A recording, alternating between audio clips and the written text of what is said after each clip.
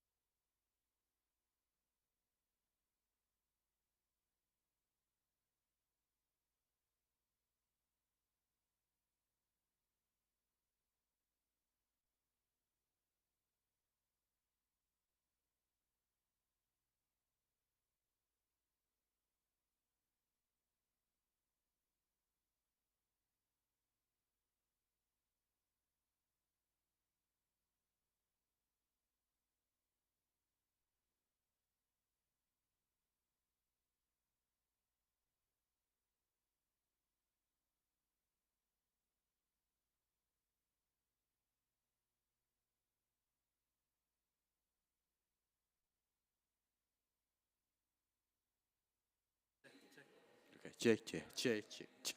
Yeah, yeah.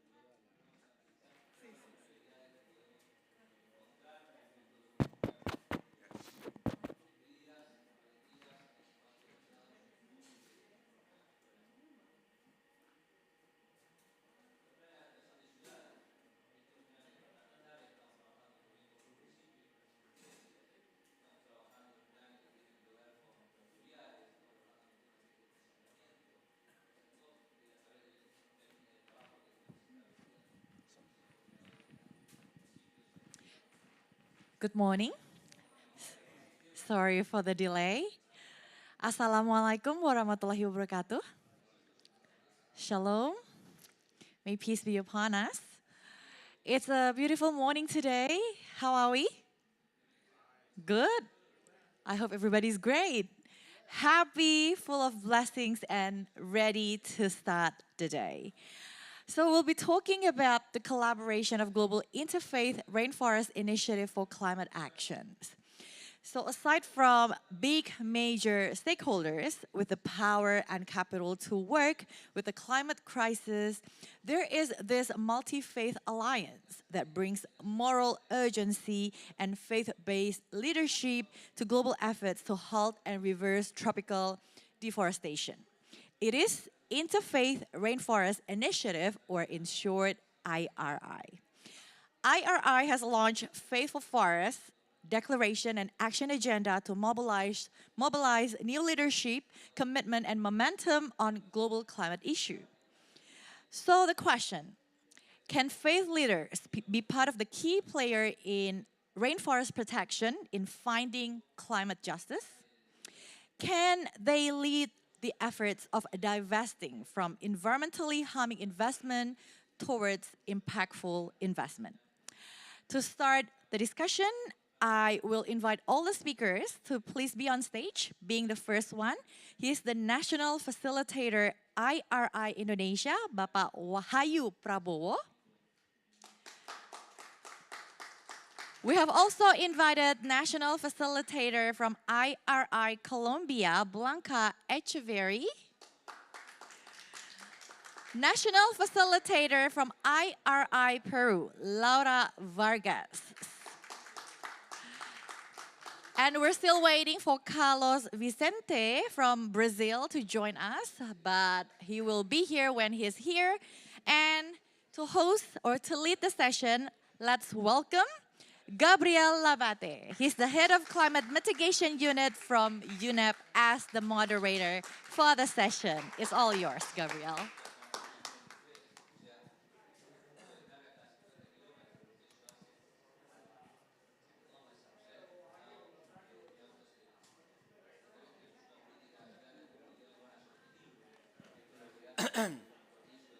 Hello?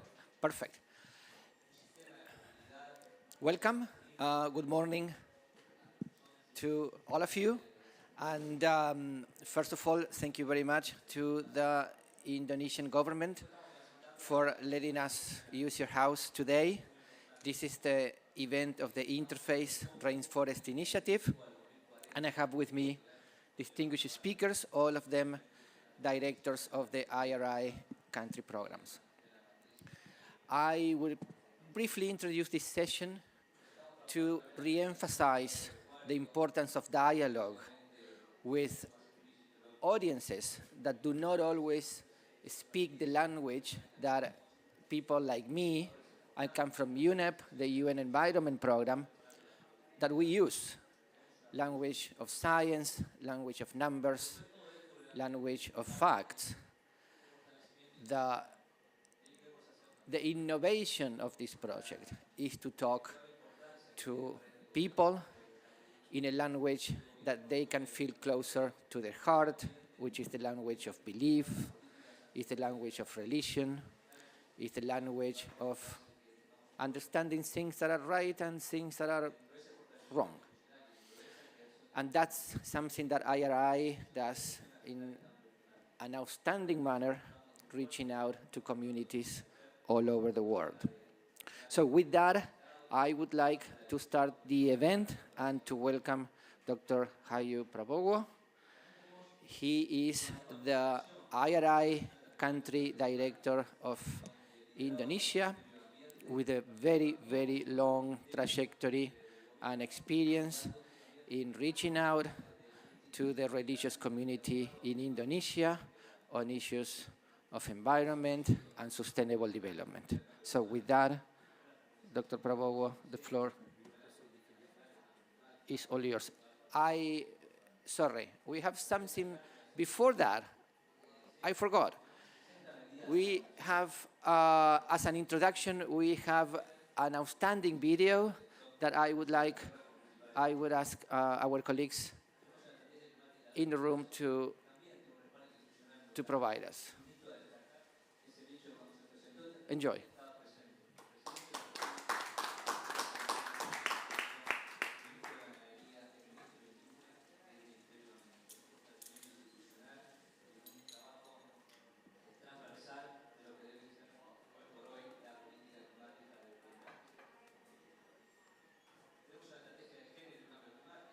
Hi, I'm Inger Anderson, Executive Director of the United Nations Environment Programme.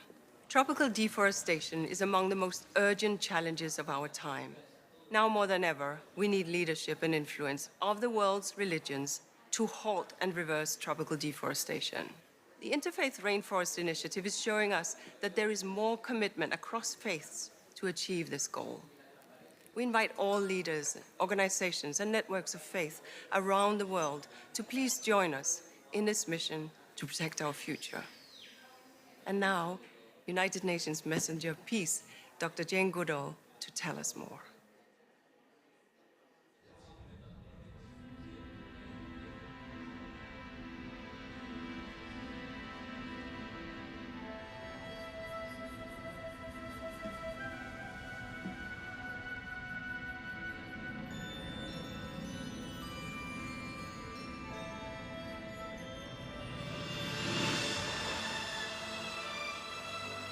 Rainforests, ecological marvels, millions of years in the making. Rainforests provide water, food, and livelihoods for billions of people around the world. They contain a staggering diversity of life. They create the oxygen we breathe and regulate our climate. They are our life support system. But rainforests are at grave risk. Every second of every day, an irreplaceable rainforest the size of a football field is destroyed. Powerful economic and political interests are driving their destruction to produce beef, palm oil, and paper, wiping out countless species from existence, marginalizing the poor and deepening inequality, threatening the survival of indigenous communities, and destroying the best solution for climate change that we have. But there is still hope, where a different future awaits us, where faith unites us to make rainforests a shared spiritual priority, where we teach our communities that rainforests are a sacred trust, where we feed a growing planet without converting rainforests, where we work with companies to ensure their products are deforestation-free, and where we make sure that governments protect forests and the rights of indigenous peoples. This is the future where we do what is right. But we need to come together, affirm that protecting rainforests is a moral responsibility for all people of faith, mobilize a movement built on the values we share across our religions and spiritual traditions, stewardship of the earth and care for creation, a respect for human rights and human dignity, social and economic justice. The Interfaith Rainforest Initiative is doing just that. From the Amazon to the Congo Basin to the forests of Southeast Asia, rallying faith communities to act. We must end deforestation because her life depends on it. His life depends on it. Their future depends on it. We all depend on it.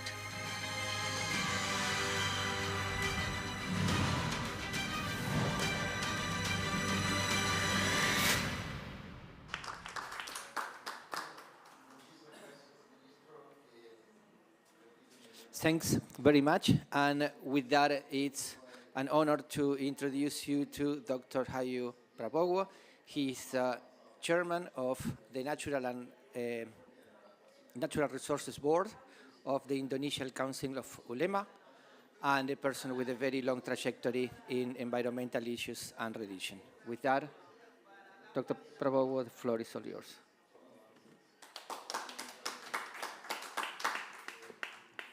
Bismillahirrahmanirrahim. Assalamualaikum warahmatullahi wabarakatuh. Thank you, Gabriel. Ladies and gentlemen, I'm the Indonesian Interfaith Rainforest Initiative Indonesia. I'm the national facilitator, and I'm going to deliver mainstreaming forest into religious organization. Okay, so this picture shows the launching of IRI Indonesia in late January 2020, just 1 month before Indonesia closed for COVID. So after this event, we kind of stagnant, but currently we are moving again. So this launching was attended by 200 religious leaders across Indonesia, and as you know that Indonesia has close to 280 million people, and 80% of the population is Muslim. So about more than 200 million of people is Muslim there. And during this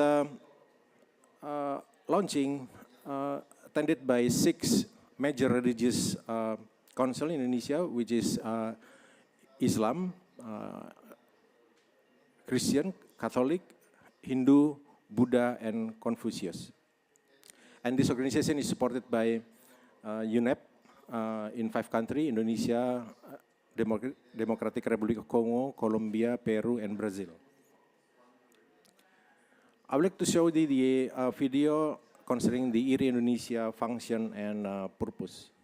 Hutan Indonesia adalah keajaiban penciptaan Tuhan. Rumah bagi spesies unik yang tidak ditemukan di tempat lain di bumi ini.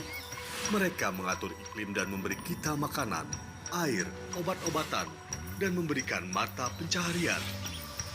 Tragisnya, mereka dihancurkan di depan mata kita. Untuk agribisnis, untuk penebangan industri, untuk minyak sawit, dan untuk pertambangan. Ini menciptakan masalah besar bagi orang-orang kami. Ini mempercepat perubahan iklim dan mendorong kepunahan spesies. Ini menyebabkan kerawanan air dan pangan. Ini menghasilkan penyakit seperti coronavirus.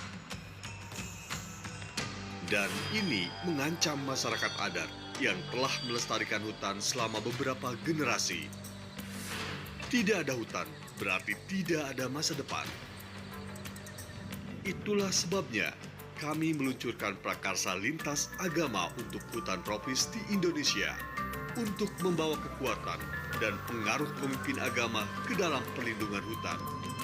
Pemimpin agama, masyarakat adat, LSM, Perserikatan Bangsa-Bangsa, ilmuwan, kami adalah koalisi yang bekerja lintas sektor untuk mengakhiri deforestasi. Bagaimana kami bekerja? 1. Kami mendidik dan meningkatkan kesadaran melalui pelatihan dan kampanye. Kami berbagi fakta terbaru tentang hutan, perubahan iklim, dan hak asasi manusia. Dengan cara ini, kami memperlengkapi para pemimpin agama untuk bertindak, untuk memasukkan kepedulian terhadap hutan ke dalam ajaran agama mereka, berbicara di depan umum tentang deforestasi, dan untuk mengumpulkan tempat ibadah mereka untuk bertindak. 2. Kami memobilisasi tindakan di lapangan. Di mana hutan menghadapi ancaman terbesar, kami meluncurkan perwakilan daerah. Masing-masing adalah koalisi pemuka agama yang bekerja bahu-membahu dengan masyarakat adat setempat, ilmuwan, dan LSM dalam rencana aksi untuk melindungi hutan di wilayah itu. Kami aktif dari Papua hingga Papua Barat, Kalimantan Timur ke Riau, dan dari Maluku hingga Aceh.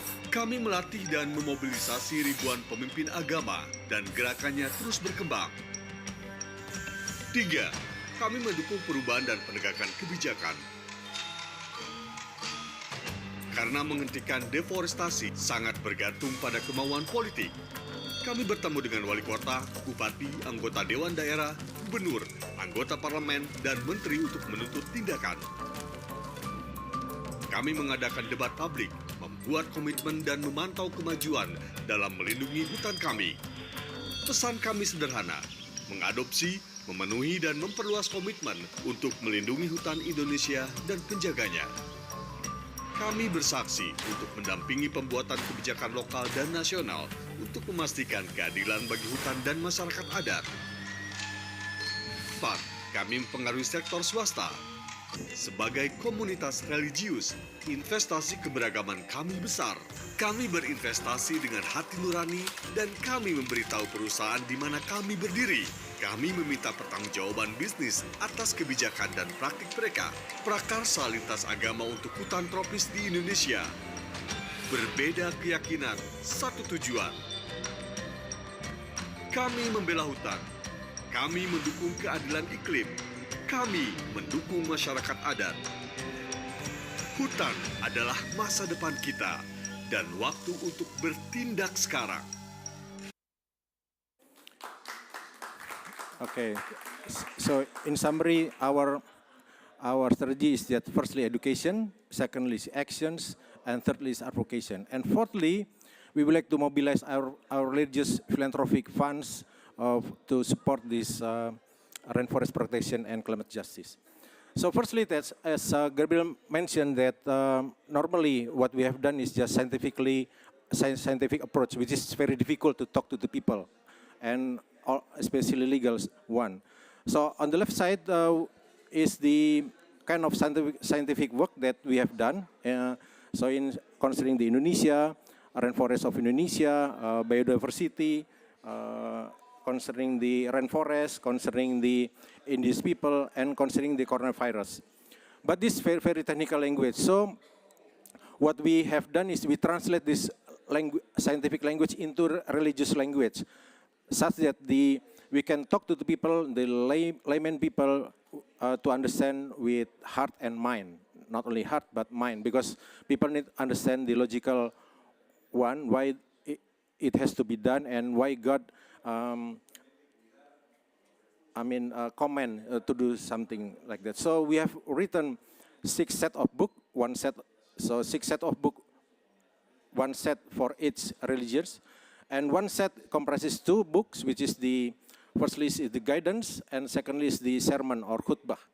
So this 12 book, then we disseminate to all local leaders, all religious local leaders, and they can talk with their local people, because Indonesia comprises about 140 languages spread across island, which is Indonesia spread over 6-hour flight from end to end, and we have 17,000 islands, so it's very complicated, and we use this kind of books to educate the local religious leaders. But as we understand, the current youth is not reading; they are just looking at the movie or YouTube. So we also made a video, 5-minute video concerning this education, so that for young people they can understand with their own time and places. And all of this can be downloaded in our website. And these are the 6 regions, chapters, which is Aceh, Riau, East Kalimantan, West Papua, and Papua, Maluku. So we divided into 2 types of regions. One region being the worst region of deforestation, which is Riau and East Kalimantan, and the rest is kind of very good rainforest, and we need to protect. So those kind of the selection that we use to select these chapters. And in addition to support the education, we also train the environmental journalism workshop.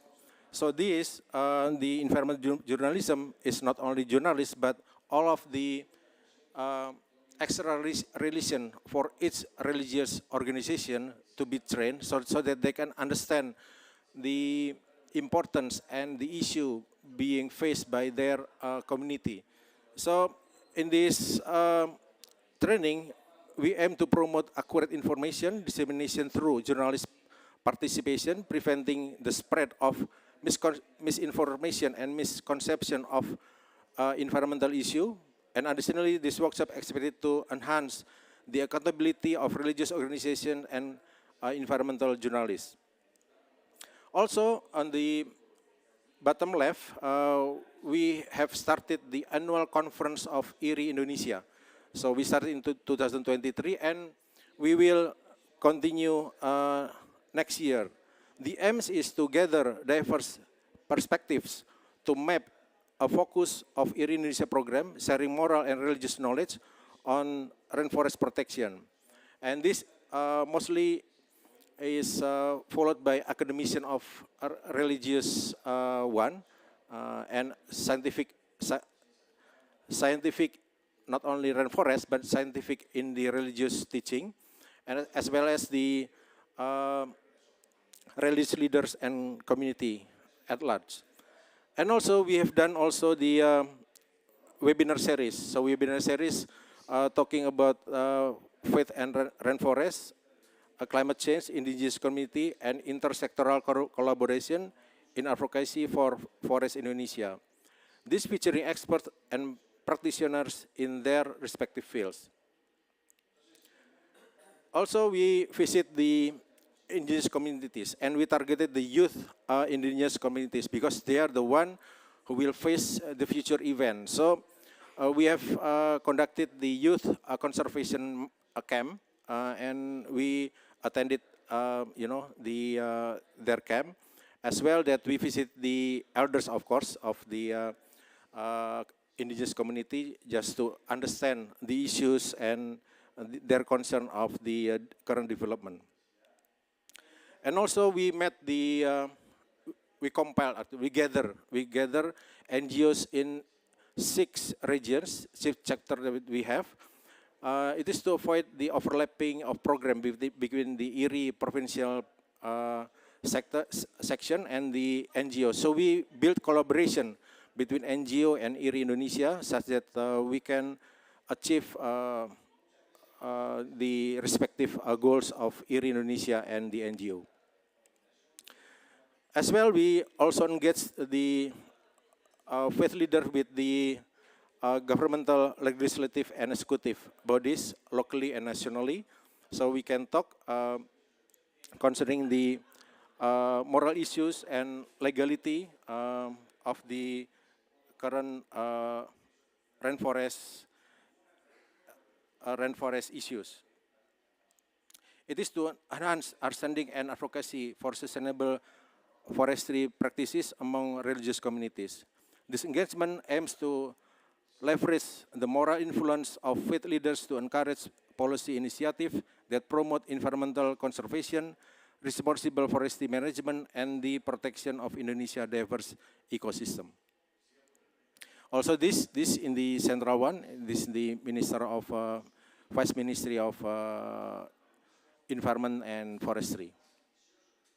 And lastly, that IRI Indonesia policy position is that we would like to promote understanding of the gravity of deforestation and the critical needs for immediate actions. Secondly, we would like to foster communication between scientists and religious community. And thirdly, engage religious leaders and action networks in remote regions as together with the NGOs confronting the severe forest threat.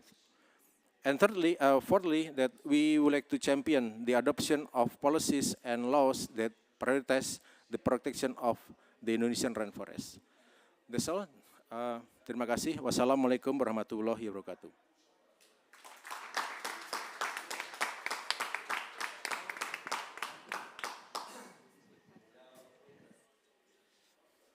Thank you, Doctor. Thank you, Dr. Prabowo.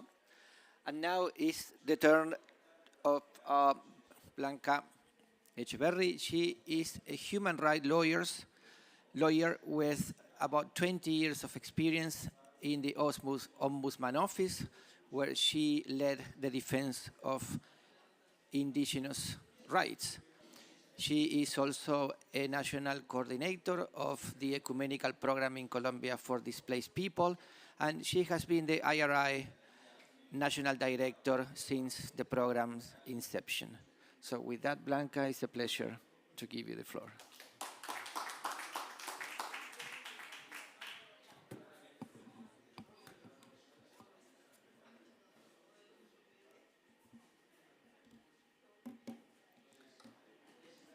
Buenas tardes. Buenos días, perdón. Quiero compartir con ustedes la experiencia de IRI Colombia. Hace parte de nuestro consejo asesor 5 instituciones religiosas que representan el 94% de la religión que profesamos los colombianos. Así que nuestro plan de acción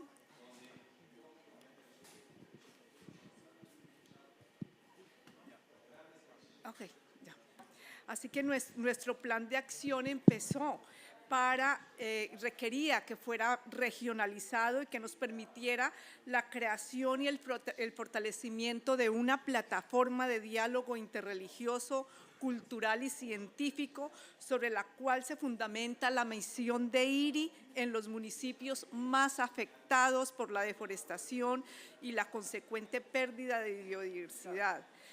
Esta regionalización nos permitió a su vez focalizar acciones de incidencia en las entidades territoriales, priorizar los municipios en donde se instalarán los capítulos locales en función de la dinámica de las tasas de la deforestación.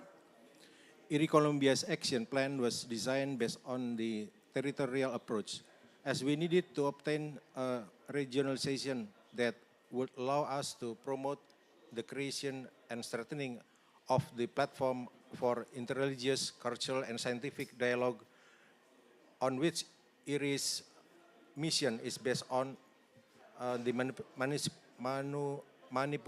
municipalities most affected by deforestation and consequent loss of biological diversity.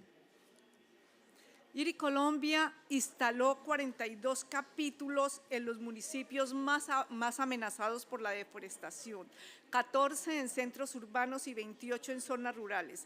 Estos capítulos hacen parte los líderes religiosos, los pueblos indígenas, líderes sociales y comunitarios, además de los profesores y representantes de las autoridades locales, para conformar un verdadero movimiento nacional para la protección de la selva amazónica. IRI Colombia installed 42 chapters in the municipalities most threatened by deforestation, which is 14 in urban centers and 28 in rural areas. These chapters unite religious leaders, indigenous peoples, social and community leaders, teachers, and representatives of local authorities in a true national movement for the protection of Amazon rainforest. These chapters have prepared environmental and pastoral action plans to advocate, to advance forest conservation and ecosystem restoration, as well as faith-based actions that contribute to mainstreaming the protection of the Amazon as a spiritual priority in religious networks. Mediante los procesos de formación, hemos capacitado a 14.148 líderes religiosos en temas de bosques, cambio climático, deforestación, teología de la creación, pueblos indígenas e incidencia política a través de procesos de formación presenciales y virtuales. IRI Colombia has trained more than 40,000 religious leaders on forest, climate change, deforestation, creation theology, indigenous peoples, and advocacy through face-to-face and virtual training processes. IRI Colombia también tiene una gran campaña, una estrategia de comunicación en donde hemos alcanzado más de 800.000 personas por medio de nuestras redes sociales. Nuestros videos de sensibilización han sido vistos por casi 250.000 personas. Igualmente, nuestras cuñas radiales han sido escuchadas también por casi 250.000 personas. IRI Colombia has also developed a communication strategy that works transversely to all the activities of the initiative with the purpose consolidating as a national movement for the protection of tropical forests and defense indigenous people, but also to contribute to fulfillment of initiative mission lines. La incidencia a nivel nacional, regional y local nos ha permitido establecer una alianza con todo el Congreso de la República, en donde hacemos seguimiento a la agenda legislativa y donde trabajamos directamente con los congresistas. Igualmente, hemos logrado hacer una alianza con los gobernadores y con los alcaldes en los municipios en donde es más alta la deforestación. ¿Ya?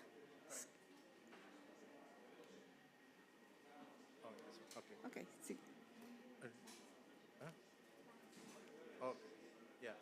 Okay, so IRI Colombia has an advocacy strategy at the national and municipal levels.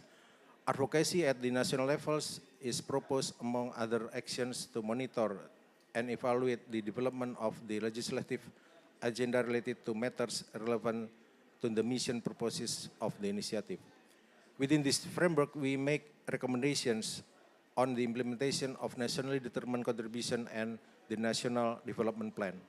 The consolidation of the Territorial Alliance for the Amazon is part of national advocacy actions. This alliance aims to manage the articulation of the action of the national and territorial authorities of popular election in terms of defense and restoration of the Amazon. A nivel municipal, logramos que nuestros líderes religiosos participaran en los consejos territoriales de planeación en una forma activa, crítica e independiente para participar directamente en las diversas etapas del ciclo de gestión de políticas públicas. The advocacy action at the municipal level especially seeks to ensure that IRIS Colombia religious leaders participate actively, critically, and independently in the various stages of management cycle of local public policies related to the protection of tropical forests and the defense of rights of their inhabitants.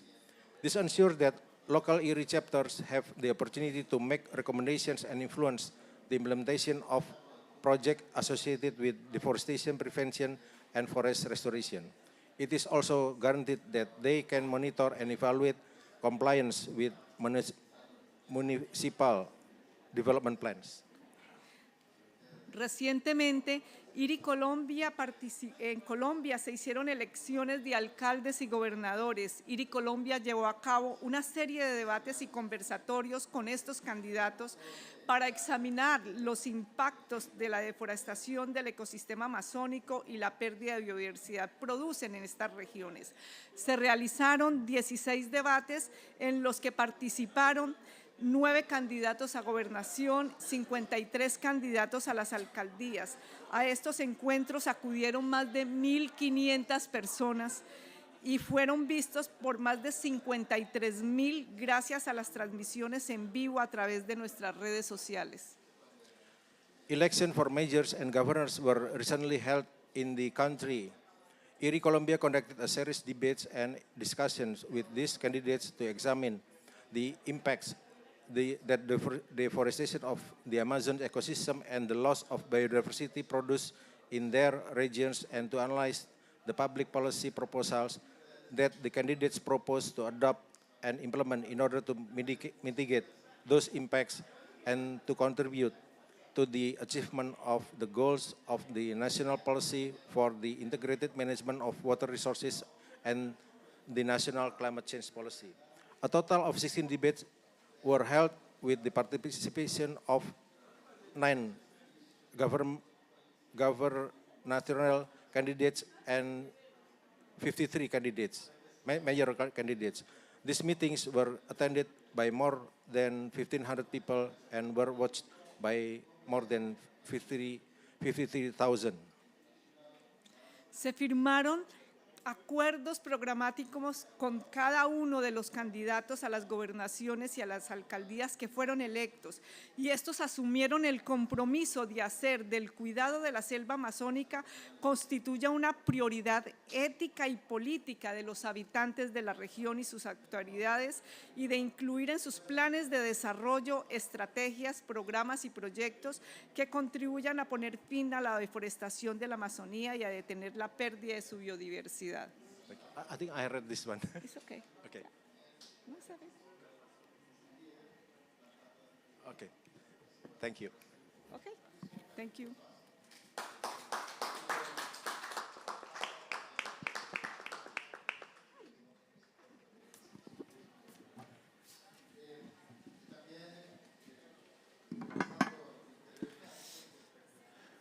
Thank you, Blanca, and thank you, Dr. Prabowo, for helping us with the translation. Very appreciated. Now it's the turn to introduce Laura Echeverri. She is the IRI National Coordinator for Peru with advanced degrees in theology and education, specialization in social sciences, and a distinguished figure in Peru in interreligious issues. With that, Laura.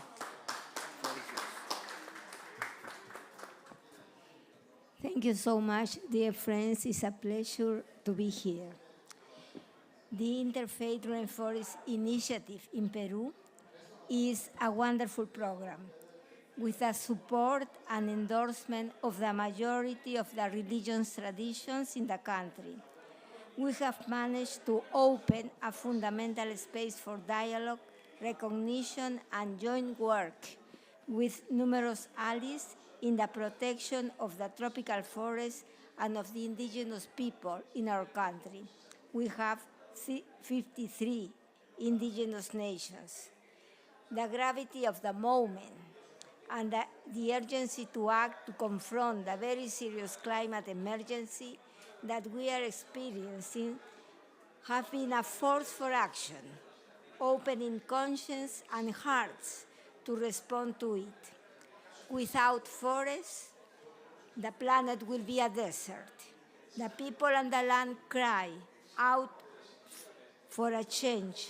It is a single cry of anguish to stop the suicidal destruction in which we are immersed.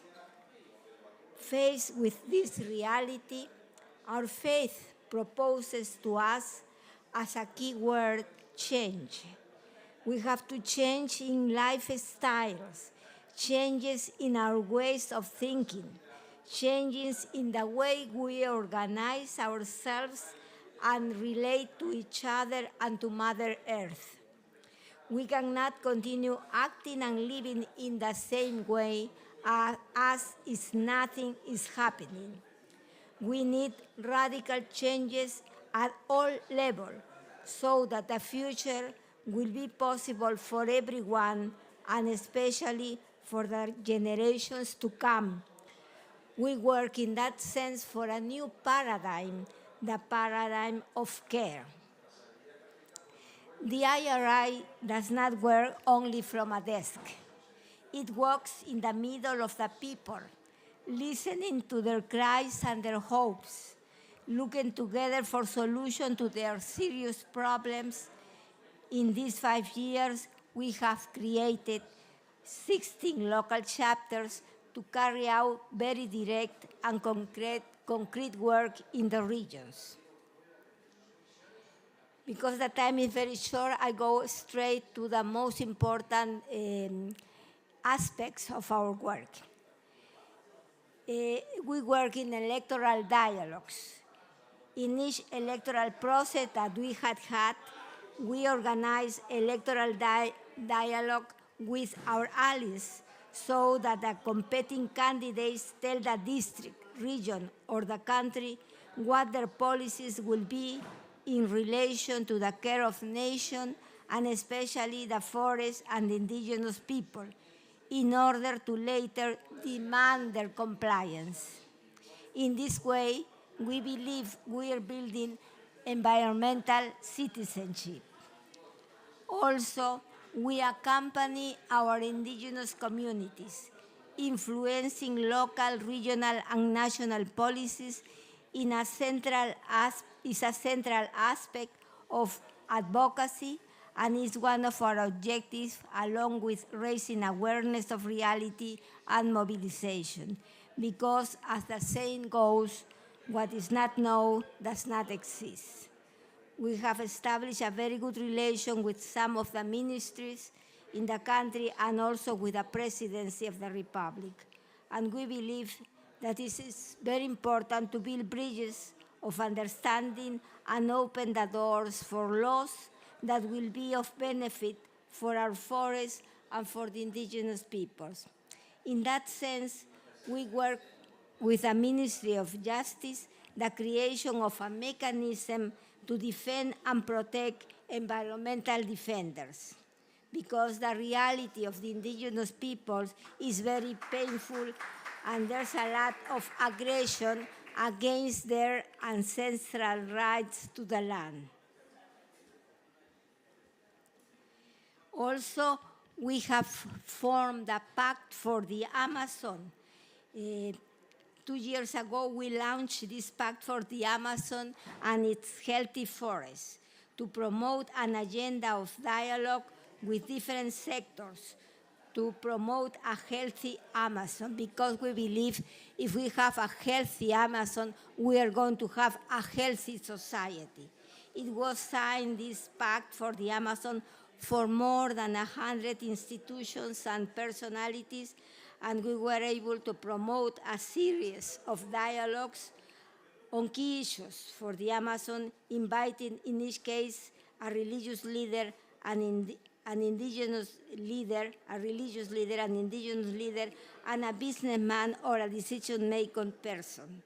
With a pact, we were able to open an interesting space for debate around the major problems of the Amazon. The second experience that is also very interesting is the Parliamentary Front for the Amazon, which is a plural space of congressmen and congresswomen from the different regions of the country to put the various situation we're going through on the congressional agenda. We believe that this front has been very important in preventing a law against the Piazzi people.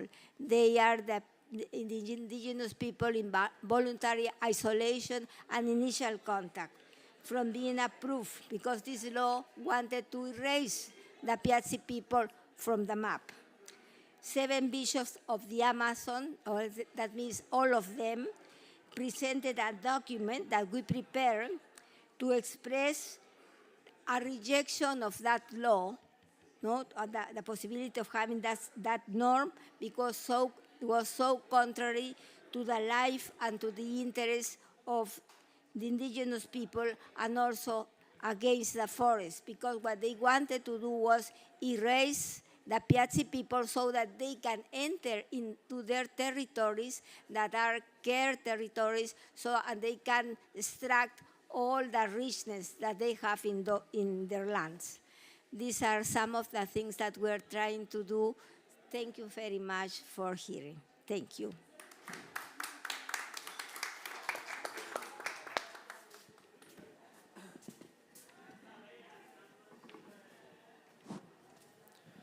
Thank you very much, Laura. An impressive work. And now is the turn of Carlos Vicente, the National Coordinator of the IRI program in Brazil. Carlos is a forestry engineer with a very long trajectory in forestry matters. He has held positions at the state level, in Acre, in the forestry program, and he then also went to the federal government to be director of the forestry program of Brazil.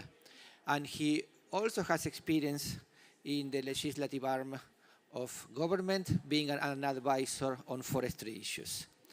He is the director of the IRI national program. Carlos, it's a pleasure to have you with us. Good morning, everyone. Thank you so much for this opportunity to share some ideas with you. Thank you, Mr. Hayu, for inviting us to stay here, and our colleagues. I make a very short speech. I think in addition about our colleagues share with you, I think in Brazil we have a very challenging situation. We have most than 90% of the population are religious, but the majority of our leaders, religions, are not engaged in climate change and forest protection, and they have a lot of power to influence people, because the protection of the nature is a value present in all kinds of religions. And they have a lot of powerful to influence people, to engage people, but they need to be engaged too before. So we are trying to implement two main strategies to create this awareness, and one of them is scientific dialogue between religion leaders and science. And until now, we had 100% of success. 100% of the religious leaders that participate in this scientific immersion became engaged. It is a huge and important result, and it brings us a lot of happiness, because Brazil, as the other country, are facing very high rates of deforestation and violation against indigenous and local communities' rights. So the other strategy that I would like to present to you comes with an invitation. We would like to invite you this afternoon, 4:30, in the UNEP Pavilion, to participate in a virtual immersive experience to be inside the rainforest, the Amazon rainforest.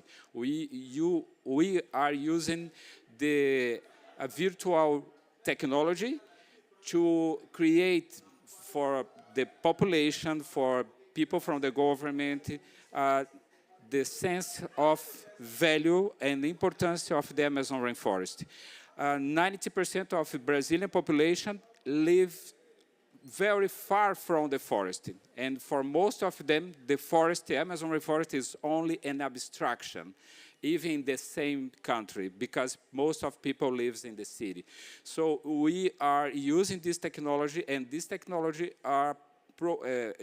is very efficient, because we made a scientific evaluation.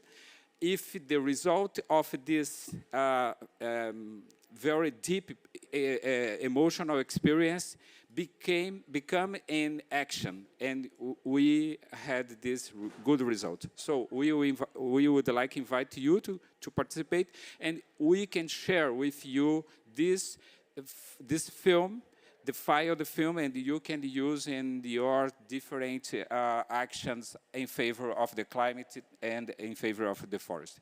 So we have a lot of other actions, as our colleagues shared with you, but I think it's those different strategies, scientific immersion, and the use of technology to talk to young people and old people too, I think it's a good contribution from Brazil. Thank you so much.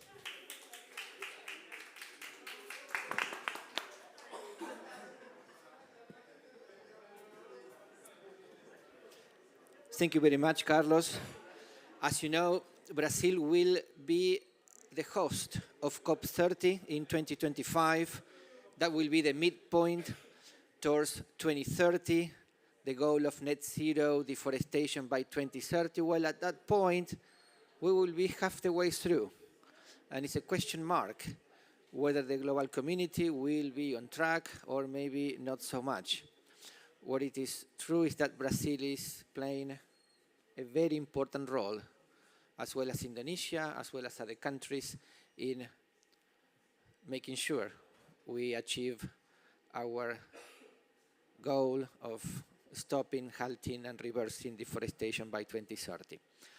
Finally, to close this event, I want to repeat something that I know the colleagues here of IRI hear me saying time and time again. There are very few things, if any, more important than what you are doing now. You speak to people that we don't have a reach to. These are people that actually take the decisions on the ground about what we will do with this amazing, amazing ecosystem. So continue with that. You have the full support of the UN Environment Program. Thank you very much, Indonesia, for letting us have this event in your house. And thank you very much to you, the audience, for being with us today. Thank you very much, Gabrielle, for leading the discussion. And before we all leave, please have a group photo together, shall we? Okay. You can put all the stuff on the chair, and we're going to have to take a group picture of all this all the national facilitators from 4 or 5 nations. Missing one, is it? Okay. Okay, we don't have the luxury of time, but we have the wealth of faith values that could driven the mindset and behavior towards the sustainable future, right? And everyone, like Carla said, or actually Gabriel said, please visit, who said that before? Visit the pavilion, UNEP Pavilion, to immerse yourself in this virtual rainforest. Carlos, UNEP Pavilion. It's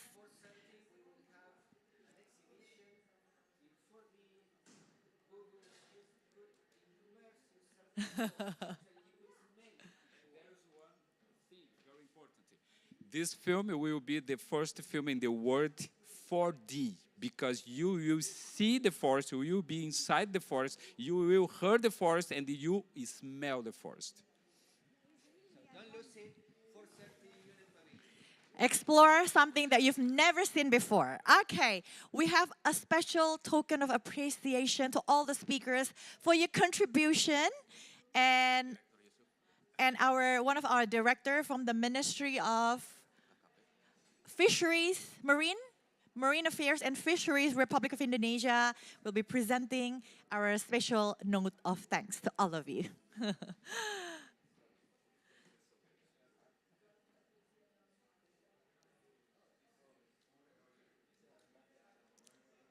Okay. Thank you. We have all the, thank you very much. Thank you, Pahayu. Thank you, Blanca. Thank you, Laura, and as well as Carlos and Gabriel. I hope you can catch your time to go to your next agenda. Hopefully you make it in time. Thank you very much for being here in our pavilion. Thank you, Carlos. Thank you.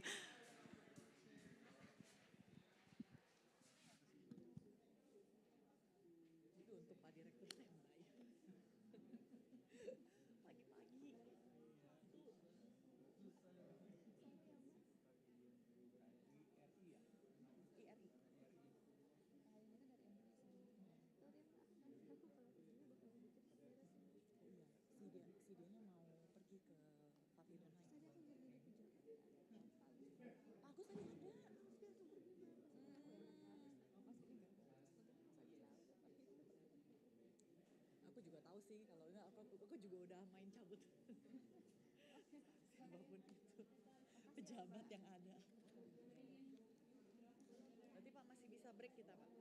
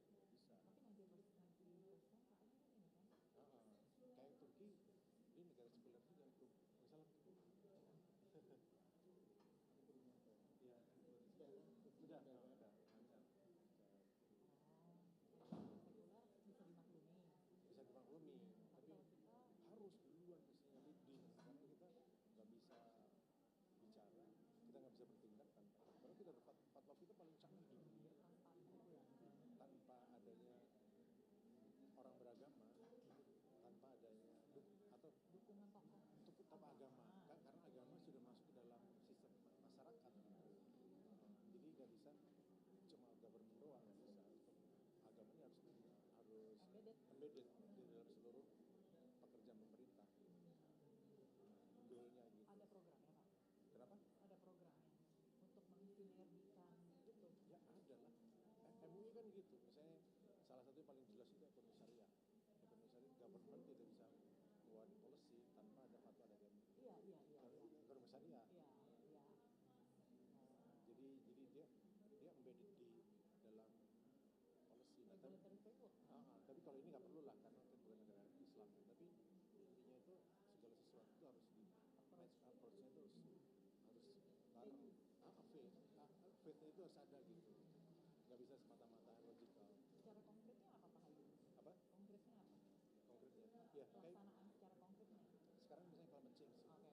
Orang nggak ngerti climate change apa di masyarakat. Di level bawah nggak ngerti apa. Tapi kalau ulama bilang kita ada fatwa bahwa ini dilarang ini karena ini langsung ngerti tanpa logika yang ngerti. Tapi begitu ulama bilang bahwa ini nggak boleh. Kenapa nggak dilakukan pendekatan ke government Pak?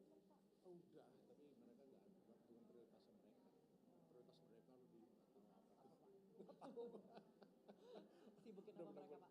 Nggak tahu sibuk dengan diri sendiri aja kayaknya. Agenda 2024 nih ya. Oke Mama, terima kasih banyak. Thank you ya. Terima kasih Pak.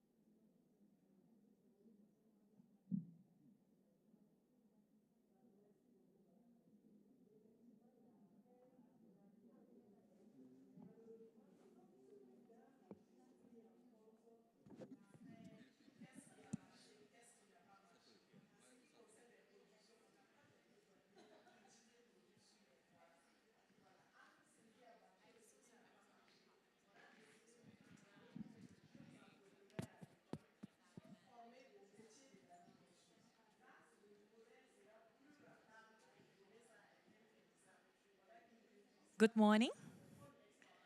Welcome to Indonesia Pavilion on this beautiful Saturday morning.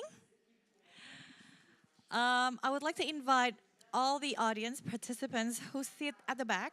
Would you please move forward? So please fill in the front seat before the last, and we're going to leave the seat at the back for other audience who's going to join us later on. So if you could kindly move forward and fill in the front seat. Thank you.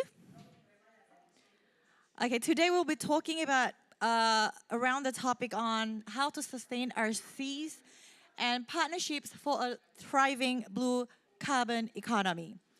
So we all know coastal and marine ecosystems are among the most efficient carbon sinks on Earth. However, these ecosystems are facing significant threats due to several factors.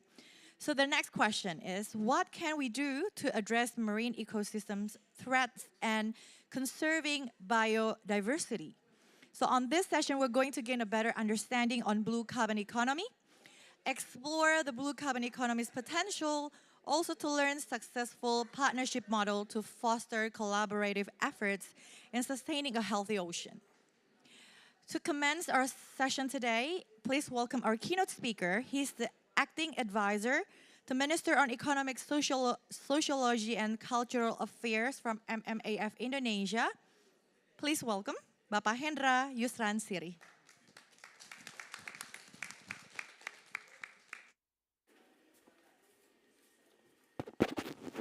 Bismillahirrahmanirrahim. Assalamualaikum warahmatullahi wabarakatuh. Very good Saturday morning. Distinguished guest speaker, ladies and gentlemen.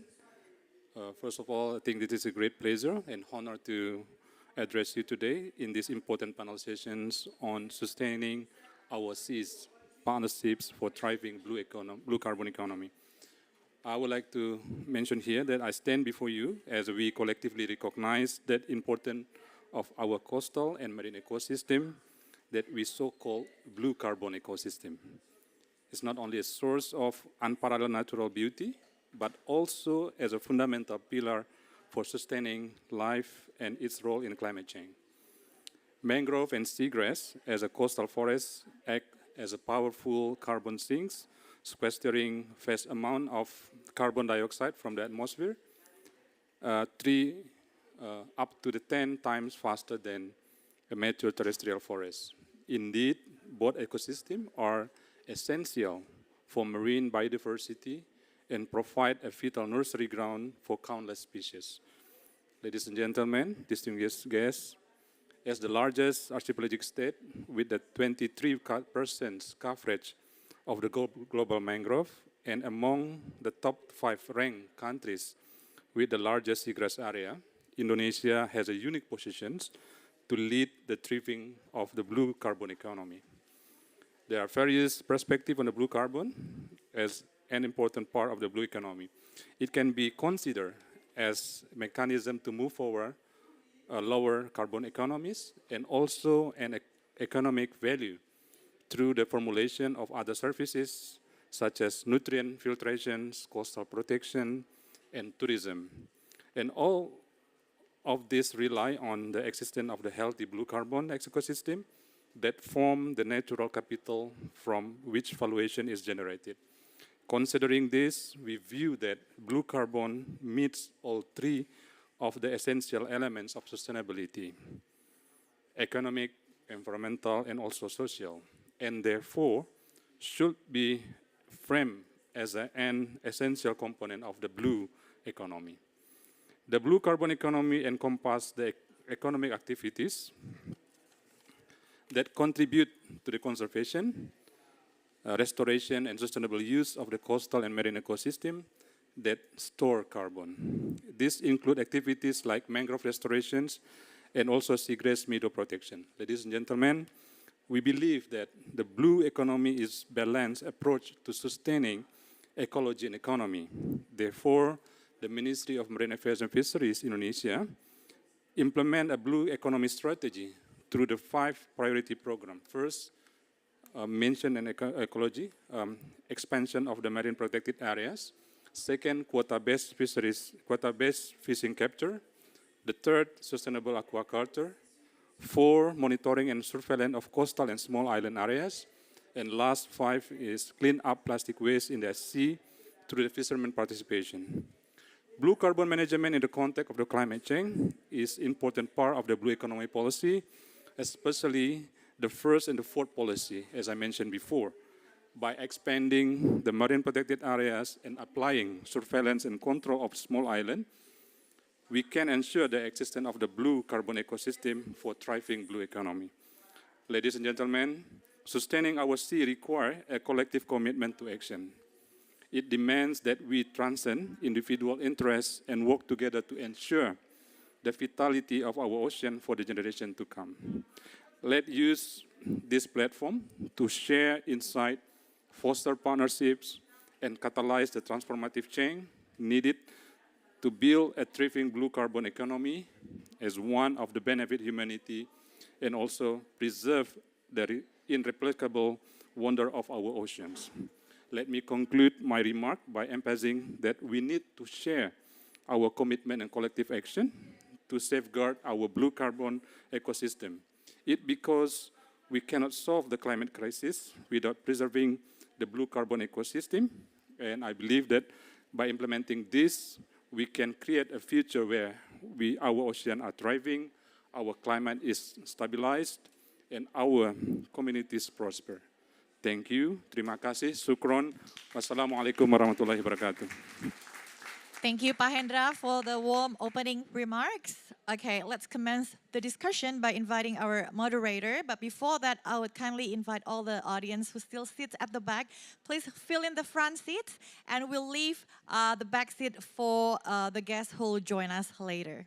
Thank you very much for your cooperation. Okay. Our moderator, she is the Deputy Director for Disaster Mitigation and Climate Change Adaptation from the Ministry of Marine Affairs and Fisheries, Republic of Indonesia. Please welcome Fegi Nurhapni.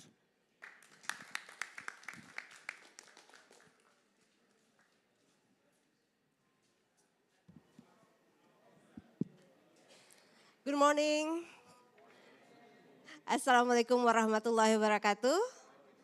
Welcome, dear colleagues and ladies and gentlemen, to the session of Sustaining Our Sea, Partnership for a Thriving Blue Carbon Economy. My name is Fegi Nurhapni from the Ministry of Marine Affairs and Fisheries, and today I will be your moderator for our exciting session with our panelists. We will explore how partnership can contribute to a thriving blue carbon economy where sustainability and economic growth can go hand in hand. And before we start our discussion, we would like to ask you to watch a video on Seagrass Blue Carbon Mitigation Action Profile from the Ministry of Marine Affairs and Fisheries. Host, you can play the video now. Thank you. As one of the major blue carbon ecosystems, seagrass ecosystem is an efficient nature-based solution for climate change mitigation, as it stores 3 times higher of carbon stock compared to equivalent areal extent of terrestrial forest. Indonesia's seagrass covers around 11.5% of the world's seagrass meadows. Activities in seagrass ecosystem that produce emissions include excavation, dredging, and mariculture.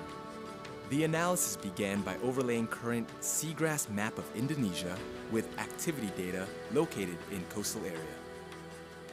The activity data came in the forms of marine spatial use, like seaports, dumping sites, or land reclamation sites. The overlay analysis resulted in carbon emission values from the loss of seagrass meadows due to anthropogenic coastal activities. We then extrapolated this carbon emission values to generate our baseline emission scenario, where seagrass degradation continues taking place. Additionally, we also provide nitrous oxide, or NO2 emission, coming from mariculture production.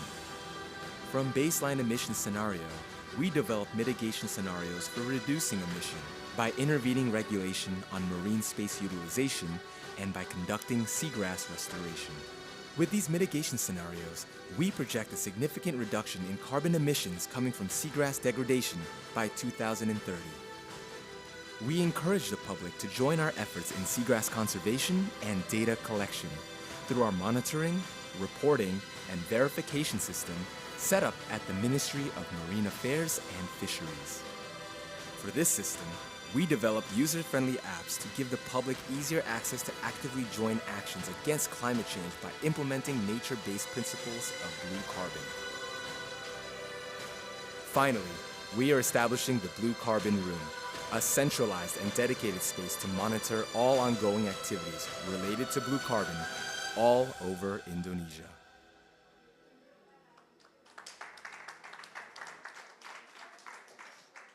Well, I hope that video can provide us some background for today's discussion and what is blue carbon and what we are doing right now in Indonesia.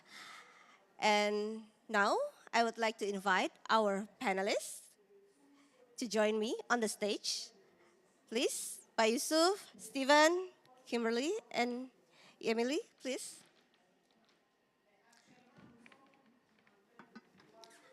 If you want to sit up, yeah, okay.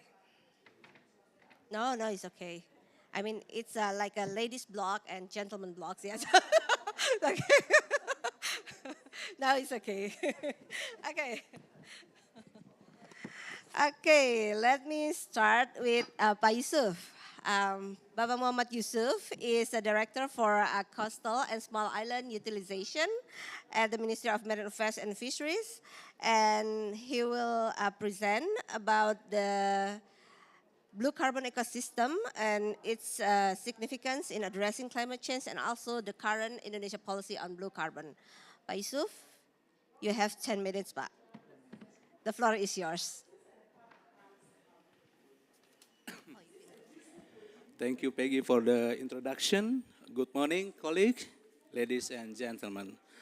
It is an honor for me to be here speaking about the unveiling the blue carbon economy on behalf of the government of Indonesia. Second slide, please. Second slide, please. Okay.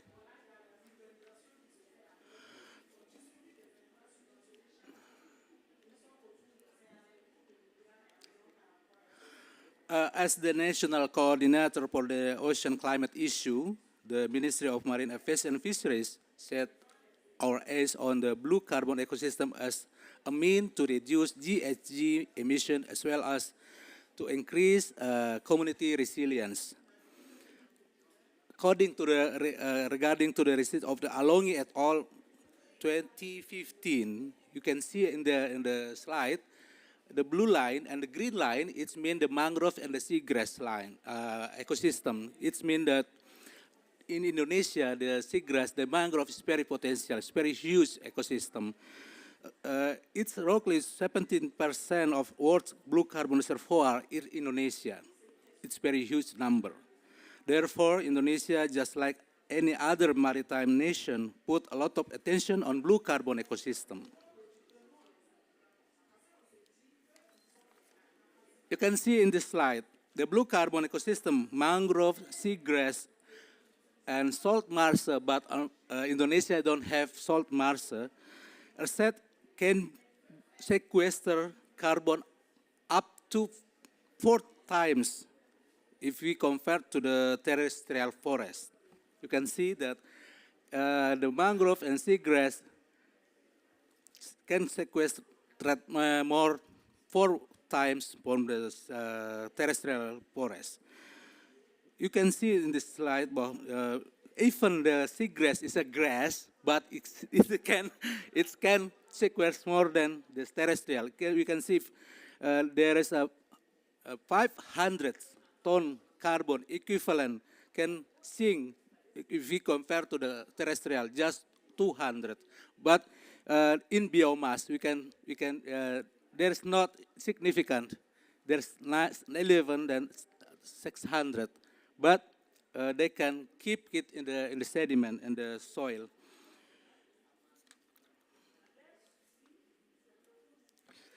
if we talking about the blue carbon and NDC, last year Indonesia published its enhanced NDC.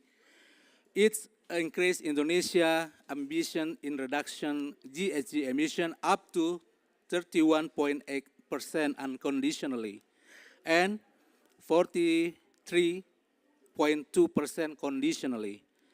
In this NDC, above ground biomass of the mangrove has already been counted under the forest and other land use sector. On the other hand, seagrass still in the measurement process and targeted to be part of Indonesia's second NDC in 2025 or sooner. In the term of adaptation, coastal ecosystem, including blue carbon, are part of the ecosystem and landscape resilience.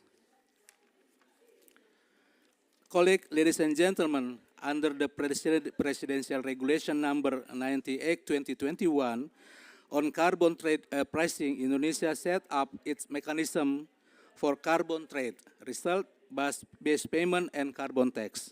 For carbon trade, last September, our President, His Excellency Joko Widodo, just launched carbon exchange called IDX Carbon. At the initial trading, the transaction must leave from the carbon credit of energy sector and sold very cheap, I think, $5 per ton CO2 equivalent. Other mechanism that has already taken place in result-based payment mechanism early this year, Indonesia has its first payment for RED Plus scheme on forest in East Kalimantan. I will try to concise my seeking for advice from other fellow speaker today, how to maximize the blue carbon economic value to increase coastal community welfare. We want to make sure that if we or some point will have to sell our carbon, it will be valued as a premium carbon with a great price that can be used to support the local development. If we compare to the handbag, we want to produce a premium, branded, and luxurious handbag, not just an ordinary one. How can we get there? I hope my fellow speaker here can broaden our horizon on this issue. I thank you for your kind attention. Back to Peggy. Thank you very much. Thank you, Pak Yusuf, for your interesting presentation. And now we are going to our second speaker. That will be Emily. Emily Kelly leads the Blue Carbon Action Partnership at the World Economic Forum, seeking to scale blue carbon benefits through coordinated action to unlock finance, strengthen science, and empower local communities. Emily? Thank you so much. Wonderful to be here with esteemed colleagues. Very happy to get to speak about this, and particularly thrilled because we have strengthened our partnership with the government of Indonesia to be launching a national blue carbon action partnership. And so I'm going to speak a little bit about that, but also more broadly, and hopefully touch on some of the discussion points that were raised just now. So to start talking about the power of partnerships as catalysts for change, I think this will likely continue to arise in all our conversations, and I'm sure are already on everyone's minds. But I love to start discussions talking about blue carbon ecosystems by highlighting that, of course, when we talk about these wonderful ecosystems, carbon is but one of the myriad of benefits that come with them. And so in addition to the very strong ability to capture carbon and in fact greater in some cases than terrestrial forests, we know these ecosystems to also be very important to livelihoods, food security, biodiversity, storm protection, flood protection, and many other pieces. And so really these ecosystems and the conservation and restoration of them are benefits to people, biodiversity, nature, planet, climate, et cetera. So it's really thrilling to get to talk about them and to think about how we can work collectively to drive investment into these ecosystems for the benefit of all of those different parties. And the reason that I like to think about the suite of benefits so often is that I think we talk about what portfolio of financing options might be available as a result of those myriad benefits. So the power of carbon markets is, of course, incredibly strong, and those are one way, and a very powerful way, to bring investment into these ecosystems. And then I love to be having conversations at COP and elsewhere, and would welcome further conversations after this session and with the panelists about what does that also mean for other types of financing mechanisms. So if there's, first, these ecosystems exist often at land-sea interfaces, particularly mangroves. Importantly, seagrass beds also provide a lot of carbon benefit, and they can also be home to fisheries. I'm excited about the lively discussion that's happening behind us as well. Maybe they're also talking about blue carbon ecosystems. One of the things that the World Economic Forum likes to think about is across these public-private philanthropic partnerships and how we might be able to leverage those to, again, support both communities, biodiversity, and planet. And so some of the other benefits might be of greater interest in terms of corporate investment or philanthropic investment. How do the project developers interface? So there are a lot of partnerships that exist here, and I just wanted to highlight that there are sort of a myriad of partners in addition to those that are strictly engaged in the carbon element. There are also a lot of partnerships that are important as we think about what high quality is. And I'm sure that many have thought about what is less high quality, and there have been challenges associated with that. And how do we move forward in the most high quality way? The very fancy purse analogy, I think that's so fabulous, because these are ecosystems that provide, everything. They have all the fancy elements that we want to be able to include. So if we're not talking explicitly about a biodiversity credit, which maybe we could be, but these ecosystems incorporate so much, they internalize many of the other elements and these other benefits. So just wanted to highlight that we have the high quality blue carbon principles and guidance that we launched actually last year at COP. I'm including here QR codes if you wanted to download them.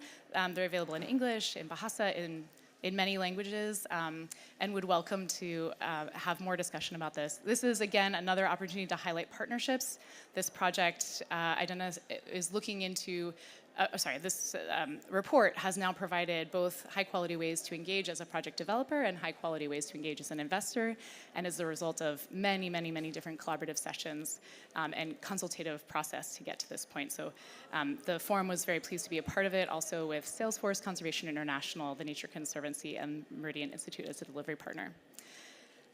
So as we think about these high-quality projects, I wanted to speak a little bit more about some of the partnerships that the forum is able to bring in high-quality projects. And I'll start by pointing to some of the corporate action that we have within our community. 1T.org is our Trillion Trees initiative with whom we collaborate in the Blue Carbon Action Partnership. And I'm going to highlight 3 different companies that have made pledges under 1T in mangroves. Particularly because this is the Trillion Trees initiative. So we need to start a Trillion Grasses initiative also, I think. But that's part of what we're also talking about on the Blue Carbon Action Partnership. So I'll get to seagrasses again in a moment. But highlighting a few of the partnerships that our corporates have created in order to get to high quality investment and nature positive investment. So the first that I'll highlight is through Salesforce. As part of their 1T pledge, Salesforce has funded the restoration of over 3 million mangroves and a total of 68,000 hectares under conservation and restoration in 15 different countries across the globe. And with Wetlands International, they organized a series of exchange visits in 2022 to work with practitioners and development partners in 11 countries to advance learning and replication of best mangrove conservation and restoration practices in Africa's West Indian Ocean and the Atlantic regions. Our partner by Ku is the leading integrated online and offline platform for housing transactions and services.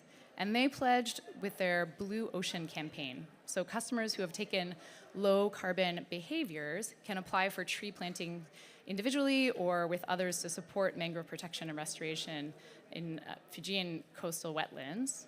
And in May of 2023, the outstanding project representatives gathered from all over the country to clean up floating ocean garbage and experience mangrove planting, sowing good wishes for Baiku for low carbon development. And Ericsson has pledged through their Connective Mangroves program in the Philippines, Malaysia, and in India. And it's a volunteer program with a mission to improve the survival rate through technology, combining mobile broadband and IoT solutions to track soil and water conditions, obtaining data to better manage the planting site. And in 2 years, they've reached an 80% survival rate. Ericsson is also tracking biodiversity data with AI technologies in the areas where they plant mangroves. Just wanted to highlight, these are a few of the corporate actions that we've seen, and I think there's much more to come in terms of our corporates are very interested and hungry for high quality projects across ecosystems. Again, because I'm talking about our Trillion Trees initiative, it's mangrove focused, but it's certainly not limited to that, and there's a lot of interest below the tide as well for seagrasses. So welcome discussion with all of you as we think about new partnerships where we can connect our corporates with really high quality projects. I wanted to talk, again, because this is a partnership discussion, about a global partnership also. And Indonesia, of course, is one of the members of MAC, which is a founding partner for the ocean breakthrough, specifically, for the mangrove breakthrough, one of the ocean breakthroughs launched by the UN FCCC high-level champions. And this, in collaboration with the Global Mangrove Alliance, is a call for all of us to mobilize $4 billion for mangrove restoration and conservation by 2030. And it's an exciting global partnership, and I wanted to highlight it here because I think all of the actions that we all are taking can help to achieve this goal.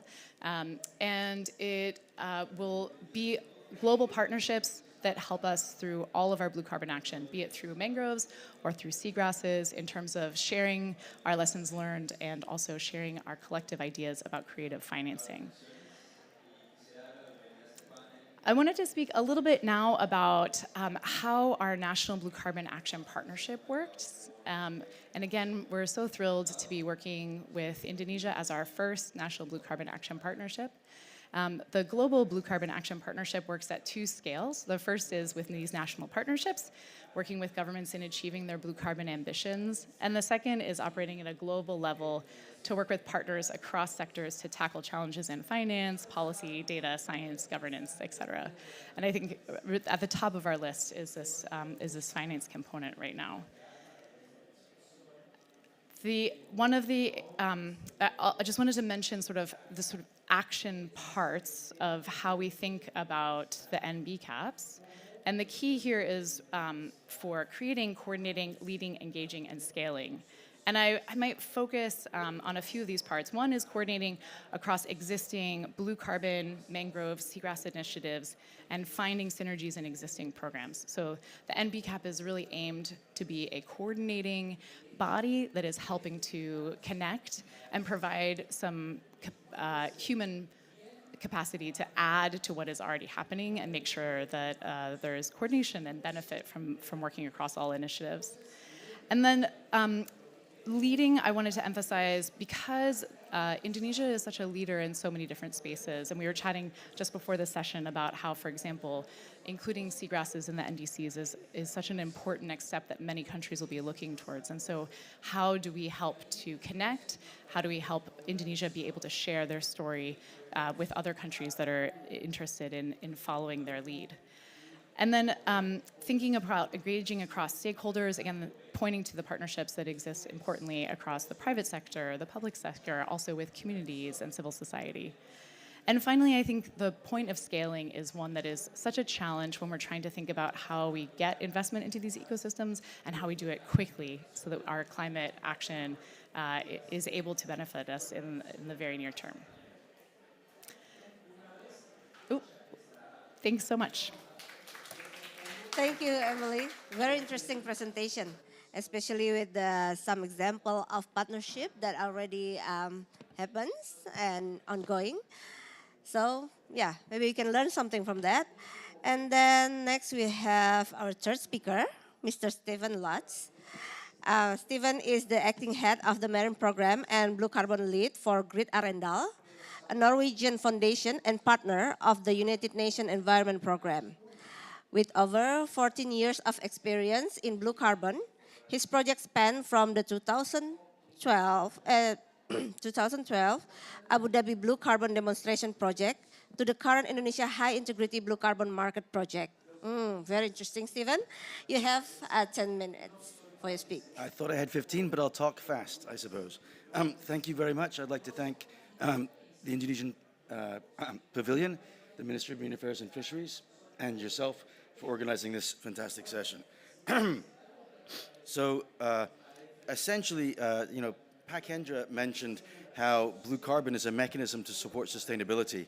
However, challenges are involved with any market approach. So a business plan for maximizing return and minimizing risk may be needed. And this presentation is a reflection on that. Next slide. So just a little background. Oh, I do? So I'm talking to myself. Huh, okay, good. Okay, so just a little background on Grid Arendal in 2009 published the Blue Carbon Report with the United Nations Environment Program, which helped launch the blue carbon, field. And we've been advancing blue carbon in coasts and oceans since 2011, starting with the Abu Dhabi Blue Carbon Demonstration Project, which was, and I have to say this since we are in the UAE, which was the first sort of large-scale exploration of blue carbon and other ecosystem values. This project was replicated throughout the Emirates. It was included as the first project to be recognized in an NDC. So we're very proud of this project and its impact. Also part of our learnings from Grid Arendal are the UNEP-JEF Blue Forest project, which I developed and coordinated on behalf of the United Nations Environment Program. This had many partners, the main key leads back in the day. It was implemented from 2014 to 2021. And the question it was answering is, how can the value of blue carbon be harnessed in policy and management to support conservation and climate action? We also supported quite a bit of engagement at the UNFCCC through this project as well, and piloted blue carbon on the voluntary carbon market through projects in Kenya, which I'll describe in a wee bit.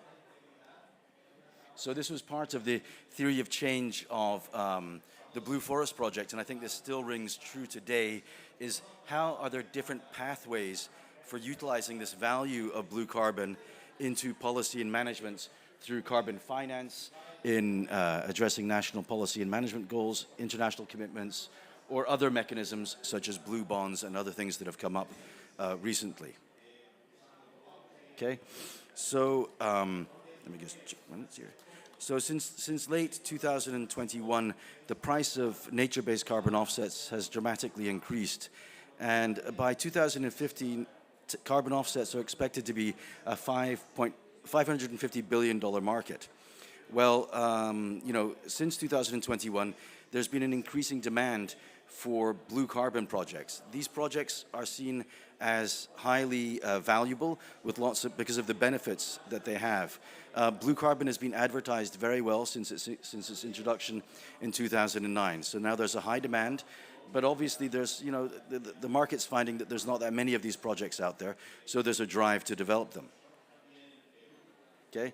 However, the integrity of nature-based carbon marketing has been called into question earlier this year. The Guardian reported on some research calling into question the benefits or the carbon benefits from terrestrial forestry carbon projects. These include problems with their certifications, leading to their climate claims being fraudulent or potentially worthless. Obviously, Vera disputes these claims. But in any case, there's other allegations out there, like the potential exploitation of indigenous populations, and this is not good because carbon really has to be sequestered to be a real part of the solution to climate change, for the market to be a real part. And a danger for blue carbon is that we don't learn the lessons from terrestrial carbon projects and repeat those mistakes. Because frankly, there is not a blue carbon market. There is one voluntary carbon market that blue carbon will enter into.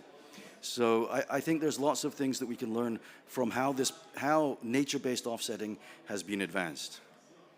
So you ask, okay, what do they sell? Well, these projects are seen as high value because they sell benefits in carbon, community, and biodiversity. Here we have a little advertising brochure from one of our projects that we helped set up in Kenya. So experience from the Blue Forest project and our Kenyan partners shows us that community-based blue carbon market projects can work. So one such project is Mikoko Pamoja in Kenya. It's a very small-scale project, only 117 hectares, but it was the first project that introduced blue carbon to the voluntary carbon market. The communities that are associated with this project undertake mangrove conservation and restoration activities, which is then valued in terms of the carbon offsets and sold on the voluntary carbon market. Revenue or profit from this project has supported those conservation activities, and then it has supported community benefit activities, like the building of freshwater wells and the buying of school books for local children. I could go on more with those benefits, but I'm running out of time. Okay, so how do they do that? Well, here we have the financial flow, or the financial mechanism for how this is set up for our Kenyan projects, Mikoko Pamoja and Vanga Blue Forests. And what you have here is, let's say, the key parts here are 60% of the revenue are held back for community benefit. And the government, in this case, did not take any percentage cut of the revenue coming from the voluntary carbon market. This has enabled a lot of those revenue to go towards the communities. And in this case, actually, the revenues, percentage of revenues that these communities have realized has been from 60 to 80% of the revenue, which is quite a large amount. We tried this approach in Madagascar as well. However, after the project was negotiated with Plan Vivo, the government decided to essentially enact a 27% tax on the project. And what that means is that if you have a 60% mandated amount for the community plus 27, there's not enough to support the 5-year verification on that project. So this project in Madagascar right now is not trading any carbon offsets because of that. So these amounts matter. And I'm going to give a wee bit about the blue carbon market in Japan, but I really shouldn't be, because we have the expert Atsushi Watambi in the audience. He should really be giving this slide and not me. So I beg your forgiveness.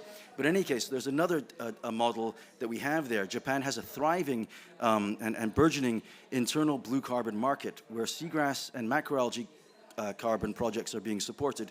These are small scale, but the take-home message there is that it's working, and the revenue that is being generated there is around $500 per ton. Quite a bit more than what is being currently realized in Indonesia, so very interesting. Okay.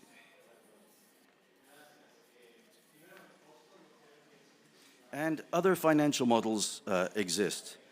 So I'm just going to give a little sort of brief overview.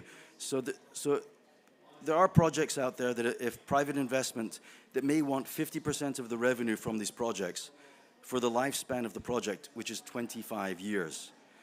Or the community may be receiving benefit from these projects as daily laborers. So really the way that these finances are set up and these projects are implemented can have big impacts on the sustainability of these projects.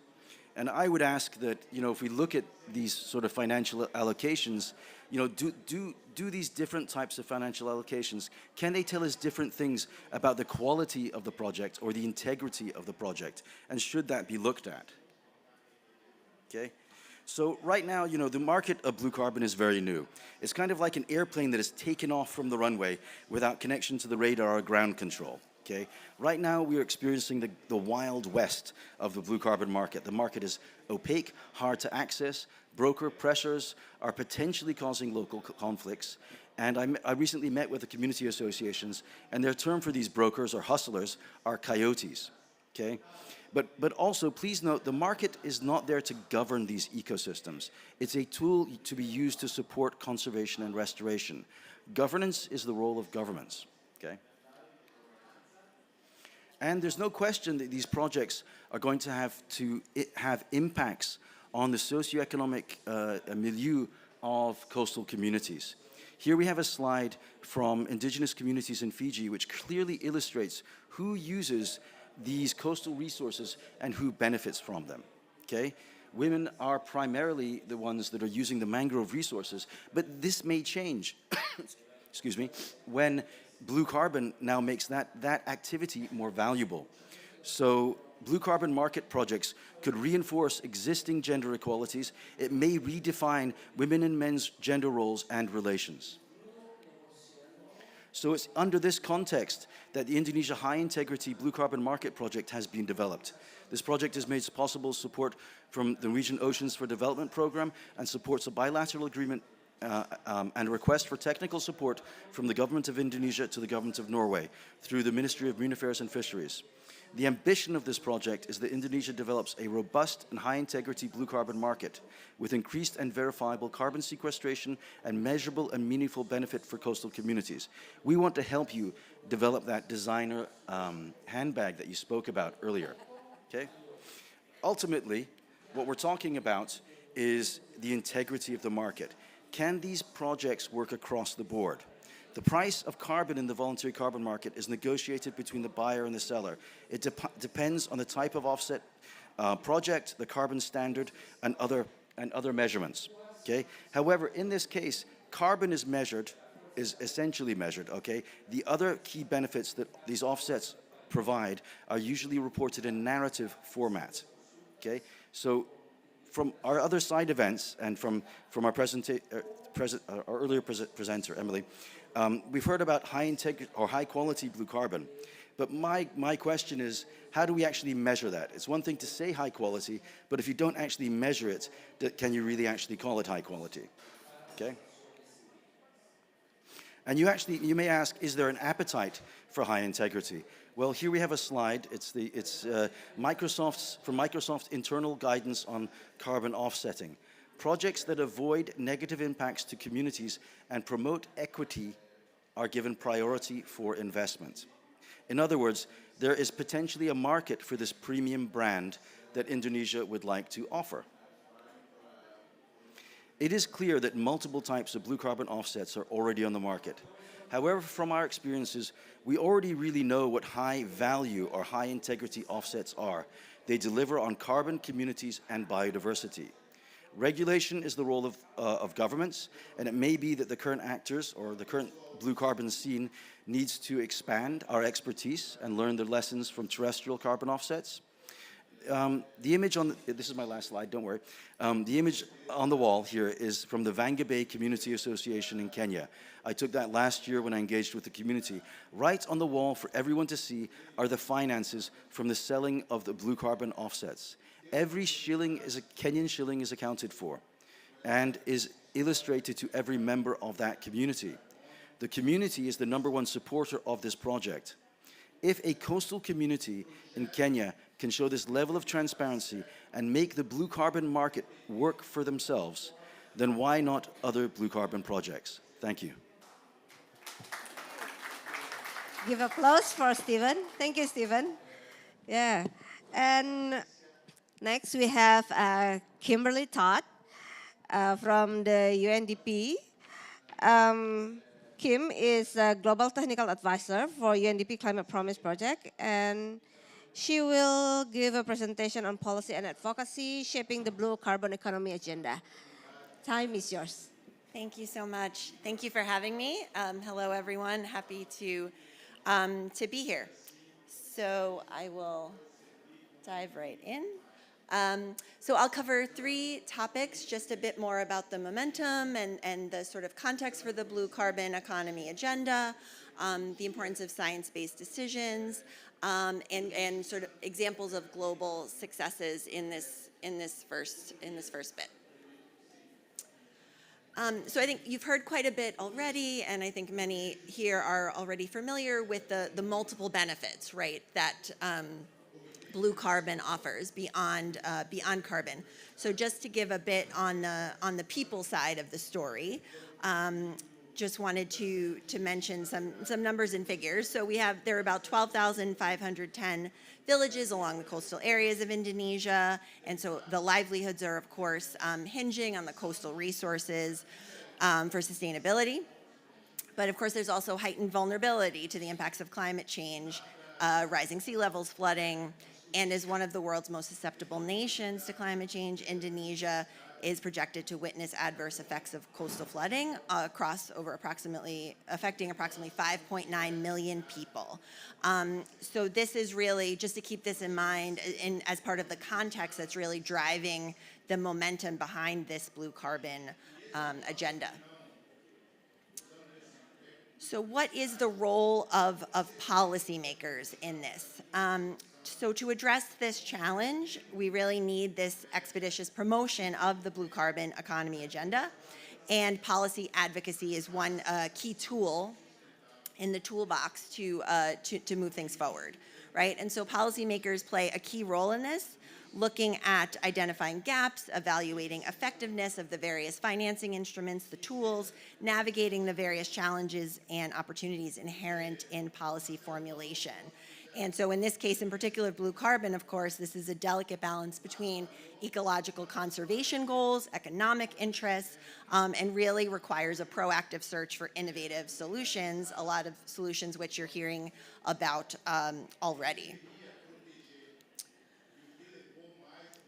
So I think we're all familiar with this, and of course, especially key when we're thinking about carbon markets and robust methodologies, but just to mention the high importance of policy decisions being based on robust science, right? And oftentimes this may be incomplete science, we may have data gaps, but the importance of improving that data alongside the piloting of these mechanisms and approaches, that is really key. So in terms of various successes, so there are various success stories from regions that are implementing effective policies in the area of blue carbon, and these are really useful lessons to sort of for other countries to be able to look to, and in order to replicate and scale up across countries globally. So we have just sort of just quickly in terms of categories, in the case of Southeast Asia, regionally, the restoration of mangrove ecosystems throughout the region really stands to serve as a model of success. Different types of policies to promote that protection and rehabilitation that leads to positive environmental outcomes that then, of course, lays the groundwork if tools such as carbon markets, carbon finance want to be looked to. You need to be having that impact, right, to ensure you have that carbon mitigation benefit. So well implemented policies are key here. And then in the Caribbean, another related example is implementing sustainable fishing practices, and that offers valuable lessons as well. Marine protected areas, community-based management, lots of great examples in this region as well to look to. Okay, so next I wanted to speak quickly to the important role of advocacy. And so there are three components here: building public awareness, the importance of thinking of these activities and interventions as long-term investments, and the importance of collaborative efforts. So in terms of building public awareness, advocacy can really emerge as a catalyst for positive policy change in blue carbon and conservation in this area. So one initiative, for example, such as the Global Mangrove Alliance, has effectively shaped public opinion and influenced transformative legislative and regulatory measures. Excuse me. Okay, and then as mentioned, the importance of looking at all of this in terms of long-term investments. So looking at the benefits, extending beyond the immediate gains, and being able to assess and take into consideration the positive consequences for various stakeholders over time. And the example of seagrass, which you've seen in the video at the start of the event, and which has been spoken about since by my fellow panelists, is really an excellent type of sort of blue carbon illustrating the delicate balance between looking at economic interests and looking at the benefits over time for multiple stakeholders. Now I'd just like to speak to some collaborative efforts. So obviously this is a complex area of work, and so there's a real necessity for collaborative efforts that involve various stakeholders. So NGOs, local communities, businesses, all coming together to address these challenges, of course. And acknowledging these challenges when we're bringing together the various perspectives and views. UNDP really plays a role in sort of facilitating that cooperation among stakeholders in these types of initiatives that are dealing with climate change and environmental sustainability. So one example I wanted to mention is, for example, UNDP supported the development of the Blue Sukuk, which is a pioneering bond in collaboration with various partners as a means of financing the blue carbon economy agenda. And I think this is quite interesting because I think we hear quite a bit about carbon markets, and there's a lot of potential there. But thinking about sort of a variety of innovative financing tools alongside each other, and what financial tool may be or approach may be best suited for what policy option, right?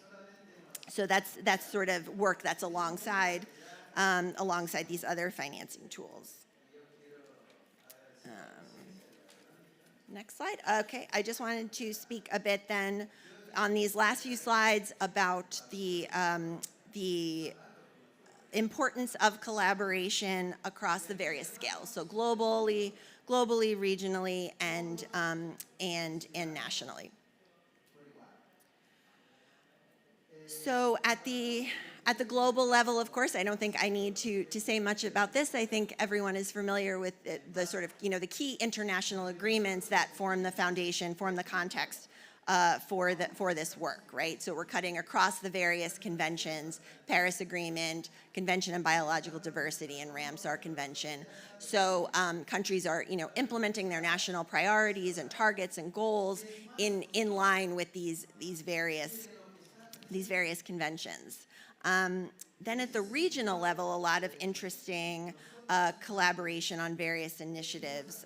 So one example is the Micronesia Challenge, a regional conservation initiative that involves several Pacific Island nations, including Micronesia, Palau, Marshall Islands, and several others. And this was an initiative launched in 2006 with the aim of conserving the region's marine and coastal resources. And then finally, at the national level, just wanted to mention, I think I fell behind in my slides. No, okay. At the national level, one example of a collaborative effort is the ongoing efforts in Indonesia by the Marine and Fisheries Affairs Ministry, MMAF, in Indonesia. And so this is supported by the Climate Promise Project in UNDP, and it focuses on the conservation of seagrass as a blue carbon initiative. And it's looking at, the contribution that seagrass can make to the next nationally determined contribution target, which I think has already been mentioned earlier. Okay, next slide. I just have a couple more. Oh, sorry, I'm going back. Forward. Okay. Nope. Sorry. Okay, so in the global landscape, there are several initiatives that I also wanted to mention. One notable example is the AIS Forum, initiated by UNDP Indonesia. And this forum offers countries opportunities to come together and align their policies with international frameworks. So coming together to exchange lessons and experiences to integrate blue carbon conservation into their national climate action plans. And then finally, extending beyond the AIS Forum, Indonesia, as a member of ASEAN, has the potential to spearhead initiatives among these member countries at this level. So it plays, again, it provides another forum to exchange on the benefits of blue carbon conservation across borders and emphasizing a shared responsibility and interconnectedness of the region in addressing these challenges. So I think, yeah, I will end there and just say we are, yeah, very happy and proud as UNDP to be a partner of Indonesia in supporting this work. So thank you. Okay, thank you, Kim. Can I have a round of applause for all our panelists? Thank you. Thank you, panelists, for your insightful thoughts and also partnership on blue carbon economy. And let's move on to the next stage. Is it a question and answer session? And is there any question from the audience? Okay, we have one there. Is there another one? We have like 20 minutes. So, yeah. Can we give the mic to the lady? Yeah. Hello. I should have stayed in the Indonesia Pavilion for the whole week when I'm here because it's the second session I'm attending and it's amazing. Thank you so much. Thank you. Yeah. My name is Lena Michenkova. I'm a founder of Vlinda, and we are Mangrove Reforestation project developer. We are in Kenya, so Stefan, I would love to have a couple of your slides to have a closer look. We know Mikoko Pamoja. We are in Kwale, just next door from you.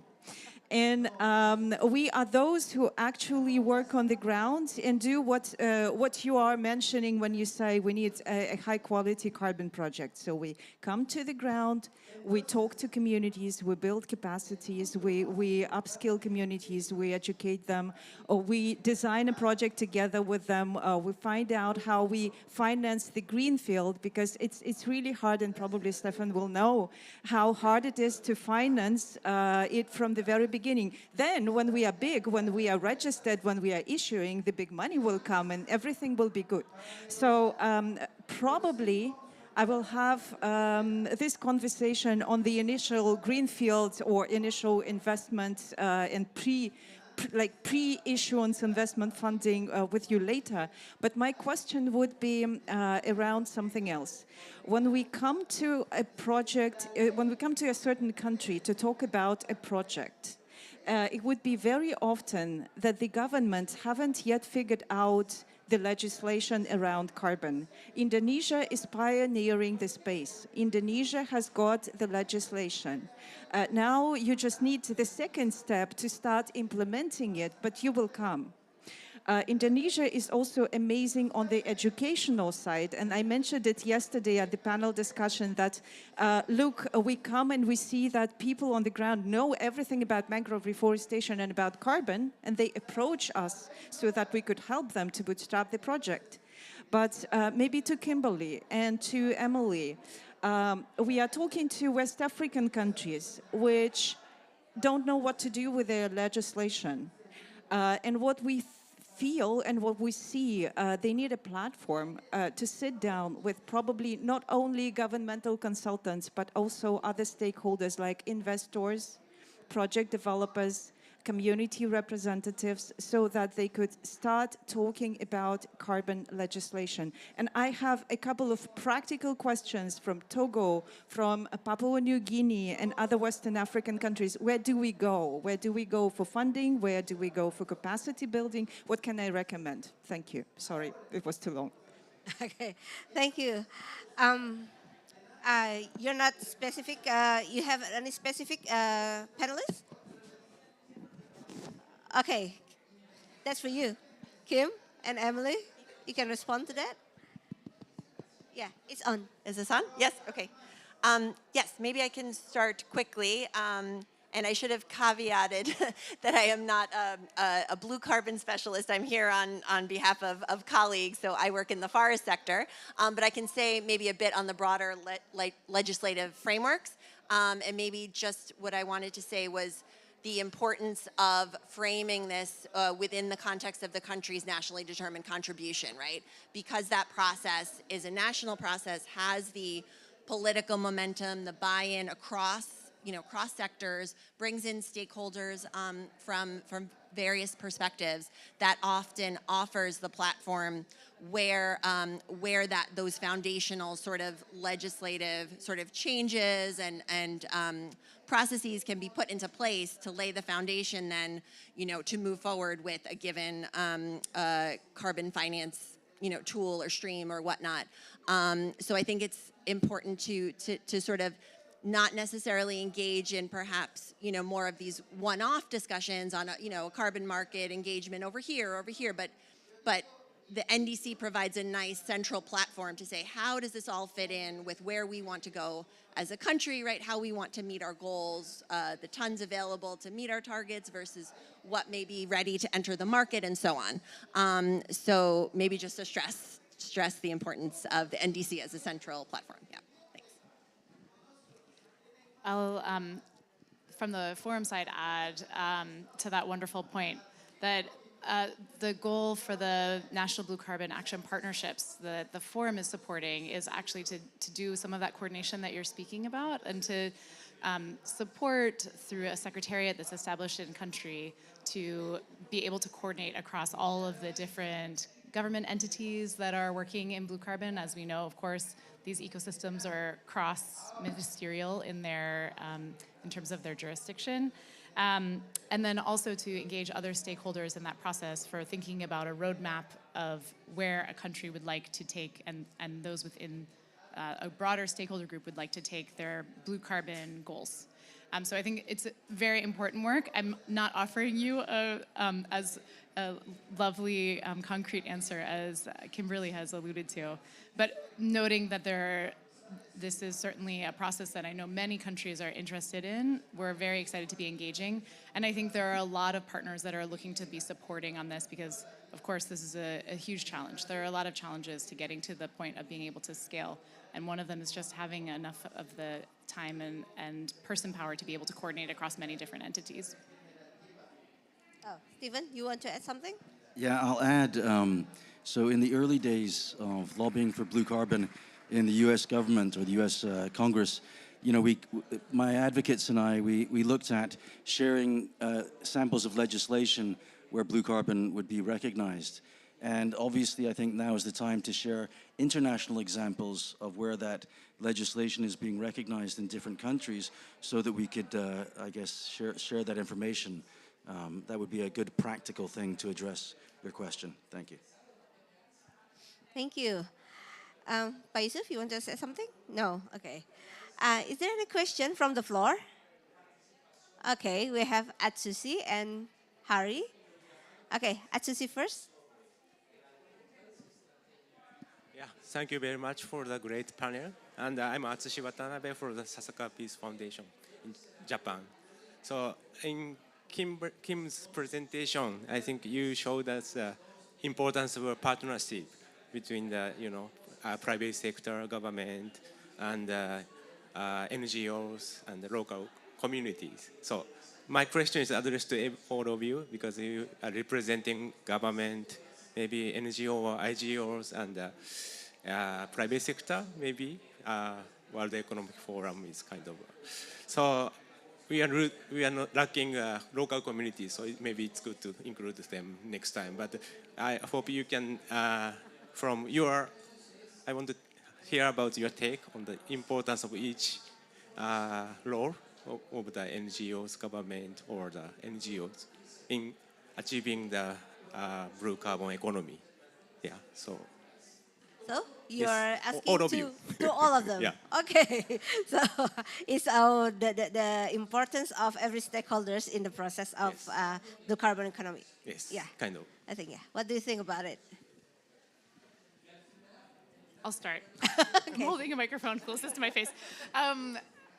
Couldn't agree more. And I wanted to highlight some of our corporate engagement because I think that's one of the things that the forum hopes to bring to the conversation is avenues for that. But absolutely, I think every stakeholder group that you identified, of course, is essential. And communities and community-led projects are such a central part of success. And ultimately, these ecosystems are the community's ecosystems, and we need to make sure that they're able to be served by their ecosystems, and similarly, and that the communities are benefiting from any sort of investment that happens there. I think I will leave that to my colleagues who might have more to say on the community side, but just wanted to emphasize that in the National Blue Carbon Action Partnership framework, communities are central and will be part of the representation in that stakeholder group moving forward. Okay, thank you, Emily. I'll jump in. So you know, we're talking about, you know, some of these projects, the benefit sharing, but it's really that these communities and these ecosystems are already providing these benefits to us that we're recognizing. So we really need, and I will second, to put communities first and to make them active partners in these projects, you know, so that they can support these projects for the long-term sustainability. Now, every stakeholder should be involved because, you know, there's a role of civil society in making sure that the government keeps the promises that they're making on these activities. So I think we need to educate at all levels, but put the communities first. Thank you. Thank you, Stephen. I can just add quickly. I mean, as you mentioned, I covered it in the presentation already, but certainly engaging stakeholders, full and effective engagement, inclusivity is sort of core to the DNA of UNDP, right? So our role in that is more about a convening role, you know, supporting countries to establish those platforms and fora where you can bring together the various perspectives. And in particular, in terms of certainly, you know, I come from the forest sector. We do quite a bit of that work in terms of working with local communities, indigenous peoples, engagement in the whole policy process, right? Not just at the end, but from the beginning and along each step of the way. So, thank you, Kim. Okay, thank you, Atsushi. I think the blue carbon is located in the local community coastline. So the local people, local communities should be inclusive for them. The first benefit should be them get the benefit from the blue carbon. But I think the blue carbon is the side benefit from the coastal ecosystem. It's just the side, but the biodiversity and abundance of the species of in that this ecosystem is a higher value than the blue carbon, I think so. I think the local people should be guided by the government and the NGO how to maintain the mangroves, higher value, again benefit the world. Thank you. Thank you, Pak Yusuf. Interesting. Yes, okay, Mas Hari, please. First of all, thank you for very interesting presentation for our panelists. There are so many caveats when we are talking about carbon market. One of it is actually not when the money is not there, but when the money comes in. And when the money comes in to like trickle down to the communities, normally conflict happens. So maybe I would like to hear from each of you how and what mechanism that is in place to avoid that kind of conflict. And I would like also to ask Stephen one specific question. Actually, I'm intrigued to your statement when you say that the brokers for carbon market, they are like coyotes.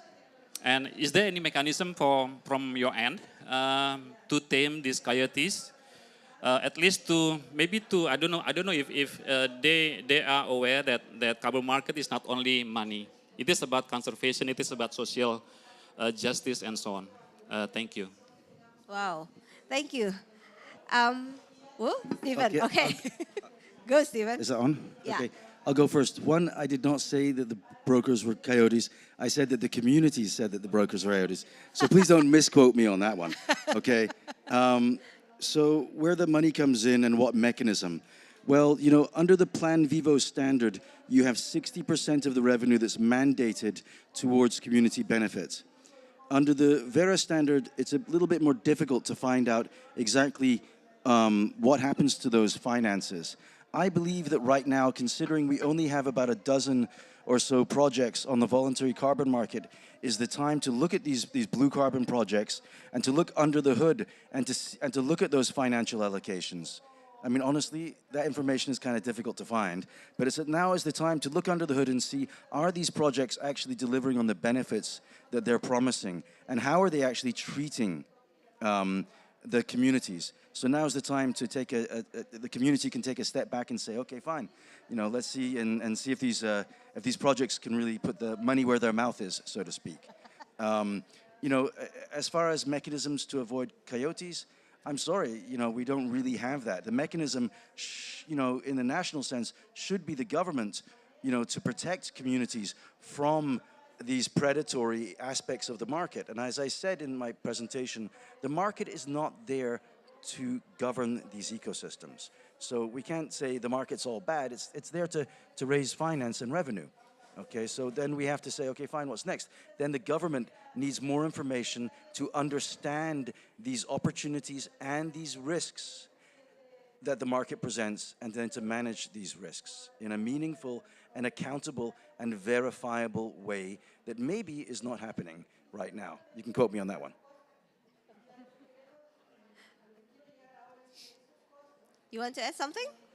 I might just add one piece that I think it's such an important point that you raise, and one of the parts of having a very high quality purse, as we're using this analogy from is that that is a key component of it, is making sure that the price that it, is incorporating those benefits that will go to the community. So I think, to your point, very well taken. And I would also point to some really excellent examples. I mean, I think Stephen provided such a wonderful example that had the flow diagram of how benefits were shared. Plan Vivo, of course, is known for doing such a wonderful work of making that very transparent. And of course, you know, other wonderful examples of engagement with communities like Conservation International's work in Colombia. So I think we have wonderful examples, and now it's time that we continue to learn from those and scale. But point very important that you make there. Thanks for raising it. I actually just have one thing to add. So yes, there's the principles and guidelines that were published, but also the Blue Forest Project, we released the Blue Carbon Code of Conduct. And we had about 40 or 50 groups sign on to this. This was a few years before the principles and guidelines, looking at reducing those risks to communities and making sure that they got a fair share. If you Google Blue Forests or Blue Carbon Code of Conduct, you'll be able to see that. Thank you. Thank you, panelists. I have time for one more question. Is there any questions? Okay. Finally, there's a lady again. Thank you. Let me first thank the presenters for their insightful and informative presentation. My name is Rehab. I'm from Sudan. And actually, it is evident that there is increase in temperature of the sea all over the world, and this was witnessed and investigated by the IPCC. And we have witnessed this in Red Sea area in Sudan, because increase in the temperature caused like mortality of the marine lives and bleaching of coral reefs and something like that. So I assume that this also happened in Indonesia. Very much interesting to hear about that. To what extent did the increase in the temperature affect the seagrasses in Indonesia? I thank you. Thank you. I think that question will be for you, Pa.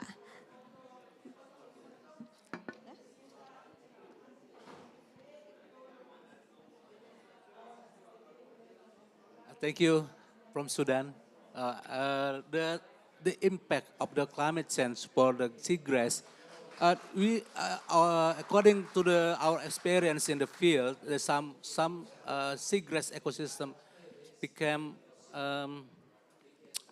the biomass is lost, and some our coral reefs going to bleaching.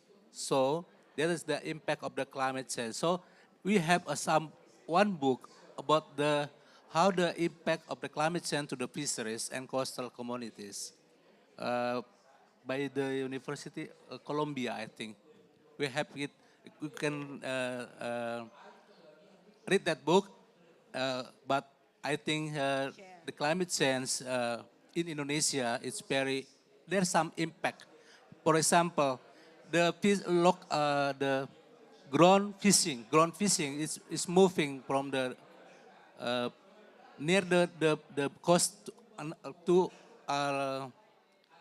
the overseas. So this is the impact, and some impact to the uh, storm and the webs. It's impact to the fisheries. Okay, I think what Yusuf said, that there's some impacts on our coastal ecosystem also, and also for the fishing grounds, especially because we have some species that usually like have their own fishing grounds, then move further than their usual habitat. So yeah, that kind of impact also happen for us in Indonesia. And I think because I have a quote from the committee, and I think I can conclude our discussion for today. I think that's very interesting to know that there's a lot of mechanism actually when we are talking about blue carbon economy. So like Pak Yusuf said, we want a branded bags, right? But not the ordinary one. We have Hermes, not the something else. So the challenge is how to build that. Yes, thank you.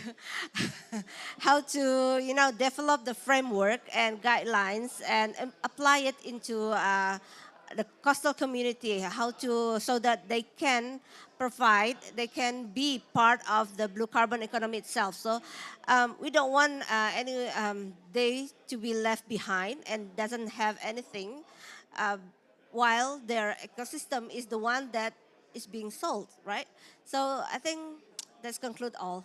Thank you, and I give it the floor back to the MC. Thank Okay, you. to appreciate all the speakers, answering all the questions from the floor and delivering insightful presentations, we have a special token of appreciation to all of you. And with that, I would like to invite Pak Hendra to present our note of thanks to all the speakers. So, yeah, by building partnership across sector, implementing right strategies, I guess we all can unlock the potential of blue carbon economy to contribute significantly to global climate goals as well as fostering sustainable development. Okay. Thank you very much for your participation and your engagement in this discussion. We look forward to see you again at 12 for the next session. We'll see you then. Thank you.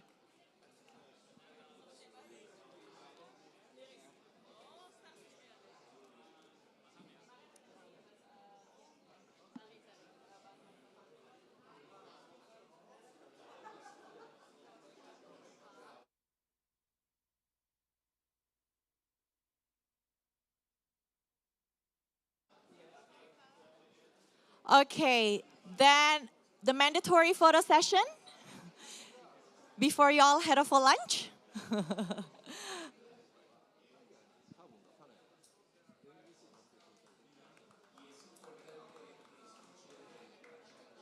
Okay, thank you very much once again for your participation in our beautiful pavilion. Hope you all have a great day. Thank you.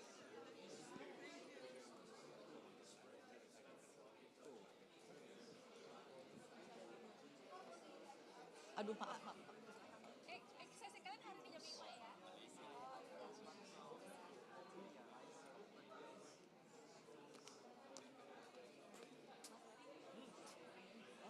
Aku kalau KKP biasa ketemu sama Mbak yang hijab hijau itu dari hari-hari pertama ini siapa ya? Oh, Mbak Rini. Mbak Rini ya. Karena kayaknya beliau involved dengan waktu itu ada situ Pak Victor ya. Oh ya, di hari pertama ya, waktu tanggal 29 ya? Awal banget. Iya. Oh,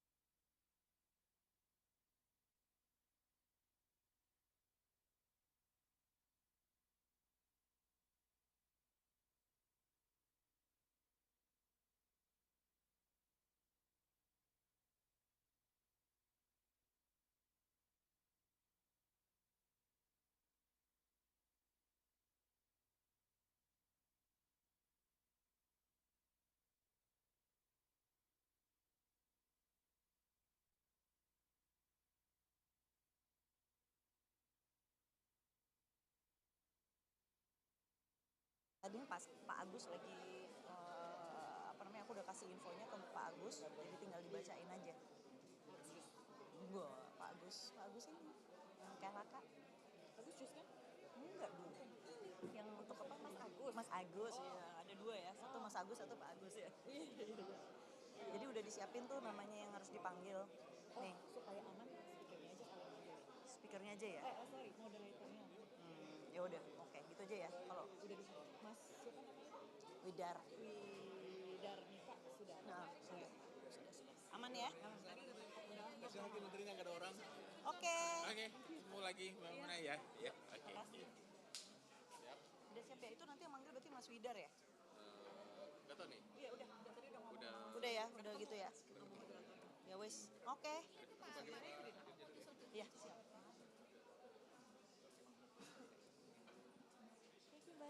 Thank you ya. Iya. Udah ganti-gantian lah aku, cuman aku yang berhari-hari di sini. Iya, kayaknya nggak dihapus-hapus ya. Mobile banget. Everybody on you nggak? Ya Allah, ya Allah. Nggak boleh sakit intinya. Iya kan, kamu aja. Apa kayak aku? Kuncinya pavilion kalau Gila ya, capek loh, exhausted dari pagi sampai sore di sini. Tapi dia kan dong. Hah? Tidak, aku cuman nggak. Oh kan di session yang lain di tempat lain aku masih banyak ini sampai sore nih. Ada bilateral juga. Negotiation ya? Ada ya sama ini UNS Cup direktur. Ini masih di situ.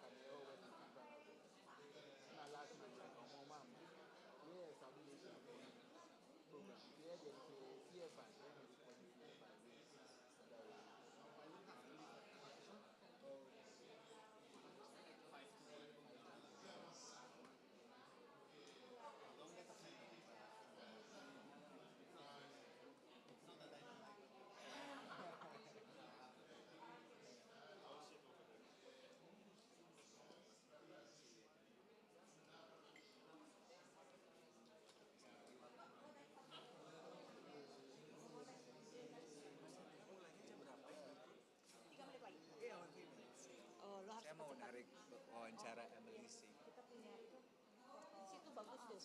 Udah tadi Pak Yusuf juga di situ, jadi mau saya tarik situ. By the way, saya Rahmat dari TVRI World. I see you a lot. I'm colleagues now with Luisa Kusnandar. Kenal nggak ya? Dulu kan kayaknya berita satu juga, berita satu kan, beliau sempat berita satu. Oh my god, you know Alin tuh, itu sama dengan saya di TVRI Jogja dulu. Terus sempat gabung kita juga di TVRI World sebelum sekarang dia di Rahmat Idris sih. Hidayat is my passport name. So terus Doni de Kaiser juga. Sekarang di ini ya di. Aku independen. Oh udah.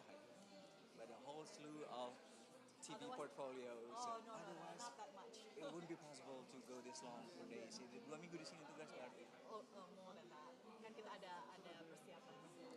Okay, just to have a house, a new house after this. I'll get a new passport. Iya, sukses ya. Thank you. Siap.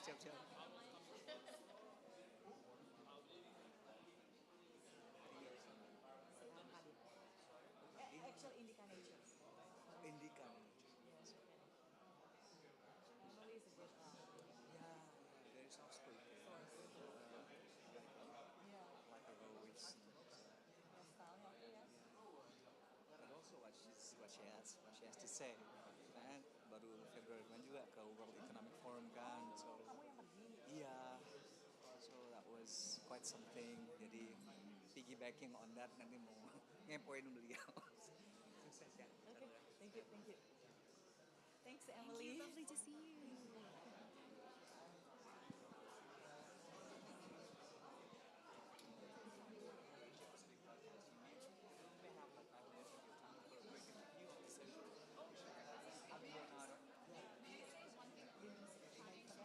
Ke aku aja. Aku benci dari dirinya masih kosong. Gimana? Ya, Pak Pak Dirjen lagi dipanggil. Begitu Pak Dirjen itu, apa kabar Mbak Mona? Saya Isabella, surviving. Kapan balik? Oh nanti kayaknya setelah kalian pulang dan kita beres-beres baru 12. Sudah sempat ini jalan-jalan? Monday off kan kemarin. Kemarin udah? Udah. Apa nyuci-nyuci? Tidur. Ya udah. Nanti ya kalau di Jakarta kalau ada acaranya Indiga mau ini boleh panggil. Banget lah. You have my number kan? Nggak punya. Oh. Ya nanti kita kasih ya. Iya. Setelah acara ini ya. Oke, yaudah. Tenang-tenang kan semuanya udah aman ya. Ntar aku suruh minta orang lebih banyak masuk kali ya.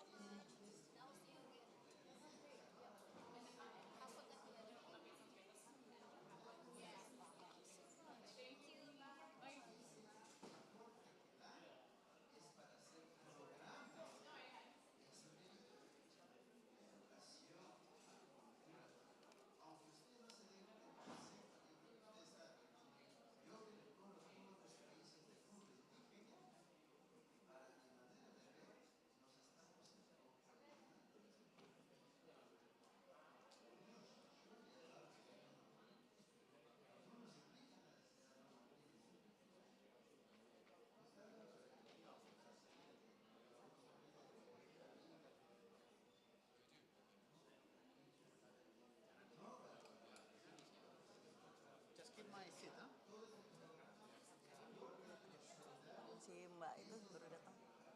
Bentar ya, itu siapa? Mbak Cynthia.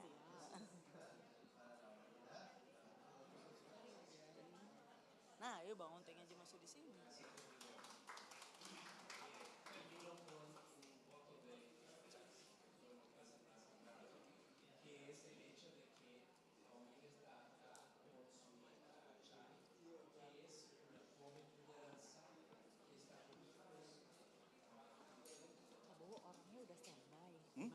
Siapa? Si UN itu. Iya dia yang ini tadi udah diserahin ke Pak itu Dida, Kepala Biro Kerjasama Luar Negeri. Oh udah. Oleh Pak Agustus kirim ke dia biar dia yang nanganin. Terus orangnya duduk di sana gimana? Biar ketemu Dida aja. Siapa namanya? Pak Dida. Pak Dida. Dida Pak Mikfar. Dida. Bukan Dida Gardera. Ya, oh nggak tahu berarti nggak kenal. Kalau Dida Gardera kan yang kemarin. Iya. Ini ditelepon aja kalau gitu Pak Dida. Kayaknya nunggu di sini. Punya teleponnya nggak? Aku kenal aja enggak Pak Bowo lah yang ini have all the contacts di kementerian.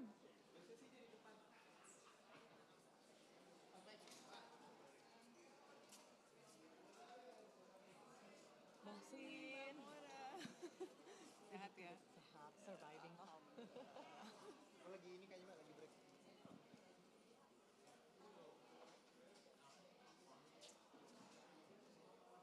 Mana ini? Oh dia di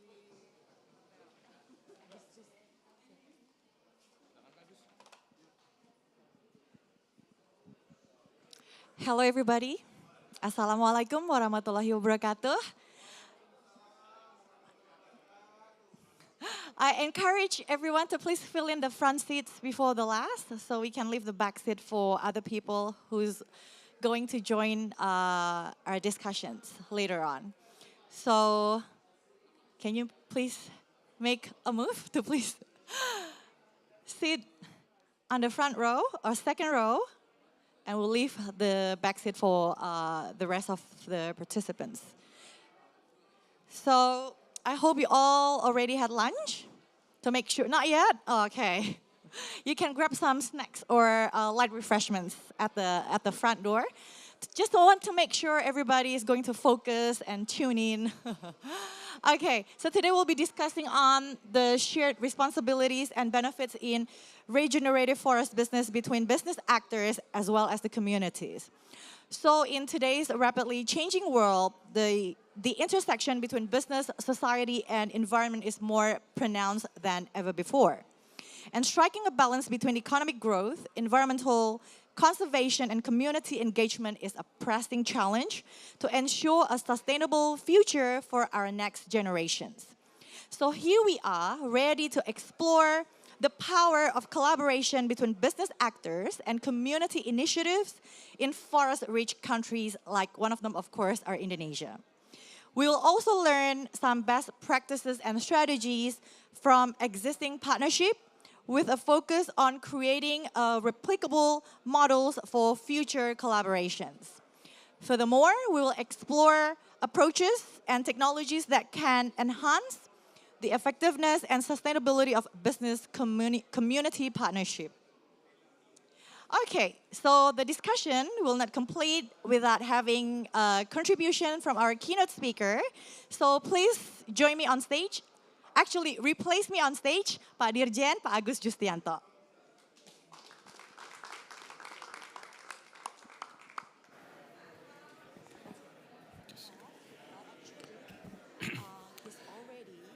Distinguished speakers, participants, ladies and gentlemen, friends and colleagues, a very good afternoon. First, allow me to deliver my highest appreciation, especially to all panelists, speakers, that is Pak Onte, Pak Silverius Oscar Unggul, Director of Indica Nature, Mr. Michael Zrus, Founder and CEO of Lestari Capital, Mr. Philip Vilela, Founder of Regenerative, Ms. Henriette Asiedu, Partnership for Forest West and Central Africa, Mr. Daniel Kofiabu, Tropenbos, Ghana, to the moderator of this session, Pak Widar Mika Agung from Systemic IQ Partner, and welcome to all distinguished participants on this session, especially to share responsibilities and benefit in the regenerative forest business between business actors and communities. Distinguished guests, ladies and gentlemen, utilization of forest resources can support the achievement of sustainable development goals. Forestry development must be guided by 3 pillars of sustainable development, that is ecologically sustainable, economically feasible, and socially accepted. One indicator of the success of forest management is the prosperity of the people living around the forest. It is very important to identify the existence and needs of the community in order to reorganize community rights and access to utilize forest resources. Distinguished guests, ladies and gentlemen, community involvement in forest use can be carried out through several schemes, that is, permits or approval for forest utilization, partnership, and cooperation.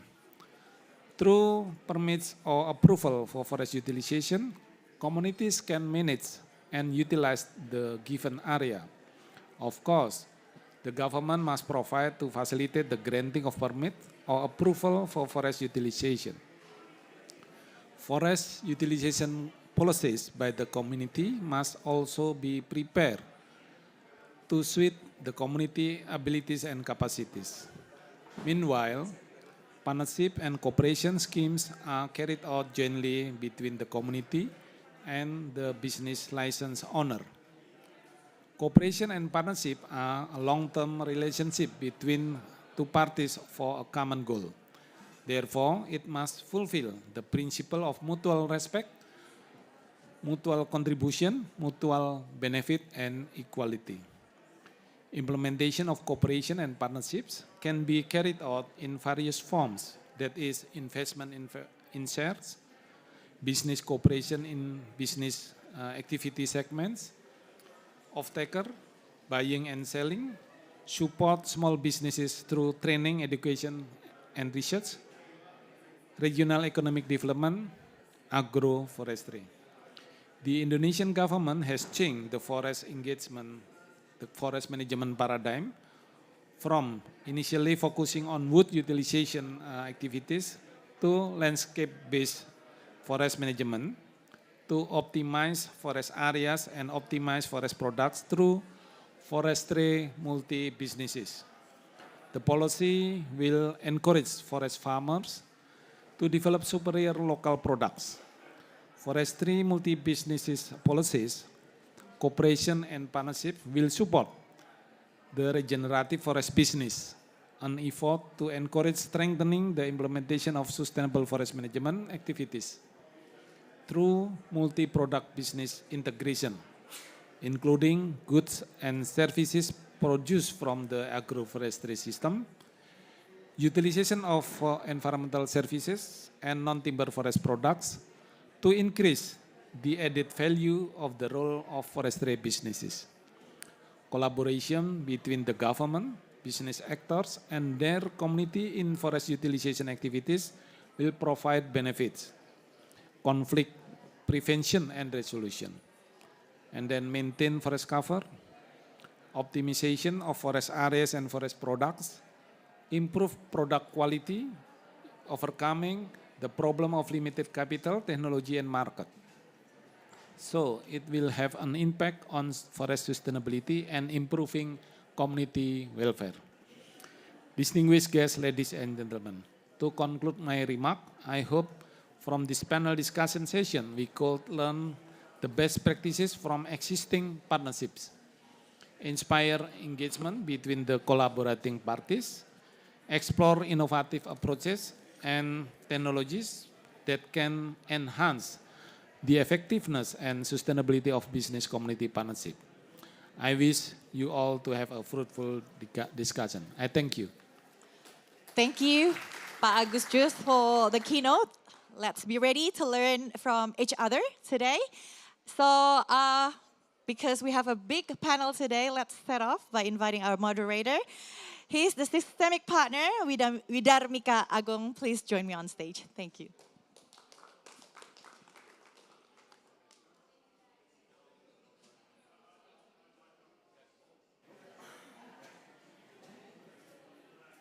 So, because we have a big panel today. The mic? Can everybody hear me? Okay. Thank you, Pak Agusius, for the excellent keynote. Thank you for reminding us that, community is central when we try to protect the forest. Thank you also kind of remind us that, it has to be done in a long-term partnership mode that requires mutual respect, and that the government of Indonesia is also facilitating the right regulation, that is the multi-use business license that allows such partnership between community and the business happens and in such. So thank you so much, Pak Agus, and thank you, Mona, for kind of opening our session today.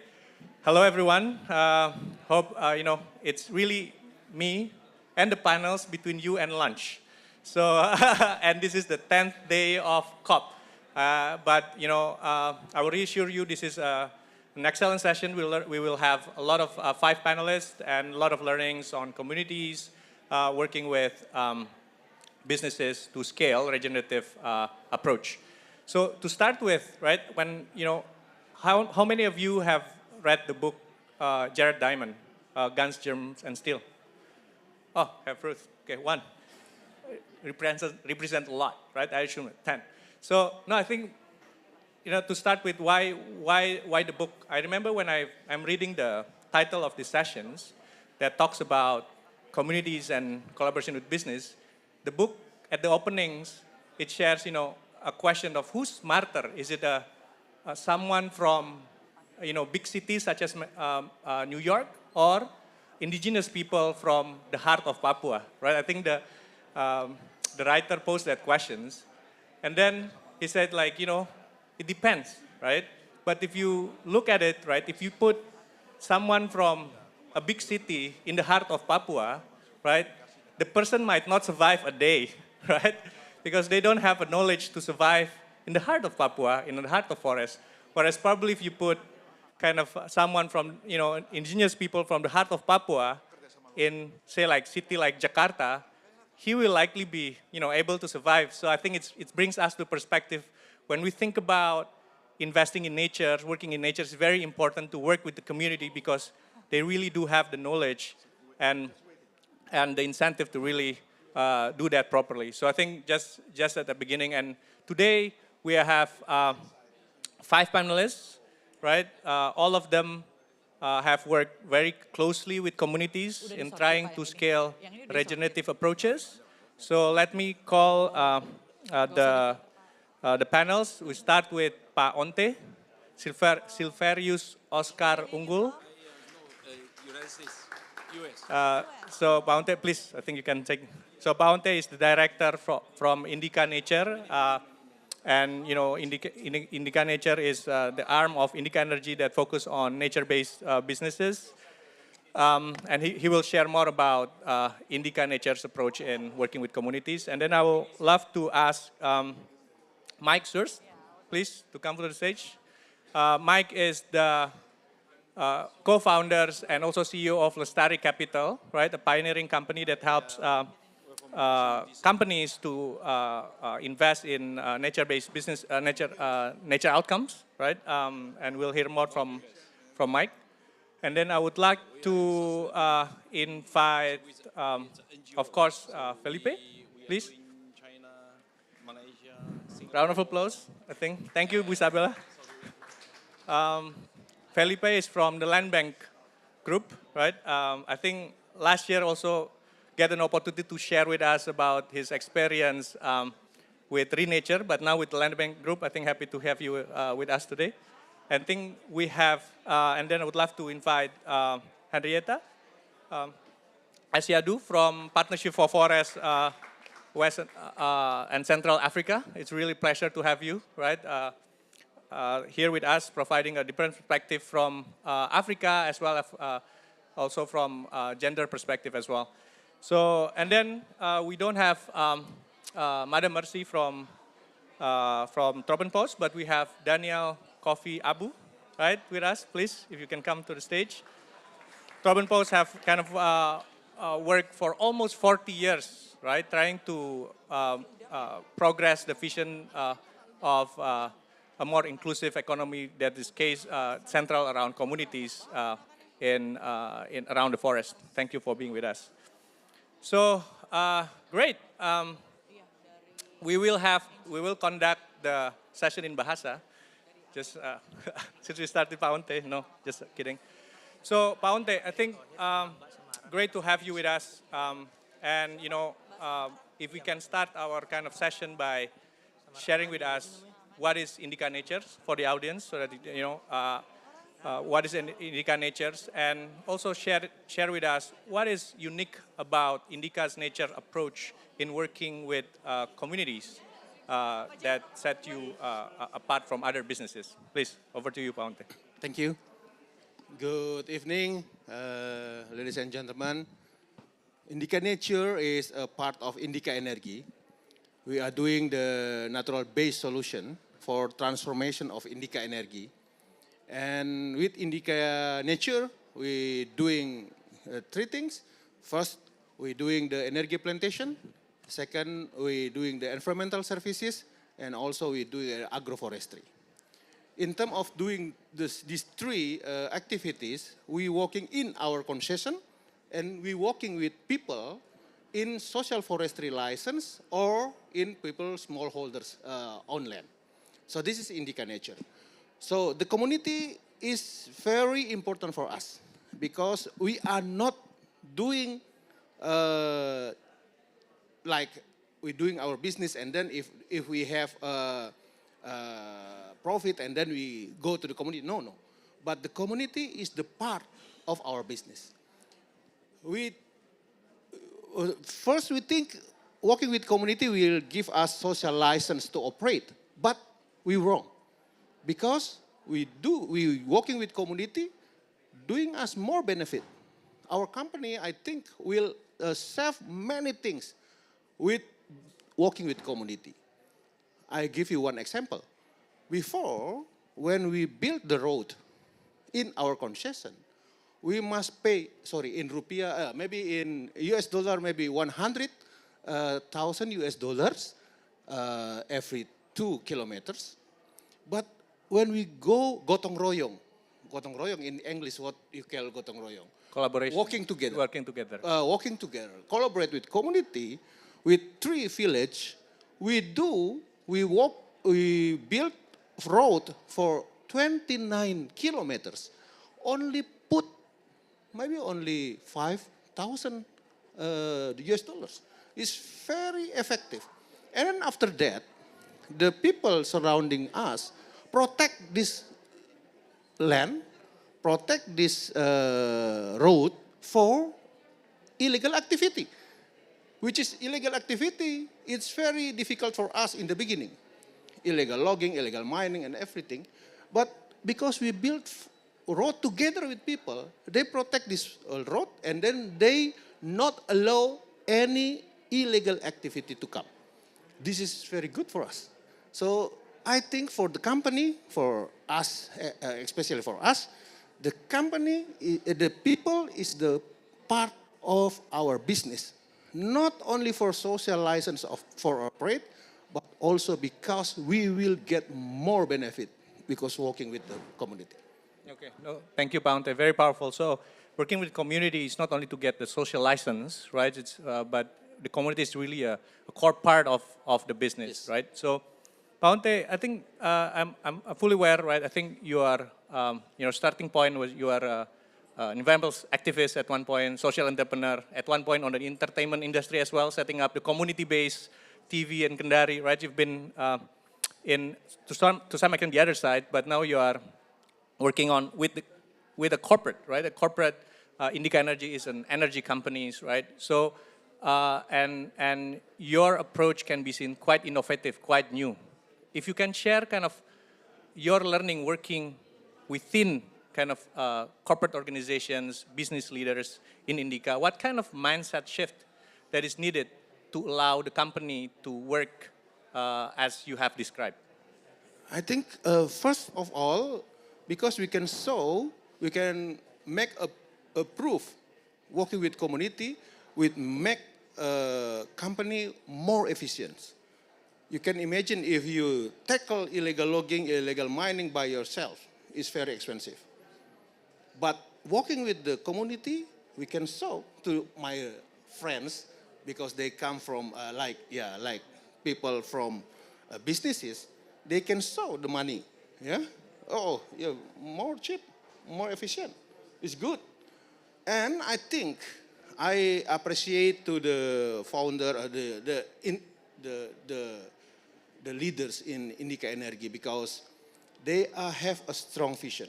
We must do with community. We want to make it right in the beginning. Not for service or something like that. No, right. That's why he invite me, invite Ibu Bella, invite others from, not from business, pure businesses, come. And I remember at the time Pak Arsad and Pak Aji say, they are our leaders, yeah. They say, if we do the transformation with the resources inside Indica Energy, maybe we can, but take time. We need someone from other perspective to come to together with us to transform, to lead the transformation. And we believe the combination of expertise come from us and come from outside will make us move faster and right within the connection with the people, with the community. So commitment from the top leadership is key to drive these things forward. Now, you know, from high level going to the grassroots, right? At the community level, at one of your kind of concessions areas, Paunte, you know, can you share what does, you know, how you operationalize those community approach? What does, you know, if you can tell, you know, when you say work with community, how does it really look like on the ground? Your team, the community, how does it really look like? If you, so that, you know, especially those things that you believe is, you know, you found as a key success factors, and hopefully the audience can learn from it and adapt and scale that further, right? If you can share, it will be very valuable. Thanks, Paunte. I think first we want to win the heart of the people. That's why we merombak, we transform the way company come. Before the company have a big office, mess, yeah, camp, very exclusive in the one place, and you do all the things there. But when we come, not used like this. Our camp is small, but spread to the whole village. And our people stay there. they act like a people there. They go to the mosque together. Sometimes they make a speech in the mosque. They go to the market together. So we want to won their heart first. And then we work together. Yeah. And if after that we can easily to get the support to do the regenerative businesses. We plan what they want to plan together. But again, must fit with the regulation of the Indonesian government. Yeah. So we start from that. Slow, but we believe this will be very good for us. And I think, and the states I want to thank to Pak Agus and team in KLHK who support us. So we try to make these things maybe new in the RKU, yeah, the document for our planning. And then yeah, KLHK approved that. So we can, of course we do good, we do with people, we include NGO together, but without government to support us, I think it's nothing. So this is good, yeah, good for lesson learned, and we move, and I think the way we work with people is the key.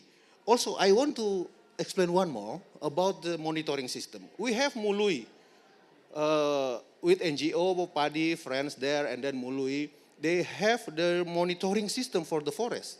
Now, we want to talk and we want to adopt the system. But our security monitoring system will adopt there, and we ask them to lead us about this monitoring system. Why not? They lead us, our team. And I told my team, we are the part of this team together with Mului, but they will lead us. Because they know the forest, right? They know exactly what happened in the forest. So this is quite new, but I think we still have our people, yeah, to do the security of the forest. But in the team, we try to lead by the people also. Oh, thank you. This is fascinating, right? I think round of applause for Paonte. It's really fascinating to see, like, it's you know, you bring the examples really in practical manners, right? Whereby you kind of recognize that the communities knows very well the landscape, right? So the Mului examples. And you also kind of want to bring the companies to stay closer with the community by staying with the communities and, you know, take part in their daily routines. And that will further kind of influence the way the whole organization works, and therefore build trust for further collaborations, right? And congratulations as well for the approval for the multi-use business license. I think it's a great example of collaborations between the government, right policies, and then private sectors trying to move that forward. So thank you so much, Paonte. So going to our next panel is Michael. Apa kabar, Michael? Baik, Pak. Makasih banyak. Michael can speak bahasa, so that's why I start with apa kabar. Like me, I know English too. Yeah, like, you know, after a while, yeah, like, you know, Paonte knows English, Michael can speak bahasa. So should we just try in bahasa with Michael, who agree? Like, you know. Yeah. So, no, yeah, so Michael, it's great to be here with you. And, you know, always a pleasure to talk about Lestari Capital. You know, I have a very special place in my heart, Lestari Capital, as you know. But probably the audience would know more about Lestari Capital. So could you share a little bit about what is it that you do in Lestari Capitals, what kind of problems you're trying to solve, and how the community plays a role in your model, please. Thank you very much. Good afternoon, everybody. So my name is Michael Zroest. I'm a founder of Lestari Capital. We started actually our company in 2017. We are now in Singapore, Indonesia, and Malaysia. And I think if you ask me what is the ultimate vision about what is the ultimate purpose of Lestari Capital, it's really to recognize the fact that actually conservation, restoration, livelihood development should be taken out of philanthropic financing and grant financing and short-term ways of actually supporting the communities on the ground that actually deliver then the conservation and the restoration that we all of course need. And so what Lestari Capital does, it identifies sources of market-based demand for conservation and for restoration. Now that market-based demand is still very early stage, and so we work very closely with the corporate sector to structure it. We then identify the business case for these companies to actually be financing conservation and restoration. We structure, we develop, conceptualize, develop really from scratch, because these are brand new things. The models then to raise capital, to manage capital, and to deliver capital to the ground for projects. We work very closely actually with local communities and we're in projects on the ground. So in Indonesia, Indonesia, has actually a very special and I think very progressive way, thanks to the licensing schemes as Bapak Agus mentioned, regarding the hutan desa, hutan adat. So these are community forests and traditional community forests that actually facilitate community ownership effectively and management rights over natural areas. And so we financially support these projects over the long term. So our model is to finance them over 25 years, again, to get away from short-term financing. So actually really allow the communities to work in partnership with us and in partnership with local supporters, whether it's local government or local project operators, NGOs and so on, sometimes even companies, to actually really think about, okay, well, how do we plan for the future? How do we plan for permanence? And so the financing that goes to these projects is really there to deliver the impact. So the return is the impact. The return is the conservation, the restoration, and the livelihoods. And so if you ask us, what is the importance of local communities in this model? Well, they are the ultimate partners, right? They're not just the beneficiaries. There's a lot of talk about the difference between a partner and a beneficiary. And we really see the communities as well as the government as a partner in this, and really trying to work how we can collaborate together to scale this, because that's the important part of this. There are, Bapak Jokowi has a ambition of 12 million hectares, for example, of community forest areas. And so how do we get to that and make sure that actually this delivers robustly, it delivers for the communities, but it also delivers, for Indonesia as well. And so that's really where our focus is, to try to work in collaboration to deliver that. Yeah, no, thank you, Michael. So I think fascinating. I think you mentioned a couple of things. One is that Lestari Capital actively develop market demands to this conservation outcomes, right? That allow for scalable investment into forest. I think it's very innovative, right? And secondly, in Indonesia, I think worth highlighting that the government policies around community forests has allowed this model to work in Indonesia. Indeed. And when with a community at the heart, right? And you mentioned the community is not the beneficiaries but the partner, right? Can you share more about what does it mean, right, on the ground when communities are the partners for Lestari Capital and not beneficiary? Can you share a little bit so that people know how to operationalize that and can adopt that as well? Thank you. Yes, I mean, what I can do is I can maybe start at the beginning, and I think where the model is right now, and where I would like to see that the models evolve and develop further. So that we're not self-congratulating on the panel the whole time, but actually talk a little bit about the challenges and maybe how we can work to solve them. So at the moment, the financing that we provide goes to the community in a number of ways. We support, obviously, local employment, through, for example, things like forest protection, biodiversity monitoring, and so on and so forth. But actually, the hutan desa model is really centered around community livelihoods. And so how do we support the community livelihood development itself, right? And so this could be through financing of specific business units that are part of that village model. This could be all development of alternative livelihood, whether they are from ecotourism, but usually actually what we find is that development of non-timber forest products and actually allowing them to have the value add, not just taking the non-timber forest products in its raw form, but then actually value adding to them as well, and creating market access to to international markets and local markets where those goods could be sold. So that's really at the very basic level. Now I think what we really need to do is, as the market, for example, on nature credits, on other forms of credit, payments for ecosystem services is starting to evolve and develop, is to start to really think, okay, well, what could the benefit sharing mechanisms be that actually, number one, work in the fact that it's still a very early market, right? How best those benefits can be shared with the local community, especially if prices might fluctuate as well, and so how do you create that stability? What is the minimum that you would need to actually do in order to actually protect, kind of buffer the community from such market fluctuations? We don't work on that model yet, but we see that is where things are heading. So actually, before that happens, you really need to start to think about the benefit sharing models. Is it direct payments to communities? Is it in other forms of payment systems and so on? And so I think that's something that we really need to kind of explore. And I'm really happy to look for partnerships in order to actually do that and to do this at scale.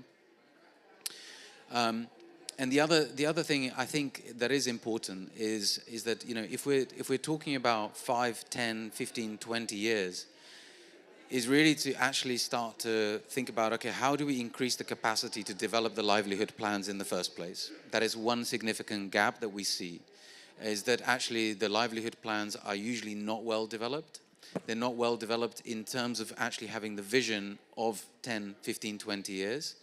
And so things will change. And of course, if the livelihood demands change, the population increases, and that isn't built into the models of how the livelihood plans are developed, then that puts the whole thing at risk, of course, right? So I think there's a major amount of capacity building that needs to happen. And I think, working with local universities, working with project operators that are doing things well, and scaling that up for the future, that's a 5-year target, right, that you need to do. And then the last thing that I think I would say is that it's also important to start thinking about this in terms of handing over the capacity and the exit to the communities, right? So that actually the communities are no longer dependent on third parties, right, in order to be able to generate the livelihood and protect these areas, but actually that the third parties exit and it's handed over to the communities, and we don't really see that well built into the models just yet. The exits aren't there, and I think we do need to actually see that, because if you're thinking about 15 years, if you haven't built in an exit for yourself, then something isn't working. And the communities need to be, as I said, the beneficiaries, but ultimately the owners and the partners in this. Thank you, Michael. Fascinating. Round of applause for Michael. I think you mentioned, like, as a community, as a partner, the plans, the 25 years plan, it came from the community, right? As you mentioned, but with that, like looking ahead, right, there is still a gap on the capability side. So we need to make sure the community, 25 years is a long time. Many things might change. The need might change. We need to make sure, we need to anticipate those change and therefore invest in capability building for the community so that they can be more independent. So the existing solution alone is not enough. Do you want to add anything more about what has been successful? You mentioned that it is still very early stage, right? A lot to learn, right? But looking back, based on your experience, what are the key success factor or learnings that you find useful and can be helpful for the audience and other panelists as they try to scale working with the communities? I mean, as you know, Papwira, ask me about these things, and I'd be very happy to romanticize about all of the stuff that we're doing on the demand side. For Lestari Capital is very much the innovation and everything that we do on the demand side is really where our innovation and our contribution, I think, comes to. I think, I think we have been relatively successful in creating that market, structuring that market, and working with global companies in actually generating finance at scale. I think there is an important aspect to this, again, future kind of innovation is how do we make sure that the project typologies are the right ones, because actually the demand is also changing, right? 2 months ago it's all about biodiversity. Next month it'll be all about climate, and so on. So how do you do that and kind of like future-proof it effectively, right? From those fluctuations and shifts in the demand. How do you then do this at scale? So that means, to us, it really means that you have to do it through collective action models, right? It shouldn't be about one company, one project, right? It should be about multiple companies financing multiple projects, because also from the financial side, from the delivery side, you do risk the models that way, right?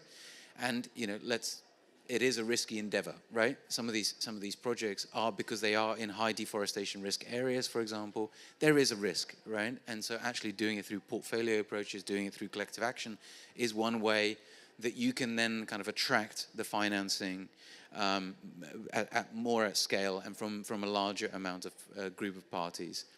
I think on the project side of things, certainly, just going back to some of the things that I said, I think it is about scale, it is about capacity building, it is about kind of unblocking some of the other challenges that we face, with regards to also just a capacity to deliver, right?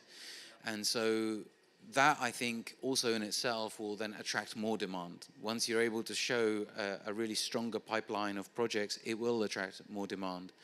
And for us, working in partnerships is really is really the only way forward, I think. And so, exploring how these models can be adapted, exploring where the innovation comes from, really being very honest and blunt about the challenges. There are many, many challenges. And, thinking through the potential pathways to resolving them, is there. On our side, a key thing is to attract more demand, demonstrate how this can work together with others, but then attracting more demand, focusing on a wider range of projects as well, inside and outside value chains, I think is really important.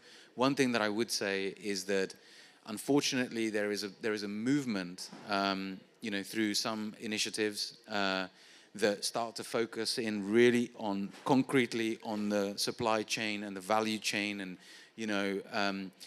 emission removals and reductions within, production areas. And that has kind of distracted the market a little bit from actually what we also need to be doing at scale is to finance currently intact standing forests that are outside of supply chains. And really demonstrate to those areas which still are undisturbed or lightly disturbed that there are alternative development models out there, especially to the communities, that conversion is not the only pathway. And so I think that's actually, I sort of go against the demand in this regard, but I'm, as Lestari, really pushing that actually we need to be financing more standing forest. And, there's a lot of noise, I think, that we need to cut through on this topic. Thank you, Michael. Terima kasih banyak. So, I think I would love to go to Daniel first, if I may. Daniel, I think, thank you for being with us today, right? You're working for Tropenpos, and Tropenpos working with the community since almost 40 years ago. I was very amazed, right? And you focus on Ghana, right? I think a lot of the gentlemen here, companies are talking about communities being at the heart of their businesses, right? Needs to be just and equitable, right? Being, from your end, right? How would you define or describe what is just and equitable for the communities when collaborating with businesses? Thank you. For us, Tropenpos has been at the center of sort of interfacing between companies, government, and the communities. And for us, the forest is about the community. you cannot deal with the forest separately from the communities. And what communities are looking for? Communities are not looking for money. They are not looking for physical things. Some communities' soul are bonded in the forest. You go to a lot of the communities that we work in. There is a community in Ghana that has a sacred grove. Now, everything, the soul of the community sits in the forest. So the reverence level to which this community gives to the forest, it's not about livelihood. It's not about the physical money. So distinguishing forest from the community for me and Tropimbos would be very difficult. And that is why our approach to forest management is people-centered. We are looking at how do we build an inclusive system where communities, companies, government are functioning in a very perfect and balanced manner. So that communities are not worse off, companies are not worse off by their investment, and companies and governments are not also worse off in terms of whatever revenue they are getting from forests, whether it be a production forest or pure conservation forest. So for us, we believe in inclusive participation, and that is why for the past 20 years in Ghana, our approaches, whether from the project perspective, we drive this through pure community-led restoration. When I say community-led restoration, it is restoration that is being led by the communities. We provide them technical capacity, some financial capacity, then the community lead the restoration themselves. We have also pioneered some innovations in the past that is looking at promoting inclusivity, promoting individual businesses through the small-scale artisanal milling. A lot of our project has led to certain policy reforms that is looking to bring all small-scale artisanal milling into the fray. And if you go to Ghana today, a lot of the policies on small-scale artisanal millings were things that were being pioneered by Tropimbos. We have led at the policy level. Recently, a law was passed, the LI 2254. This was one of the pioneering laws, an LI that Tropimbos led, galvanizing CSOs together and trying to bring communities at the forefront and making sure that communities are well represented in terms of what they do, so that they have the right to the natural resources that is within their environment. Beyond that, we have incubator programs. At the moment, Tropimbos is implementing one of the most novel projects, what we call Mobilizing More for the Climate. We are bringing community businesses together, training them on how to embrace the environment, how to look at the environment not just as a resource, but look at it from community perspective, from economic perspective, and social perspective. So we are promoting a lot of green businesses. Today, we are pioneering the first of its kind, organic cocoa production. We all know Ghana is the second largest cocoa producer in the world. So we want to see how can we move towards another dimension where cocoa is produced organically without disturbing the environment. We are pioneering this with one of the largest organic cocoa producer, Yaira Global. We are also trying to see what other value chains can we add from the cocoa. So we've started some pilot, how we are going to use cocoa hacks into making that into charcoal briquettes. These are all pioneering things that Tropimbos is doing. And we are galvanizing all this support from communities. These are community businesses. We are not bringing business individuals from anywhere, but within the communities that we work. So for us, communities are at the centerpiece of the forest. You simply cannot manage the forest without communities. We have pioneered community-led independent forest monitoring, where we have empowered communities with usable mobile phones and a platform where communities can report infractions to the forest authorities without even being noticed.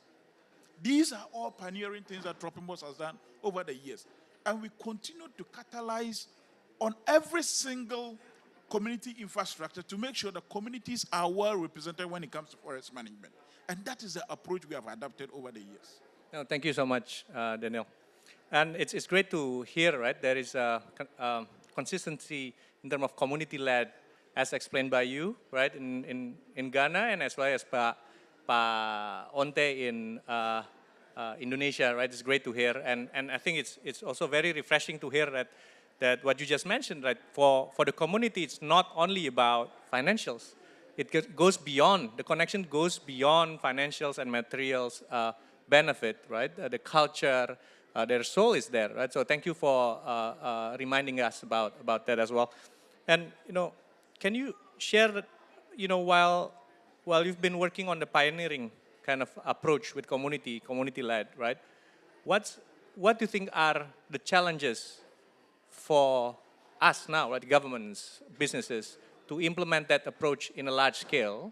And what do you think needs to be in place so that we can implement community-led conservations at scale as you just described?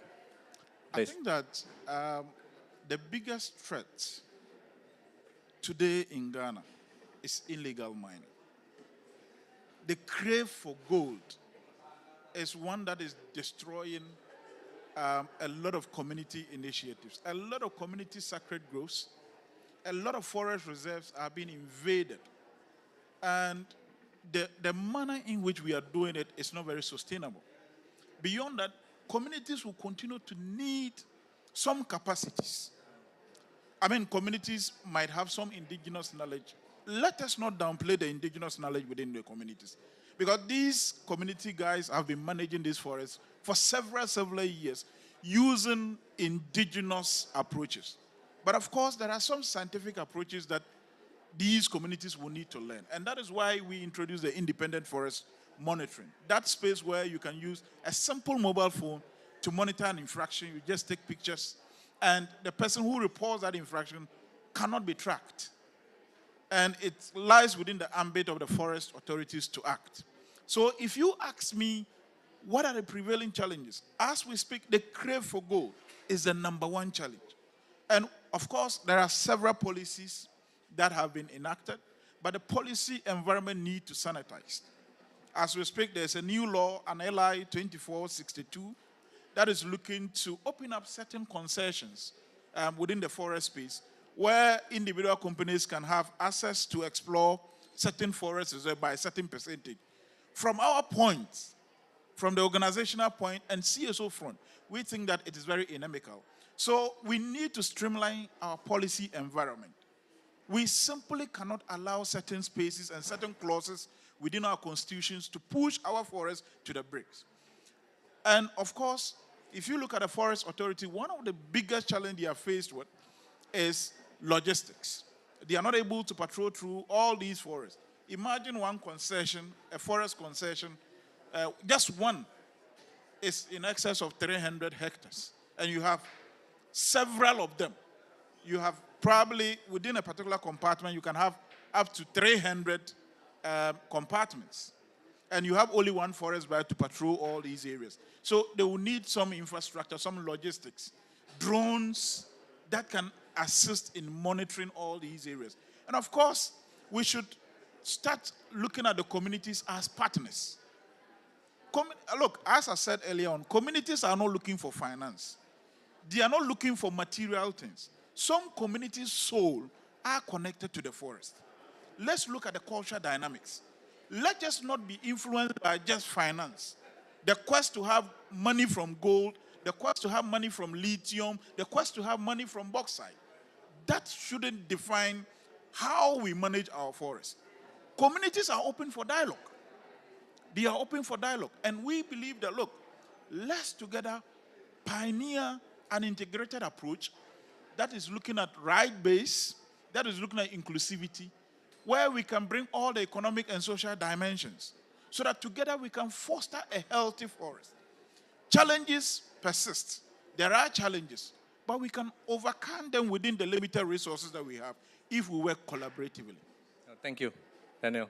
Round of applause. I'm personally very energized with your narrative. Also really recognizing that I think there's consistent pressure about resources beneath the forest, right? There's a consistent pressure around that. So our ability to kind of recognize their value for the forest beyond that, right? It's very critical, and have government support to protect that.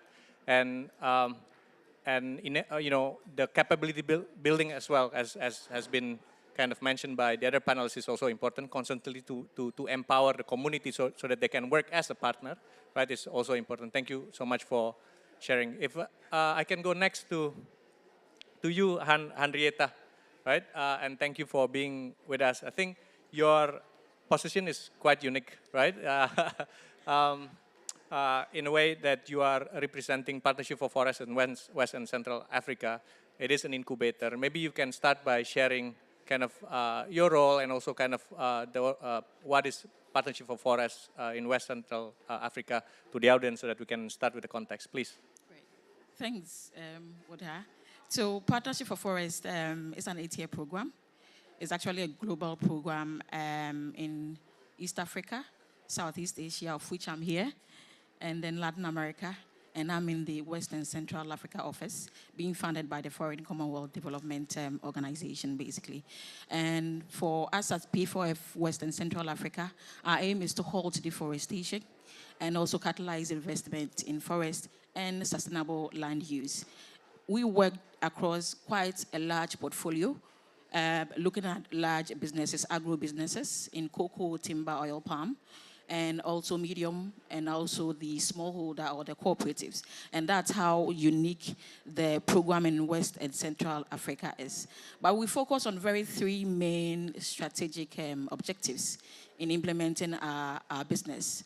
And that's the first being looking at the Produce Protect scheme, where we're working with oil palm and cocoa companies, where they are able to support smallholders, improve their production, protect nearby forests, and also catalyze investment and improve the incomes of the communities where they work. The second stream of strategy where we work is also looking at landscape restoration, like working with Form International in restoring gazetted areas in Ghana.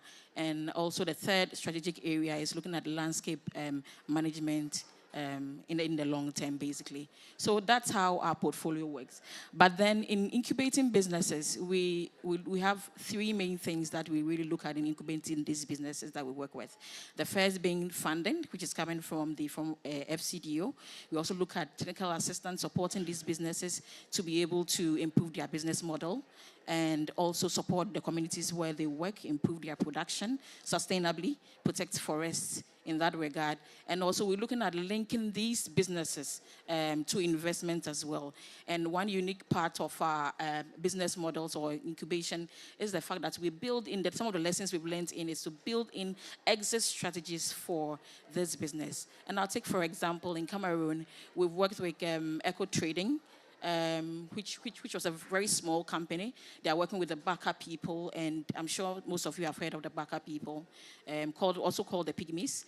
And these people, they collect NTFPs, and we've been able to support this business. Apart from them harvesting, they've added value to their businesses by building an infrastructure or logistics for a warehouse for them to be able to process these NTFPs that they collect. So basically that's what P4F we've done in West and Central Africa. That's what we do. Yep.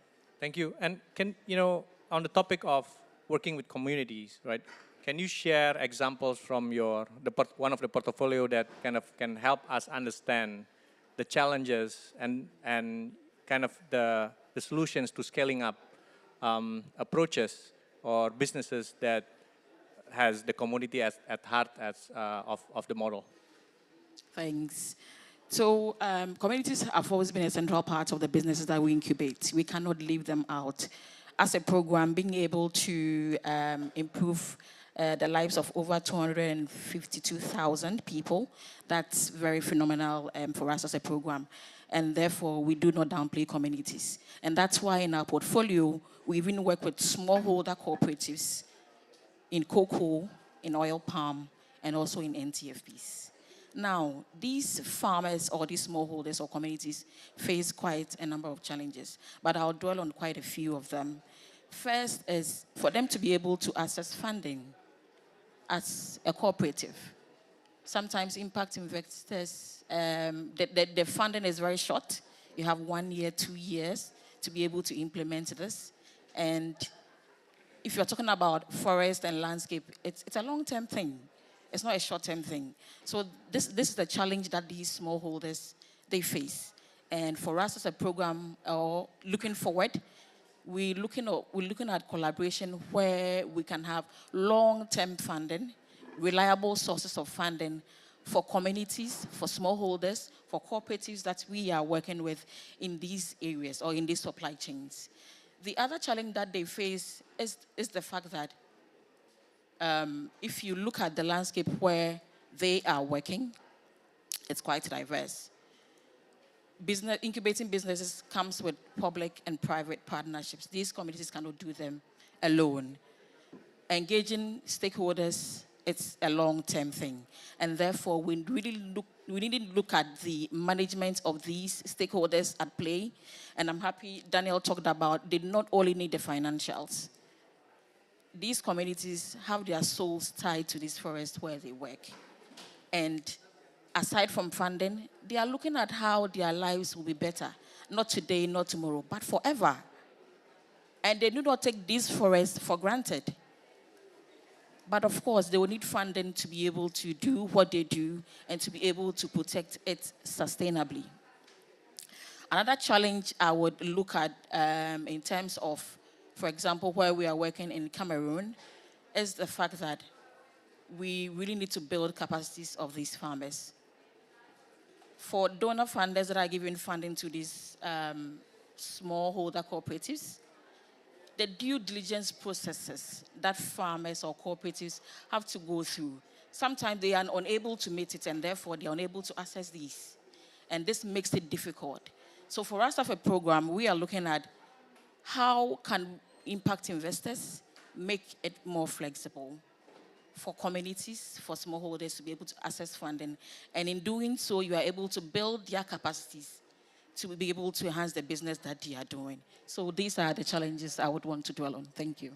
Thank you so much. I think you highlighted again, right, the importance of, in order for community to be a partner, they need to have capabilities again, right? But you also highlighted empowering them not only by building their capability, but also giving them access to financings, right? So that they can be more independent and the process takes time, right? Since you've been incubating, I think Partnership Forest has been around for about 7 years, right? So it is a long-term process. So intervention in this type of effort needs to have a long-term view, which is echo as well as Michael just mentioned earlier, right? Thank you so much, Henrietta. Going to you. Thank you so much, Felipe, for waiting. Do you want to stand up a little bit just to stretch if you need? Right? And thank you everyone for still being with us today. No, I think it's really good. Felipe, apa kabar? I'm testing your bahasa because I know you've been to Indonesia for a little bit, right? So, terima kasih. Okay. Gado. Okay. So round of applause for best effort attempt by Felipe to speak bahasa. Right.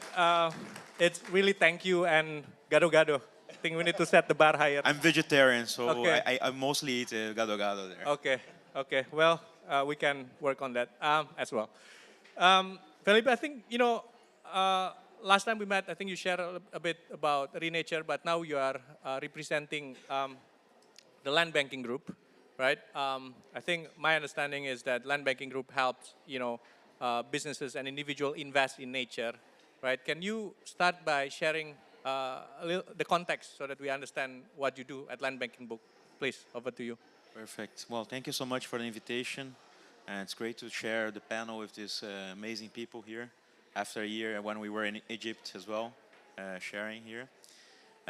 Before I start giving an introduction, I would like to ask all of you, who had a coffee this morning today already? Please raise your hand. Okay, so that's not so many people, but still. Why do I ask this? Because probably the coffee that you had drink compared to the one that the other person had drink comes from a different country. comes from a different community or a farmer. Possibly one has a more impact on nature than the other. And, you know, so where is the price of the coffee being measured by the impact we're having in nature? So probably not. We probably paid 15 to 20 UAE in the coffee today. But that's because nature is not being accounted for the price of everything we drink, eat, and wear, like the cotton, for instance, that we're wearing. So what we at Land Banking are doing is basically quantifying the environmental outcomes of every land use on Earth, mostly on the global south, so that we can convert these environmental outcomes into nature investments. So companies that needs to comply with ESG reporting, but also banks, insurances, and mostly the agri-food sector that needs to reinvest in their own supply chain to de-risk their portfolio, because they know that now every single commodity crop across the globe is being impacted by climate change. For instance, in Brazil, where I come from, we had 20% yield decrease in coffee because of climate and intensive frost. So how can we bear with, you know, the risks we're having in land use and in food production, and you know, we're not bearing with these costs, and farmers and communities, they are being pressured. You know, they work 12 to 16 hours a day to give us 3 meals every single day, and we are not giving value for all the ecosystem benefits they're creating for nature. So at Land Banking, what we're doing is basically quantifying this. We get every polygon of farmers' land use through a technology we developed called Landler to track all environmental outcomes. So from carbon to biodiversity to water and soil health, so nutrition of soil. And we turn that into potential natural capital accounts so that we can make transactions with companies that are interested in reinvesting in their own supply chain or investment portfolio. So just to give an example, in Brazil, we're working with some coffee growers. One of our partners is Nespresso, where we're developing a project with a coffee grower, 1,200 farmers, from smallholders to large farmers, where all these farmers, they depend on bees. We never talk about biodiversity, but bees is actually responsible for 4 out of the 12 staple crops we eat globally. And so bees is very key for food security. And coffee farmers, they need the bees to pollinate their flowers to have a good quality and yields of coffee.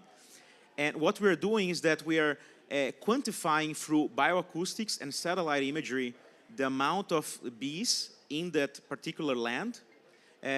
Bioacoustics, for those of you who doesn't know, is like a equipment that you install in the land, in the coffee plant, for instance, and then you can track the sound of biodiversity. So you can track the sound of birds, bees, insects, and so on. And by getting that number of increase on amount of bees in the land, we can convert that into a specific amount of euros that we can reward those coffee growers for increasing the amount of bees pollinations in the land.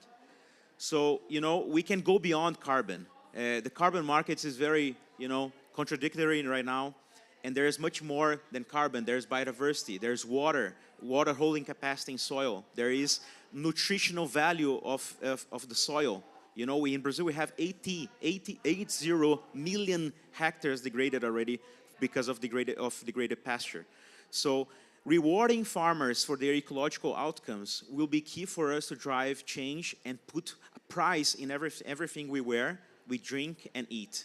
So the true cost of everything we're consuming needs to be accounted for nature's impact. So we recently launched a manifesto here at COP called Nature Equity Manifesto that is basically push companies to put nature in their balance sheet, so they can start quantifying their risks in climate resilience in their sourcing of materials, so that we can change how how we are looking at nature, because nature has a huge value, and communities and farmers, they are our ecosystem engineers. They are the ones who's managing nature to stay healthy. People don't deforest because they want to take the forest away, but they do because they want to live from it. So if we can make like capital transactions for restoring nature, I think it's a very effective way for us to, ensure food security for our global population. Thank you, Felipe. Thank you so much. And I think I like it resonates very well with what Daniel just mentioned earlier, right? There is more to nature than just gold underneath that forest, right? And the key to protecting nature is, you're starting what your organization is doing is to give a value of that ecosystem services, right? Carbon is something that we're familiar, but bees, right? I mean, bees, water, and it's I think looking forward to hear kind of what type of value you can put around natures beyond what we know today. But going back to the topic we have today, that is communities, right? How do you put communities in the parameters when you evaluating the value of nature, and when do you engage them, right? Because I understand you mentioned earlier, like you look at polygon by polygon. I would assume you're using a technology approach to assess the value. So where does community sit in your approach in evaluating nature? As everyone says here, communities is at the center of every decision making that we can establish. Coming from Brazil, when I was 17, I went to the Amazon rainforest from the south of Brazil by car with some friends to get to see the real biodiverse of biomes we have in Brazil. When I arrived in the Amazon, I spent some time with indigenous communities, and I got to learn the wisdom they have on managing the forest and our natural ecosystems. And I was amazed by the knowledge and the wisdom they have on protecting such environments, and how they interact with nature. As you said, they are not interested in money. Of course, it's part of the process for them to obtain what they also want, but they just want to have a healthy life and live with the forest in harmony, and nobody going there to extract their natural resource from mining or logging activities. So based on that, we try to acquaint the indigenous knowledge as much as possible to use that in terms of like making the transactions with the natural capital. So companies that are interested in doing insetting of their nature impacts, we always engage with communities to understand what is the needs for us to reward them. Because sometimes they think, hey, I have a really water issue here that I would like to solve. So then we put more priority around the water kind of holding capacity as a topic compared to, for example, carbon. Of course, they are all interconnected, but we try to get a much more in-out listening with the communities to understand how we can kind of use that for the negotiations around the ecological outcomes transactions. Yeah. Thank you. So really look to their knowledge to understand, what is it value, how do they value nature, right? And use that as a way you evaluate in your parameters the value of that nature. So thank you so much. I think we only have like 5 more minutes. We've covered all the panelists. Thank you for all the panelists. It's great to have this conversation with every one of you. I think I will turn to the floor. If we can take a couple of questions, right? One question, please. Pak, and there's Patara. Please. I think you can use my mic. Okay, thank you. My name is Arta from Indonesia. So I'm really interested Felipe talk about these price findings, yeah, and you find it in B, and that's really interesting. But that's really based on the commodity, right? Is it able to be put in a more wider landscape? Because some communities might not really have a large-scale product, or they're not really connected yet to a bigger supply chain. Because, like you said, like to have bees accounted for a supply chain for coffee, that must be a quite good coffee supply chain, yeah, cotton and others. So for community that is not there yet, is there a possibility for this price banding to be developed for other things? And of course, second question would be when you have that with the bees, how does the business respond it? Are they like keen? Are they became more successful into that? I think this is really interesting for exercise in Indonesia. Thank you. Oh, thank you so much for your question. Yeah, indeed. So conservation is also part of the polygons that we can track the environmental outcomes. But we're still working on the technology, so it's not finalized yet, and still, improving day by day. But conservation with communities is also a way to reward. So it doesn't necessarily need to be a commodity crop. We're talking about also forest crops. So for example, in the Amazon, we have acai, but then we also have cocoa, rubber, and so on. These are all native to the Amazon. And we're also working with African parks in Africa, where they are also going to integrate natural capital for rewarding communities. So conservation is still something that we're working on, new, but very excited to develop something like this also across Indonesia, Southeast Asia. And about the businesses, it's still very new, right? Like when you talk about biodiversity credits and, like water holding capacity, nutrition of soil. So this is still very unfamiliar in rewarding schemes for, to give capital and investments.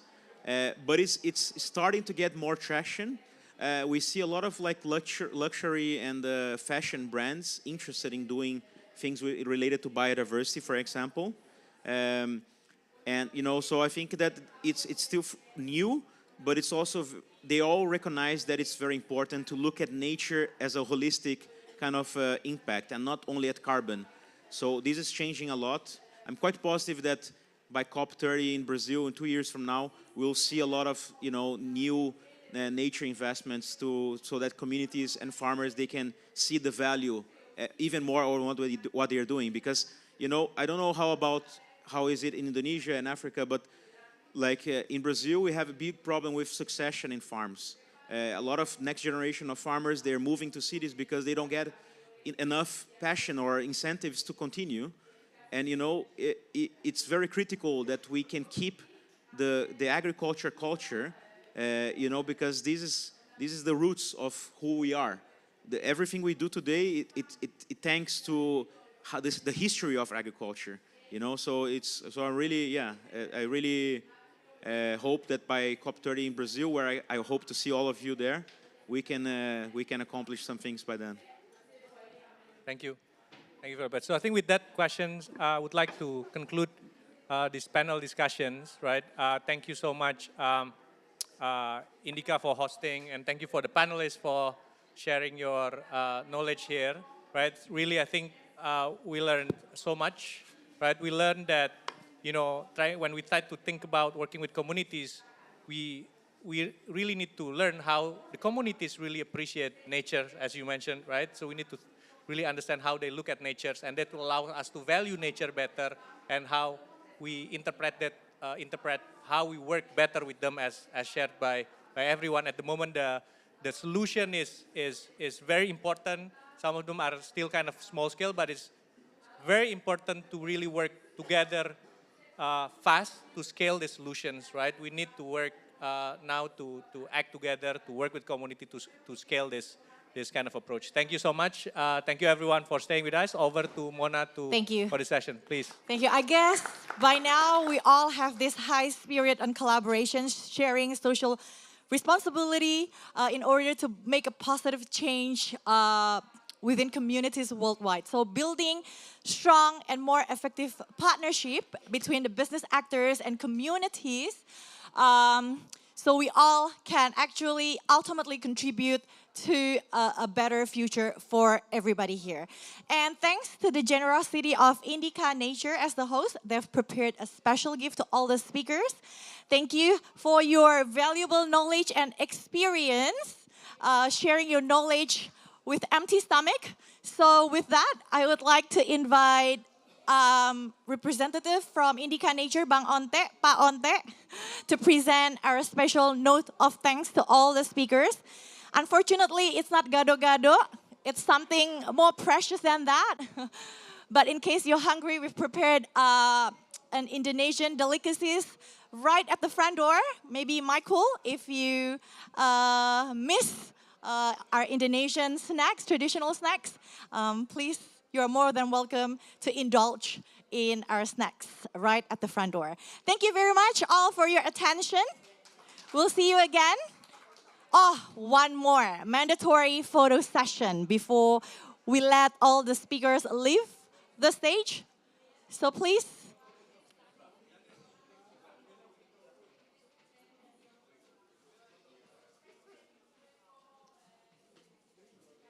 Get closer with one another and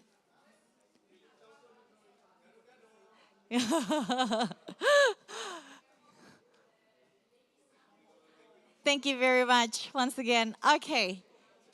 We're going to have a quick break for 10 minutes.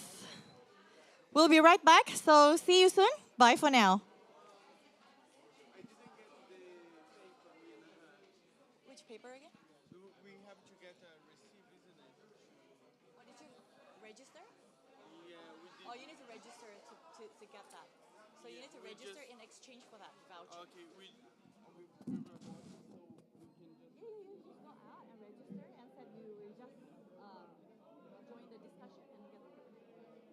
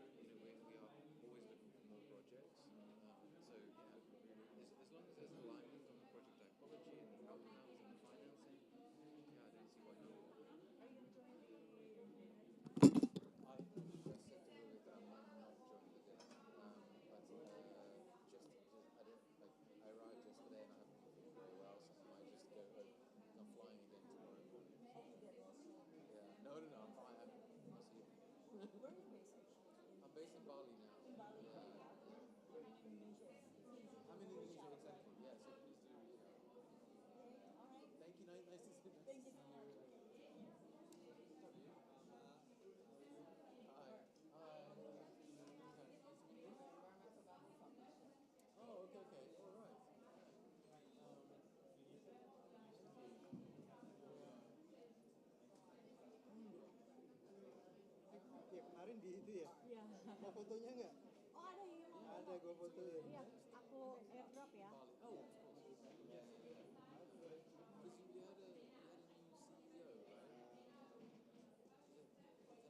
Ya. Ada ketemu Mona iPhone? Yes.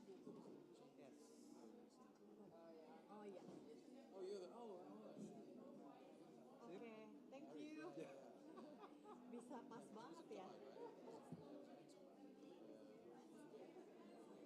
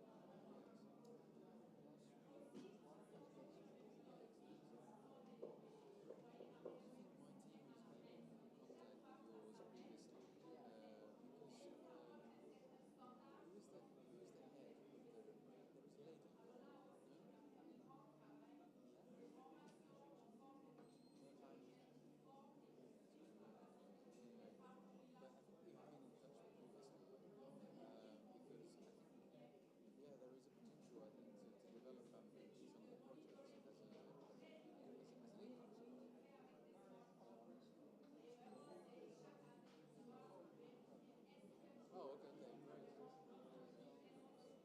Please send me a message, and I'll put you in touch with our projects team. And yeah, we'll see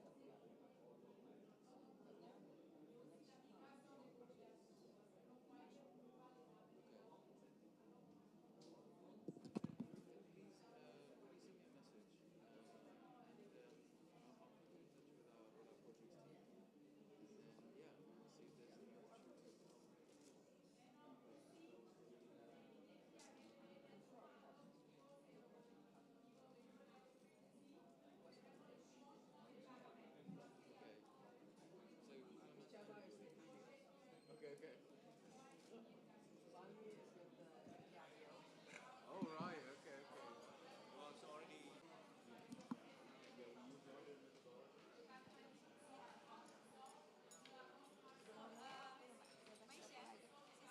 Sambil nunggu satu orang lagi. Kita 50 menit.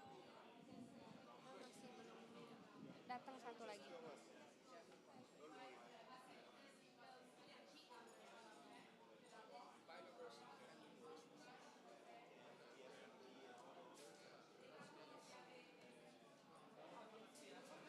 Oke, gimana manggilnya? Mas? Widar aja.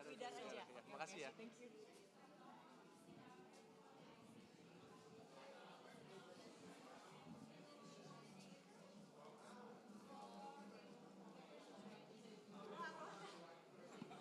Kapan? Sampai kapan berakhir Pak sesi? Sampai akhir. Masih ada? Oh saya enggak. Oh, tapi diminta ngawal ya? Iya. Sana negosiasi. Oh negosiasi, oh iya.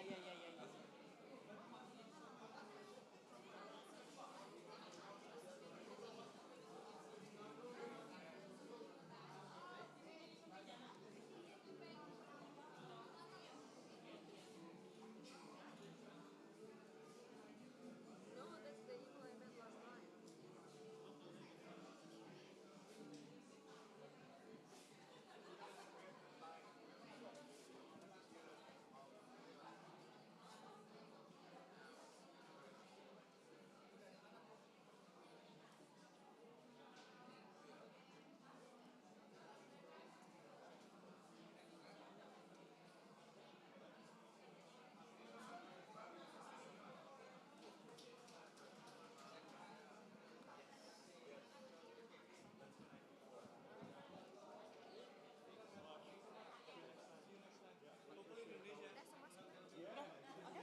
Gara-gara ya? Ada apa ya?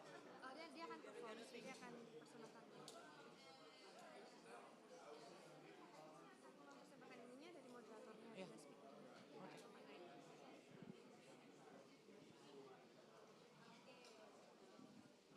Sorry, Supicha, do you want me to start the session or you want to take over right away?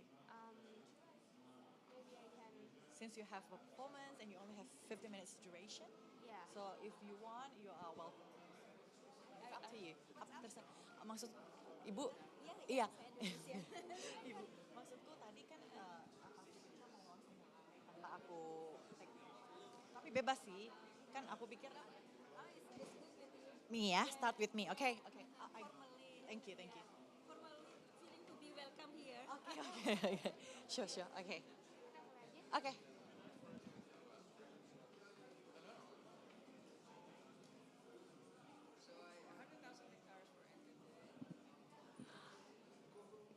Hello, everybody.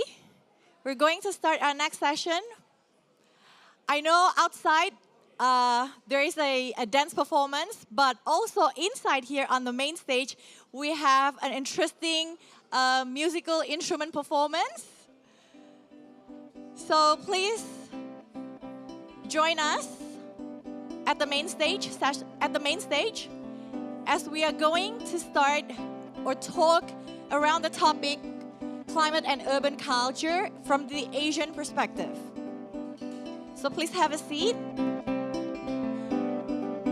So it says climate change is directly related to human interaction and behavior.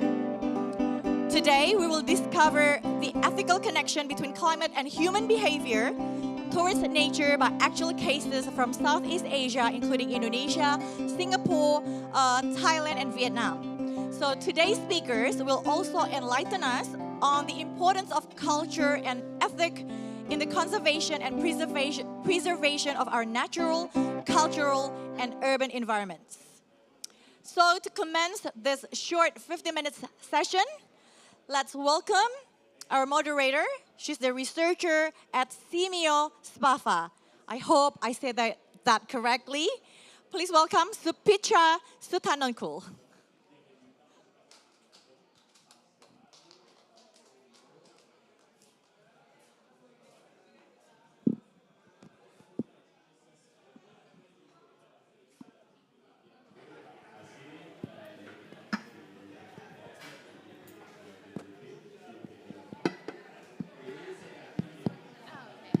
Hello everyone. Okay, this is perfect. So hello everyone and welcome to our panel today. We have a lot of things going on today now, but first of all, we would like to welcome you under the name of Siam Society and also CCHAR, the Southeast Asian Cultural Heritage Alliance. To welcome you in opening this session today, we will have the beautiful song from our Dr. Chi, who is an artist and also poet and also singer and also a professor and a lot of things more. So right now I would love to have a loud applause to welcome Ajahn Chi Music right now. Thank you. Thank you.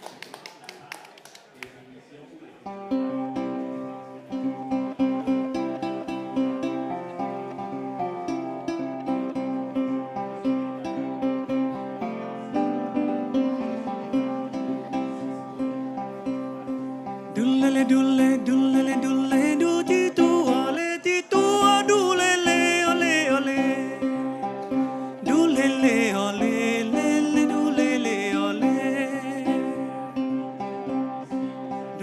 dule do ti tu ole dule le ole dule le ole le dule le ole te ko ini so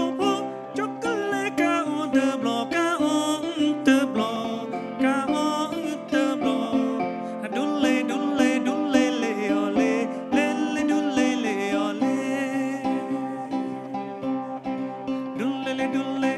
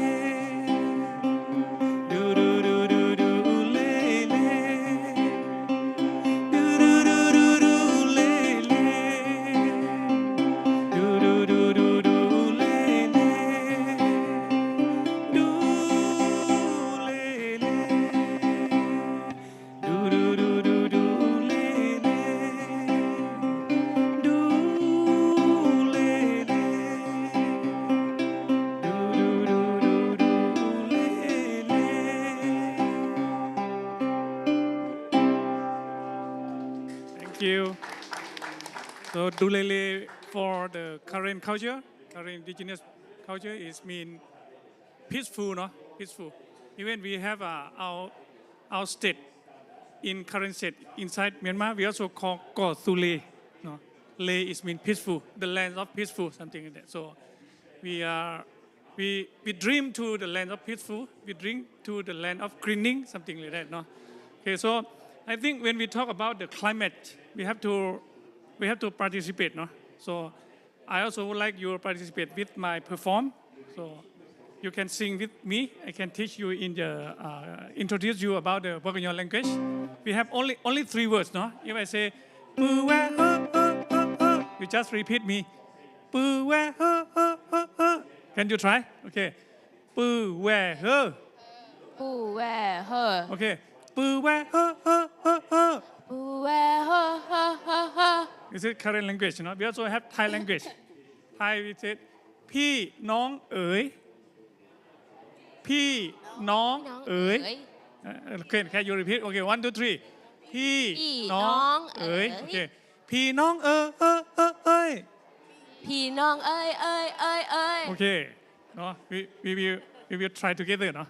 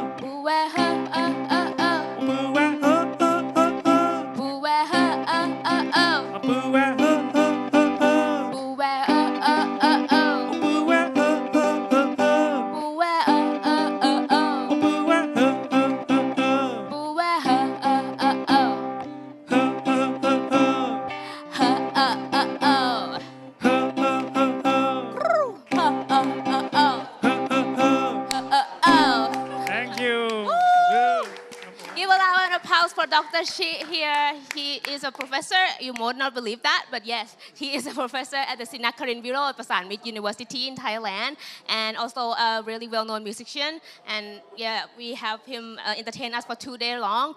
Now we have to let him rest a little bit. So just to welcome you again to our session. Thank you, the music, for keep a peace, a little bit of peace in mind for us, or maybe like more excitement, I'm not sure. So we will be talking today about the climate and urban culture and with the urgent perspective. Today, let me allow allow me to welcome our discussants today, starting from the nearest one from my right, Ajahn Kotchakon. Ajahn Kotchakon here, she is a professor in Chulalongkorn University and also is a Thailand landscape architect and chief executive officer of Forestry Network. And she has a campaign for more green space in the city and is a 2018 TED Fellow. And the next one here with Apuari, Apuari or Dr. Katrini Pratihari Kubon Tuba. He has a background in urban and regional planning and received her master degree from Department of Architecture of KU Leuven. And she is now the board, the chairman of the Indonesian Heritage Trust based in Jakarta and is the Southeast Asian Cultural Heritage Alliance based in Bangkok. The next one there is our Mama Momo. Miss Momo Nguyen, she was trained in architecture and received MSc Master of Science in Urban Planning. She is currently a director of Yangon Heritage Trust and is a vice chairperson of the Southeast Asian Cultural Heritage Alliance. And the last but not least, our Dr. Papa, Dr. Widodo over there. He is a professor. He is the director of the graduate program in architectural conservation at NUS, the National University of Singapore. He is an executive committee member of Asian Academy of Heritage Management, jury member of UNESCO Asian Pacific Board for Cultural Heritage Conservation, and the advisor to the executive board of Southeast Asian Cultural Heritage Alliance, or SEACHA. If you want to know more information about that, feel free to grab all of the postcards we will distribute to you later on. Yes, now we have our speaker do our work, sorry. But yeah, it's a free book, yeah, because we have the QR code at the corner where we have the book of our research at the youth representative and also some academy in Southeast Asian. You can scan for the free book and yeah, it's the whole beautiful readings. Enjoy the read. But for now, let's come back to our topic a little bit before everyone download and everything. Maybe we can start off with a little bit of introduction that we all know that the urban space of us is in Southeast Asia is among the most dynamic and very important place in the world, but it has undergone significant changes over time. Hence, it is a place where hold unique characteristics and tell different culture in different countries. So maybe we can start off with some fun question about what is the relationship between human in the urban space. Maybe you can start with our Dr. Widodo. Okay, let me start. The question is about relationship human and urban space. I will start with a story because last Thursday is a holiday. Well, I mean, there is no conference here. So we walk for 22,000 steps. I start from Al Ras stations and then going into the tourist traps, the zouk, the clothes, the gold, or whatever. But when we walk around the alleys, we feel that we are human again. Because we meet so many people, we have a conversation, hugging, and so on. Then after that, we took the metro. And on the metro, we almost squeezed to death because of the populations there. Then we end up at Dubai Mall.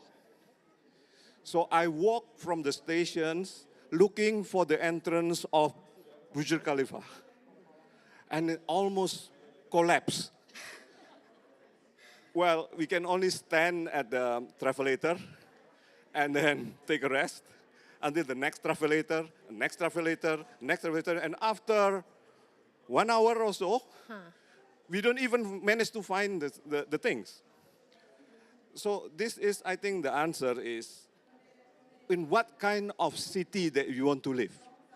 The city of the fine-grained or the city of the big mega footprint of carbon? Because if you compare the energy used and the material used in the Al Ras area, the zouk area, and the energy that is being used, even only energy in Dubai Mall, you can see the contrast. Right? So I will start by making a statement. When somebody asks me, what is Islamic architecture? What is Buddhist architecture? In Islamic architecture, the answer is only two. It's not about Qiblat. It's not about dome or style. There's only two principles.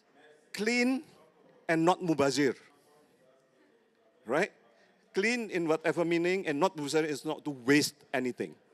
And that's mean 90 centimeters times 180 centimeters in terms of ergonomy. That's the size of sajadah, is the size of tatami, and the size of our graveyard when we are dead. If we take more than that, then we are greedy and we start to destroy the world. So that is, I think, the basic relationship. It's about morality and ethics. Wow, that was really, really, I think it's quite knowledgeable one because it's based on the real experience walking around our, the new city here in Dubai. Maybe you can imagine your urban space in mind, and then maybe we can have a Q&A later. If you have any other question that you have, you can keep it and then we will have it at the end. So is there any additional thing that you want to add to define the human relationship, the behavior of people, and the urban space that you might want to give an example, maybe in Southeast Asian context? Okay, thank you. Maybe for me, I think myself, I'm from Bali and then I'm Balinese in Indonesia. We also thinking a very simple way about the connection of man and nature is about take and give relation. So the nature already give so many things to us, but then we also have to give it back to the nature. So that's why all the tradition, also the philosophy is coming also how to appreciate the nature, how to have the respect to the nature. I think that's other things for me. Right. Oh, that is really nice because I think I read a lot about the wishful Indonesian culture, also about Tahita Karana, for example, how the human economy is related to the space and also the building and every places. Do you have any other example, Ajahn Koshakon, from your experience as a designer? I'm actually a landscape architect and works a lot in an urban dense area, and I'm sure we are dense, right? And I just feel that our city is reflect who we are and who we were and who we are going to be. So if you are not healthy, if you're single, if you're fat, if you are something, it's actually reflect from the environmental as well. Are you seeing people enough? Are you walk enough? Or do you breathe a clean air? So I just feel that it's the city equal who we are and our relationship back to the nature as well. And I think it's a little bit broken. Thank you. Oh, that is really good point because like the imbalance in the transformation, no? From that point where we have markets, interaction, and to the mega building or skyscraper, there is a lot of information and transformation that get lost, and also when we really need to explore more to keep that balance stay. But in the meanwhile, because Apu Ari also mentioned about like how we give back to the nature, the piece of tradition that we have in the urban space, may I ask how to like consider or integrate this piece of tradition, maybe wisdom of people, into the urban area or the culture or the urban culture again, especially in this newly development project or like the new urban development that is going on right now that may not have this into consideration. How can we like encourage that to happen, or how can we integrate the culture back to the space again?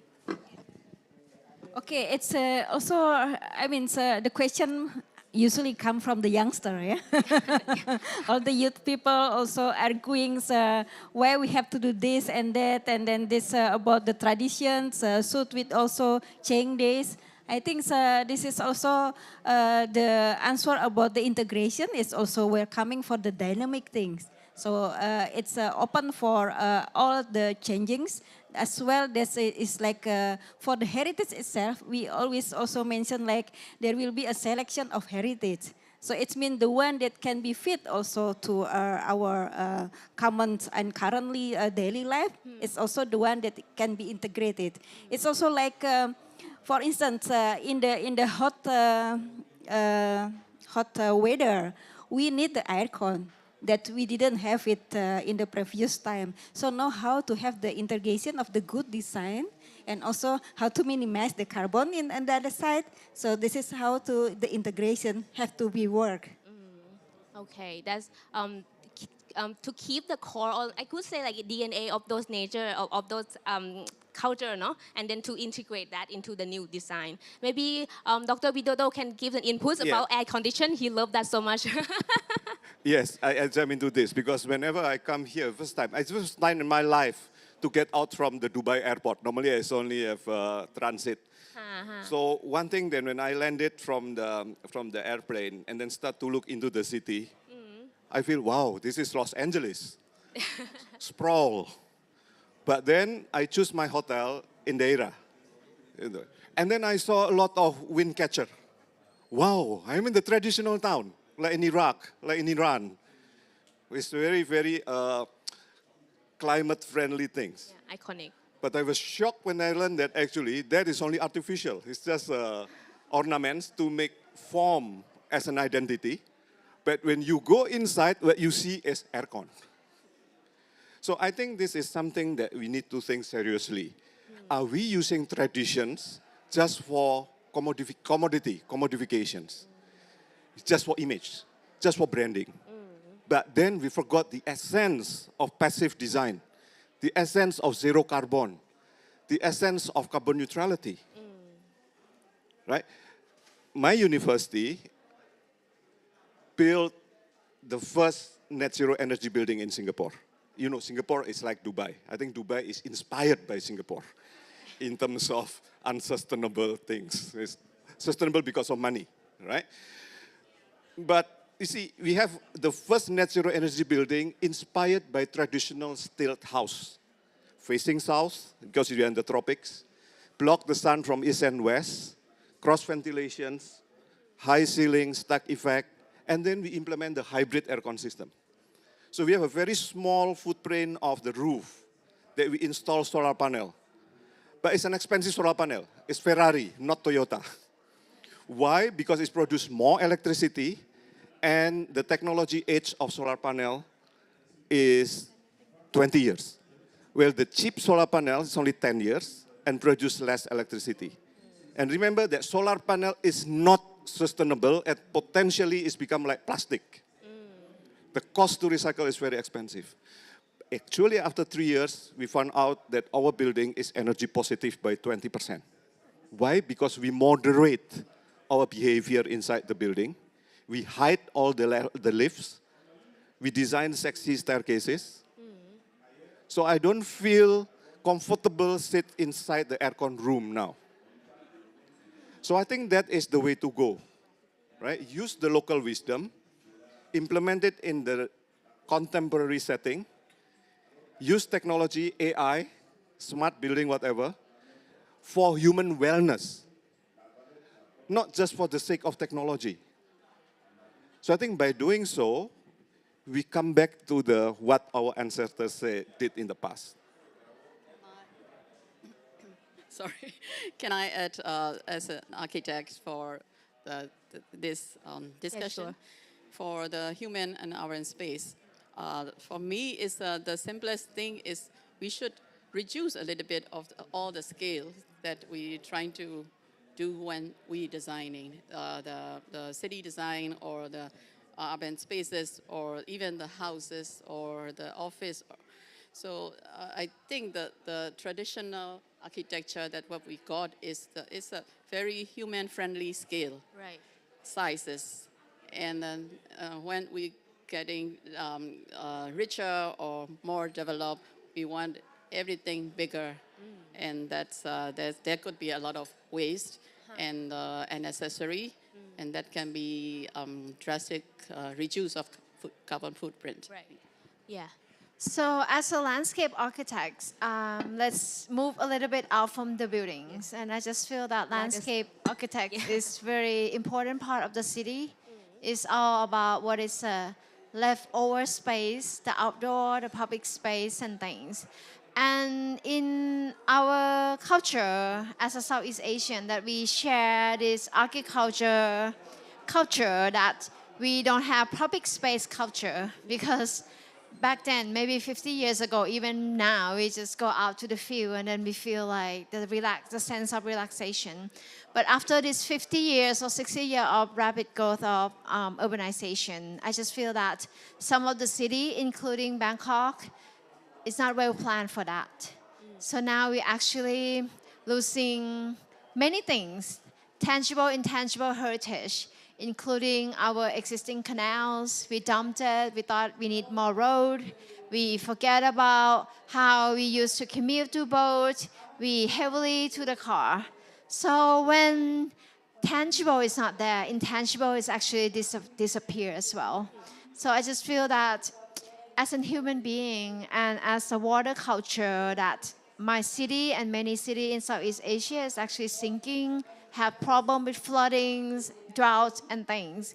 We're actually losing our sense of how we connect to the dynamic of the nature, and that can reflect throughout the whole city, the landscape of the cities. And for my case, I designed the biggest urban rooftop in Asia.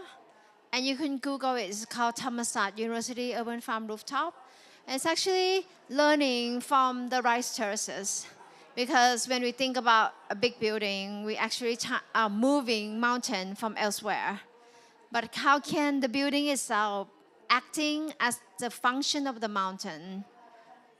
We once harmoniously living with nature.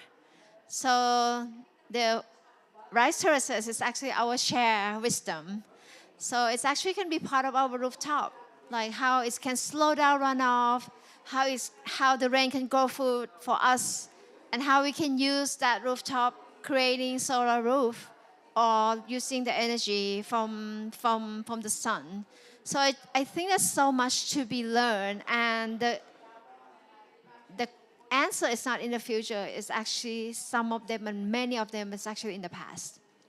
So that is really, really nice because we can see the scale expand from the architecture, from the wisdom of the people, and until now we can see the landscape. It also have the integration of the culture into it that we can say that is it a really essential part to keep that characteristic of the urban space alive.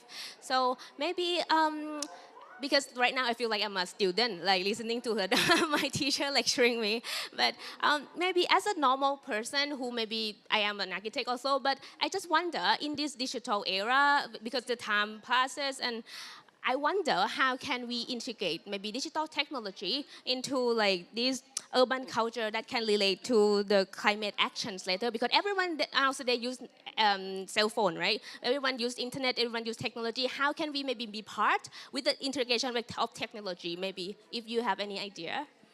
Yes, I have some positive into this high technology digital age, and we all feel about how the extra largeness of the urban spaces that disproportionate to the human activities. But these phone technology that everyone can use, and even the rural area having on the social media, I won't say there's a negative impact of using a lot of social media, but there's a many positive impact too, because it's very easy to share those things. So many people in these days have that awareness. For example, in our country, there are many active youth created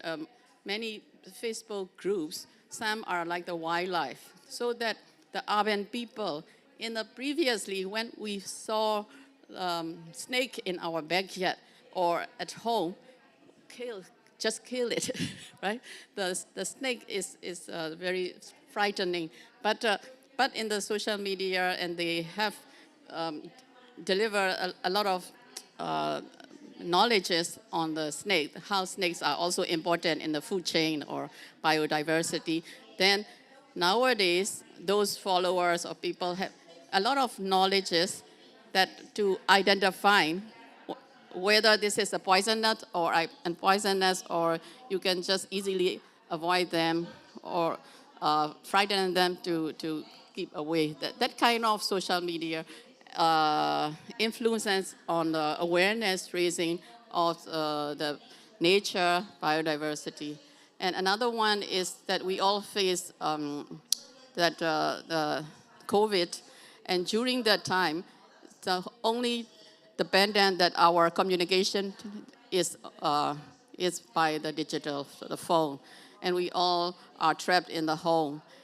And now this walk at home or the walk at home or work at home, that's saving a lot of energy usage. By Zoom meeting or things are really, I don't know, anyone has made the research of saving carbon in saving all the travel or transport cost using this kind of thing. Thank you. On the other hand, it's just a word of caution. Internet is not sustainable. It uses a lot of electricity, energy just for storage space, to create backup, to give projections and all this, yeah. So we are living, for me, in the black hole of civilizations since the introduction of internet. You know why? Just imagine, I'm 63 years old now. I will be in the retirement home very soon. So what happened when my memory is faded? I don't even remember my password. I don't even have a gadget to access. And then I sit down, look into the sunset, alone. How sad it is. But at the same time, if I still keep an album, you print a photo, at least 1 or 2 every year. And then you can flip the page of the photos. And that is happiness. So we submit everything now to the cloud. The Facebook, even the face is not yours anymore, right? It's gone. I was a person who used Friendster. The Friendster gone. So I don't know how long Google will exist. It can disappear anytime. So when this disappear, then our next generation will not know anything about our culture. There's no record at all. Hard disk, CD-ROM, maximum 10 years. After that, no guarantee. I still have floppy disk. I still have zip disk. Now it's all useless. Even the thumb drive, 1.0, 2.0, doesn't work anymore. So the word of caution, yes, is important for this emergency, but keep the analog. Okay, so Society 5.0 is a dream, it's utopia. We have to be able to preserve and to control Society 1.0, Society 2.0, 3.0, 4.0, all together. So it's not linear, but it's a layered. So if we forget to do this, then that's the end of civilizations. And the end of civilization is starting from now. Not just climate change, but global amnesia. Okay. Oh, okay. I think I also having a similar ideas with Dr. Widodo. I think make it the technology as a tool, yeah, as a tool to integrate the tradition to our current life. Because from the technology, we can have also how to deliver the information that maybe in the previous time we never know what is the background of this kind of tradition, for instance, and then even now. Maybe several also like children in Indonesia can learn their traditional dance through the YouTube. Yeah, so I think this is also the way having the pass on the tradition to the younger generation in their kind of way. Can I add on to you, Professor? Sure. I really really love this question. I think technology is great, but it's make us lazy. even climate change, we want the technology to solve it, but not us, right? I just feel that there's some relationship between human and human. Of course, the benefit, I don't need to say, the two speakers has already mentioned tremendously, but the balance of how we use it and how it will prolong our human relationship. And if the human relationship is broken, it means the cultural, the heritage, something that has to transmit to the son has to transmit to the grandson. Those kind of, those kind of heritage is actually, even it's be saved through the thumb drive or through the hard disk, but the spirituality of the knowledge, the value of the knowledge is not there. I think it's about the way we communicate. And technology is great, no doubts about it, but how we can find a balance to really transmit the humanity to intergenerational, we have to be aware. Yes. Just now at the beginning of this program, we experienced ourselves, right? Nothing can beat Professor Chi singing. Live, yeah. Live. And we dance together here. We clap our hands here. You don't do that in front of your handphone, watching YouTube, or in your Zoom. No, right? So this is what we mean, that yes, it's help because this is technology. So the voice become loud, right? Yes, but we all have to come over here by using the air travel energy to hear. But Are we having the digital age, that internet help us a lot in delivering all the information, healthy tips, the gardening tips or cooking tips. So all these awareness raising is really tremendous among the public. That is my argument. So yeah, oh my God, I have heard a lot about the pros, cons, and the transformation. But you know what? Everything wrap up again to the urban space because all of the activity, all the interaction of people, or the knowledge and everything that we need to transpassing between generation exists in the urban space area. So I think as a person, as someone who maybe have some knowledge in my discipline, I would reach out to do the best to know my local wisdom first, and then maybe help to integrate that to keep it sustained in my urban area, yours as well, so that our urban space keep this characteristic, or the place doesn't look the same the entire world or something like that. Or because we have to be really punctual a little bit. So is there any question from the audience before I give the last question to our discussant? Any question relating to the topic today that you would love to ask any of our speakers today? Anyone? You? Okay. Thank you. Hello, very interesting discussion. I'd like to make a comment also. Hello. Yeah, this discussion is very interesting, especially about the technology where many our architecture now doesn't even consider the environment where because they want to catch up the same design like others, so they don't even consider the knowledge that hold by the community who live in the area. I think Mrs. Coach already mentioned about many of our Global South community now dealing with the flooding because too much rain, and rain because it's our climate change. We deal with climate change now, where back home now in Malaysia, many indigenous community, they changed their architecture to concrete building, which is landed property on the ground, which is not safe when there's flood. Before this so-called new architecture landed to our in Southeast Asia, we living on the steel house. You know why we build on the steel house? Because we know the knowledge been passed down by our generation, by our ancestors, said it's a safe. That's why we survive now. If we live on the ground, on the landed property, and then I think we won't survive because the flood kill us and all insect will kill us. So yes, I agree with the discussion that we need to reconsider our knowledge. Need to champion our knowledge also. Don't let this new technology, new design, new architecture kill our culture.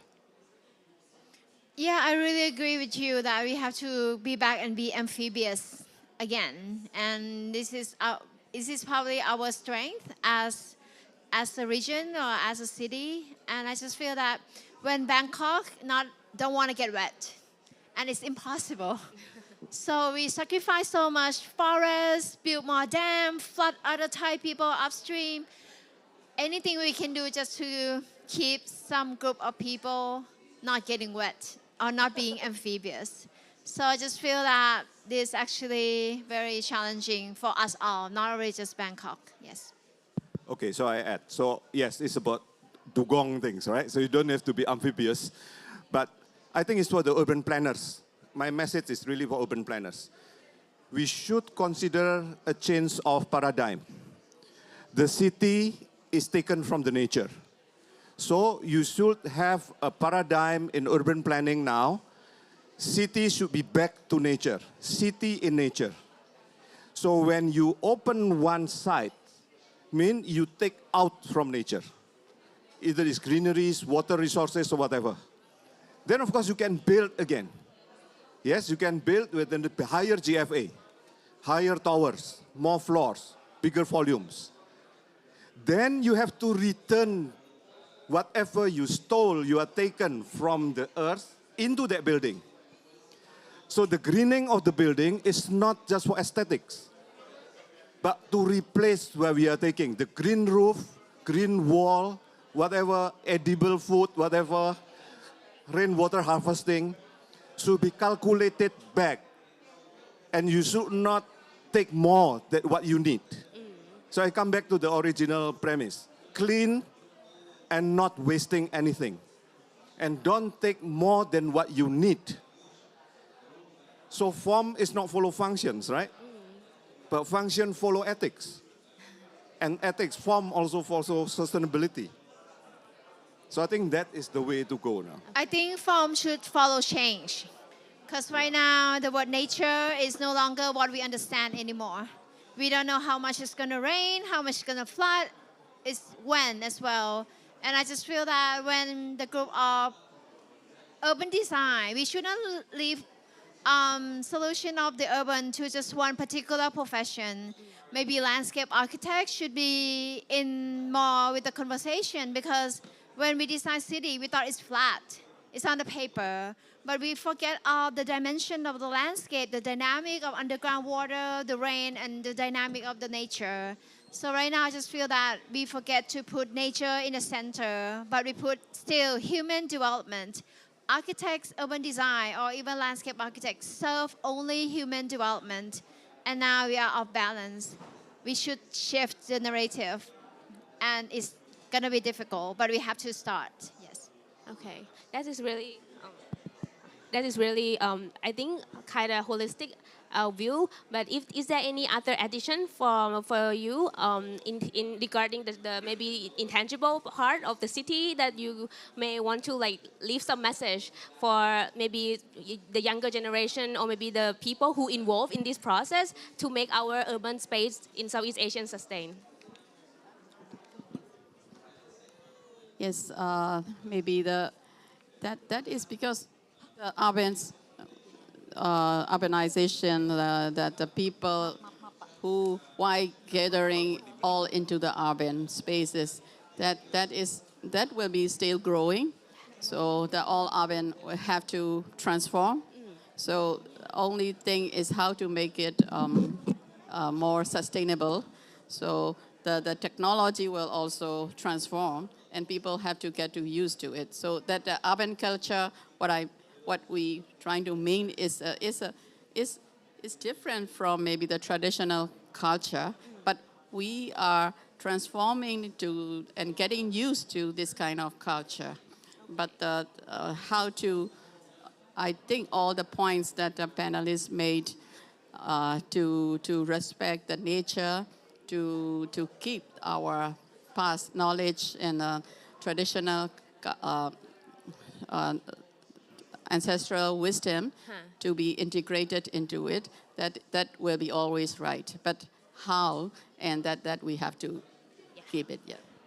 I think so, from my side, the transformation, I think there are also so very heavy to have the meaning or the understanding. I think that's the first step have to do, because more and more people is not really understands how we have to do this and that in terms of the tradition. But behind of it, our predecessor and before also the ancestor already provide all the things, all the value inside, and then it have to be rediscovered. It have to be revitalized. So then it's not only just copying all the activities, but to understand first, and then after that it have to be sustained. One thing from my experience in terms of the department that I'm working with in my city is actually Department of Conservation. The hardest people to convince is people who are working in that realm. Not the Department of Infrastructure, Public Work, Drainage, but it's the preservation meaning. Because when you preserve, the knowledge is like you kind of change, or you don't want to, you kind of touch. And I just feel that something needs to be shifted. I'm not talking about just one architecture, but let's say, for example, like the whole dam of the canal, we want to protect the canal. So the part of the dam is actually part of the heritage. So when we want to shift the urban infrastructure to be more green, it's actually prohibited, because this thing defined as a conservation. So it's very tricky when you talk about conservation. It sounds very good. We preserve our knowledge of the ancestor, but in reality and in the changing of the situation, the world, and many things, we have to redefine conservation as well, because if we could not survive, our city is sinking. Whatever world heritage is actually at risk. And we know that at this COP, culture is not put in the statement. So we have to work hard to have the culture as part of the climate as well. So I think this is time for us to shift and move forward. Yes. Last word, only one sentence to take home. Take only what you need, but not what you want. I think that's the concluding word from our Professor Widodo. Thank you, everyone, all the discussants today for the insightful and important information and important knowledge, because at this point, I think could conclude everything, the knowledge of the relationship between people, nature, and culture in this heritage place, so-called urban culture in urban space, is really important in our region, because we really need to transpass this knowledge, to understand this knowledge, transpass it, and make it visible for the later generation to remember. And we need new knowledge as well. Yes, we still need more creativity to fix all this problem with our heritage. Yeah, so everyone, if you are youth, please go dig in your local knowledge. If you are a policymaker, please understand and put inclusivity into the process. If you are a normal person, please reach out to your ancestor, and maybe you can learn more and more from them. Thank you very much, everyone. Loud applause for every speaker today. Okay, thank you for the suggestion from the professor. Use the local wisdom in this modern world. Back to simple is the right approach and mindset.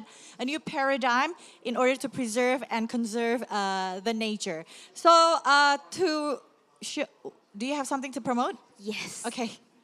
Before 1 minute. 1 minute. Before you guys leave, we have this for the new guests that just come here. We, as a representative of the youth of Southeast Asian Heritage Alliance, we have the book over here that you can download our one-year research and also academy in Southeast Asian relating to our cultural wisdom and how can it tackle the climate change. Before I end this session, I would like to thank you very much to the Ministry of Environment and Forestry, Republic of Indonesia, and the Indonesia Pavilion for giving us this space of conversation, and also to reach the thanks to the SOSAM Society, CICHA, and the related partner that make this conversation happen over here. And thank you all the audience who pay attention to us today. Thank you very much.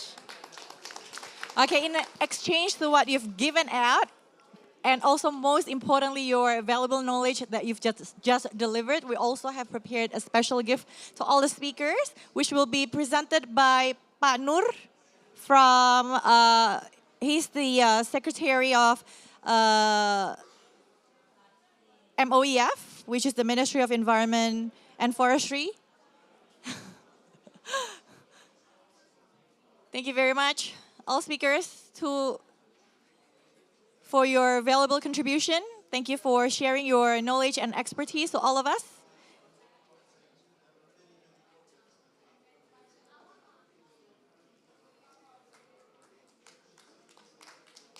And lastly, we're going to have a group photo together before you all leave.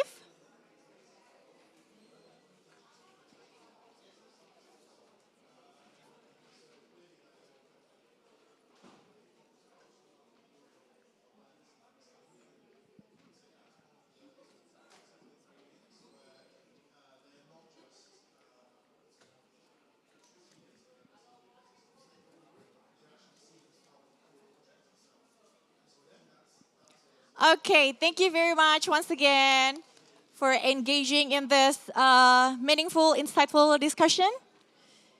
Okay, let's have a quick break. We'll see you in the next 10 minutes.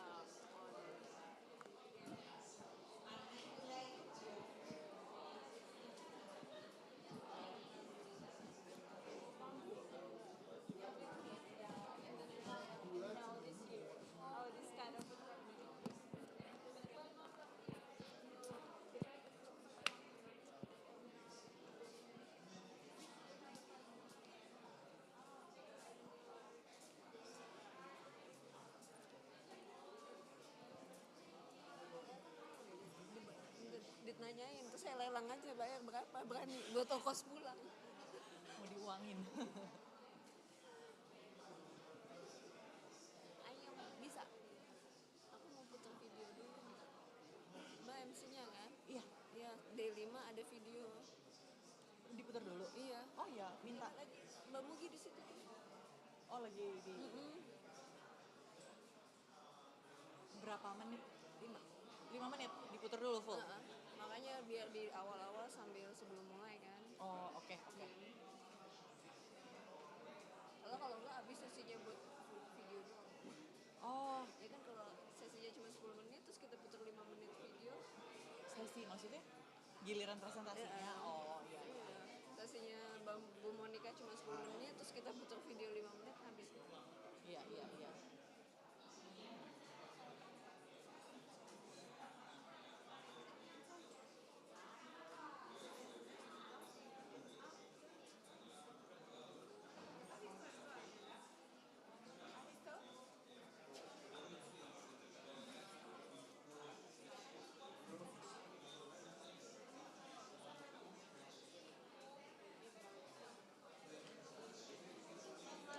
Really nice to work with you. I mean, like you're so professional. That is really nice. I'm learning from you. Oh, bagus MC-nya. Oh, makasih Ibu, makasih. Iya, keren. Selalu ikut kop.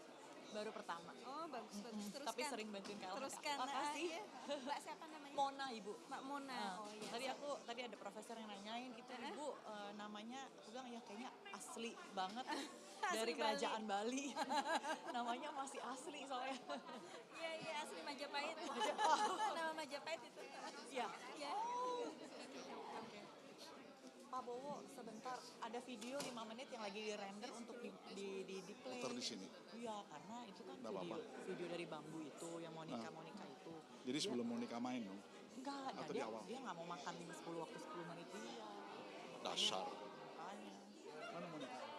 Ini yang di depan yang Dia udah Bamboo bilang Foundation. Justru request dari dia. Nggak, tadi dia udah bilang tadi. Iya ini apa namanya? Mugi. Videonya mau dimainkan kan?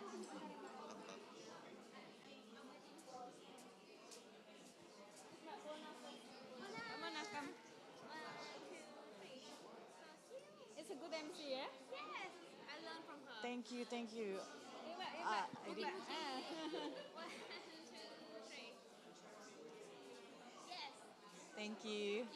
You guys look amazing. Oh my God, my eyes squinting. Yeah, That's better. Maybe someday I will contact for the MC. Do you have a name card?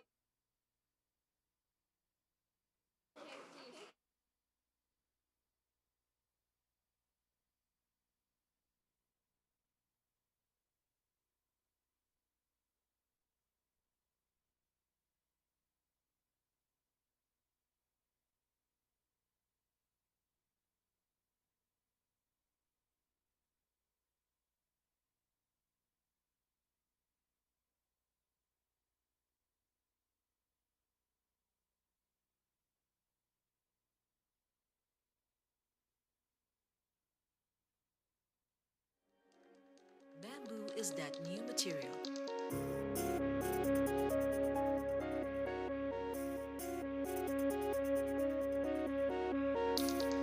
This giant grass could restore degraded land, conserve water, stabilize soil, and capture carbon. It grew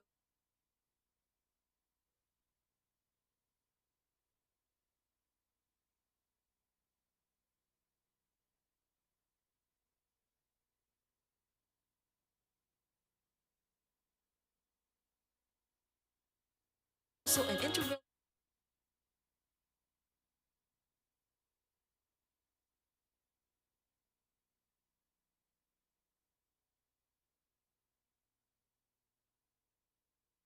and economic benefits of bamboo to address Indonesia's pressing problems: land degradation, water scarcity, climate change, and rural poverty.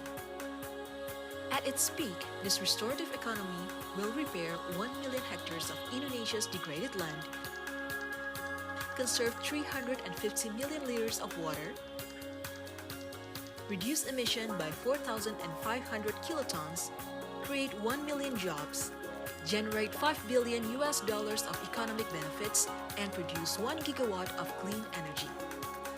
Collaborating with 92 national and international partners, we help villagers transform their communities into bamboo agroecology village, where conservation activities are amplified with economic empowerment.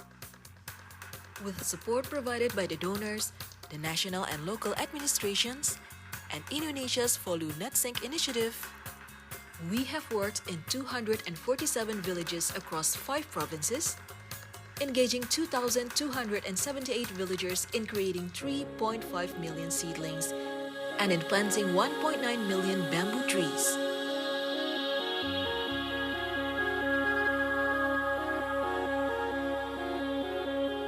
Our 2 educational hubs, Ture Togo campus in Ngada and Komodo campus in Labuan Bajo, provide training and workshops for policymakers and farmers on various aspects of bamboo agroecology village, ranging from seedling and planting to preservation and products creation.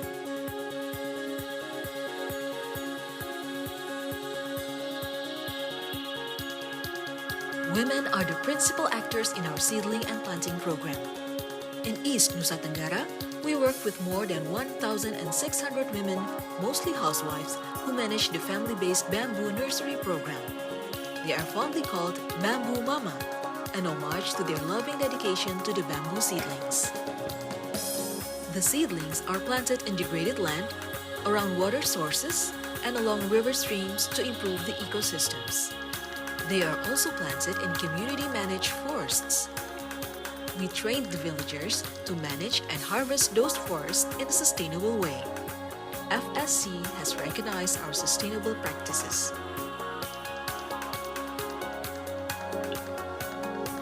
Harvested bamboo poles are sent to RPB, Indonesia's first bamboo collaborative factory, which lies in Labuan Bajo. Jointly developed by the Ministry of Cooperative and SMEs, West Manggarai Administration, and the Environmental Bamboo Foundation, RPB is equipped with domestically made machines. Managed by Bamboo Co-op, a cooperative of villagers and bamboo mamas, RPB will process the raw materials into innovative bamboo products: laminated bamboo timber, bamboo scrimber, handicrafts, and bamboo bicycle. The sustainable and low-emission bamboo timber is the perfect alternative material for the ever-growing building and construction sector. In 2024, a small-scale biomass energy plant will be installed in RPB, thus marking the first step in the production of bamboo-based clean energy for rural communities across East Nusa Tenggara. Alasan lingkungan, karena bambu lebih cepat tumbuhnya, sehingga ini bisa mengganti kayu, sehingga kerusakan hutan, deforestasi bisa dikurangi. Dan ini melibatkan rakyat-rakyat kecil, ya, sehingga ini bambu kalau kita berdayakan secara ekonomi, ini akan mensejahterakan masyarakat di NTT ini. There is still a long way before this restorative economy initiative reaches its full potential. With your help, together we can make it happen quicker.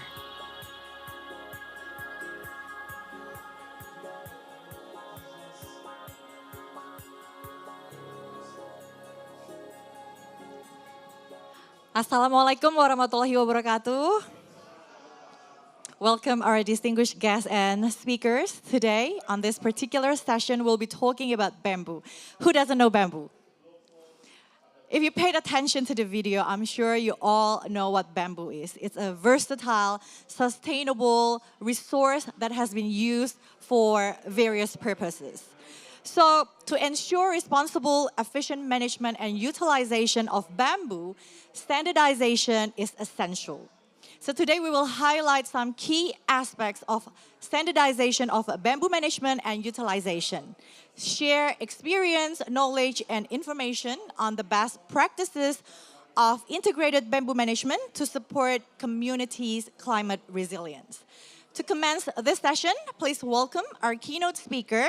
He's the Director General of the Agency Standardization Environment Forestry Instrument from MOEF. I'm sure you know that abbreviation by now. It's the Ministry of Environment and Forestry Republic of Indonesia. Please welcome Bapak Ari Sudianto.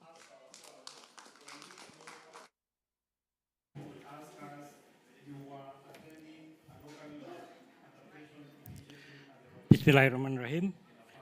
Distinguished guest speakers, Professor Lu Wenming, Deputy Director General International Network of Bamboo and Rattan, Bapak Dr. Suryo Adi Wibowo, Senior Advisor to the Minister of Environment and Forestry, Republic of Indonesia, Ms. Monica Tanu Handaru from Environmental Bamboo Foundation as Executive Director, Bapak Kristianto PhD, Director of Forest Product Management, Ministry of Environment and Forestry, Ms. Desi Ekawati, Forest Ecosystem Analyst, distinguished delegation and participant of the COP28 UNFCCC. Ladies and gentlemen, Assalamualaikum warahmatullahi wabarakatuh. Very good afternoon. May peace, blessing be with us. Let us give up our praise and gratitude to the Almighty God, Allah Subhanahu wa Ta'ala, for all the blessing given to us that today we can gather here in the room of the Indonesian Pavilion of the COP28 UNFCCC in Dubai, United Emirates Arab. It is my pleasure to welcome you to today's session, Integrated Sustainable Bamboo Management for Climate Resilience, the Standard and Best Practices. First of all, I would like to extend my appreciation to the Center for Standardization of Disaster and Climate Change Instrument, or PUSTANPI, for organizing this session, and also to our partner, the Environmental Bamboo Foundation, who will share our collaboration expertise and Indonesia experiences in supporting climate change action through community-based sustainable bamboo management for livelihood, resilience, and how to develop its standard and best practices. Distinguished ladies and gentlemen, as directed by Honorable Excellency President Joko Widodo, the issue of climate change must also be part of the community and society, since the communities are the most vulnerable to the effect of climate change. Many mitigation and adaptation action efforts have been carried out at the site level. So this is a role and contribution that has been given by the community with the support of the involved stakeholders. Like bamboo, which has become part of our community and their livelihood in Indonesia. Like mentioned by the MC, who doesn't know bamboo? It seems that all here must already know bamboo. Bamboo is a versatile and sustainable resource that has been used for various purposes, including construction, handicraft, furniture, textile, and even as food source. Indonesia has more than 180 bamboo species distributed all over the islands, but only about 25 species of bamboo are commonly used and traded by the common community. Bamboo has become a rural community livelihood as well as a source of income and welfare. There are about 34.1% of Indonesian villages are located near forest area, which are heavily dependent upon natural resources. We have to come up with a solution and real action. One of the alternative solutions is bamboo as a nature-based solution and green infrastructures. Indonesia bamboo products have a fairly strong comparative competitiveness in the world market. The growth of the real value of export of Indonesia and world bamboo product in 2017 up to 2019 period, or before pandemic COVID-19, was positive and increased by 1.574 million US dollar for Indonesia and about 7.39 million US dollar for the world. Indonesia developed community-based bamboo with people, public and private partnership mechanisms with integrated development upstream, middle, and downstream. The community-based bamboo development system as a raw material supply has been running on Flores Island, East Nusa Tenggara.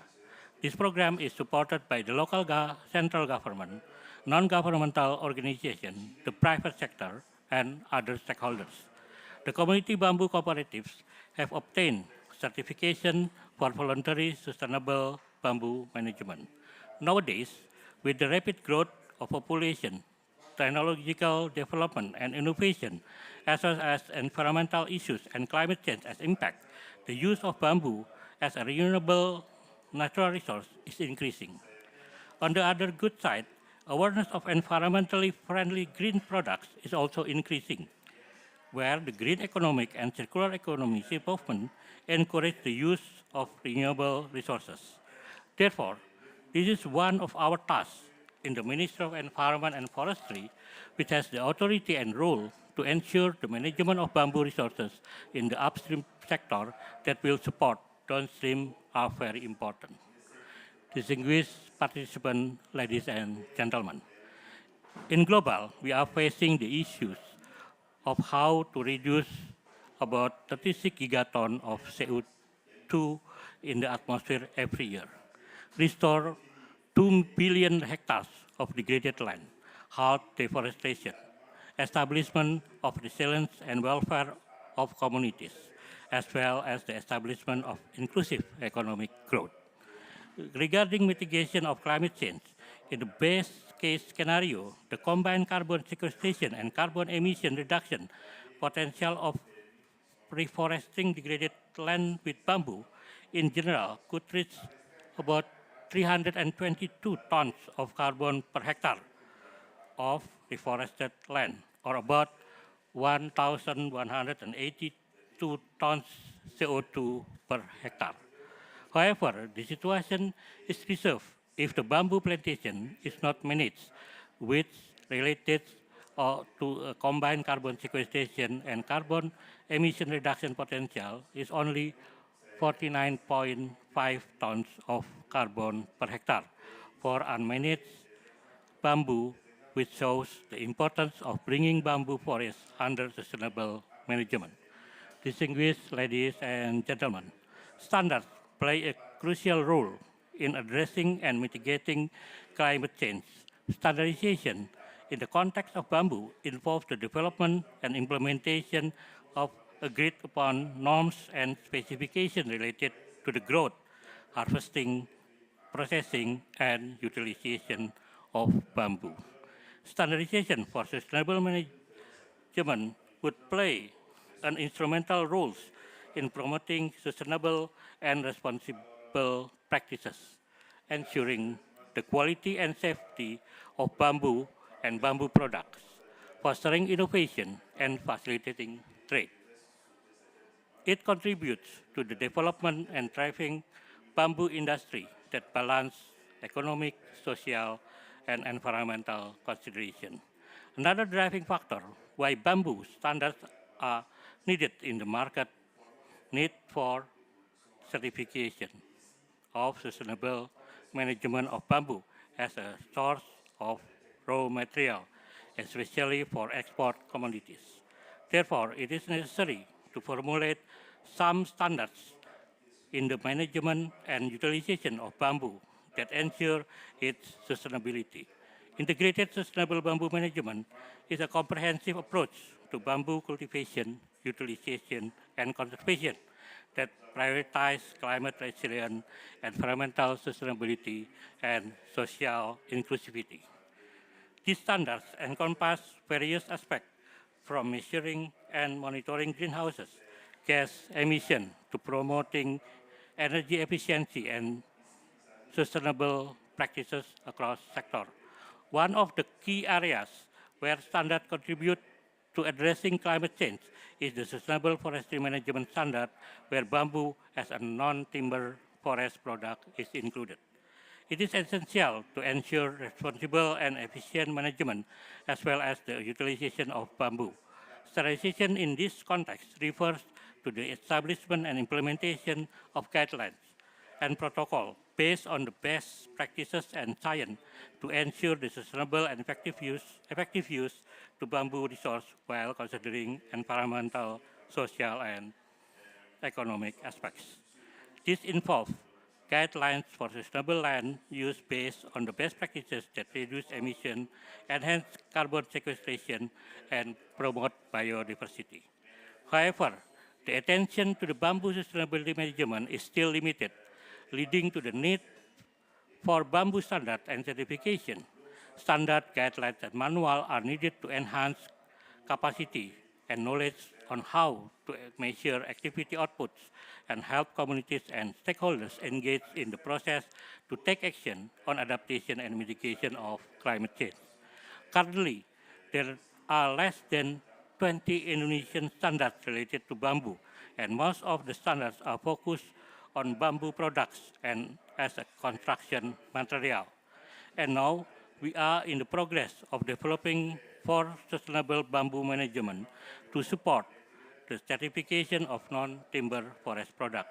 Regarding the international standard, there are less than 10 ISO standards related to the bamboo, and all of them are related to structure, mechanical properties, and engineered bamboo product. And in this session, Professor Lu from INBAR will explain further at this aspect. Excellency, ladies and gentlemen, based on the previously stated, and the objective of this session are, the first, to share experience, knowledge, and information, and also network building of the standard and best practices on integrated bamboo management to support community climate resilience. The second is to exchange views on governance and global policy priorities for the integrated bamboo management standardization. And the third, to support standardization of the integrated management for global bamboo market and livelihood resilience. Excellencies, ladies and gentlemen, this session is important as a part of our adaptation and mitigation to climate change, since we realize that to combat climate change can only be addressed by a network partnership and bridging the gap across different sectors. The standard needed to ensure that efforts are measurable, verified, and validated as part of emission reduction activities in climate change. Lastly, let me convey my best wishes thanks to distinguished speakers, moderators, and participants for taking your time away from your busy schedules by coming and contributing to this session. I trust that we are all will do our best to achieve the above purposes. I would like to conclude my remarks by saying, let's unite, act, and deliver. Thank you for your kind attention. Wassalamualaikum warahmatullahi wabarakatuh. Remarkable keynote, Pak Dirjen Ari. So to commence our dialogue around bamboo management, let's invite our moderator. He's a very, very versatile moderator, as versatile as bamboo. You'll find him in the morning as early as 9 a.m. and you can also find him in the graveyard session, which is as late as 8 p.m. Please step forward, Dr. Suryo Adiwibowo.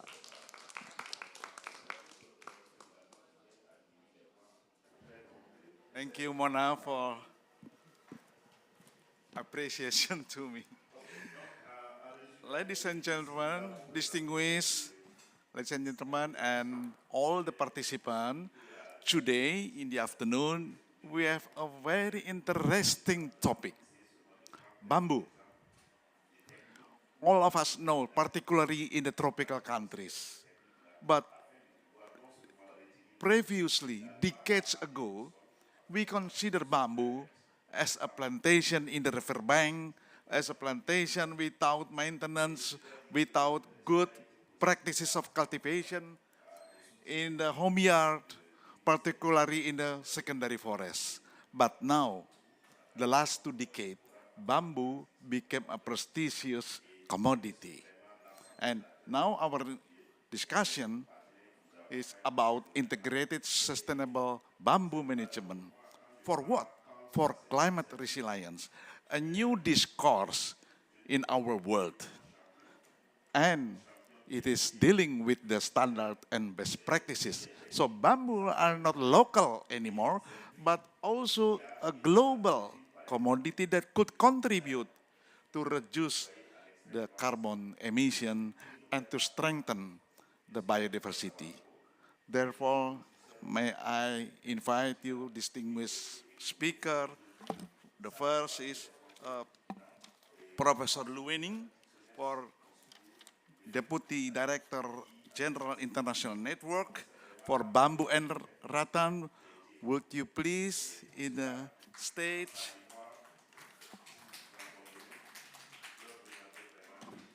Sorry. Mr. Krisdianto, PhD, the Director of Forest Product Management of the Ministry of Environment and Forestry. He is particularly dealing with bamboo and rattan particularly. And Monica Tanuhandaru, my close friend from the Environmental Bamboo Foundation, the chairperson of the foundation. The last speaker, Desi Ekawati, from the Center for Standardization of Disaster and Climate Change, Ministry of Environment and Forestry. So I think this is also a good topic to, what you call it, to see their proposition, to see their argumentation. I'm not, but I think according to the procedure, there should be initiated by discussion among four of them, of the speakers. But then I look at the timetable, we already late about 15 minutes more. So I think it's best to ask for the speaker to present their ideas, either through the, what you call it, facilitation here, or orally. Would you please, Professor Luwening?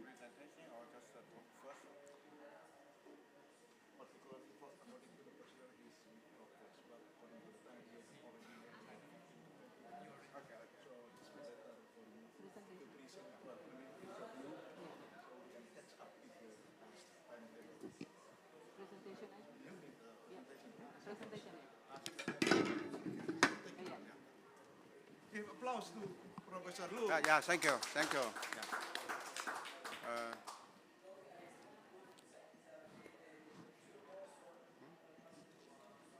So, thank you very much. And just 1 minute for the INBA. The INBA is an intergovernmental organization. We headquartered in China, and we have a non-funding members, including Indonesia. We established 26 years ago, and now we have 50 members. And we have, apart from the headquarters in Beijing of China, we have 5 regional offices in Africa, Asia, and Latin America. So we are leading the standard development and also certification process for paper sector in the world. This is our distribution of the member states. You can see most of the tropical and the subtropical bamboo producing countries is our 4 members. Yeah. So about the standard development, we have 3 levels: international standard, national standard, and our own voluntary guidelines standards. And for international standards, INBA is joining 2 ISO TC committees. One is for bamboo rattan for TC 296, and the other is about wooden structure, including bamboo structure. So we are category A of the liaison organization among ISO TC committees. And internationally, we have now helped many of our member countries to develop 10 international standards about bamboo, mainly bamboo, a little bit for rattan. And this is already published. And for national standard, we just analyzed that totally now around 170 national standard of bamboo is published. And globally, but INBA, help about 50 national standards is developed under our help. And this shows that there are a lot of countries, I think also Indonesia quite a lot, but in terms of the bamboo rattan standard, China ranks the first, about 45 published standard. And many in about this years, few years ago, and you can see. And there's a lot of covering, a lot of products, including bamboo flooring and also composite. And but most of the standard about bamboo is about mainly for bamboo for construction. Yeah. In terms of our voluntary guidelines standards that involve through our projects, we are first we have a set up for task forces for rattan, for construction, for bamboo for renewable energy, and also bamboo for sustainable development. And we have already helped our member countries through our projects to develop 10 voluntary guideline standards, and another 10 is under development. So we are trying to help our member countries to develop the standard for bamboo sector. And in terms of certification, as you know, that there are two international certification schemes, forest certification schemes. They are competing each other, FSC and PFC. And actually, in many of the countries, we have a national certification scheme. In China, we have CFCC, and actually Indonesia, we have two, LE and also IFCC. And I think IFCC and our CFCC has already endorsed by PFC. In terms of certification, we are not heavily involved because there are two international certification schemes already. But in terms of the bamboo sector standard, and actually, I'm the person leading a group when I was in the Chinese Academy of Forestry to develop the certification standard only for bamboo forest management. And I think some other countries, including Colombia, I'm wondering about Indonesia, that they have also specific standard for bamboo. Because bamboo is a part of forest, but there's also some different amount from the forest. And in terms of the certification on bamboo sector, to be frank, FSC is a little bit more than PFC.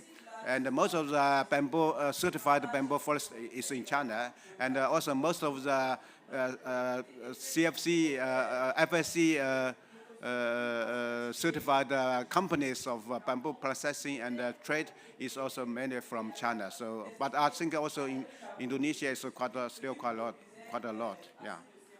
So this is in terms of the areas, in terms of the holders of the COC certificates, that it grows year by year. So with that, I think bamboo sector is also very promising to be certified for legality and also sustainability. And we have 4 drivers of the bamboo certification. One is the obtain legal and also market recognition. Including Indonesia, you have signed VPF, the European Union, and also to promote the market and trade. And also we have done a lot on the research and application, and also there's also good for quality control and market acceptance. So with that, I just finished my short presentation. Thank you.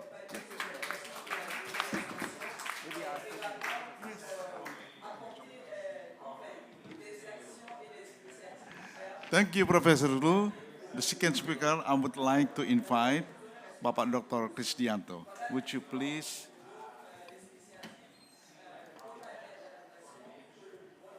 Thank you, Pak Bowo.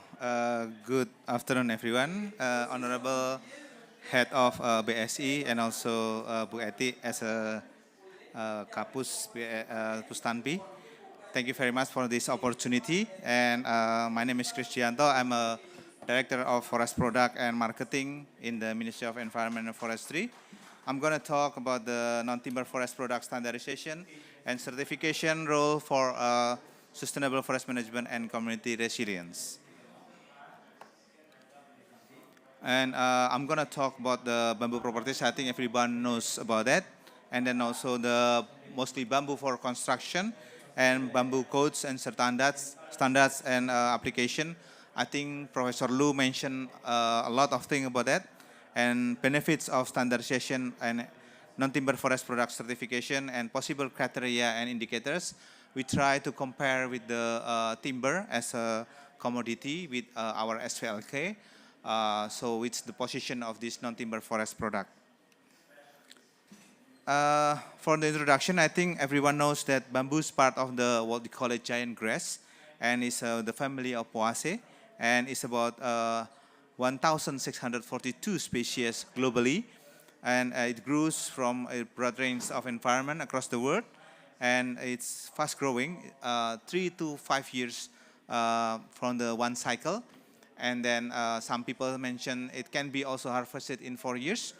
It depends on the bamboo species. And then it's wood-like nature and excellent material for building. And on the new technologies, we can also mention a lot of the laminated bamboo and also using bamboo as it is, and also some of the technologies like scrimber and etc. And aside from its socio-economic benefits, bamboo is a key part of biodiverse ecosystem. And as you may know, that bamboo properties is different with timber. There's a hollow inside. Even there is also the massive bamboo, but it's not common. We found it in Indonesia. But there's a physical properties is very unique, and the dimension and length of the bamboo is different. That's why the standardization is important. And also the standardization should also mention about the species itself. And also there is the anatomical structure of this bamboo is important, because that's mentioned also the fiber in the bamboo is totally different. And in comparison in timber, bamboo achieves maturity at faster rate, and bamboo culm is composed of vascular bundle and distribute unevenly throughout the culm, ranging from outer to inner, and the shape of size of vascular bundle with the culm exhibit variability. And the culm internode length has an increasing pattern of the bamboo bottom, the midsection, then decreases towards the top, while the culm's conical shape decreases in outer diameter from bottom to top. So if Indonesia is more in traditional way to harvest bamboo, but we know in China they have a specific commercial length, so they have cutting the top of the bamboo after 8 meters, I think, and then we never do that. So and also the species of bamboo is different. Most of the Indonesian bamboo is sympodial, while most of the bamboo in China is monopodial, like a tree. So they can harvest it every single bamboo. But in Indonesia, sympodial means in one group. So the mature bamboo is in the middle.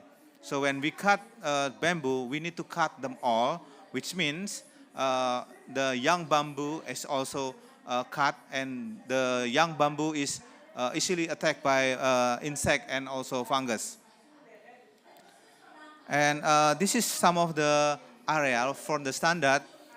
We saw all on the characteristic of the length of the bamboo, and so on the strength, and we can also the anatomical properties, and we can see all of the structure of the bamboo. That's the picture from the airport in Madrid is using bamboo. And not only that, even in Indonesia, they also have built some of the construction from bamboo. About bamboo for construction, there are a lot of things that are happening now. We can see from the flooring, from the window, beams, walls. Now it's more from bamboo, and it's sustainable material, but it's suitable to insect. As traditionally, we put bamboo after we cut down the bamboo. We put it in the water or river. That's to dilute or to reduce the starch inside the column. And also now it's more on the products of the bamboo for the construction, like bamboo strand-based structural composite lumber of BSGL, and also MBS, modified bamboo splits, and scrimber, and what we call it OBFRC, like outdoor bamboo fiber reinforced composite, and LBL, laminated bamboo lumber or timber, and unidirectional round bamboo stick board. So many things happen. Sometimes they make a combination. They gonna top with bamboo, and they put the middle the very light timber, like what we call it sengon or junjing in Indonesia, with the density is 0.3. It's also to increase the strength of the laminated bamboo with variation with the timber in the middle. And as mentioned by Professor Lu, there are a lot of standards and application. This is the international one, the ISO, and myself is part of the team member of the ISO with INBAR with the rattan particularly, and also the bamboo, and that's some of the standards and application, and the benefits of standardization of non-timber forest product certification. That's why I mentioned here to make a comparison with the timber that we've got SVLK. SVLK is mandatory and is for using for to export the timber. And now we've got a regulation to AUDR as well. So we need to have to trace the timber that we sell to other country, mostly the AU, and I'm sure that other countries also have follow the regulation with the issue of the deforestation. In non-timber forest product, we haven't done yet. So this is our suggestion that, as you may know, that the SVLK has been developed rapidly with all of the technology, all in the online base. So we know the traceability, like in the piece of table, coffee table, we know exactly where is the log coming from. We want to know also with the bamboo. So when we have the product of bamboo, we want to know where is the bamboo is coming from, and it's legal and sustainable. So the two keys word for the certification is legal and sustainable. And this is the picture of how the verification of the SVLK, Sustainable System Verifikasi Legalitas Kelestarian, so legality and sustainability. That's part of the Indonesian Timber Legality Assurance System, and it's mandatory for the timber products going to other country. And this is the guideline or criteria and indicator developed for the timber. But again, we haven't done for the non-timber forest product. So if we agree, we may have this agenda that's in the next step that we're gonna certify, and we can develop what we call it SVLK for bamboo. So this non-timber forest product standard and guidelines being under constructed with some criteria applied basically for the traceability. Where is the material come from? And the verification mostly is not done by the government, but the independent side that they're telling us where is the bamboo came from. And there is a verification because bamboo mostly from the social forestry. So we've got social forestry agreement and conservation partnership. So that's part of the thing that we need to develop in the future. We can start to bamboo as the main commodity for certification with this SVLK. And this is the possible criteria and indicators. We make comparison with timber. It has to be sure where is the timber come from. So we have to sure where is the bamboo come from, and then after that we need to see have the traceability of this bamboo and in the industry. And this is our suggestion that the differences between sustainable forest management on bamboo and the timber. So the mechanism, maybe we call for the wood is mandatory, but for the bamboo is voluntary, and with the harvesting based on land creasing, but bamboo is the standard of Indonesian national standard on product quality. And about the sustainable forest management and social forestry and raw material for import and conservation partnership and the traceability, that's the most important thing.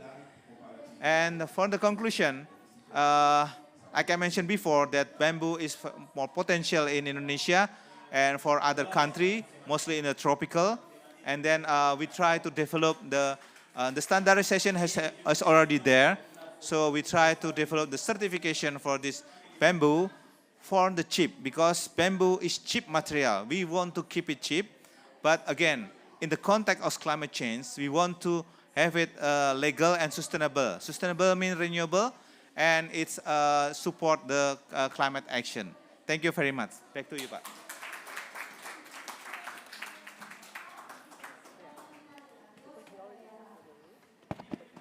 Thank you, Mr. Kristianto. And the third, I would invite Monica Tanuhandaru. Would you please?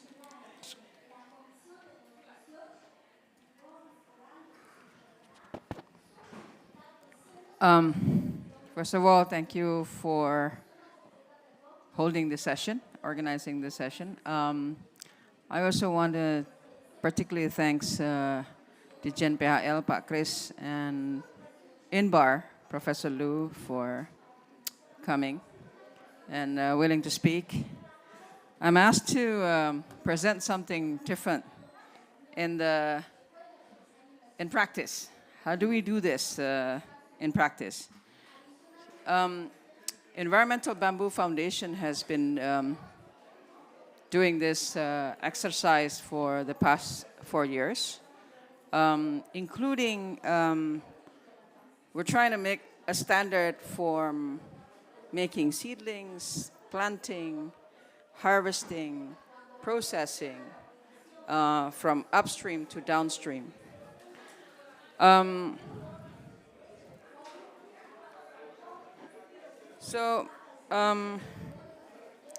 It is an interesting practice that I think we need to learn from INBAR and other countries, how it's done in other countries, lesson learned and best practices.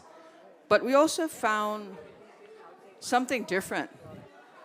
Bamboo from different soil, same species, different bamboo. Same species, different soil, are different bamboo. It has different mechanical properties. You can say, oh, it's the same species in East Nusa Tenggara. It's also different from the species in Java.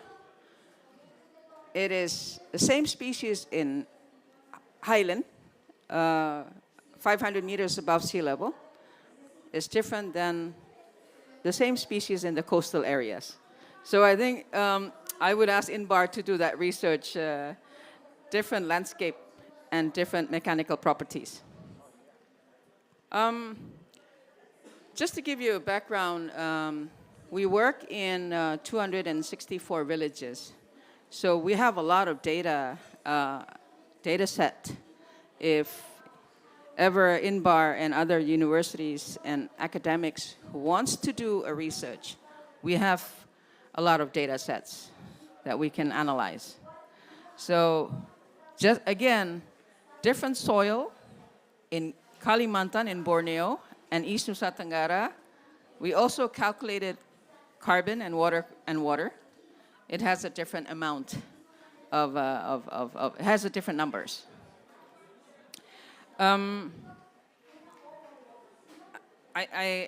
This one, it was explained already. The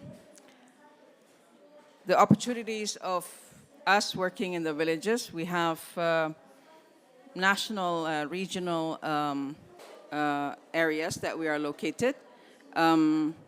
We're also doing a different set of, social impact of our work. We work in the villages. We have a social impact. We have an environmental impact. We also have a value system and a value add in bamboo. And I think that was explained again by Pak Chris and Professor Lu. Why is there so many standardization in China and also around the world? Because we want to basically understand the nature and the science of bamboo. We also do a community engagement in sustainable and best practices of bamboo in a landscape. So we work in the villages, build the capacity of the villages, build the capacity of the women in the villages, and the youth and the men on understanding the use of bamboo. Bamboo is not new for Indonesia. Bamboo has been part of our culture for thousands of years. Even if you see in the relief of one of our oldest temple, it's in the relief of one of our oldest temples, 600 years AD. There is a relief of bamboo. So obviously bamboo was exchanged as a gift or exchange of souvenirs in the past. These little dots that you see is actually where the bamboo is located. So we found a new way of looking at the potential of bamboo. So these little red dots are basically bamboo.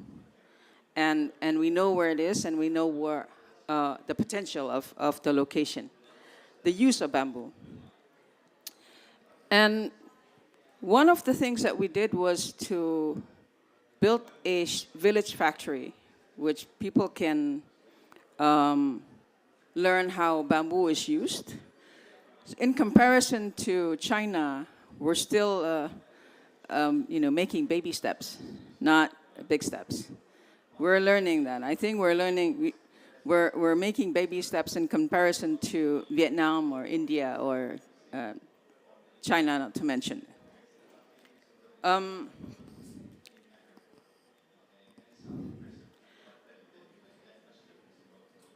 There was an idea for us. Maybe we should try to get a certification.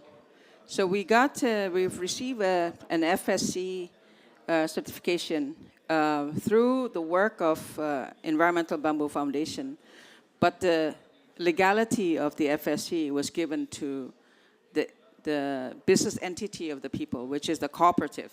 This is a cooperative.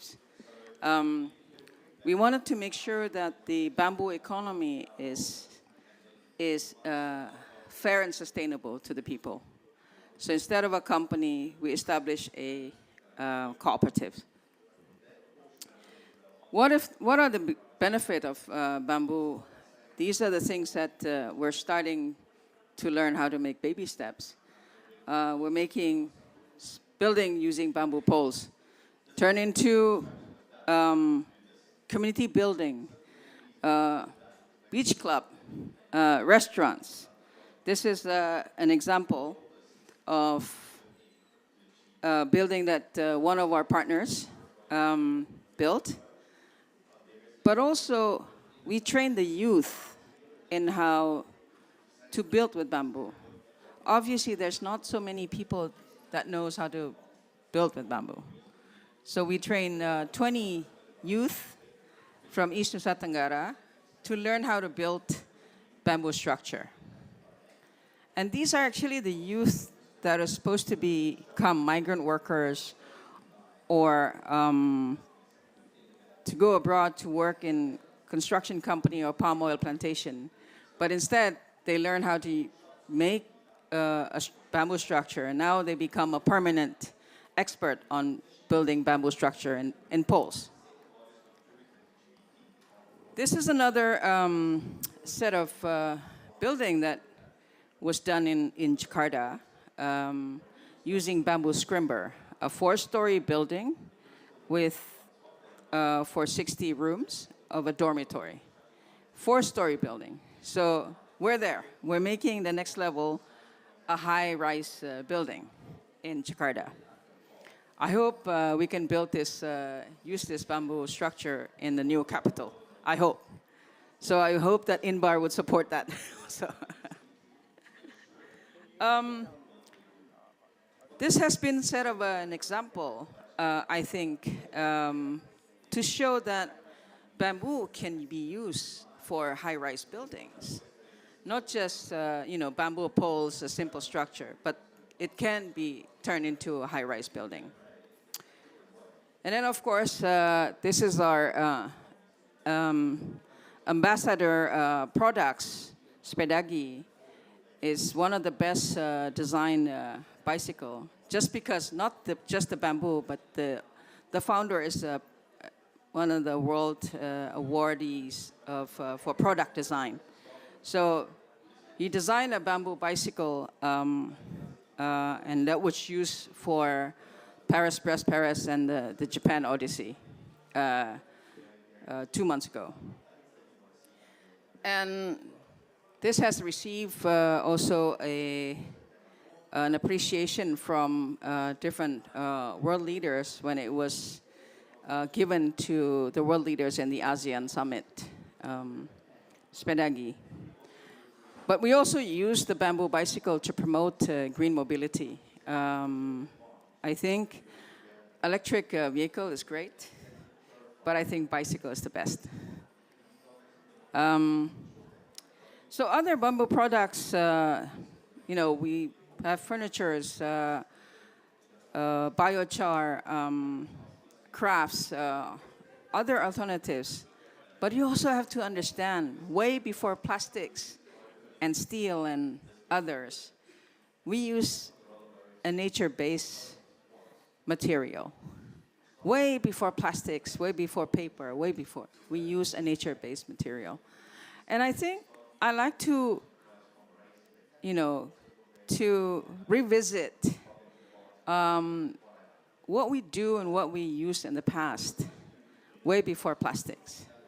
And I'm sure bamboo has a lot, bamboo, other nature has a lot to do with it.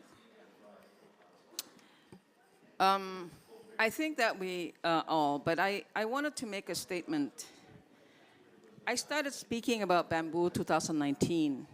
I know 2014, 2015 COP in Paris, we've launched this bamboo in the climate change, at the UNFCCC event. It took us almost 10 years to start something new. I hope we can do things in a shorter time, because time is what we don't have for this planet. Thank you.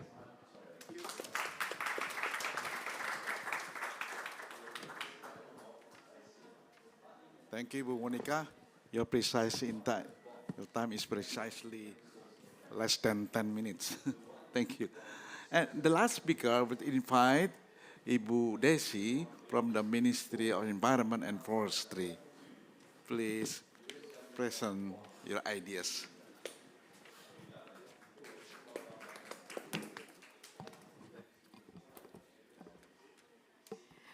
Thank you very much, Honorable Director General of Standardization, Environment and Forestry Agency, Bapak Ari Sugianto, Honorable Director Center for Standardization of Disaster and Climate Change Instrument, Ibu Eti Genoga, Honorable Speakers, Professor Lu, Bapak Krisdianto, Ibu Monica, and Honorable Bapak Bowo, Senior Advisor to the Minister of Environment and Forestry as our moderator of this session.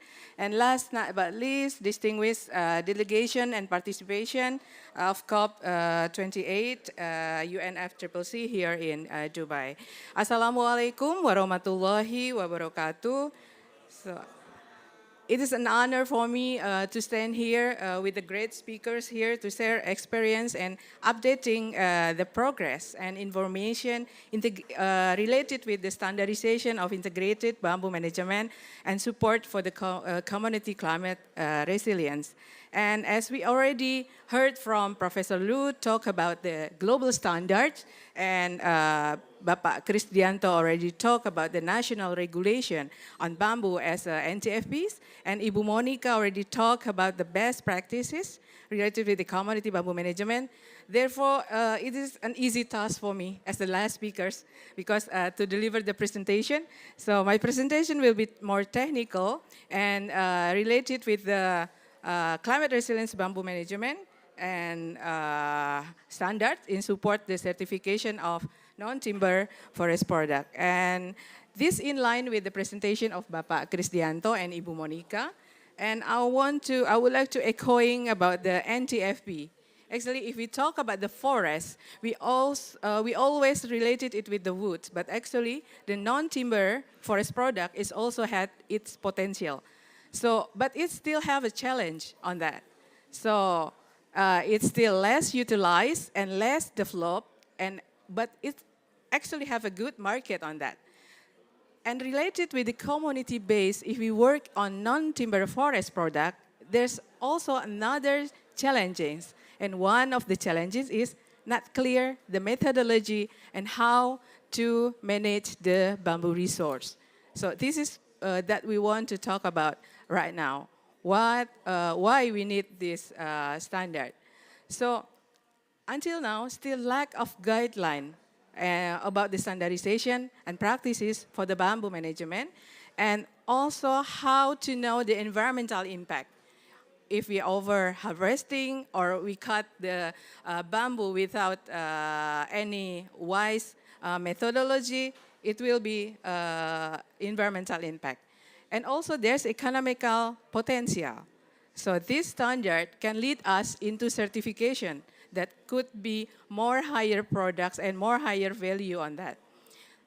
But therefore, the strengths is we have in Indonesia, we have abundance of bamboo resource.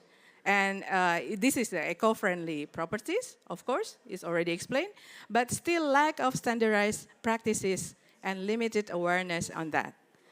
But also there's a threat that the competition from other materials, we know plastic, and we know other, iron, something like that, but it's also developed another impact on climate risk. And also the opportunity is already mentioned by Bapak Chris and Ibu Mon. There's a growing demand for sustainable material for this one.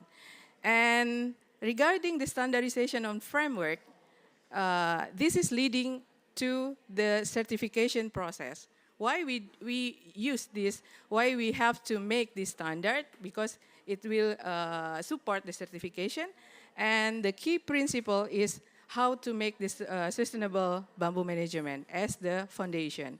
And the best practice, like already explained by Ibu Monica, that is also important, that how we can work with the community is already proven in the field. So why we need standard? Because it's open access to the national, regional, and also the global market. And also these market opportunities for the bamboo product as for wood, and already mentioned about the renewable, green lifestyle, etc.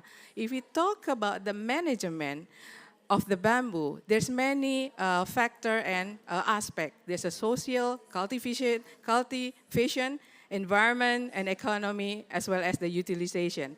This standard, we only talk about the how to utilize this bamboo, starting from the on-farm or from the upstream. So this is how to guarantee the legality of sustainable bamboo, especially for community-based bamboo management. So like I explained before, this is in line with the presentation of Director Bapak Chris that also developed the SVLK for the non-timber forest product. So in this standard, we will use for the based on construction and furniture, of course, woven craft, and as a bamboo shoot.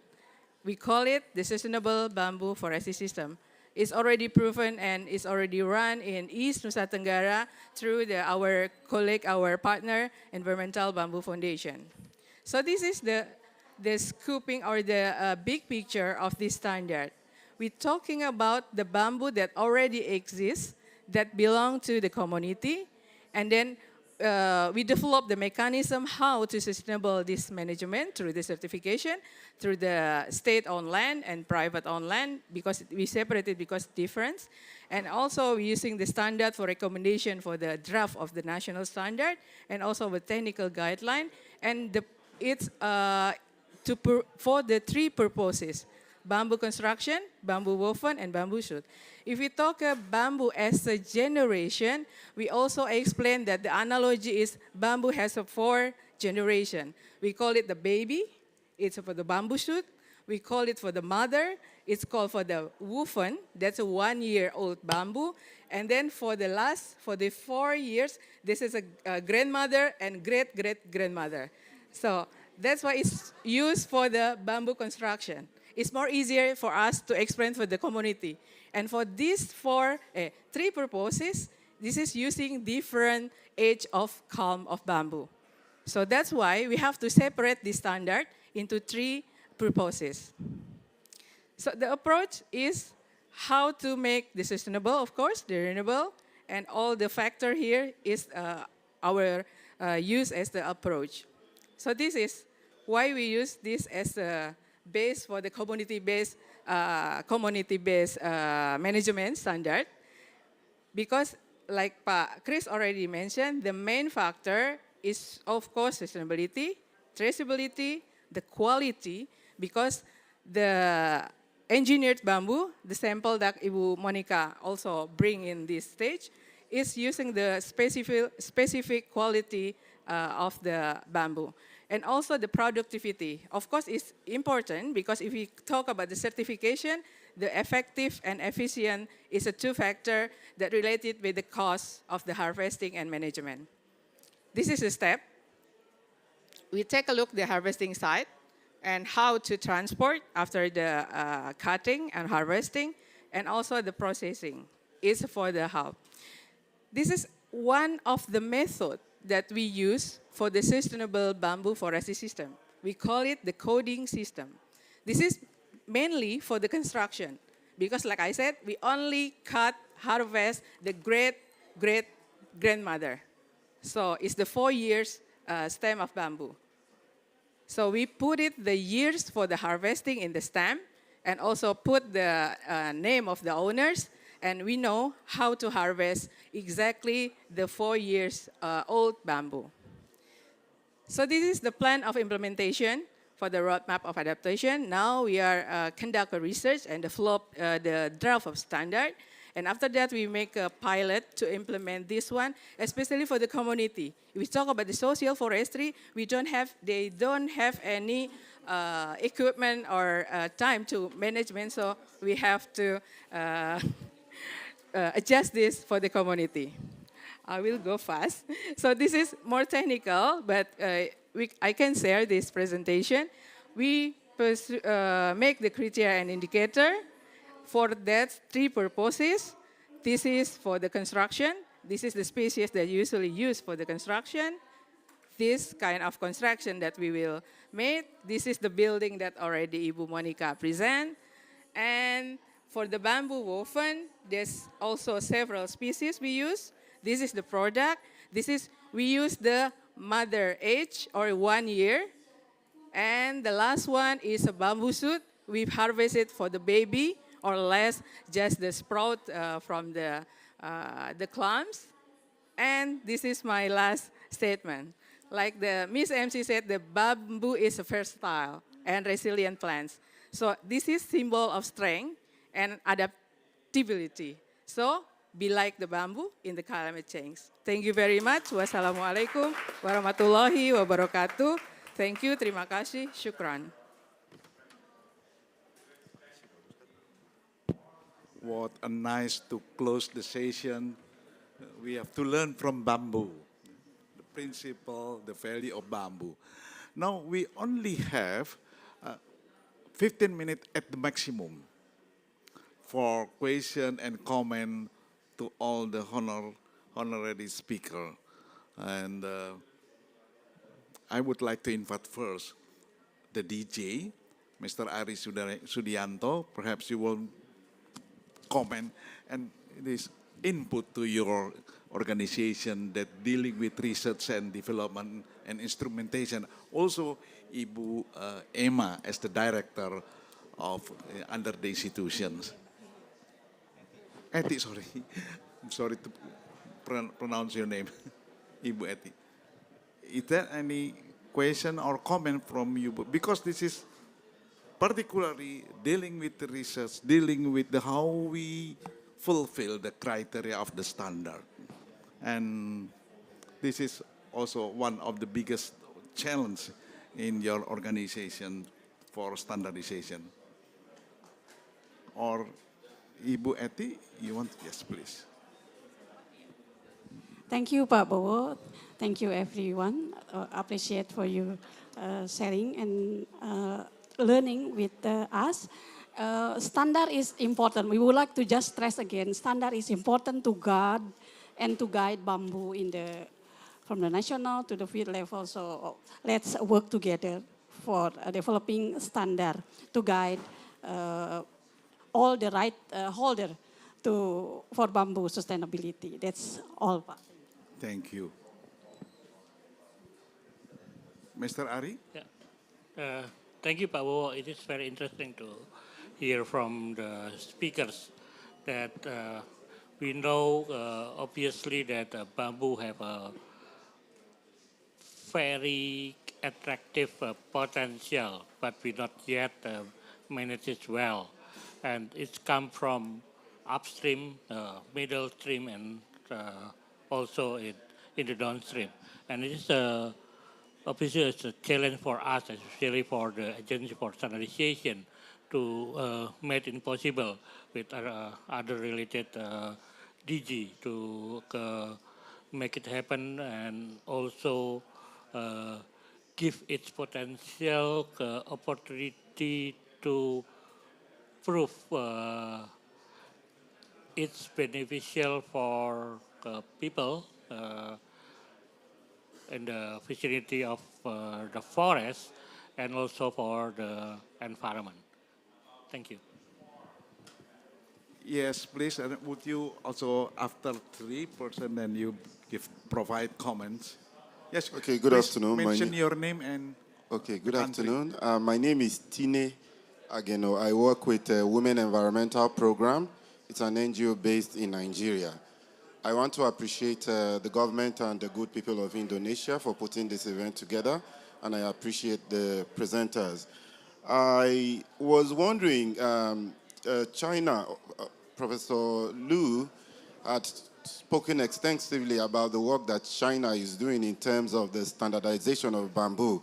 And I'm able to get a feeling from within the hall that Indonesia, in as much as the country is doing a lot, they've not come up to the level that China is. And I'm also made to understand that Professor Liu is the coordinator of IMBAR, which is an international organization that looks into the issues of bamboo and rattan. And I was wondering what role IMBAR is making in supporting countries like Indonesia and other countries who may not have those standards to, come up with and put in place those standards so that they don't continue struggling with it. Thank you.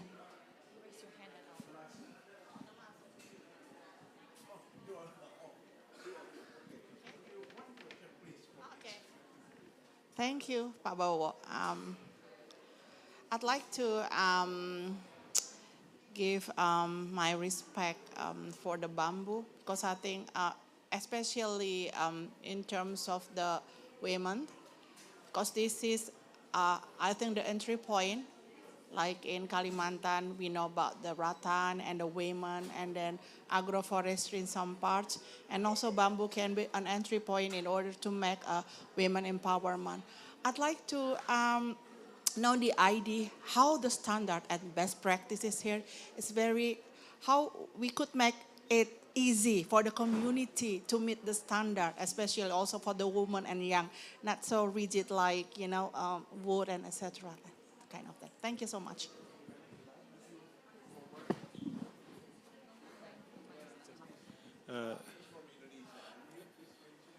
Thank you. I'm from Pakistan. Just one question or request. As you have a lot of research in bamboo, perhaps you could identify some species that can be used for wastewater management or wastewater treatment at other countries as well, like Pakistan or other environments that are suitable to their environment as well. It's a very, if you have that varieties, I would love to hear about it. Thank you. There are 3 questions and 1 commenter, please. Professor Liu. I can answer the question from Nigeria. Actually, Nigeria is our member states. And actually, as we already talked, that we help a lot of our country, member states, to develop a standard. Some are requested by the government of our member states, some through the projects, because during the project, the donor agency and the recipient country will have to do something. So we normally do like this. So in terms of this, to be frank, China, because we are the host country, and in terms of bamboo development, China is quite advanced through both for everything from the forest management, utilization, industry, and also culture and this that. But I have a comment about Indonesia in terms of the certification. Actually, I think China is a little bit backward compared with Indonesia. That I know that because of the EU, because of VPA, you have already very legality system for the timber legality system. So you extend the timber to the bamboo and non-timber forest product. But China is not yet. So we have some certifications, so know that in terms of certified area of bamboo forest, in terms of the certified company of the COC certificates, we are among the most in Asia and even in the world. But this is mainly driven by IKEA, because IKEA has a lot of purchase of the bamboo products from China, and the only requirement of this to provide the bamboo products to IKEA, you have the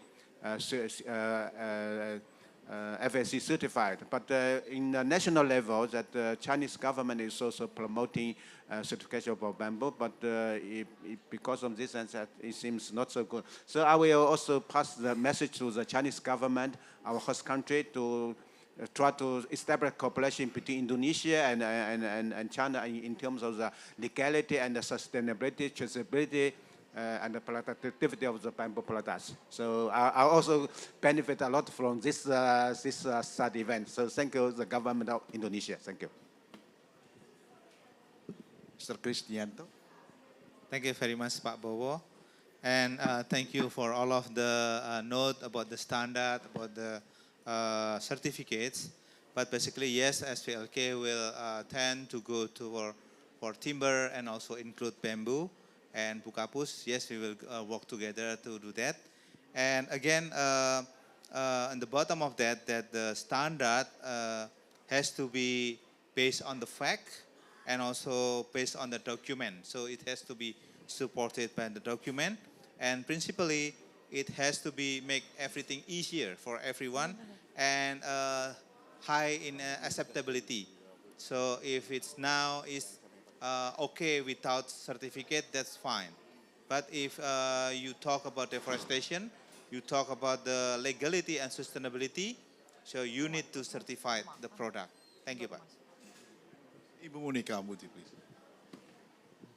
How do I answer this? Because bamboo is a democratic plant. It grows, everywhere.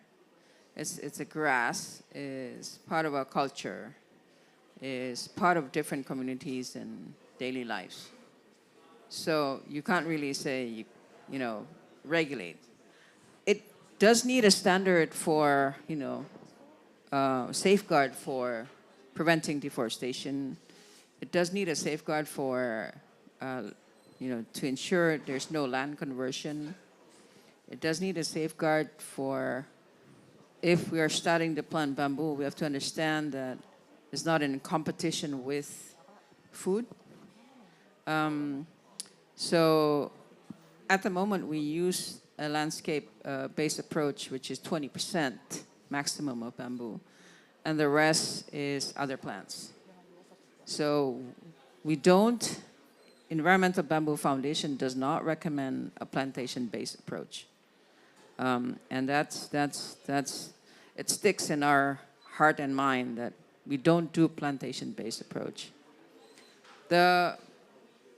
We do need a standard for, can bamboo be used for soil remediation of mining or oil and gas exploration, or that we need the science.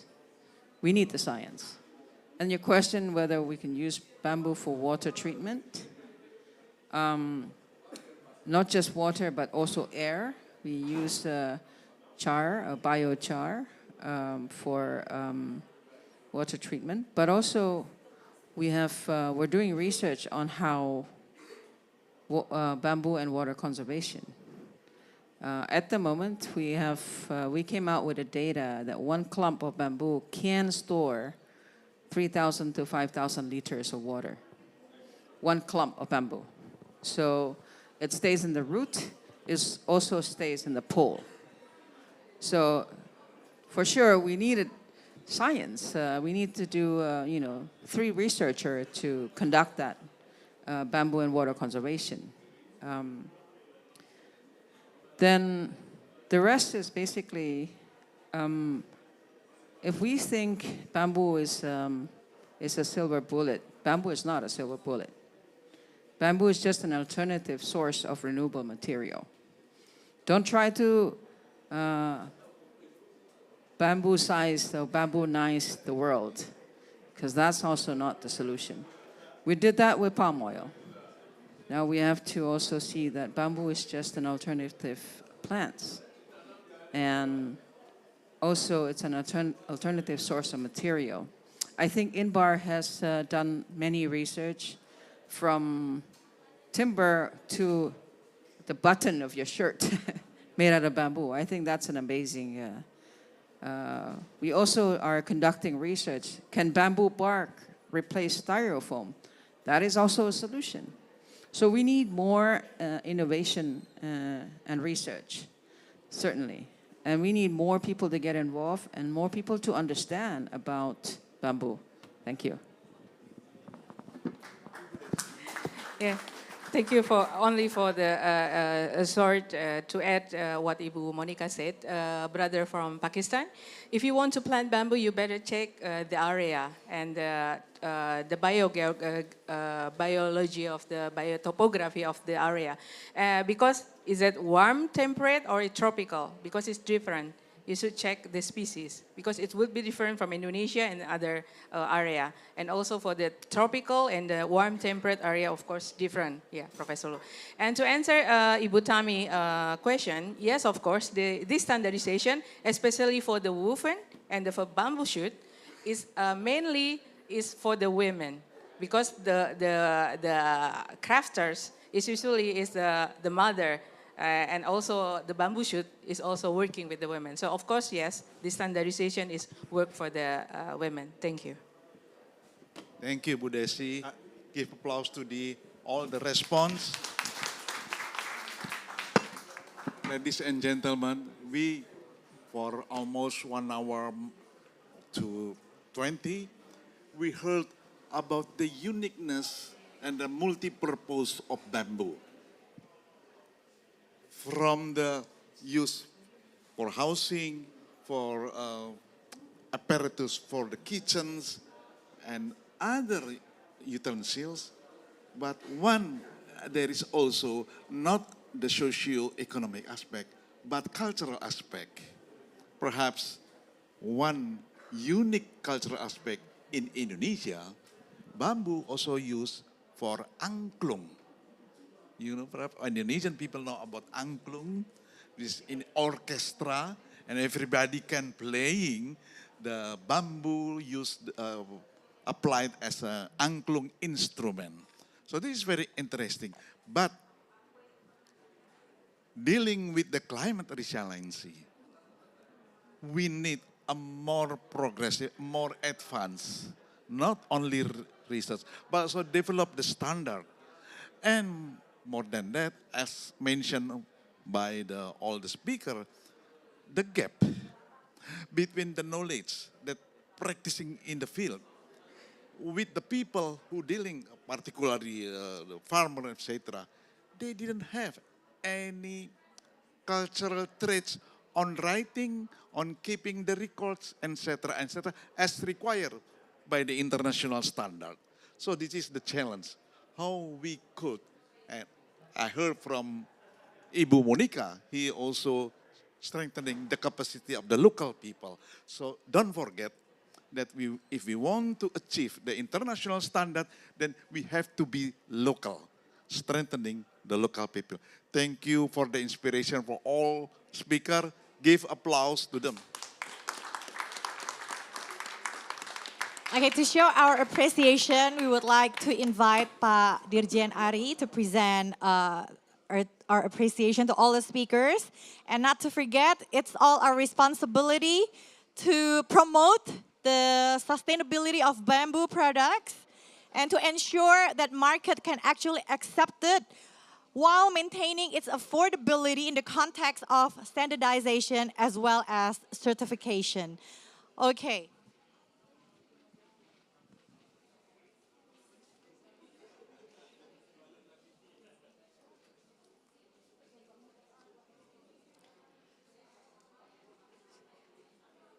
To conclude the session, we're going to have a group picture together.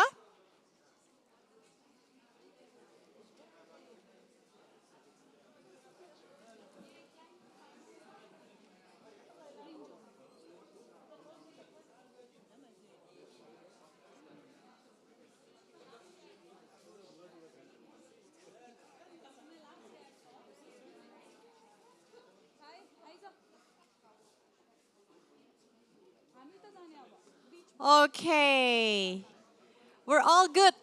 Thank you very much once again for your attendance and your participation. If this discussion we're talking about bamboo management, our next session will be talking about mangrove governance. So please stay with us and we'll be back in 10 minutes.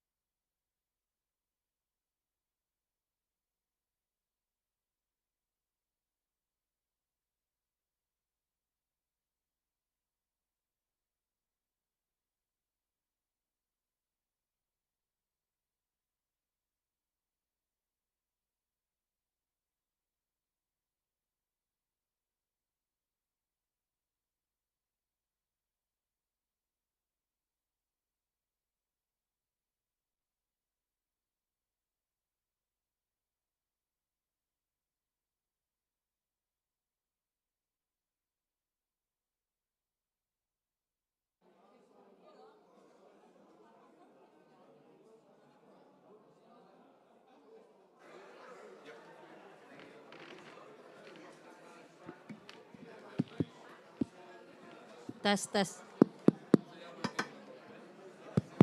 Tes, tes.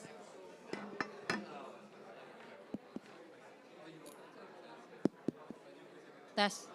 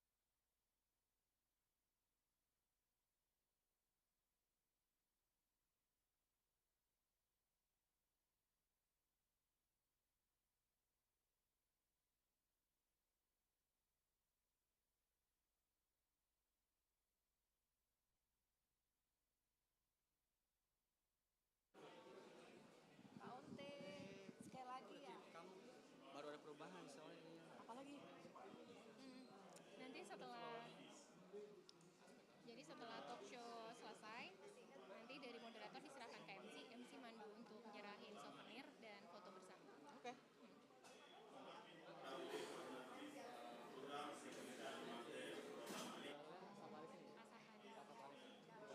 Oh, bukan Pak Zainal.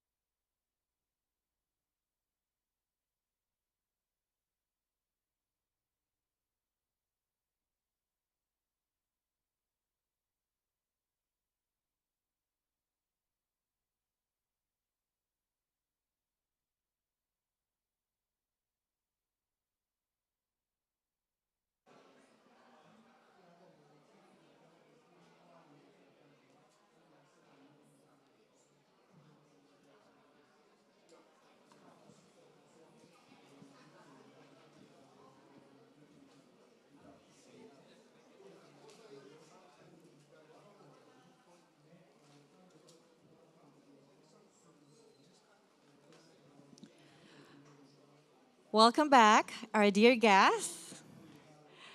We see some familiar faces. And for those who just recently joined, welcome to our Divine Indonesia Pavilion.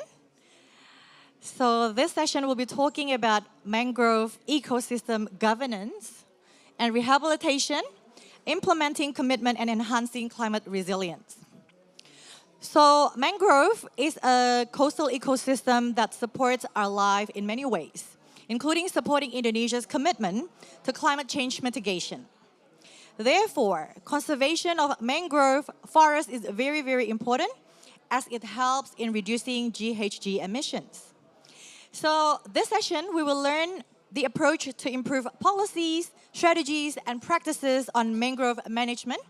At the same time, review the existing collaboration framework and platform to improve coordination, share learning, and cooperation on mangrove management.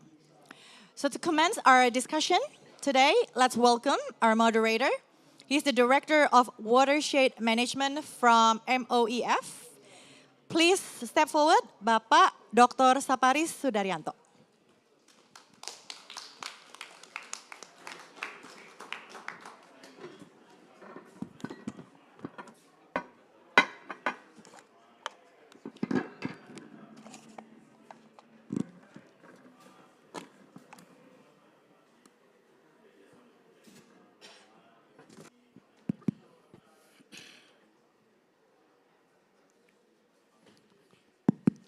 Good afternoon, distinguished guests, ladies and gentlemen. I would like to introduce myself first. My name is Sapari Sutaryanto. I'm a Director of Watershed Management under the Ministry of Environment and Forestry. We are going to the mangrove panel session this afternoon. In my opinion, of all of us understood that mangrove has an important role in mitigating and adapting climate change. And Indonesia has a ambiguous mangrove restoration. We have 600,000 hectares to rehabilitate mangrove until 2024. And various instruments already prepared to ensure that our program can be implemented in the field. We develop one map mangrove. We develop mangrove landscape unit, and so we develop related regulation in line with mangrove. For the time being, we are going to hear presentation from 4 presenters. And I think before they present their idea, we invite our DG, Ibu Dirjen. We invite our DG to Ibu Dirjen to give a keynote speech. Time is yours.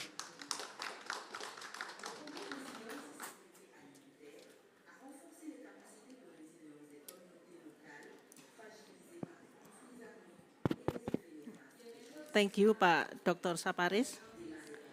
Honorable representatives of UNFCCC member states, representatives of UN bodies, climate and mangrove experts from all over the world, and all other participants of this session, distinguished delegates, ladies and gentlemen. Assalamualaikum warahmatullahi wabarakatuh. Selamat sore, salam sejahtera bagi kita semua.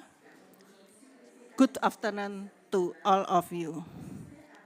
It is an honor for me to join and welcome you all in this meeting, in this important occasion, in this beautiful place in Dubai.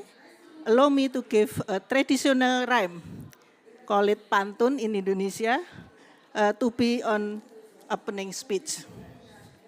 Walking through the moment, to keep my mind abreast. Welcome, ladies and gentlemen, to the special session on mangroves in this beautiful place. Allow me to start these remarks with the importance of mangroves. Mangroves can be broadly defined as woody vegetation types occurring in marine and brackish environments. They are generally brackish environments. They are generally restricted to the tidal zones. Mangroves provide essential ecological, economic, and social services, among other providing food, maintaining water cycles, as sink for waste. From land-based cause after ecological balance and providing livelihood directly and indirectly to millions of people surrounding to the coastline. Mangrove have been one of focal points of human activities in some regions. Last but not least, with the high capacity of carbon sequestration and stock, mangroves ecosystem is an important contributor for achieving the nationally determined contribution concerning our effort on climate change mitigation, particularly in the sector of forest and other land use. Besides the important functions of mangrove, there are conditions that we need to pay attention to. In several parts of the world, there has been a decline in mangrove area and degradation of mangrove ecosystem, such as exploitation of mangroves for wood, charcoal, aquaculture, and other productive uses that are carried out on the basis of narrow economic evaluations, which only focus on a single use of the mangroves without careful attention to the environmental or ecological considerations. These situations, in turn, will have negative impacts to the coast and community, such as coastal abrasion, decreasing of fisheries productivity, and decreases of other potential economy and the people welfare. Ladies and gentlemen, concerning this, the government of Indonesia have paid attention to managing mangrove properly through developing governance and seeking to improve conditions at the field level, such as by mangrove rehabilitation and conservation. In Indonesia, we have target to rehabilitate 600,000 hectares of mangroves Indonesia efforts, among others, increasing of public awareness, enhancement of community knowledge and skills on rehabilitation and sustainable use of mangrove. Issuing presidential regulation regarding National Agency on Peatland and Mangrove, or BRCM, issuing National Roadmap on Mangrove Rehabilitation 2021 to 2023, preparing government regulation on mangrove ecosystem protection and management, establishing national and provincial task force, developing database and information system, including preparation of national mangrove map, integration of mangrove management plan into national and subnational development plan, including spatial planning, development of schemes for handling issues such as tenurial conflict and land use change, development of collaboration with non-government parties, as well as development of schemes on guideline and on application of mangrove carbon valuation. In this endeavor, we realized that we need a lot of learning, and we view that key stakeholders of the conference are representing many parties that have specific related knowledge and experiences to be shared. Ladies and gentlemen, I hope we can strengthen our collaboration, implement the activity properly to provide benefits for the advancement of mangrove management and all other efforts for sustaining the environment and to achieve the community welfare. At the end of my speech, I will close it with another rhyme or pantun again. For bekantan jumping between mangrove trees, looking for food and naughty others. For sustaining our planet and the ecosystems, let us enhance our cooperation, leaving the best for the future generation. I thank you. Wassalamualaikum warahmatullahi wabarakatuh. Thank you for the nice speech. Applause for our DG. Yeah.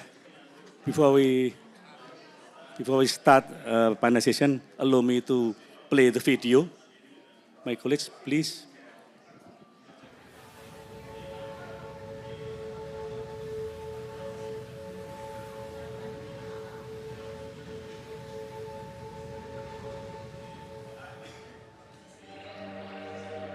Mangrove ecosystems are closely related to climate change. In the function of adaptation and mitigation to climate change, the existence of lush mangroves in coastal areas can increase the resilience of coastal communities to climate change and minimize the impact of natural disasters such as tsunamis, storms, and waves.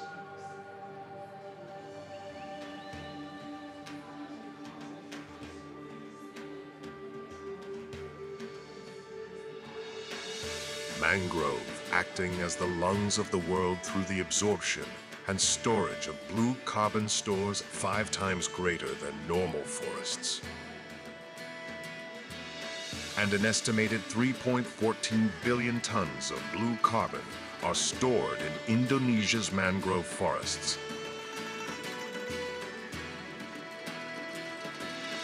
As the country with the largest mangrove forests in the world, mangrove conservation efforts in Indonesia are a major focus of the global climate change program. This effort is also expected to accelerate the achievement of Indonesia's greenhouse gas emission reduction target, which has been stated in the nationally determined contribution, namely reducing greenhouse gas emissions by 31.89% with its own resources and 43.20% with international assistance.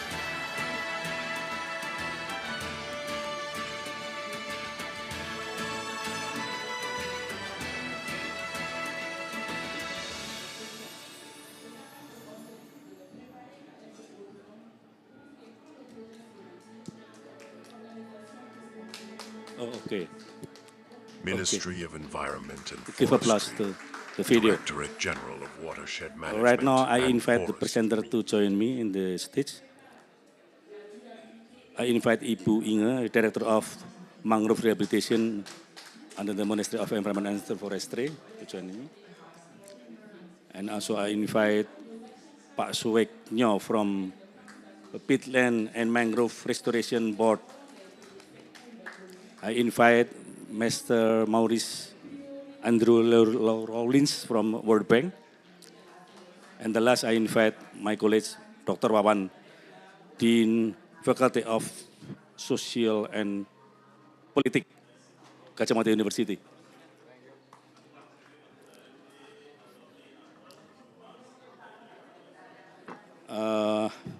Various aspects and program has been presented by Ibu DG, our DG, Ibu Diamurtinense. And right now, we give Ibu Inge to present their idea about the policy and governance, properly governance to implement mangrove rehabilitation in the field. Ibu Inge, the time is yours. You have 10 minutes. Thank you, Pak Dr. Saparis. Bapak Ibu, ladies and gentlemen, selamat sore. Assalamualaikum warahmatullahi wabarakatuh. It is an honor for me to join this session to explain, not as an expert, just to share our experience on developing governance of mangrove ecosystem management in Indonesia. Next, I'll trust this slide. Let me start from this Indonesia's strong commitment on achieving the target of climate change mitigation, which is stipulated in our nationally determined contribution, especially for the sector of forest and other land use, the FOLU sector.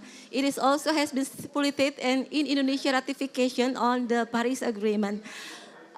We also have a strong commitment that we also show it at the G20 Indonesia presidency, where our President Joko Widodo take all the world leaders to come to see the showcase of mangrove ecosystem restoration in Bali, Indonesia.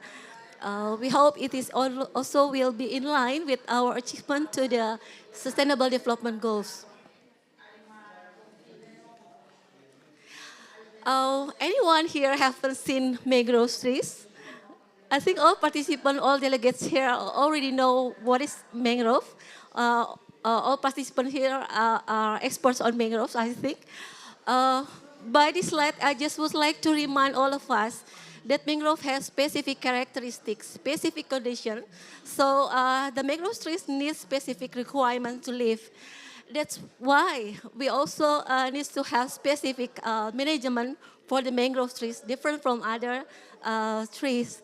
The specific character of the mangrove ecosystem is that it is live in tidal zones, very impacted by sea waves and other factors from the marine, and also impacted from the upper catchment of the watershed, and also many other challenges for the mangrove ecosystem. Therefore, we need to have to do specific and very accurate effort in mangrove ecosystem management. We also facing challenges in mangrove ecosystem degradation. Not also how about the statement, for instance, degradation of the mangrove ecosystem condition, decreasing of the mangrove areas, but also how the pressure and the drivers to the mangrove ecosystem. That's why we need to solve the problems regarding the pressure and the drivers to the mangrove ecosystem. We also, by restoring the mangrove ecosystem, we will not only would like to have the wet area of the mangroves, but also would like to have societal benefit, economic benefit to the community surrounding. Many benefits from the mangrove ecosystem we hope we can take from the mangrove that we already restored. Okay, next slide. This is the data of Indonesia national mangroves. Based on the map 2022, we have 3.39 million hectares of mangroves. It is about 23% of the world mangrove areas. And we can see at the right side, at the above, that is data from UNEP. We can see that how Indonesia's mangroves contribute in the whole area of mangrove in the world. And this is the data of existing mangroves in Indonesia and potential habitat of mangroves in Indonesia. By the data, we can see that almost 93% of the mangroves ecosystem are in good condition. So we need not only rehabilitation, but also conservation and protection. And at the below graphs, we can see that many potential habitat for our mangrove ecosystem in some provinces in Indonesia, particularly the area that already used for fish pond and accretion area of braided land or of braided mangroves. That is the area that potential for our mangrove rehabilitation. And this is our framework of program of mangrove rehabilitation. And based on this program, we also develop our governance on mangrove ecosystem management. How we put or how we set as a target for mangrove rehabilitation in Indonesia, which is already stipulated in our national development plan. We have 50,000 hectares to be rehabilitated by the plan. Not only will be done by Ministry of Environment and Forestry, but also by other ministries such as Ministry of Marine and Fishery, and also Indonesian Agency for Peatland and Mangrove Restoration. And the specific target for Ministry of Environment and Forestry is only is 6,000 hectares, and based on presidential regulation on the Agency of Peatland and Mangrove Restoration, we have target to rehabilitate 600,000 hectares of mangrove. How we can do that? Of course, it needs a very good cooperation among stakeholders. For concreting the effort on mangrove governance, we also established our national roadmap on mangrove rehabilitation 2021-2030. And it consists of 3 stages. The first stage is developing the enabling condition.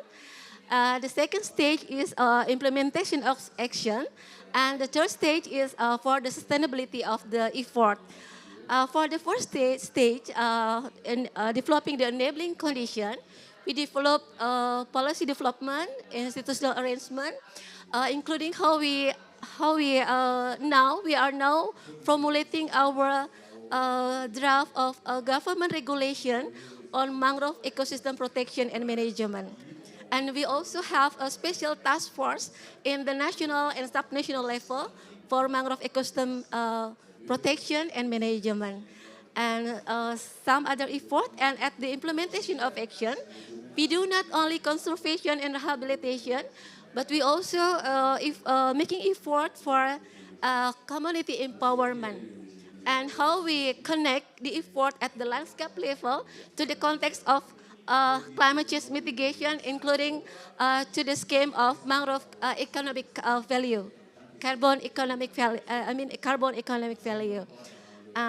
Okay, and by that stages, we develop our Indonesia governance on mangrove ecosystem management, and thanks God, we are very supported by the World Bank through the program of mangrove and mangrove for coastal resilience to develop the policy, to arrange the institution, and to do the mangrove rehabilitation at the field level. We do also facing some challenges. You have 2 minutes left. Okay, we think some countries also face some challenges, especially how we have to combine the effort on mangrove restoration as biophysical approach to how we also enhance social economic approach. That's how we combine how we need to give societal or economic benefit to the community. That's our main challenges, because if we not do the social economic approach, the biosocial approach will not solve the problems. And this is the draft of government regulation on mangrove ecosystem protection and management, where we make effort to divide the area into the protection and culture area, and we develop guideline for for formulating the plan for at the national and subnational level, and also how we solve the problem of mangrove ecosystem degradation. And this is the institutional arrangement where we think subnational government's role is very important. So we established a guideline on the task force for the subnational level of government for the mangrove ecosystem management. And this is the guideline on mangrove protection, conservation, and sustainable use, and mangrove rehabilitation, where we need not only planting the tree, but also how we combine it with civil engineering approach, and how we started with determining the proper location, the proper time, the proper planting pattern, so we have the sustainability of the mangrove trees will be achieved, and also maintaining after the planting. This is the data for mangrove rehabilitation in Indonesia from 2019 to 2023. And this is the variety of implemented planting patterns. We can see that many different planting patterns here based on the area, the location, and the use that we would like to have. For instance, for fishery and other use of the mangroves. And this is variety of activities of mangrove rehabilitation and benefits. For instance, for fishery and ecotourism. And this is the success story of mangrove ecosystem conservation and restoration. The last slide is regarding international cooperation, while Indonesia very committed. And yeah, at the end of the time. And we proposed a resolution in UNIA, and it has been adopted at the UNIA for 2019, the resolution on mangrove, mangrove, on mangrove.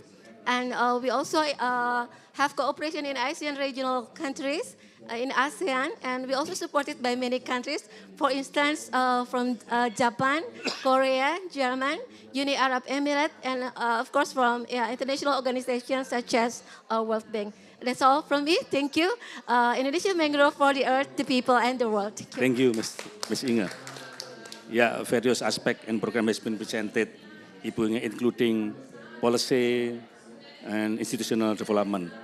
And right now we shift to Mr. Suweknyo from Peatland and Mangrove Restoration Board. I really expect you present development and challenge in implementing mangrove forest rehabilitation in the field. Thank you. Time is yours. Baik, thank you Pak Sabaris. Assalamualaikum warahmatullahi wabarakatuh.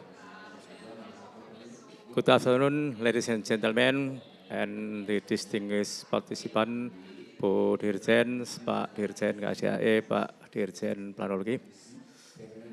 Thank you for your invitation here, and I would like to present about acceleration of mangrove rehabilitation in Indonesia. And I would like to focus on three major issues. First is related with ecosystem of mangrove, already presented by the previous presenter. And then maybe in a second approach, this is the approach or strategies on mangrove rehabilitations. And the third issue about the achievement and impact of our program. Well, I would like to jump to the slide first. Indonesian government have already made the high commitment in order to carry out the mangrove rehabilitation in Indonesia. We have already mentioned by Bu Dirjen that we have a target of 600,000 hectares until 2024. Okay.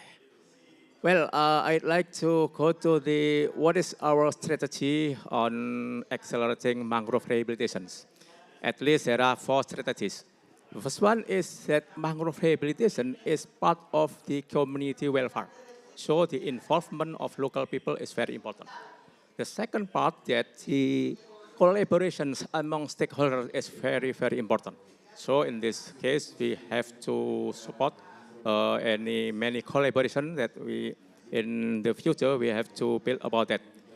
The third part is that mangrove rehabilitation is part of the climate change. We have already known in this previous video. And the fourth is about the strengthening the regulations related with mangrove. And the last one is using various financial resources in order to speed up the mangrove rehabilitations. Then we have a strategy for implementing mangrove rehabilitations. Actually, there are three main strategies. This is to restore the already degraded mangrove or to increase the moderate mangrove density and also to maintain the good condition of mangrove. We have also have the strategy in improving the capacity of the people and also strategy in the regulations or institutional strategy. Next, this is the, we call the integrated approach. We have already carried out in the Indonesian Agency of Mangrove and Pit Restoration. The three main strategy is the maintaining, increasing, and restoring.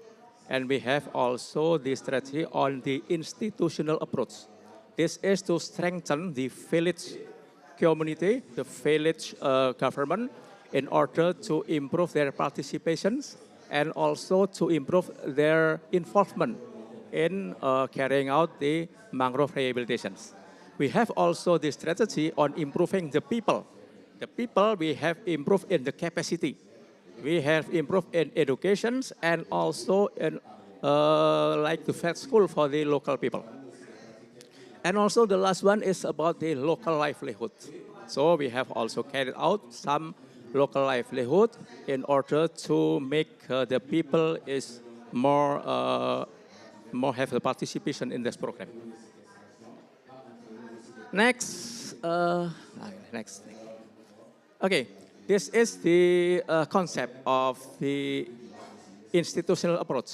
You know that local government is in the village level. The smallest local government is in the village level. So we support the village government in order, what is one? This is the regulations, the local regulation through preserve mangrove. And also we support the local government in their planning. They have, we hope that the local government have involvement in carrying their mangrove rehabilitation.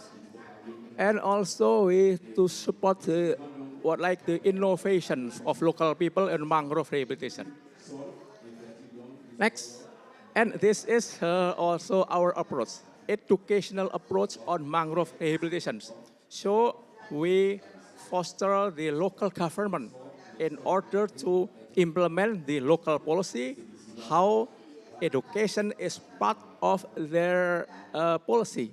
So this is one example in Riau province, you know, that in the 1st November, Mr. Governor have already launching education for the high school, education of mangrove in high school. Now this is what we call it, the approach of mainstreaming mangrove educations in local government policy. And until now, some local government have already implemented about that. In Kuburaya, you know, Kuburaya have already implemented mangrove and peatland in their curriculum.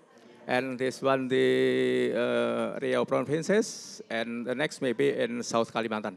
And also the Dumai district.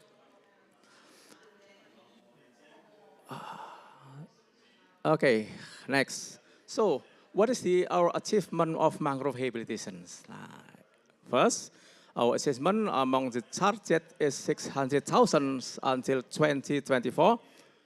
This is our achievement until this year.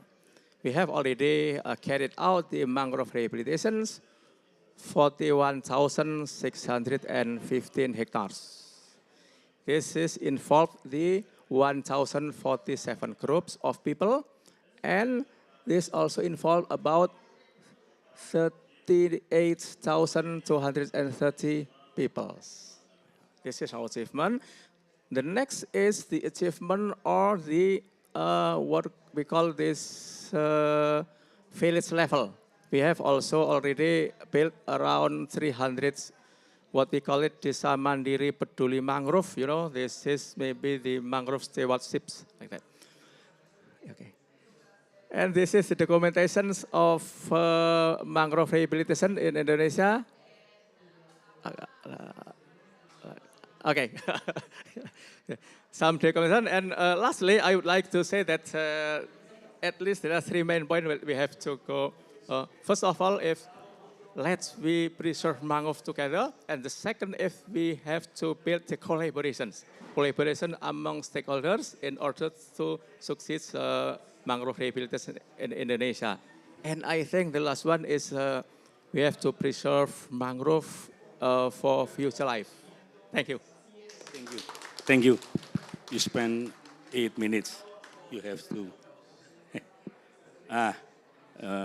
According to Pak Suweknyo mentioned, mangrove rehabilitation actually facing various obstruction.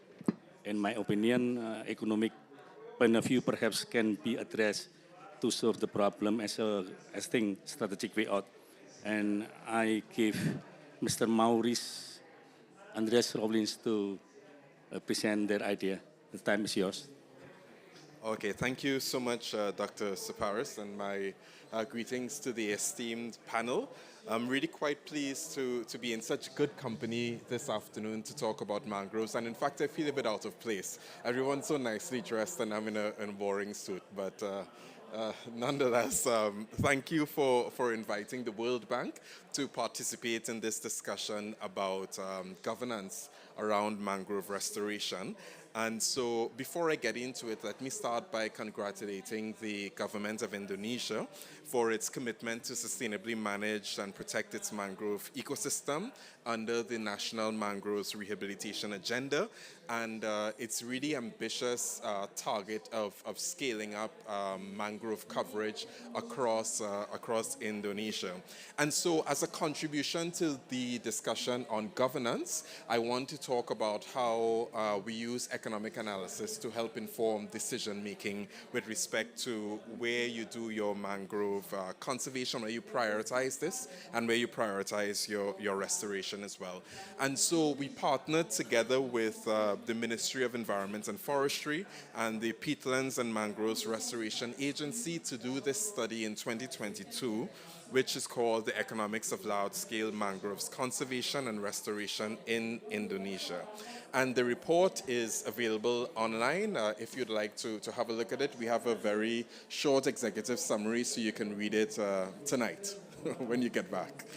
All right, so we talked quite a lot in the two previous presentations about why mangroves are important, so I wouldn't spend too much time on it. And let me go straight to talking about the benefits, the economic benefits that we were able to assess from mangroves in Indonesia. And so we found that, that shoreline protection from climate-related disasters and other kinds of disasters such as storms, tsunamis, help to reduce flood risk, inundation and erosion. And in fact, the protection services that are provided by mangroves in Indonesia are worth about $243 million annually. Mangroves, of course, play a crucial role in the lives and livelihoods of Indonesia's coastal communities, being an important source of income and food sources. So I think you know a lot of this already. And so these are some results from the analysis that we were able to do, where we were able to work out the value of mangroves on a per hectare basis, and this is on an annual per hectare basis. And so what we found is that on average, mangroves in Indonesia provide about $15,000 per hectare per year in terms of economic benefits, right?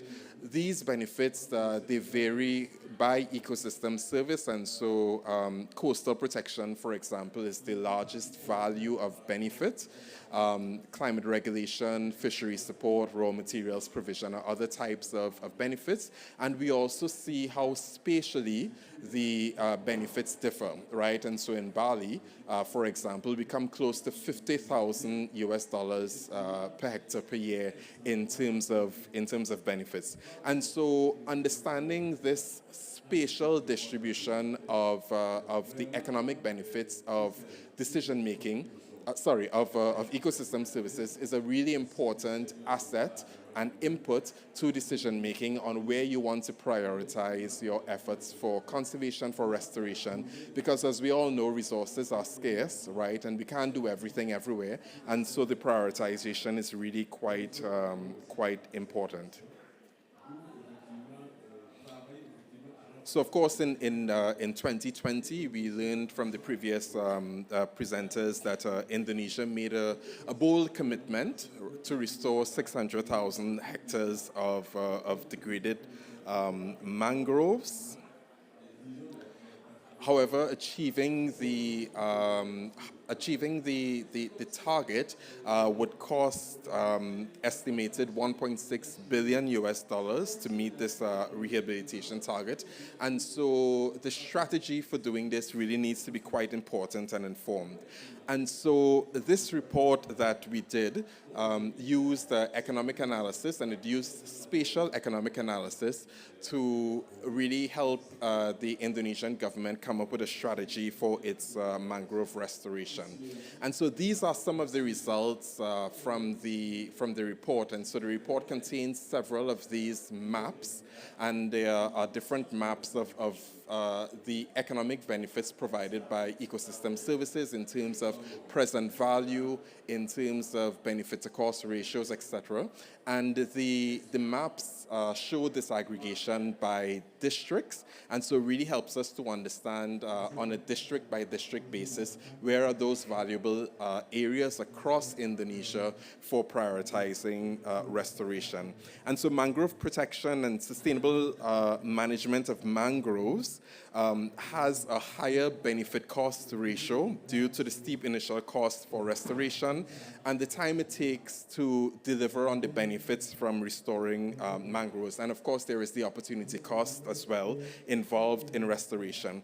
And so from the figure, you can see the top figure, you'll see some darker areas of green, right? And so these darker areas of green and the sort of the second order area of green is indicative of the higher benefit to cost ratios you get from conservation versus the chart on the bottom, which shows the benefit to cost ratios for restoration. And these are higher for conservation versus restoration, which is saying that, that it's more cost effective to do conservation versus restoration. But I think this is a message that many of us know already. It's sort of common sense that conservation would make more sense. But when you look at the comparison of the values, that's the thing that's really quite important. The difference we see across the Indonesian landscape as well in terms of where mangroves are, in terms of the benefit to cost ratios, are also quite telling about where we may want to focus restoration efforts. And so we see, for example, in an area like Papua, very high benefit to cost ratios here, and so these areas for both conservation and restoration are likely to be those areas that you want to focus on more versus areas like Sumatra, Bali, where the benefit to cost ratios are much lower. You get less cost effectiveness from these areas. And so again, these maps, when you combine them with present value maps, when you combine them with opportunity cost maps, really help us to understand where we would want to focus our efforts in terms of restoration. And so a key message coming from the analytical work that we did was that an efficient mix of mangrove restoration and conservation activities is needed. And of course, the conservation of mangroves should be prioritized as a first order and then restoration to come after. And so we came up with a number of policy recommendations from this study. The first is to ensure that restoration practices and financing include adequate provisions for long-term management and monitoring, including funding for midterm corrections and to increase restoration success rates. So the upfront capital cost for restoration is not the only cost that's involved. There needs to be significant effort on operation and maintenance and significant support for the communities that are engaged in these restoration efforts and conservation efforts. The second recommendation is to maximize the labor contribution in restoration, and so to promote those methodologies that create as many jobs as possible for local communities. 2 minutes left. 2 minutes, okay, almost finished. So expanding labor-intensive coastal and marine restoration activities, including mangrove restoration, coastal cleanups. These can provide employment opportunities for coastal communities, and as well by involving these communities in the restoration activities, important emotional bonds between the mangroves and communities could be established, which is a really important part of the overall management of these mangrove landscapes as well. We need to continue strengthening the evidence base, data maps, etc., for improved enforcement and mangrove management. And this could include finalizing the Mangrove One Map to ensure an accepted and consistent whole-of-government understanding of the extent, quality, and trends in mangroves. And further, natural capital accounting can support marine and coastal policies by providing standardized data on the status and economic values of natural assets and how these assets are affected by human activity. Indonesia, of course, was one of the pioneers working with the World Bank on natural capital accounting, and we do encourage the Indonesian government to continue working on blue carbon accounting for Indonesia. So fourth, it's important to explore complementary policies such as implementing a mangrove moratorium, and it would be important to explore the current moratorium on issuing licenses to convert primary forest and peatlands to possibly include mangroves as well. And finally, as I mentioned, it's important to think about payments for blue carbon, and so this would mean a need to prioritize development of methodology, approaches, MRV, etc., for blue carbon. And so in closing, two key takeaways I'd like to leave you with is the importance of conservation. Restoration is important as well, but conservation is really quite important as a cost-effective measure. And then the second key takeaway is that not all mangroves have the same economic benefits.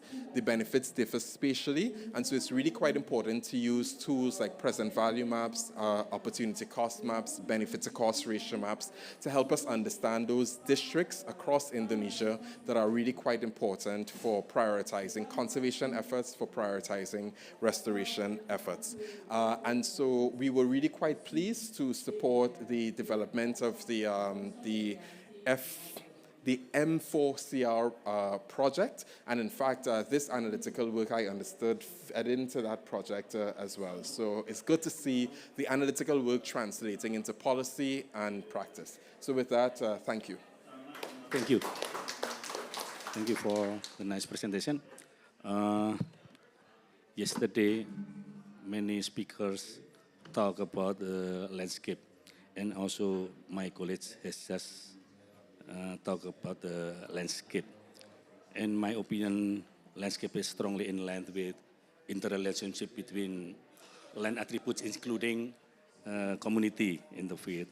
And I think my colleagues from Kacamata University, Dr. Wawan, can present the role of community engagement in mangrove rehabilitation. And the time is yours, Pak Wawan. Thank you very much, Dr. Savaris. Ladies and gentlemen, basically what I would like to present in this last opportunity is the story from the field, the story from the grassroots, the story what actually happening in the community in Indonesia when we talk about the benefit or the usefulness of the mangrove to the community.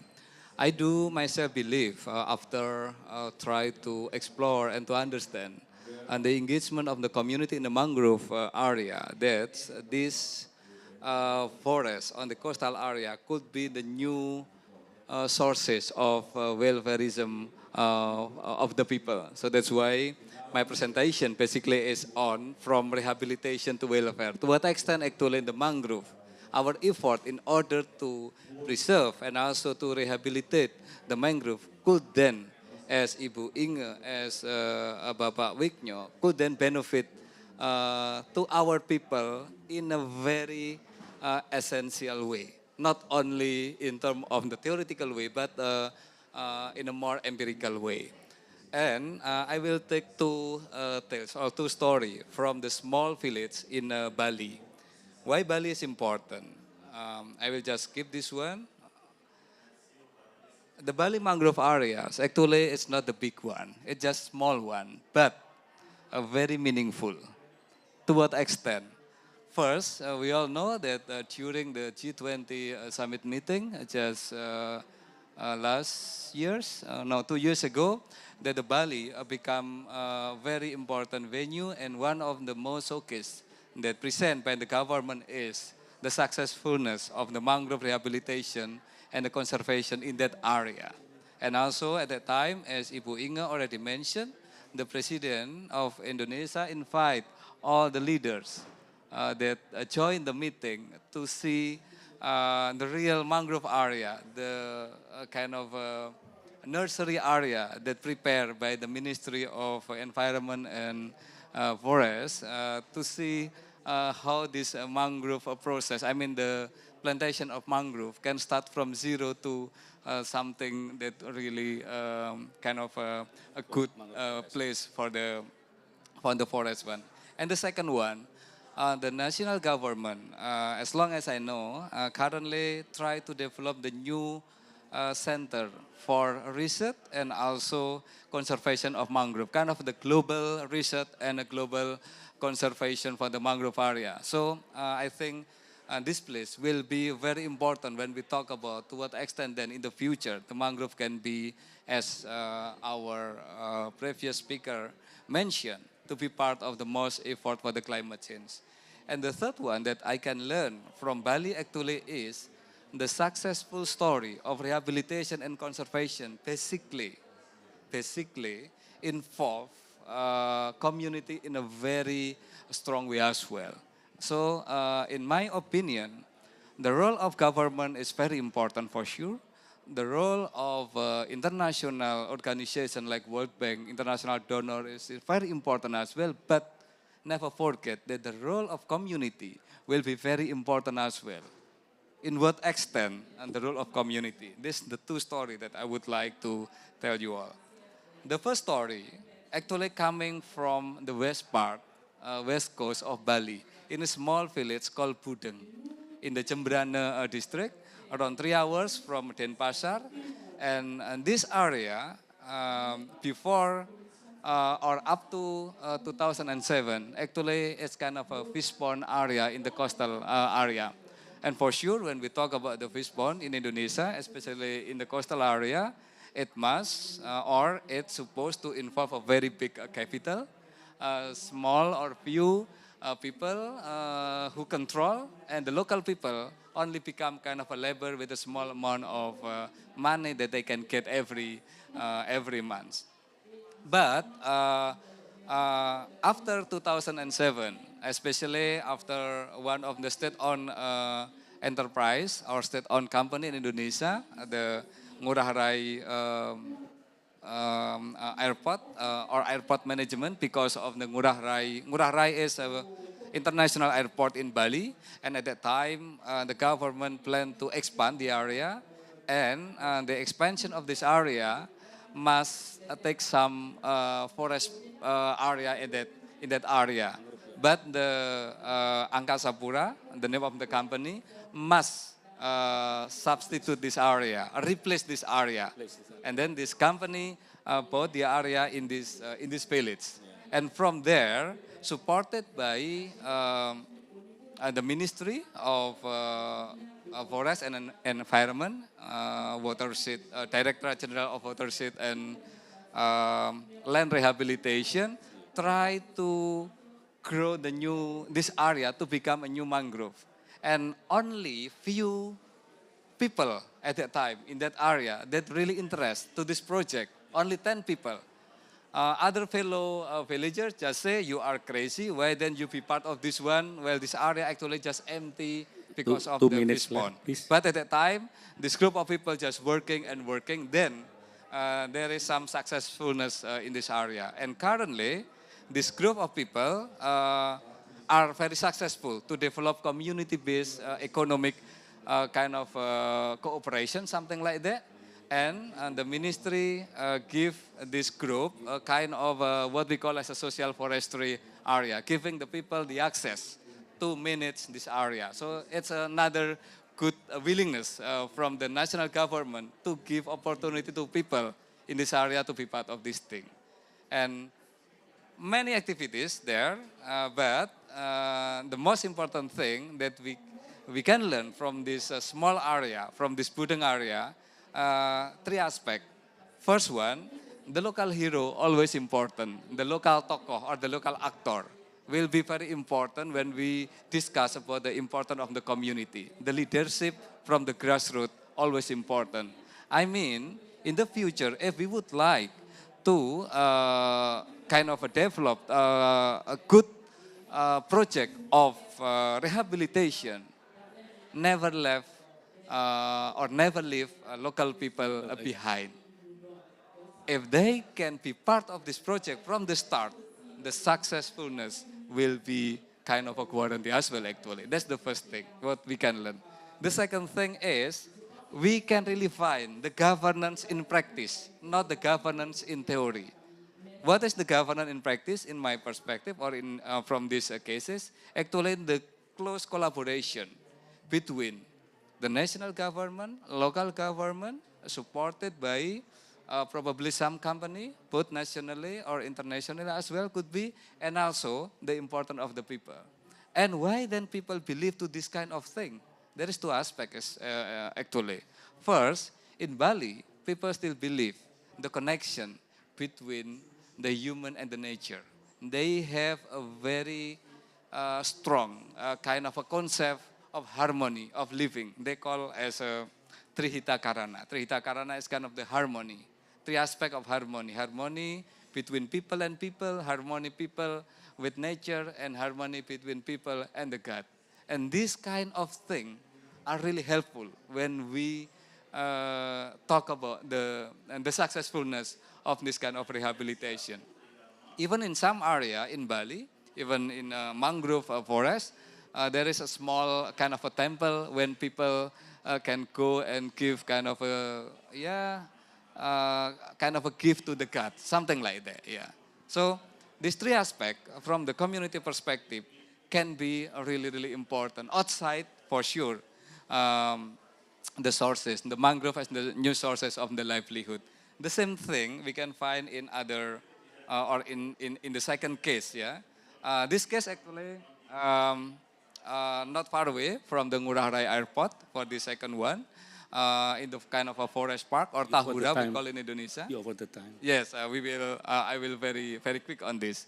But the successfulness of this program actually started from 1990s, supported by the international donor, especially the JICA. And from there, the national government then tried to replace the resource from the JICA with some government program. So again, in this regard, we can see when we need kind of a sustainability of the program, we cannot just finish in one project, then just close it, but from one project, we need to continue with another project with the different resources. And a similar thing from this area that we can learn.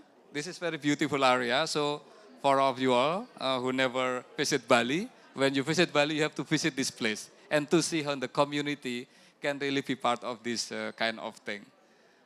The last one, Mr. Moderator, what lesson learned that we can take from this small story of mangrove rehabilitation and the community engagement? First, I do believe, or we have to believe, that a successful mangrove rehabilitation and conservation could lead to creation of new welfareism. Actually, our people at the grassroots level, they really need new sources of livelihood, and mangrove in the coastal area could be these new resources. That's the first thing that we have to believe all together. The second one is the importance of a collaborative approach, including so many actors that I already mentioned, including the community engagement. And the last one, the importance of a combination approach for the mangrove rehabilitation. First one, the provision kind of a concrete and direct benefit for community during the rehabilitation. So inviting people to be part for the plantation process is important because from there people will get money directly. And from there people will believe that this project will be really beneficiary for them. The second one is the transformation of livelihood after the rehabilitation. And in this way, mangrove forest, especially from the Ngurah Rai Park, we can see can be new common pool of resources. And the last one, strengthening a community-based institution for mangrove management, it seems or it could be a very important pillar for the sustainability of this effort. By then, thank you very much. Thank you. Applause to my colleagues. Thank you for best practice explanation from the field. And we got different perspective from social and political scientists like my colleague Pak Wawan. Right now we are going to Q&A session, question and answer question. And we have 15 minutes. 15 minutes. I think, please, from audience who want to give a question from 4 presenters here. Perhaps, oh yeah, Ibu. Please tell your name, where are you from, and to whom.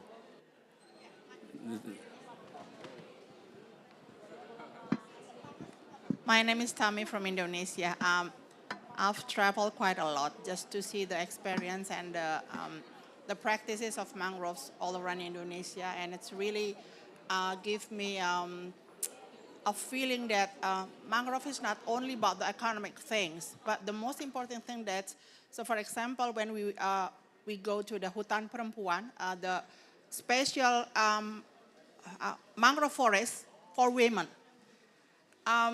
There, if there is no mangrove, there is no women's strength.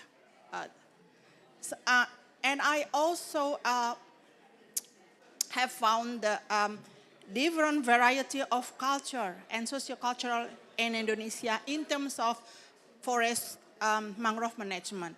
So if we are talking about the mangrove here, I think it is very important for us to emphasize the role of women, the role of community, and how all of the things really can match of the empowerment of the community. So for example, if you are talking about the carbon trade, how really the carbon trade can mix and match with the community. If you are talking about the, you mentioned about the research, how research is really based on the needs of the community.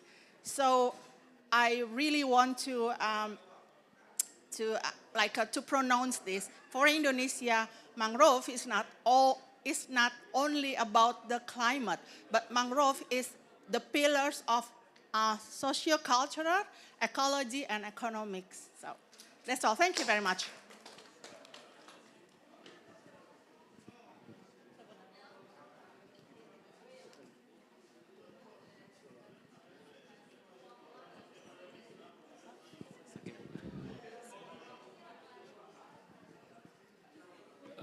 Good evening, everyone. I'm from Guinea Conakry. Guinea Conakry. I want to know if your experience, Indonesian experience, if you can share that in West African countries. But in my country, we have forests. We have mangrove forest. Now the forest is reduced year by year about anthropic causes. But if you want, I want to show you to need the Indonesian experience to show in my country, if you can. You mean to replicate in your country? Our experience? I'm Frenchman. I speak French. Okay. We from in French country. We understood. Yeah. Okay, thank you. Okay. And the third one? Okay. Yeah. Oh, my colleagues from Austria. Yeah. I'm so happy to see many faces which are familiar to me. I'm Lena Michenkova. I've been here for the second day in your pavilion, and it's amazing to hear all the stories. You are so advanced, guys, in many aspects in mangrove reforestation. So my question would be like this. I'm talking to many countries, including West African countries these days, and they are learning so much from Indonesia. So my question would be probably to Madame Retnowati and probably to Professor Masoudi. You have done so much. You have achieved so much, and the whole world is learning from you. Is there anything you feel as the largest challenge which you would like to direct to international community to help you with? Because this is an international forum, and it could be there are some people who are willing to help you, because you are helping so much in so many aspects to other countries who want to restore mangroves. Thank you. And the last one? The fourth? Oh. Thank you. My name is Desiree Some. I come from to Burkina Faso. Say that my country don't access it for in sea, don't have sea. But the topic is very interesting because you speak for rehabilitation of mangrove. Also to Burkina, we have very action to rehabilitation forest, which is very domain of people activities. So I am very impressed by the presentation and the initiative that were taken to maintain the mangroves. It was being very well said that mangrove is constitutes a special ecosystem with extraordinary biodiversity. It's very important to precise this. We have extraordinary biodiversity into mangrove. I want to know how you can tell me what is the commitment of the population to support the project. This is my question. Thank you very much. I think for question first. Hello, everyone. My name is Stephanie from Ghana. So my question will be, can you give me like two plant species that is actually best for mangrove rehabilitation, please? Yeah, thank you.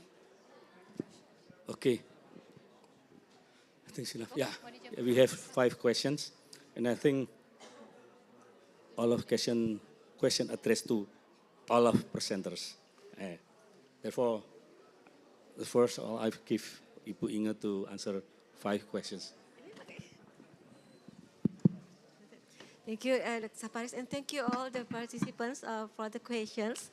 I will answer from the view of government, from the view of the policymaker, how we develop system or instruments that we can make sure that approach to the community, engagement to the engagement of the community is important point in this big effort. So in our policy development, we develop a specific guideline on how we have to safeguard to make sure that that we concern to the community situation, and also concern to the local knowledge, local culture, and local wisdom.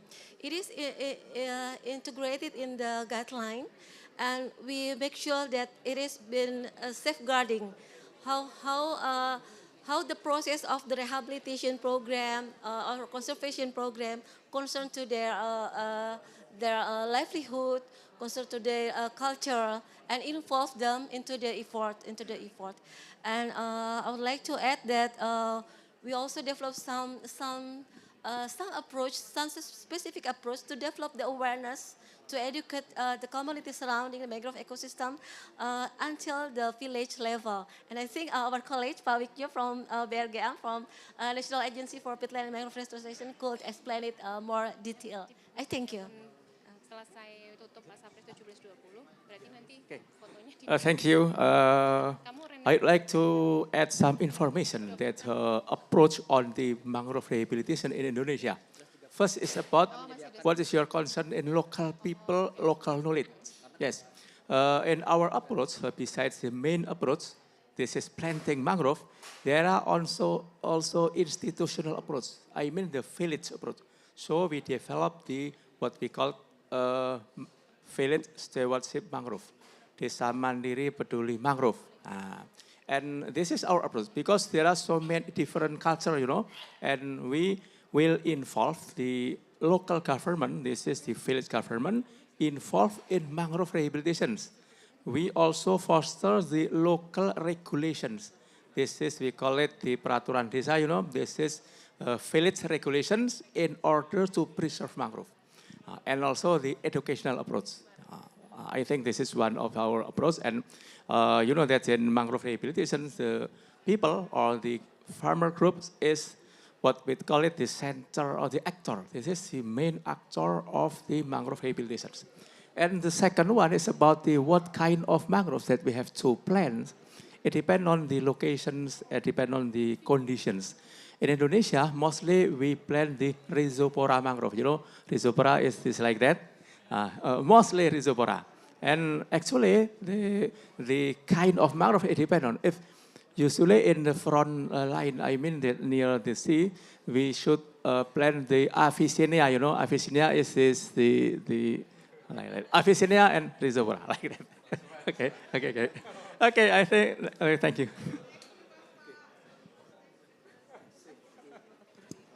Okay, so just a quick intervention on the question about how communities can benefit, right? And specifically when we talk about carbon. So Indonesia has fantastic recent experience on developing benefit sharing mechanisms for communities to benefit from carbon schemes, right? And so these projects are being done in terrestrial forest, but the same principles for benefit sharing could be applied in coastal areas as well, where once carbon emissions are generated, blue carbon emissions are generated from mangroves, that there is a framework in place already for distributing those payments. So I think you save quite a lot of time because you've done quite a bit of homework on that already. And just to the point on the knowledge sharing, I quite agree that Indonesia has quite fantastic experiences, and so I think could be a center of excellence, an emerging center of excellence for work on mangroves. And so this is something that the World Bank can take back as we leave the COP. That we can put more effort into helping the Indonesian government to share its experiences, its lessons, its knowledge. Thank you. Thank you very much. A quick response for some question. First, Ibu, indeed, a local group, a local community, especially the women, is very important when we talk about the new benefit of this mangrove area.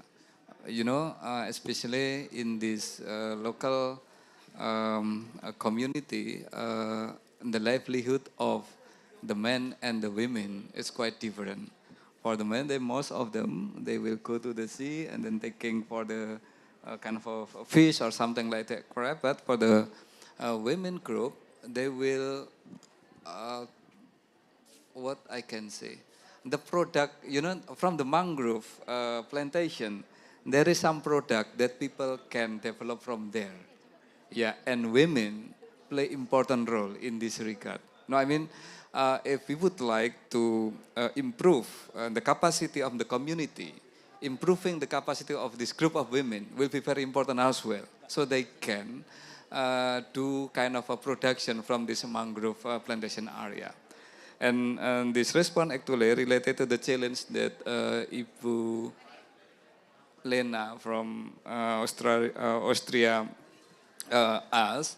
What is the new challenge that we face? First, from the community perspective, the institution of the economy at the local level is very important. Some economic activities already there, but most of them are still subsistence or small-scale economy. Bring them into the market, into a bigger supply chain production will be really, really helpful if we would like to kind of improve the living condition of the people in this area. So empowerment means developing more economic capacity in many ways. That's the first challenge that we need to address in this area. But there is already some success story, and from there we can do kind of a pilot project and then try to inspire other people.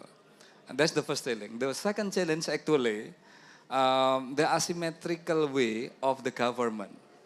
What I mean, you know, at the national level, the national government have a very strong commitment when we talk about the climate change, when we talk about the importance of the environment in our government strategy. But unfortunately, not all this vision of the national government fully transfer or fully adopted by the government at the subnational level. In this regard, the provincial level and the city level or a district level.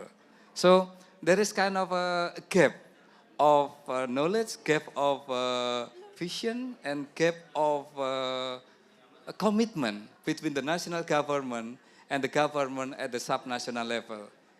It will be our another challenge if we would like to make it all these programs successful. So at the national level, the commitment already there, but at the subnational, some challenge still there. So let's do this kind of thing so we can do kind of a... We have limit time. So. Yes, kind of a symmetrical plan from the national, subnational, and also the community. Thank you very much. Thank you very much. Yeah. Actually, we have one specific question about how to replicate mangrove governance can be replicated in Africa. And I think strongly in line with bureaucracy. Therefore, I ask Ibu Inge and my colleagues, political scientists, to answer. You have 2 minutes to answer. My Mr. Kini, yes, right? Your name, from Kini? Yeah, from Kini. Yeah, from Kini. Yeah, Ibu Inge, please. Just 1 minute, and 1 minute by my colleagues, political scientists. Thank you. Thank you. I try to answer regarding how to replicate the effort which has been done in Indonesia to other countries. The first one we should concern is about the structure of regulation and development planning. How we develop how we formulate the plan for development, because we need to integrate the effort into the development, economic development part. So please integrating the effort of mangrove ecosystem management into the development plan of your countries. And the second one is how we arrange the institution, not only at the subnational level, I agree with you, Doctor, also in the subnational level until the village level. Please know very well the condition of community at the location of the mangrove ecosystems. That's important part to be concerned, to be taken into account at the effort of mangrove management. We can talk after this outside of this world. Okay. My colleagues, political scientists. Very quick. Yeah, there is no country is similar or the same. No community is the same as well. But we can inspire each other. The thing that we can offer actually, we can invite people from many countries to visit Indonesia, supported by the World Bank, for example, or other international community. And from there, we can inspire each other. Yeah. And I think a lot of things that we can learn from Africa as well. Yeah. Thank you very much. Thank you. Yeah. Thank you. Applause for all of us. It is, I think it's very interesting session and interesting discussion. And due to limit time, I don't have any opportunity to conclude and wrap up. And I think I decided to end the session, and I give back the stage to the MC. Applause for all of us. Thank you very much. Thank you for your kind attention. We could hear the party is on already, so I guess it's time to wrap up. And for that, I would kindly invite Ibu Dia, Ibu Dirjen Dia, to please step forward and hand over a special merchandise to all the speakers.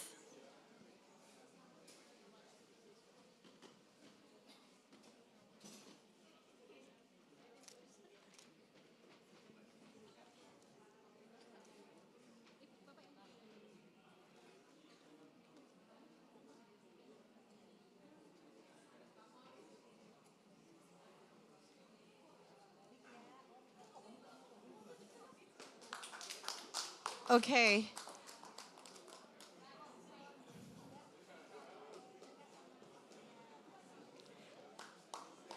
Okay, let's have a picture together. So everybody, I encourage everyone to step forward on the center stage with Ibu Dia, of course. Okay.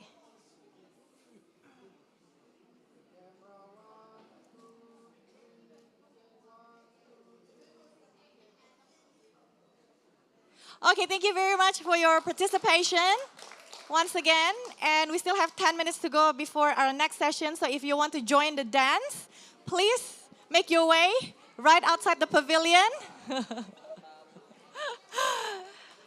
So enjoy the movement of joy. Our dancers will lead the steps. It looks sophisticated, but actually it's not very hard to learn. So please enjoy, and we'll be right back. See you then. Bye for now.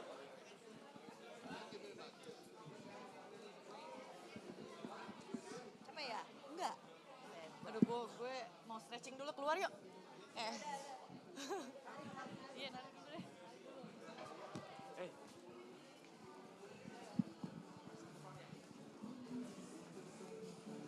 Come on, join us.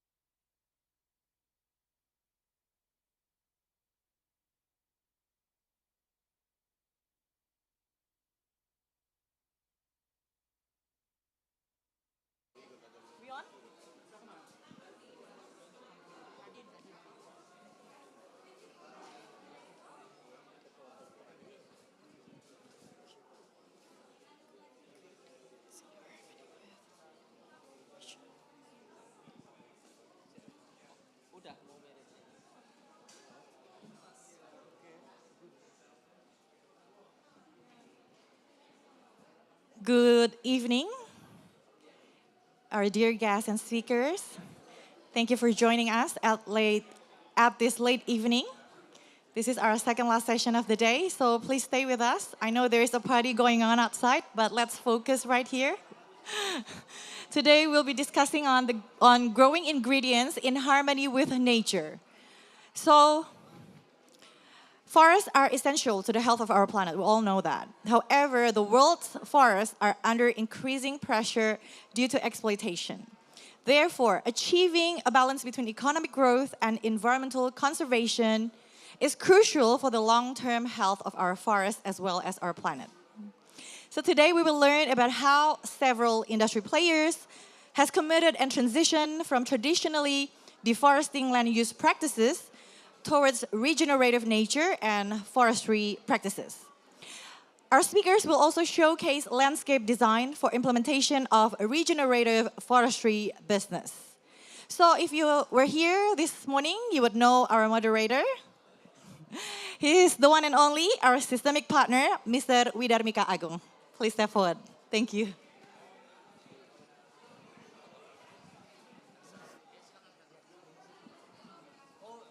Test. Hello, good afternoon, everyone. Great to be here. Second last session, 10th day at the COP. So tonight we're going to speak about, producing ingredients in harmony with nature. Like to open these sessions, we have Pak Agus Dirjen from Ministry of Forestry and Environment. Before we start this session, I would like to invite Pak Agus to share a keynote with us. And then we will have 5 panelists that will share a lot of insight from the supply side as well as the demand side and how to basically source regenerative products that is positive for nature from the forest. Pak Agus, the floor is yours, please.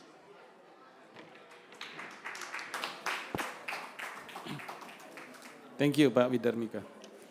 Distinguished speakers, participants, ladies and gentlemen, friends and colleagues, a very good evening. First, please allow me to deliver my highest appreciation to all panelist speakers, to my colleague, Pak Dadan Kusdiana, Director General IBTKE, Ministry of Energy and Mineral Resources, or his representative, Pak Suarsono Darmono, Acting Group Chief Power Plant Operation Officer of PT LP Salak, Pak Okim Murazawa, SVP Research and Technology Pertamina, holding on technological development for maximizing geothermal potential, and also all distinguished participants. Distinguished guests, ladies and gentlemen, as already stated by Her Excellency Professor Siti Nurbaya, the Minister of Environment and Forestry, mentioning that with regard to the Indonesia's enhanced NDC or ENDC, the document reflects updated policies, action, and implementation of NDC with additional target contributed and agreed by all sectors in related ministries and involve participation of subnational, private sector, and local communities. Indonesia also considers adaptation as important as mitigation, as clearly portrayed in the document on enhanced economy, social and livelihood, ecosystem and landscape resilience. In the enhanced NDC, Indonesia updates, among others, its policy on voluminizing 2030 as the basis toward alignment to long-term strategy of low carbon and climate resilience 2050 with a vision to achieve net zero emission in the year 2060 or sooner. Enhanced NDC shows Indonesia enhanced commitment through increasing greenhouse gases reduction target, improving programs, strategies and action in mitigation, adaptation, transparency framework, and arrangement for means of implementation, including through carbon pricing. Distinguished guests, ladies and gentlemen, there are some challenges in practice to expanding renewable energy industry. There are multiple challenges that hinder renewable energy exploration that require support by all stakeholders. In terms of financial investment, there is an example of challenges in the exploration stage of geothermal energy in identifying and exploring a new site. One well drilling of geothermal power. It requires capital expenditure up to and approximately around $5 million US. If succeeded, it could help Indonesia to reach its net zero goal, but if not, then the capital investment is considered loss. Furthermore, in terms of ecological aspect, geothermal energy is also facing another challenge. More than 80% of geothermal energy potential in Indonesia is in forest areas. About 42% in protection forest, 26% in conservation forest areas, and 18% in production forest areas. Most people would assume that geothermal development will cause deforestation. However, at the most, areas needed for exploration is less than 3% of the forest cover. This is because the land usage is only required to build the power plant and build road infrastructure to accommodate the exploration process of identifying geothermal potential below the surface. The Ministry of Environment and Forestry is expecting that geothermal development becomes solution in providing clean energy resources with low ecological impact on the environment. Moreover, economic value that generated from geothermal is expected is not only economic generation, as well as for supporting the initiative to achieve net sink condition for the forestry and other land use or value sector as described in the operational plan of Indonesia value net sink by 2030. We are expecting that all businesses actors, including geothermal business actors, are able to support the implementation of Indonesia value net sink 2030, which most likely would need investment of more than $14 billion US. Based on our projection, this investment will be utilized for, first, $7.59 billion US for reducing deforestation and forest degradation. Second, $5.47 billion US for plantation forest development. Third, $0.82 billion US for increasing the carbon stock, including the implementation of mitigation action on the sustainable forest management, and $0.96 billion US for peatland management and restoration. Distinguished guests, ladies and gentlemen, to conclude my remarks, I hope from this panel discussion session we could learn the best practices in geothermal energy development in Indonesia, how geothermal can become an alternative-based solution in providing clean energy while conserving the forest and environment. I wish you all to have a fruitful discussion. I thank you. Terima kasih. Thank you, Pak Agus. So, Pak Agus is very instrumental in pushing for the legal framework for multi-use business license in Indonesia, and that has allowed the private sector to actually think more broader business model that allows to bring more investment into the forest or to standing forest, yeah, Pak Agus. So thank you for your work. And now, I think before having the panelists, just to, since it is the afternoon, right, already, just want to check a raise of hands, who amongst you enjoys coffee? Coffee? Yeah, maybe not now, or maybe now. Maybe now. So, but you know, has nothing to do with the speech. It's really just to set a context that, you know, I learned about this one particular coffee brand called Slow Coffee. And this particular coffee brands, in every kilo of coffee that you get from them, you can actually claim that it absorbs about 3 kilos of CO2 because of the way they operate, that they convert monoculture into an agroforestry methodology. So it's one example among possibly many examples whereby, you know, a commodity, if you produce it properly, it can be a solution for climate as well. And today we'll have 5 panelists. I think 2 panelists will share from Indonesia, will share from the supply sides. And then we'll have 3 other panelists, distinctive panelists that will share from the demand side, right? So I will firstly call to the stage Pak Silverius Oscar Unggul, or we know him as Pak Onte. Round of applause. Pak Onte is Deputy Chairperson for the Environment and Forestry in the Indonesian Chambers of Commerce. And for those who's probably not following, Indonesia Chambers of Commerce is really the official voice of Indonesia's business communities.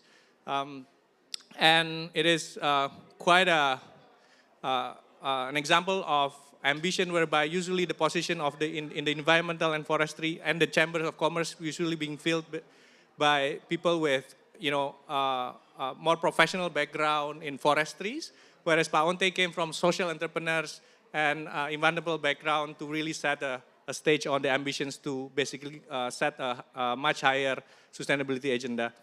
And now, the second, I would invite to the stage Ibu Dian Novarina, Vice Chairman for the Multi-Business Forestry from the Associations of Indonesia Forestry Concessionaires, or APHI.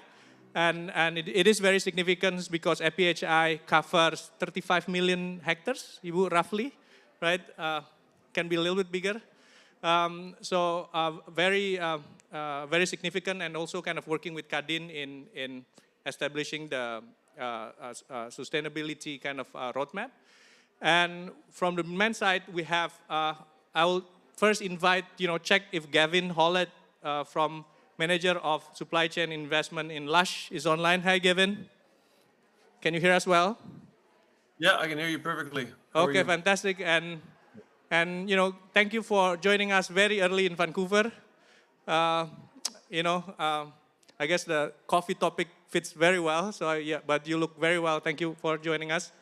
And then I would like to invite Angela Pinati Negret. Is it properly? So Sustainability Director from Natura & Co. I think some of us are, I think I see many Indonesians, some of us is familiar with the Body Shop brands, right? And Avon. I think Natura represents Avon and Body Shops.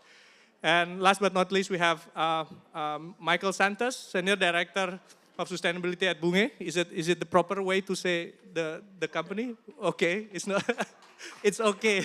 Probably not appropriate, but it's okay. So, great. So, with the 5 panelists, I think we will start with Pak Onte. To start, Pak Onte and Ibu Dian will share kind of their presentation materials, and then we'll go to Gavin, and then Angela, and then Michael to also share their initiatives on sustainability. So I think without further ado, I'll give the floor to Pak Onte to share the initiative from Kadin. Please, Pak Onte. Thank you. You want to stand on? Thank you. Thank you, Mas Widar, for the time. I will present to you Indonesian Regenerative Forestry Business Update. Ini update because we pledged in Glasgow at the first time, and then we update in Dar el Sal. Oh, it's very difficult, sorry. And then now we update here. But this is the initiative of Indonesian Chambers of Commerce to grab the opportunity from the government of Indonesia, because in Indonesia now is a huge opportunity, because if you have permit for the forest concession, you only do one thing. Let's say only timber, but you can do the others, agriculture or something like that, no. But the government now give the multi-purpose businesses license. So now we have opportunity to do many things in our concession. So that's why Indonesian Chambers of Commerce with the APHI doing things to make this, because we want to working together, between businesses in Indonesia. So this is the roadmap. I think 2022 to 2023 now, we're creating an enabling condition. We're working close with the government to make sure we can develop the good policy to implementation this, because the regulations are there, and then there are many following policy. We're talking with the government to make sure this opportunity can be there. And then we bring this working together, the opportunity, multi-purpose forestry to become a major project for the next president of Indonesia. So in 5 years, we already put this as one major project for our next government, next president for 5 years. And then now also, we ready to piloting. Piloting, we have 7 concessions in Indonesia to ready to pilot the things about regenerative agroforestry. And then after that, we want to scale up and then full implementation in 2009. This is the situation of Indonesia. Maybe Ibu Dian will explore more. But, you know, Indonesians have state forests about 125 million hectares and 60 million production forests, and maybe, like Widar said, 35 production forests already give to the businesses to manage, And between 1967 to 2020, I mentioned before, only one lesson, timber-based. But now we have multi-purpose businesses in forestry. Maybe this is the concept. The concept we learn together between Indonesian businesses to grab the opportunity of multi-product based forest management. Because, you know, sometimes many our members only biasa, only and regularly manage timber. But for this opportunity, maybe not have any experience. So we talk to each other. Our approach is learning together, dialogue, and piloting. What we expected is how to doing the multi-purpose business good. So for energy, for food inclusivity, for food, for pharmacology, and the others.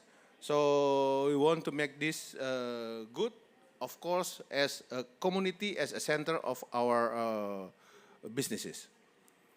This is some findings about the opportunity in regenerative forest businesses.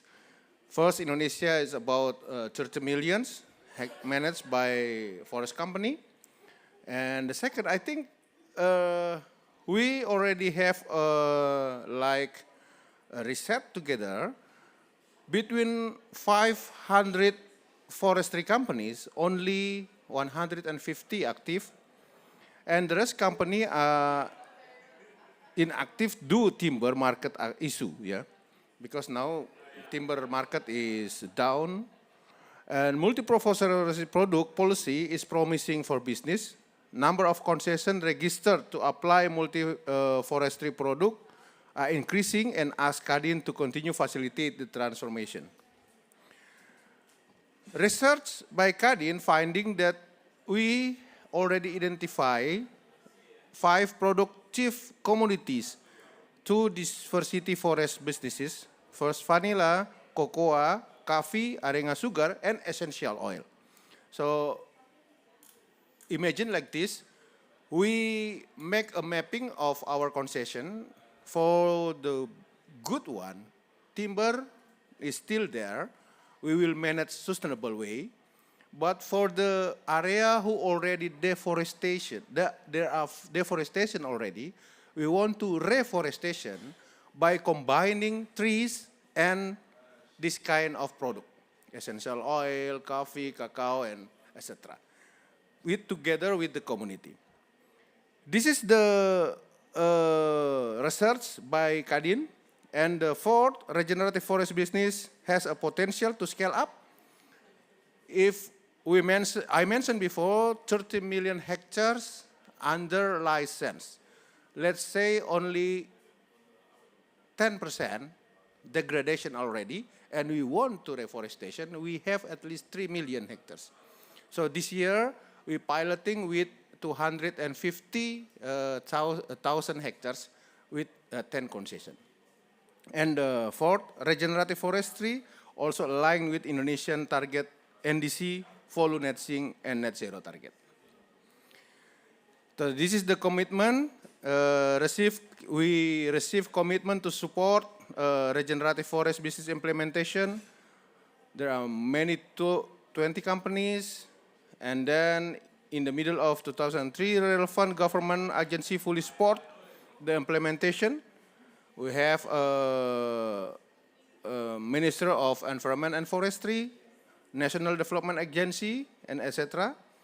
And then regenerative business forestry is the process to include in the midterm natural for the next president. I think this is the lesson learned, the transformation. We ready for 10 company who will be piloting these multi-purpose forestry businesses, and in the 3 provinces, 1 in Sumatra and 2 in Kalimantan. Maybe this is the challenges, and I think this Widar. Thank you very much. Round of applause for Paunte. Thank you. I think it's key headlines. It is a transition. We are seeing a transition in the energy sector, right? I think what Paunte is just sharing is more of a transition in the land use sector, whereby the forestry business is starting to understand, right? What other commodities beyond timber that can bring investments and values to standing forest, and to do it properly, right? It is a process. It started with building understanding among the business owners, right, and also engaging with the government to put in place kind of the right regulatory framework. But we are moving forwards on that areas, right? So thank you, Paunte. Thank you for sharing about the Regenerative Forest Business Hub. I think now I would invite Ibu Dian to share the commitment from and initiatives from APHR side. Please, Ibu Dian.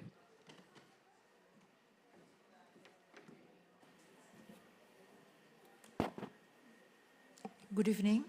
It is my honor to be part of this important session this evening with the great panelists, the moderator, and the audience here, and also joining online from various places. My name is Dian Novarina, and I'm from the Association of Indonesian Forest Concessionaires. I will discuss the private sector's perspective on the implementation of the regenerative forestry business, particularly in Indonesia. The regenerative forestry business in Indonesia is implemented through multi-forestry businesses or multi-usaha kehutanan in bahasa Indonesia to strengthen sustainable forest management practices.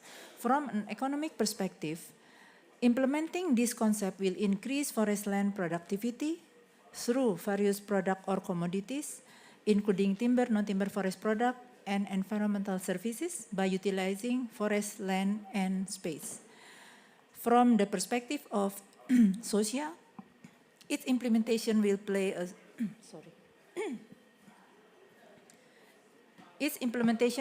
a strategic role in improving community welfare. Can be a tool as a conflict resolution mechanism, especially those related to overlapping of land use and utilization. and will better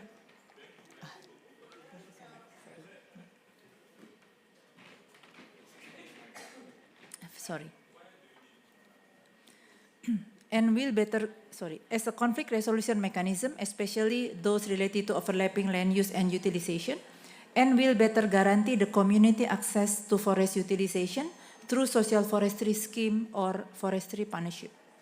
And from the environmental perspective, this scheme will allow all forest land in the companies concession area to be better and optimally managed, will reduce the risk or threat of land encroachment and illegal logging, and will be able to maintain land cover better.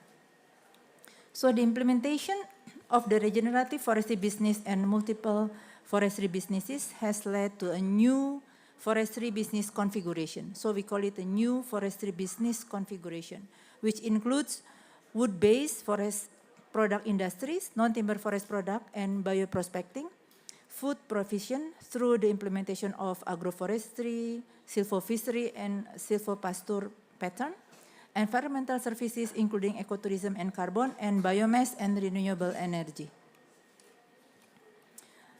The multi-business forestry program in Indonesia has several potential commodities, as mentioned by Pak Onte, with large market and high land suitability in Indonesia, including coffee, cacao, and cassava, to mention some of them. These commodities can be developed with agroforestry pattern and at the same time can contribute to mitigation action to achieve Indonesia Follow Net Sink 2030 target. More details about those commodities are as follows. Let's start with cacao. Indonesia at the moment imports 200,000 tons of cacao due to limited domestic supply both in quality and quantity. On the other hand, Indonesia exports 250,000 tons of processed cacao butter and cacao powder to Europe and North America. This situation provides an opportunity to substitute imported cacao for local processing through increased production. And for coffee, research said that global undersupply of 1.6 million is projected in the global coffee bean market by 2034 due to the climate change in producing countries. While Indonesia at the moment exports 380,000 tons of coffee bean, mainly to Europe and North America based on 2021 data. There is an opportunity to capture the potential global coffee undersupply through increased production in Indonesia by using this scheme, regenerative forestry business. For cassava, 4 million tons oversupply of cassava that cannot be utilized by the processing industry and is not consumed directly. While there is 200,000 tons of tapioca import mainly for industrial needs, such as for pulp and paper industries, and fast-moving consumer goods or FMCG, or household consumptions. This is also the opportunity to substitute import with local tapioca and to develop downstream cassava and tapioca industries in Indonesia. There are some challenges in the implementation of forestry multi-business. The first one is the implementation need a changing of the paradigm and also the mindset. The ability to think out of the box and willingness to improve old way or habits in doing forestry business. There need to be better governance in developing, utilizing, distributing, and also marketing non-timber forest product and environmental services. And currently, no best practice management can be used as a reference in developing non-timber forest product and environmental service businesses on an industrial scale. There is limited access to information. No database can be used as a shared reference on the potential and realization of production and marketing of different non-timber forest products. Challenge on downstreaming of multi-business forestry products.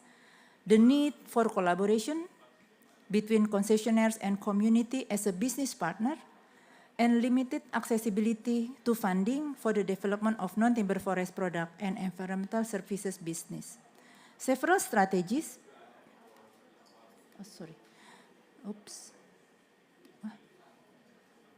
sorry Mas, the strategy slide.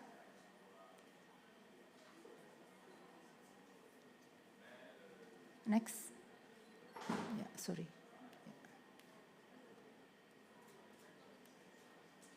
Thank you.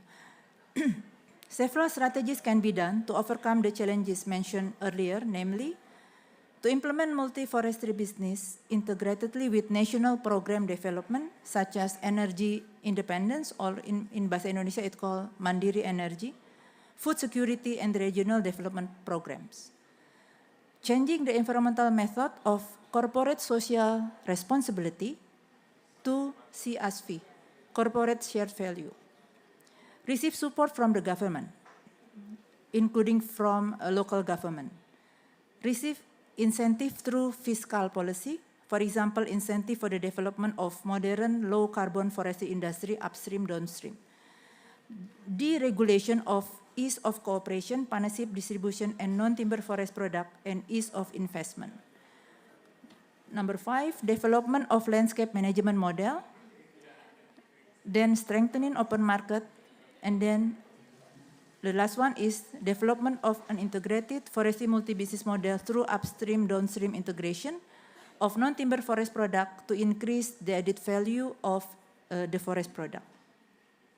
In conclusion, I want to say the following. The concession licenses holder at the moment must be able to thoroughly map the potential of multi-forestry business development in their working areas.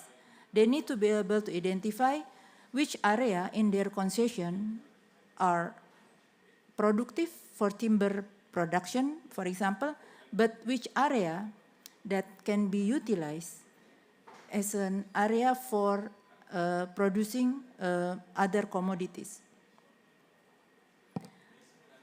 Multi-business forestry and implementing the regenerative forestry business concept shift the pattern of forestry business in Indonesia already, from timber management to landscape or forest management beyond timber. Forestry multi-business improve the company performance, community welfare in and around the concession, increase production and added value of non-timber forest product commodities, potential for processing industry development, growth of new economic centers, and other multiplier effect. If the value of forest land increase, it will prevent the conversion of forest land to other non-forestry activities and avoid deforestation. Kadin, or Indonesia Chamber of Commerce Regenerative Forestry Business Hub, has played an essential role in helping forestry businesses to make fundamental change in implementing the new business model. I want to congratulate Pak Onte and his team for this initiative. Thank you.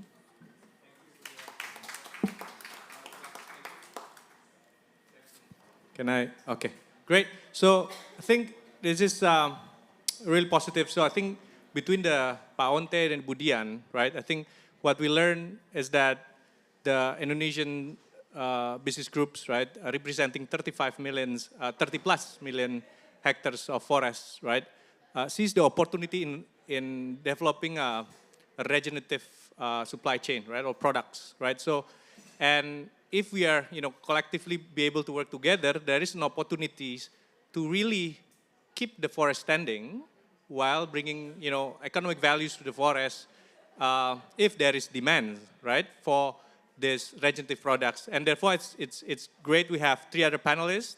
I will start with Gavin because it's 6 a.m. in Vancouver, appreciating him so that you can start early. So Gavin, if you can share about your initiative at Lush around regenerative resourcing, over to you. Please, Gavin, you have roughly about 8 minutes, please.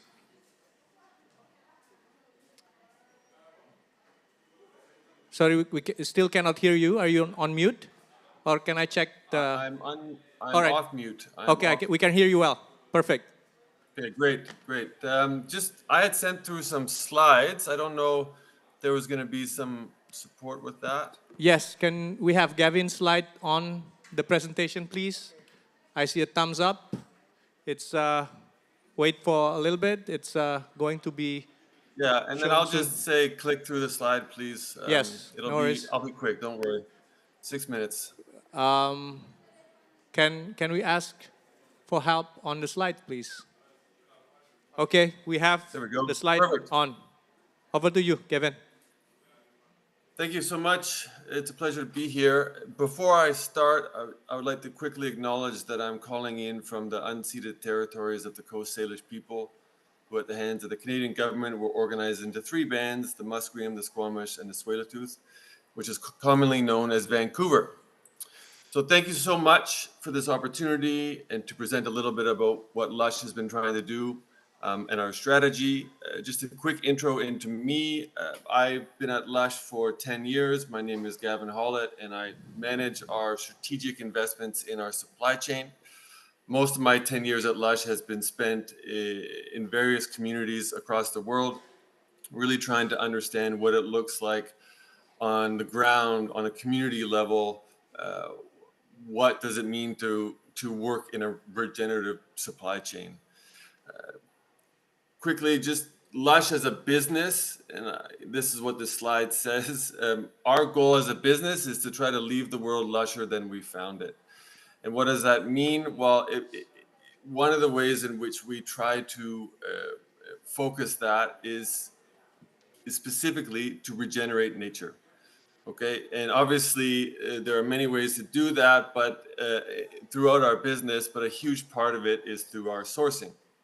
And we have 2 components to our sourcing where we're trying to regenerate nature. One of it, of course, is our day-to-day buying, our purchases, which we call our ethical buying. And so that's constantly trying to do our best to work with suppliers, producers, to provide a market for the most ethical products produced. But we also have a strategic sourcing program, which is where I fit in. And in that strategic sourcing program, we're constantly trying to invest in what the future perfect or an improved future could look like. Historically, we have called this our Sustainable Lush Fund. Right now, we're referring to it as our sourcing hub strategy, where we've got companies, direct relationships in kind of strategic parts of the world, where providing us with more direct, radical transparency into the production methods, what's happening on the ground. Since 2011, we've invested quite a bit of funds in this sourcing hub strategy, and which has included direct investments, loans, and smaller grants. We work with a variety of small, providing us with more direct, radical. Can we get the audio, please? Can we get the audio for Gavin? Yeah, I'm hearing a bit of an echo. Yeah, no, you're good. You're good. Thanks, Gavin. Okay, great. So let me skip ahead. So that's kind of just an overview of Lush's approach, where we've been, to try to give context in terms of what are we doing now. One of the questions that we were asked to prepare for is leading up to this panel was, what are our commitments, right? And so in all of this learnings that we've done over the last, since 2011, where we really wanted to go beyond ethical buying, and we set up this strategic sort of future perfect sourcing program, we've learned that in order to honor our commitment to regenerative sourcing, we really need to be in close proximity with our suppliers, producers, and locations where we have our raw materials coming from. Our commitment to leave the world lusher than we found it requires an adaptive, flexible, ongoing approach. This requires hard work, it requires patience, it requires really valuing radical transparency and not being afraid of challenges or when things go sideways, right? Countries like Indonesia, where there's huge potential for conservation and regenerative agriculture, are critical to providing the market with beautiful materials that can make the world lusher, right? So this is a great panel and a great conversation to be a part of. This photo here is an award-winning farm in Guatemala, different part of the world, but similar, where we have supported 400 acres of pasture to be turned into this award-winning agroforestry site. But this is also an example of, you can see the years from 2016 to 2022, things take time, right? Regenerative agriculture, regenerative sourcing does not happen overnight. Next slide, please.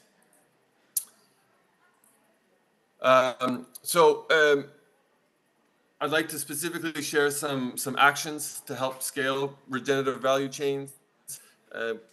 It's really important that we're all open to collaborating with other entities in the same space. We shouldn't be trying to reinvent the wheel. There are many versions of activities out there, and it is important to align and collaborate in order to move forward in a meaningful way.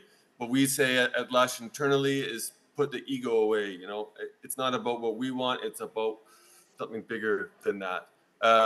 It's really important to seek out win-win relationships that ensure that the work endures rather than that the work fits into a predetermined box of what success looks like.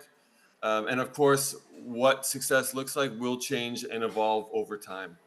It's really important to look at the long term when evaluating if the return is worth it. Short-term targets may be a distraction from actually achieving what we're trying to do. And success will likely be tied to scale, right? And we've heard about these large numbers of huge areas of forest, of land available to be supported in meaningful work.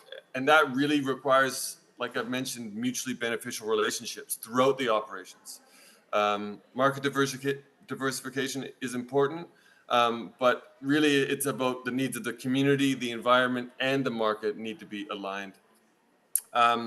A great example of what a forestry business can do to align with a customer like Lush is actually a business in Indonesia called Forestwise. They're also supporting existing standing forests where they're working with wild harvested materials. And we source Elipe butter from them. And we feel really good about our materials providing value to a standing forest.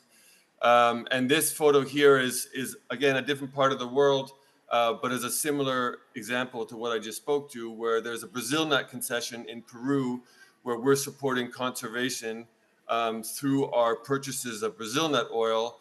And there's some enrichment activities. And this was a photo of a pair of jaguars, which is very rare to see, sort of giving us confidence that this forest conservation work that's being done through our sourcing is having a positive impact. And just quickly to finish, last slide, please. This is a photo of a solar-powered factory in the middle of northern Uganda. And this, I just wanted to put this in there to sort of emphasize another big component that we've learned, which is around climate justice and ensuring that the access to this value chain is with those most exposed to the risks associated with climate change. And it's important for that to fit into our Regenerate Nature focus. So thank you very much for your time and for listening. And I'm really excited to hear the other panelists and participate in any follow-up questions and other aspects of the panel. So thank you again. Thank you, Gavin. Round of applause for Gavin. I think it's really fascinating to see how, you can source from locations and see after a few years, right, after, say, like what it was about 7 years, right, 2016, 2013, right, and it becomes lusher than when you found it initially, right, as your brands stand for. So thank you, Gavin. I think I'll go to Angela. If you can share your initiatives with Natura. Okay, thank you so much for the invitation. Really nice to be with you from Indonesia because you have such a lot of commonalities between our countries, among our countries, Brazil and Indonesia. The same bio-ingredients that I saw here, cocoa, coffee, and cassava. That's quite unusual for some of the countries. I would like to share that Natura is a Brazilian multinational cosmetic company, one of the top 5 beauty companies in the world. This is the kind of product that we have, but we have fragrances, body moisture, creams, And our main differentiation is that sustainability it always being in the core of our company. So we work a lot with bioingredients from Amazon rainforest.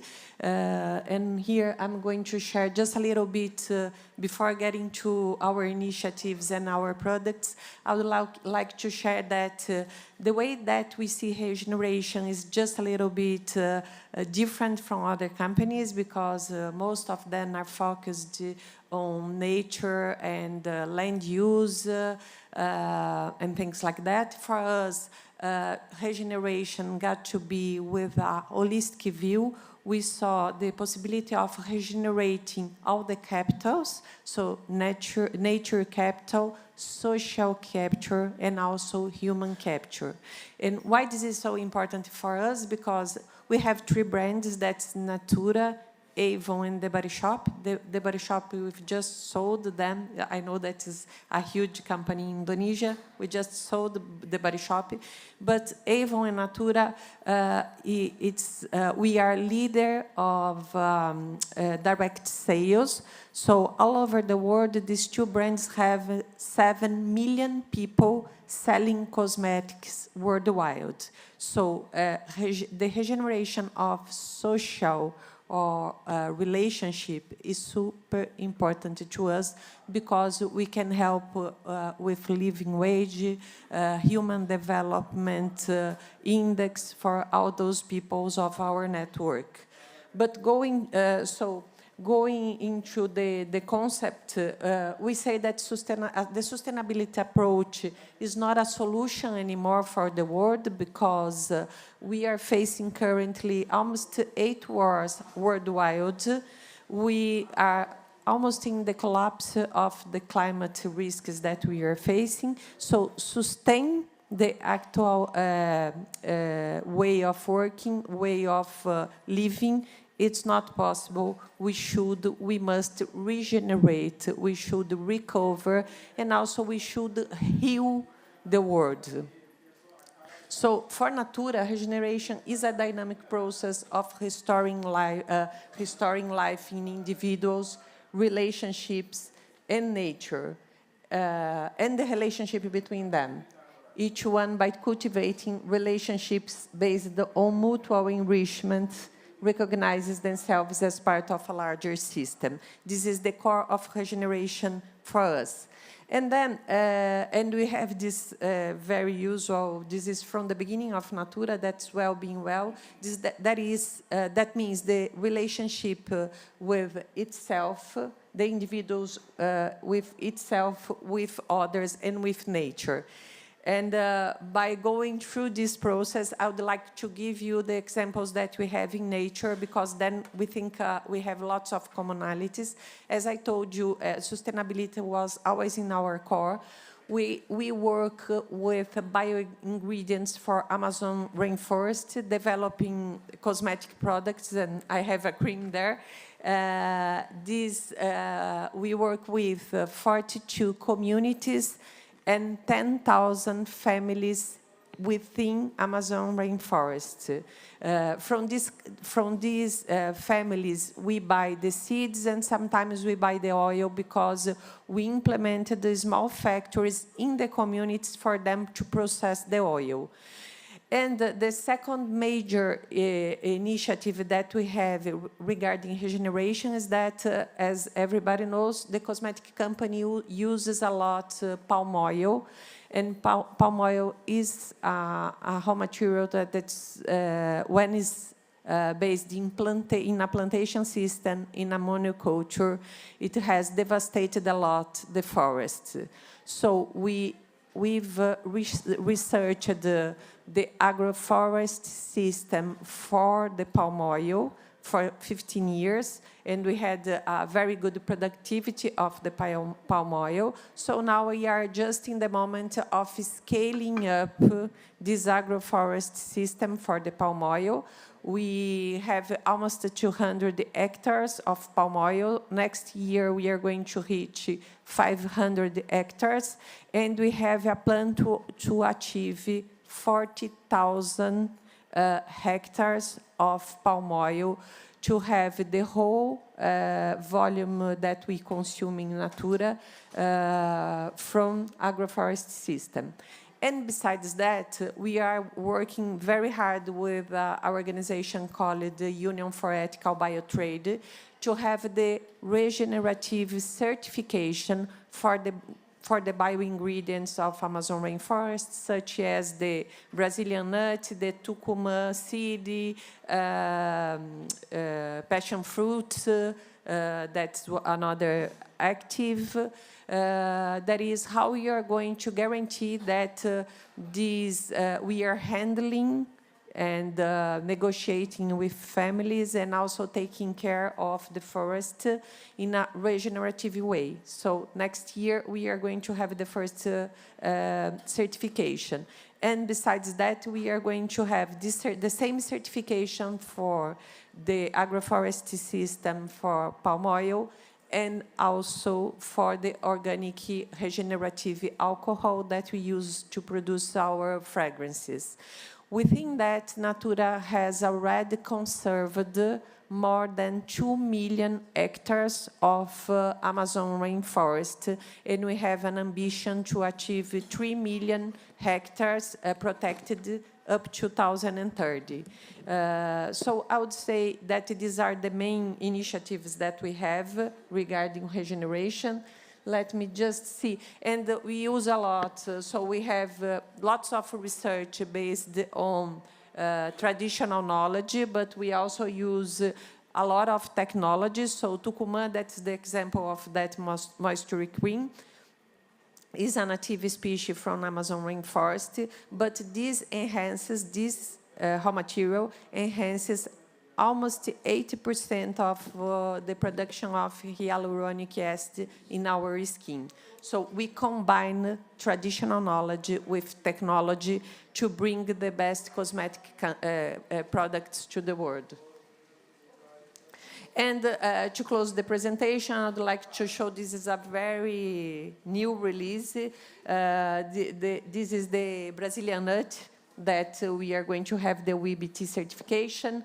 It's a moisture cream that you receive this in a very small bottle of 30 ml. We use 100% of the plastic of this packaging. It's collected from Amazon rivers.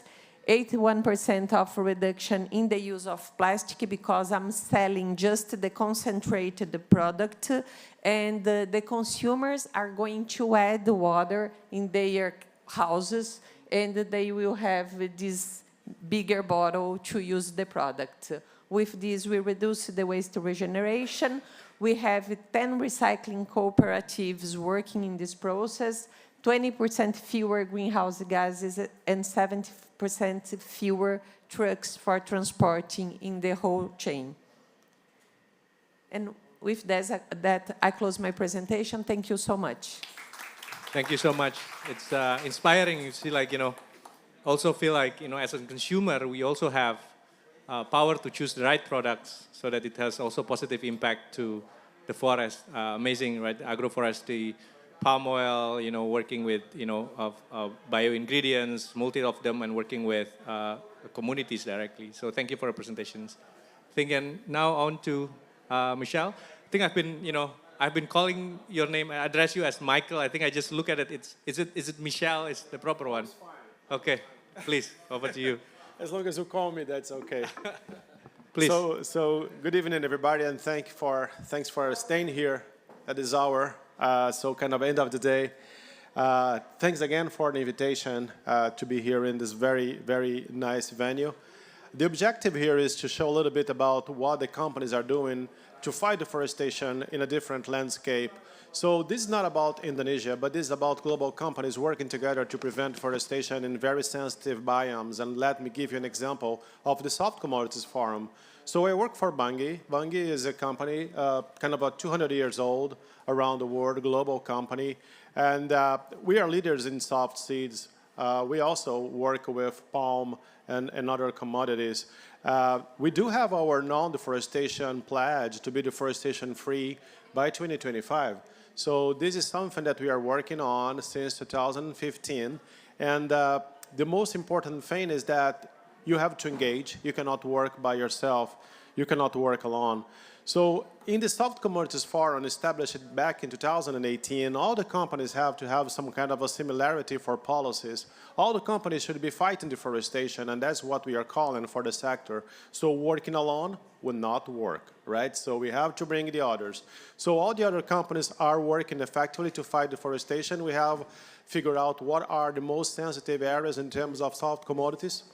And the engagement is to bring higher traceability and engagement with indirect suppliers.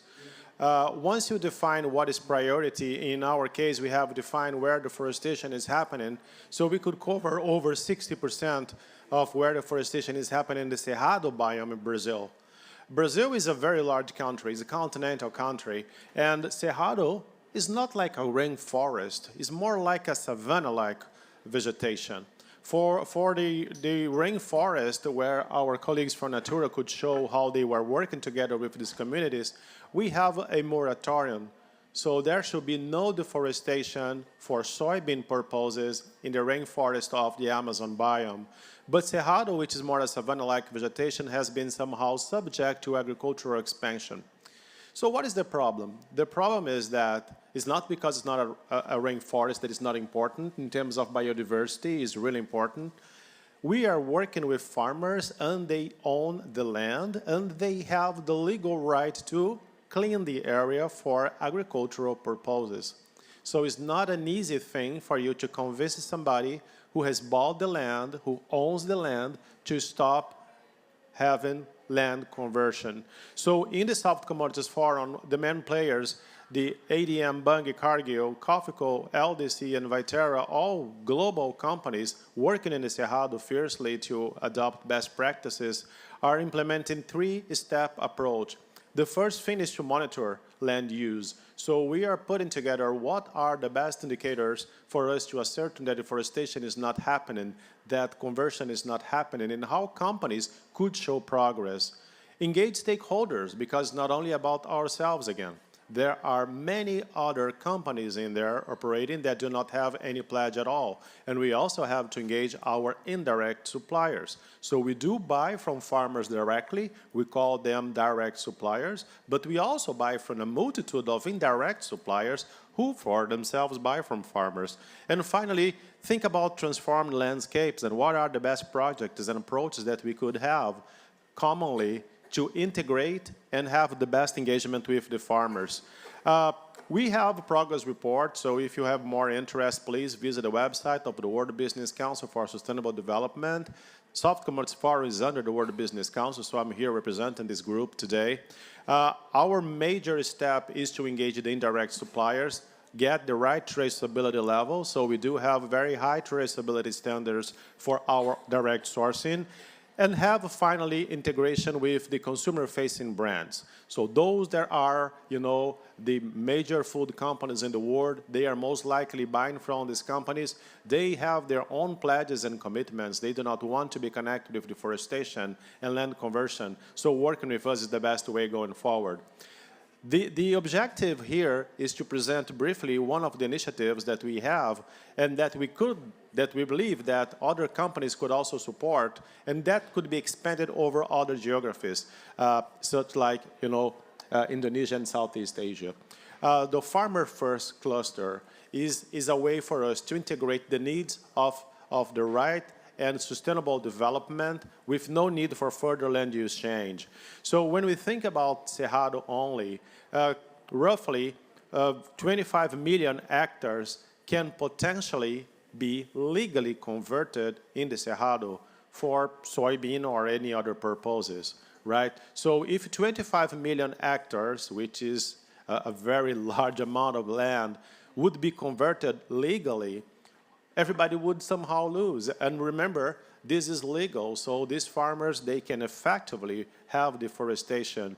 Nevertheless, there are 40 million hectares of land somehow degraded pasture degraded that could be converted into soy production. So our objective, our common objective, is to shift the need of new land conversion of pristine forest or native vegetation, cerrado-like vegetation, into areas that are already open, and this is what we want to do.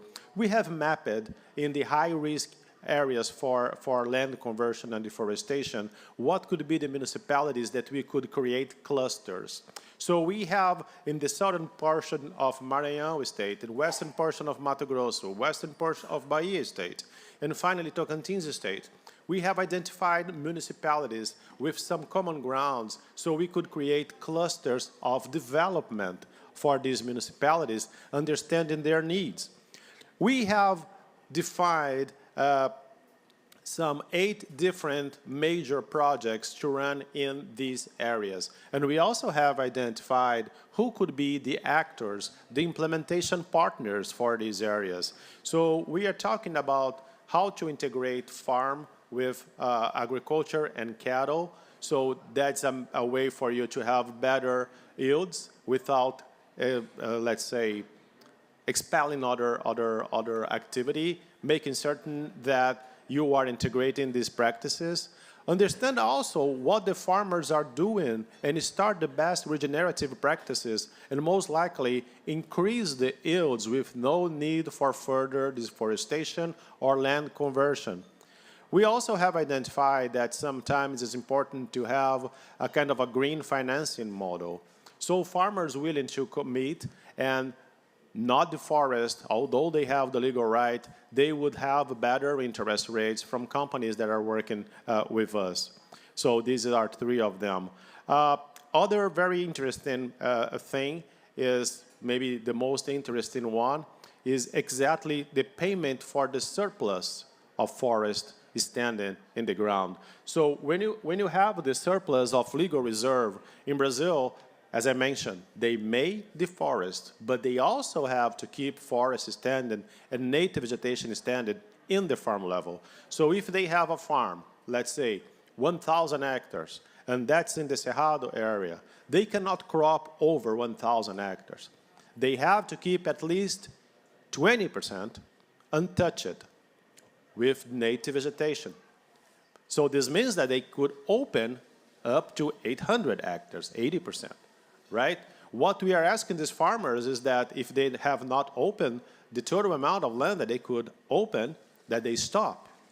And then the farmers are going to say, okay, but I bought the land and I have to open, I have to produce. So by halting this land conversion, the farmer would get some kind of a payment per hectare of forest standing.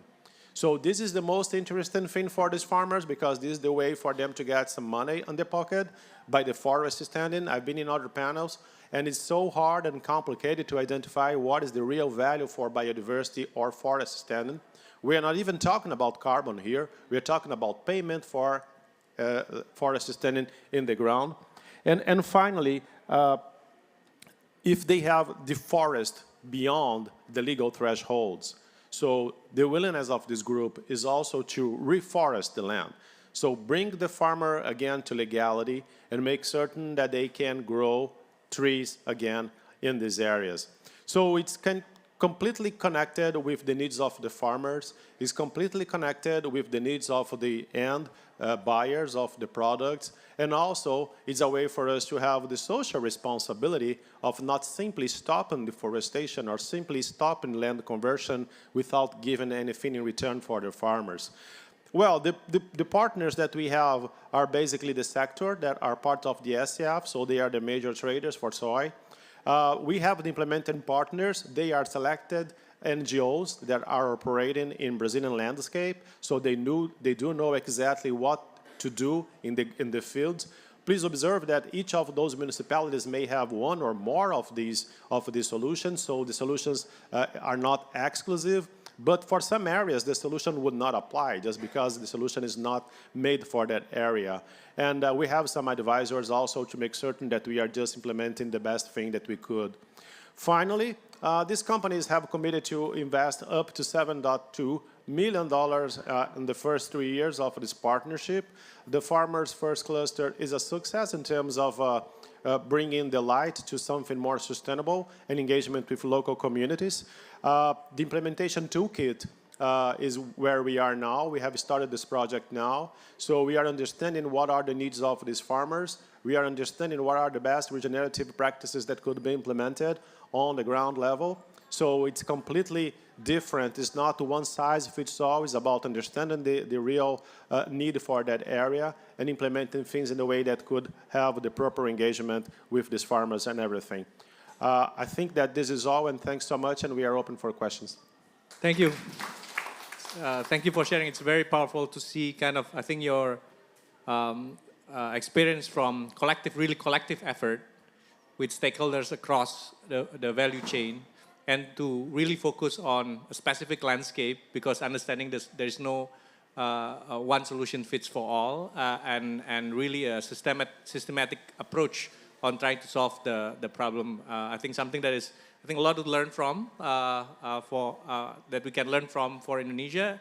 And I think, to me, when I first kind of hearing about this, it really kind of relates back, especially on the palm oil sectors, right, where similar to what you just described on the soy sector. So thank you. I think now, back to the audience, we still have, we have room for questions. Please, over.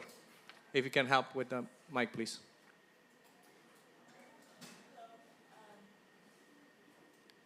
It's okay, I think you can try it again. Yeah.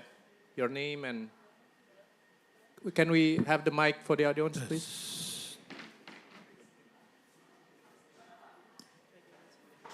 Hello. All right, so my name is Ray. I've had an amazing opportunity to live in Indonesia, specifically Sumatra, for the last year. So my question is for the Indonesian chairman and deputy on the panel.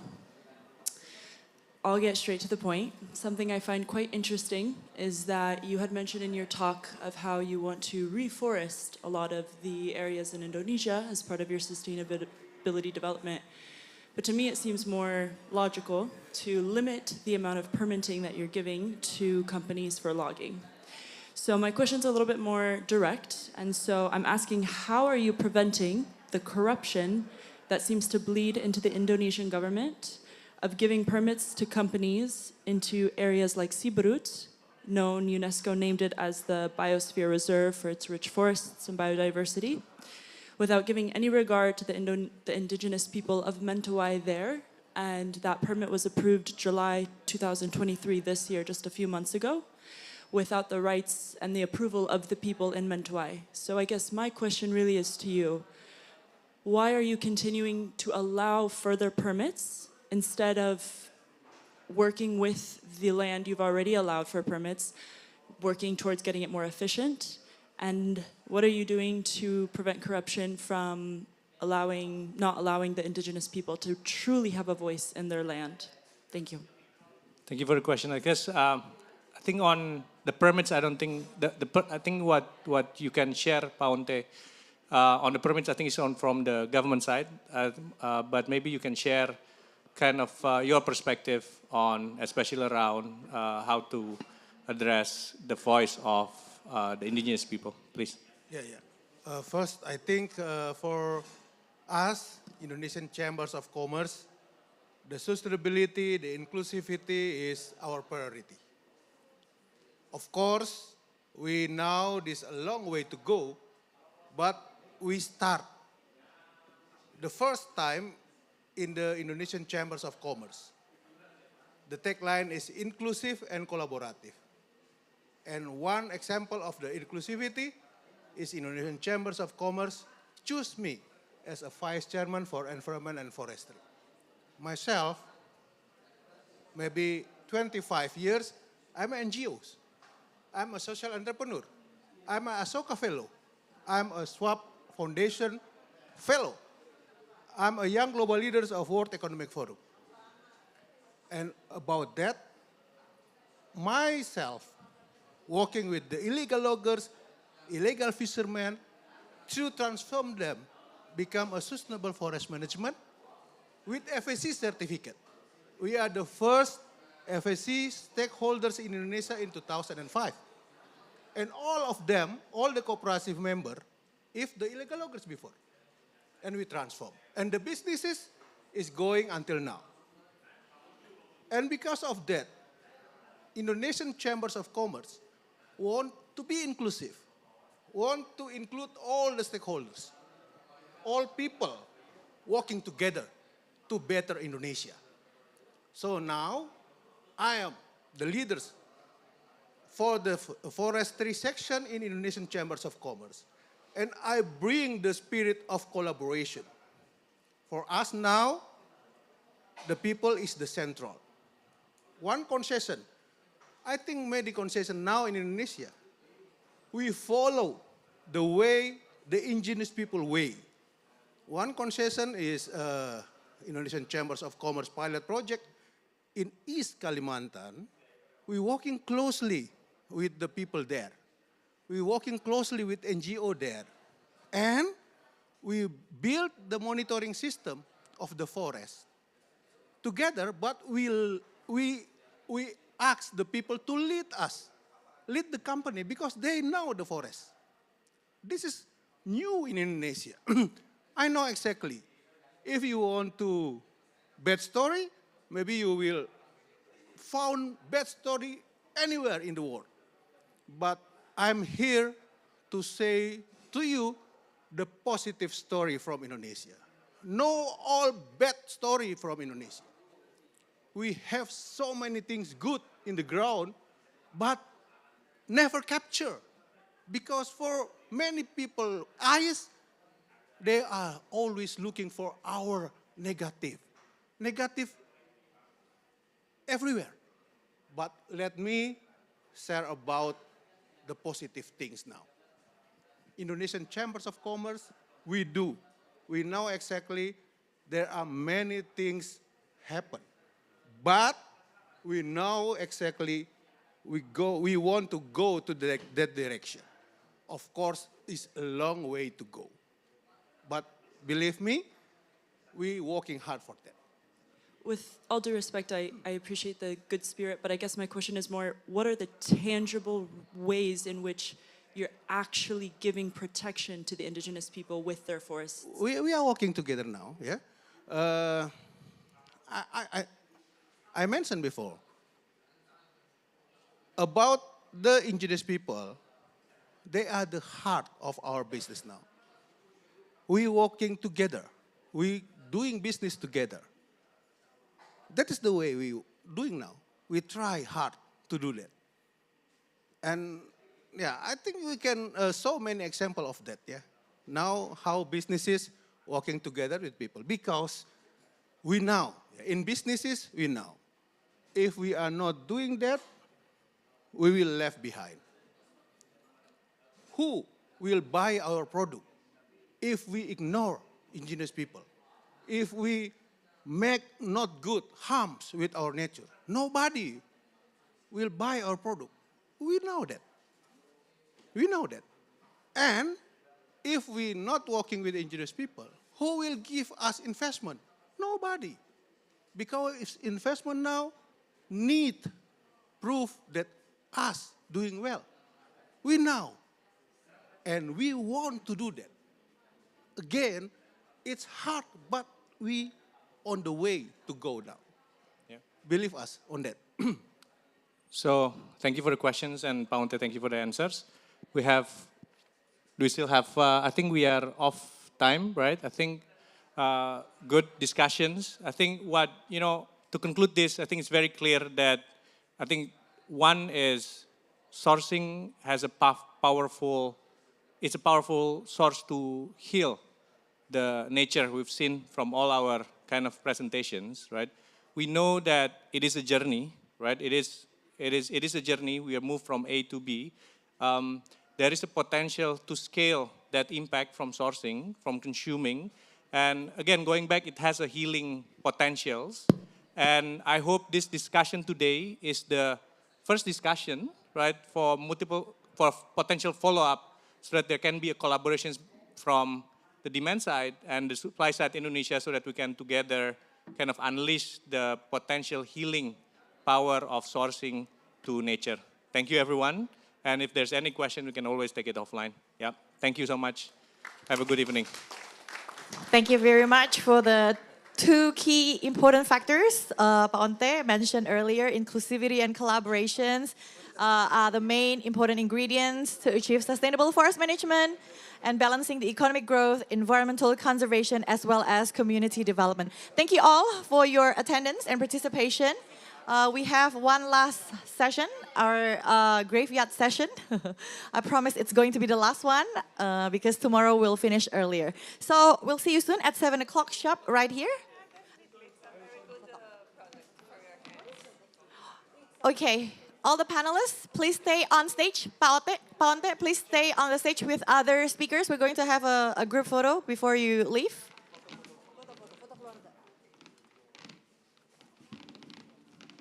Maybe two ladies in the center.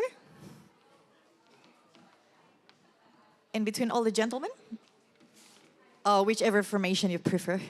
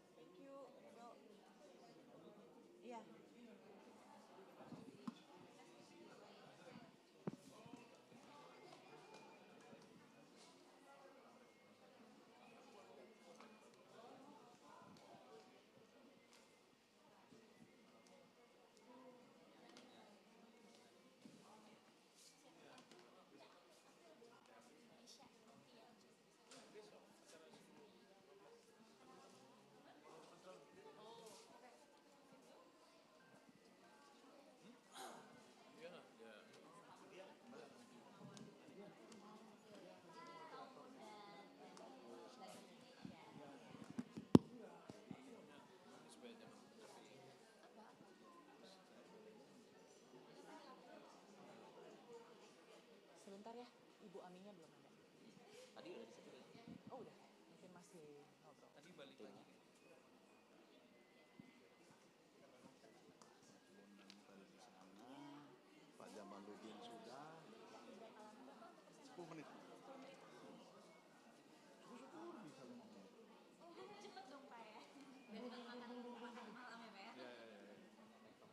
Iya. Tapi Bu Ami belum datang ya, kita tunggu. Katanya tadi udah datang terus keluar lagi. Iya, tadi dia udah lewat sini. Itu asprinya sih.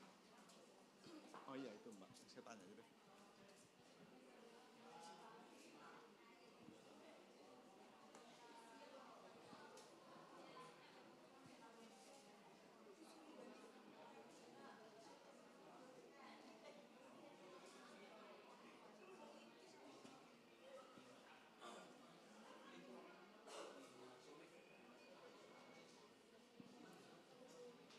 Ini belum diupdate ya?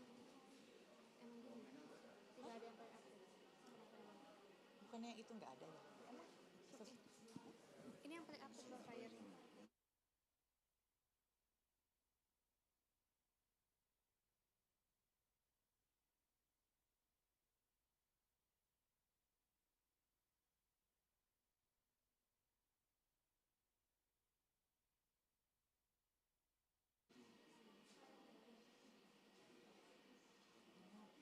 Excellency Razan Mubarak itu perempuan.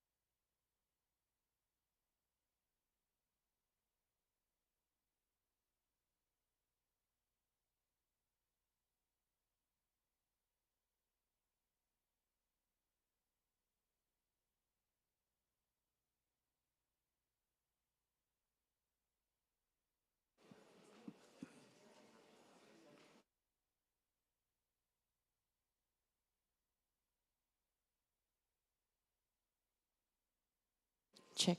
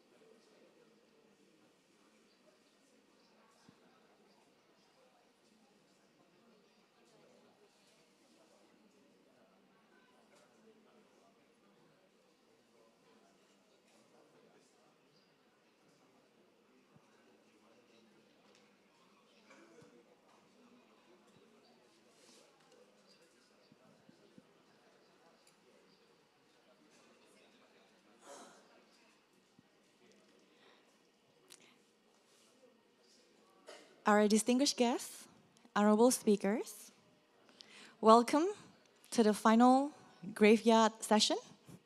I promise this is going to be our final one because tomorrow we'll finish earlier.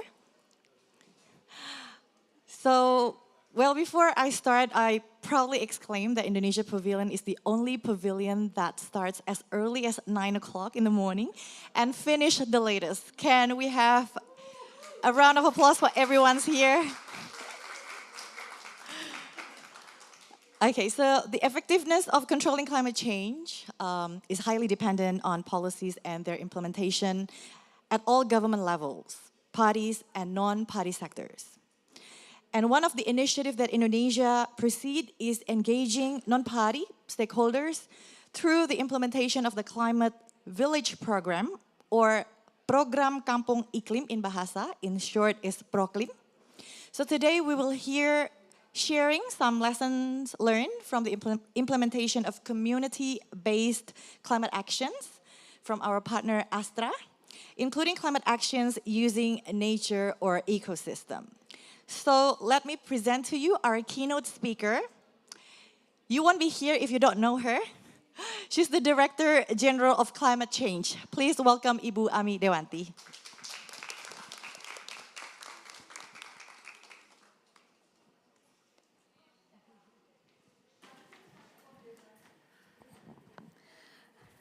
Thank you.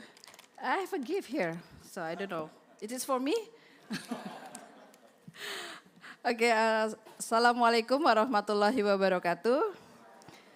May the peace and the blessing of Allah Subhanahu wa Ta'ala upon you. Very good evening, and because this is the very last session of this today, so I shall be brief. Because you're gonna to hear a lot more interesting speakers during the sessions. As mentioned, this session we're gonna to talk about program Kampung Iklim or Climate Village Program. Climate Village Program is basically one of the flagship program of the Ministry of Environment and Forestry, as well as the national focal point of UNFCCC of Indonesia. So this program has started, established back in 2012. Till now, we found that this program is very significantly to contribute to our climate agenda in Indonesia. I'm proudly to mention it that among other countries, Indonesia is one of the countries who believe that community-based climate action is indeed a very important action throughout the agenda of climate agenda. And within our nationally determined contribution, Indonesia has putting the adaptations equally important than the mitigations, unlike many other NDCs of other parties. Because we believe that while we are reducing our greenhouse gas emission, we need to enhance, we need to build, we need to strengthen our climate resiliences. We already remind by the IPCC, the Intergovernmental Panel on Climate Change, that we have to put our best effort to ensure that by the end of decade, we need to make sure that the temperature risings globally, it's no more than 1.5 degrees Celsius. And the most vulnerable communities or the most vulnerable group that will affected by this climate disaster or climate incidents is basically those who have lack access to various infrastructure, including those who are living in the villages. So that's why the program Kampung Iklim or the Climate Village program basically to able or to support the communities at the very grassroots level to be able to strengthen their life and livelihood, to be able to address all the negative impact of the climate change. We know that the impact of climate change on human will result in increasingly limited access to sufficient energy, health problems, clean water supplies, and many other. So that's why the menu under the Climate Village program, it's various. It really depends on the challenge of the community itself. So it's another a good or positive point of program Kampung Iklim, which is the activities may choose by the community themselves according to the challenge that they are facing day to day.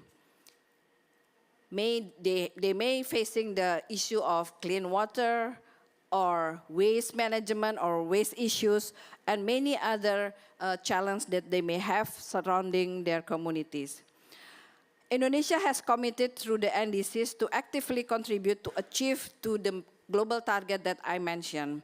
And one of the beliefs of Indonesia is by strengthening the community as part of the non-party stakeholders, we will be able to enhance and to accelerate our climate actions. Because this is a very crucial in achieving the target of Indonesia, which now we are trying to reduce 31.89% by 2030, compare or against the baseline, the business as usual as baseline. And we're gonna to increase this target by 43.2% in 2030. And I also would like, and I'm pleased to share with you that only 2 months ago, the program Kampung Iklim or Climate Village program has been reconceptualized to even more broaden and even more strategic in our climate agenda. The program Kampung Iklim or Climate Village program has been transformed into the community-based climate action. We still call it PROKLIM, Program Komunitas untuk Iklim, which is community climate action for addressing the climate challenges. So we believe that by putting the context, putting the PROKLIM into the broadened context, we will be able to engage more stakeholders. So it's not only the villagers, basically those who are living in the urban area, those who are having initiative in their own group. For example, in Indonesia, I'm taking example from Indonesia, bike to work, for example, or goes to campus, or many other initiatives that will lead us to reduce the greenhouse gas emission, or will lead us to enhance and to build the climate resilience. So we're gonna to bring everybody, every stakeholders, because we would like to leaving no one behind in this context. So this session, we're gonna to hear from various stakeholders, especially those who are doing the things in the climate program or climate village program or PROKLIM. And we're gonna to hear a lot information and lesson learned. And by having a discussions, we expect to learn more from all the audience and to bring all the recommendation, good recommendations, good suggestion and insight for us to strengthen even more the program Komunitas untuk Iklim or PROKLIM. Up till now, from 2020, we already have, I think it's believed, I think more than 5,000 villages or sites, and we would like to expect to have 20,000 sites by 2024. And it's kind of ambitious, but I know if we able to hand in hand to join our effort collaboratively, the target will be achieved or even achieve more than we are targeted now. So I think that's my keynotes. I promise to shall be brief because I know that I don't want to stand between you and the very good speakers and between you and your dinner later or supper later.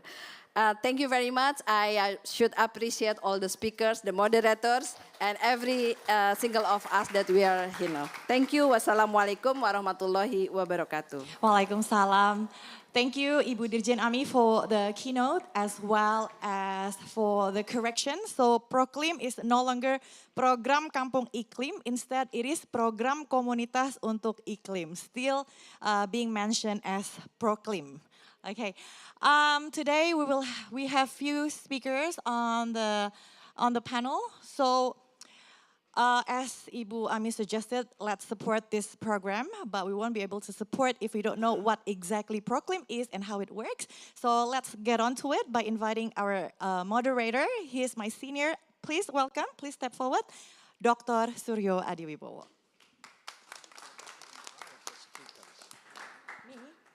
Okay, he wants me to invite all the speakers. It's getting late, everybody's get tired, okay? Usually he's the one who do the job, but this time I'll take it on because he's leaving tomorrow anyway, so.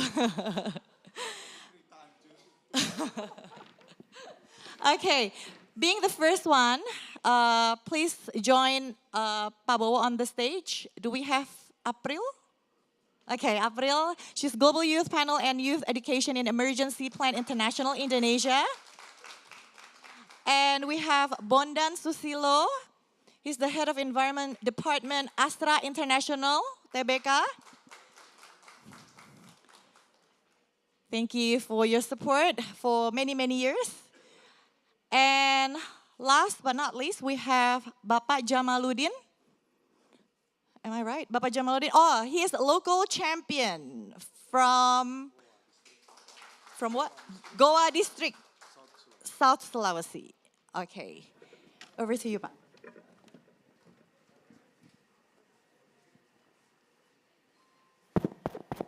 Assalamualaikum warahmatullahi wabarakatuh. Good night, everybody. In fact, there is no other participant outside Indonesia. So it is, if you cannot, have difficulty to speak in English, then I will translate it. So no problem. Then we have three, I think, interesting speaker that address the initiative of the local community to combat the so-called climate change through the power of the local people. Usually we heard since days ago, the states provide example or good initiative from the local government, provincial government, from the private sector, as well as from the academician and expert. But today we heard many interesting values. How about the initiative from the young generation as well as for the local people assisted by the private company? So without further ado, I will invite, we can hear lesson learned from all the speakers here.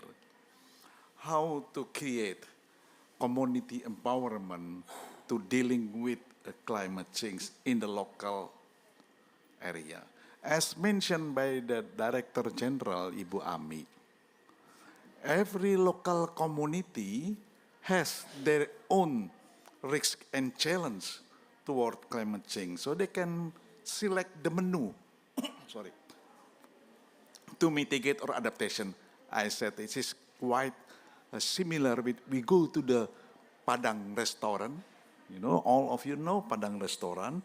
There are many menu, more than 10 plate, and we select that appropriate for us according to our preference or according to our pocket. So today we will hear how the opportunity, the risks that will be tackling by the speakers. So the first I will invite, would you be being the first? Because actually there are two speakers, they are absent today, I mean in this evening. So I will invite Miss April with her topic, the role of youth in combating climate change in Indonesia at site level. Miss April is from Plan Indonesia. Please, stage. Well, good evening, everyone. First of all, thank you for inviting me in this really great discussion. My name is April, I'm 20 years old, and I'm here to representing Plan International Indonesia as a global youth panel. Thank you. As a global youth panel and as a youth ambassador for emergency, education in emergency. So,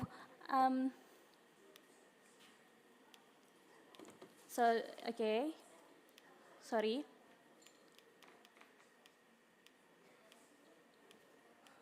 Oh, can somebody help me? All right. So this is my short profile. Maybe you want to know more about me. I'm representing of Plan Indonesia, part of Youth for Education in Emergency, establishing a community to advocate for the rights of women and children and join research about youth engagement in humanitarian response. And why we youth do that in Indonesia context? So yeah, I'm here, since I'm here to representing Plan Indonesia, so here is a short description of Plan Indonesia. Plan Indonesia is a development and humanitarian organization that advances a child's right and equality for girls. So we have, for programs, also we, we have more than 800,000 we have reached more than 800,000 directly and 13 million people indirectly, and Plan Indonesia also collaborating with more than 200 partners. So yeah. So in Indonesia overview, we all know that since 2008, there are 10 tropical and cyclone and more frequent since 2017, especially in the province of East Nusa Tenggara or NTT. So yeah, the impacts is difficulties in agricultural. Can I have the mic? Okay, I will just using the mic. So yeah, the impact is difficulties in agricultural management and environmental crisis due to the shrinking agricultural land due to land use conversion, and also food crisis and crop failure due to changing season and difficulty estimating the right planting time. The massive use of chemical pesticides by monoculture companies. This is also increased poverty in the region, which has an impact in the fulfillment of human rights, and especially for women and children. So what can we do as a youth? Since the women and children are twice as vulnerable as men during disasters, therefore emphasizing the crucial role of women is essential to ensure more representative and gender-responsive movement. So, as a youth, youth have the potential role to bring about change. They need to be engaged disaster and policy making, decision making, and advocacy in climate change adaptation actions. So what Plan Indonesia do? We have numerous programs like that involve youth, such as Young Leader for Climate from batch 1 to batch 3, and we have Girls Leadership Program. We have Youth for Education in Emergency, which I'm take part of that, and also we have Youth Adapt. And how we do to support the youth? We have seed grant. It started in 2021, and we have more than 100 youth receive seed grants, and the total seed grants is about $11,000, and we have more than 300 action plan and more than 300,000 participants. So yeah, talk about youth, and as you can see that this is the successful stories of the youth that supported by Plan Indonesia. First, we have Hana. Hana is from Jepara Green Generations, or JGEG, youth community in Jepara, a city in Indonesia. And it has been focusing on climate change education and waste management since 2018. So they have vision for Jepara to be waste free by 2035. As a result, in Jepara, there are more 80 kilogram of compost waste produced in 3 months. And the second, we have Zulfikar from Eco Living. Zulfikar focuses on solving the food waste problem in Malang City, and through the Young Leader for Climate 2 program. Hana and Zulfikar guided mothers and youth to encourage every household to sort and process waste through composting in Malang. And yeah, here is the detail. So Hana and Zulfikar, they can produce in 4 months reduces emission per year household, and reducing the waste can be converted into rupiah, equal with 1 kilogram of apple. So another successful story, we have Rivka and Maria. So Rivka is deaf, she's deaf, and she's from Feminist Temis, an accessible educational platform for gender and feminism, sexual and reproductive health, and the World of the Deaf. Rivka has provided education related to climate change and disaster resilience to young friends with disabilities in Semarang and Yogyakarta through Deaf Disaster Resilience Program. And we have also Maria from Bajaga Bumi.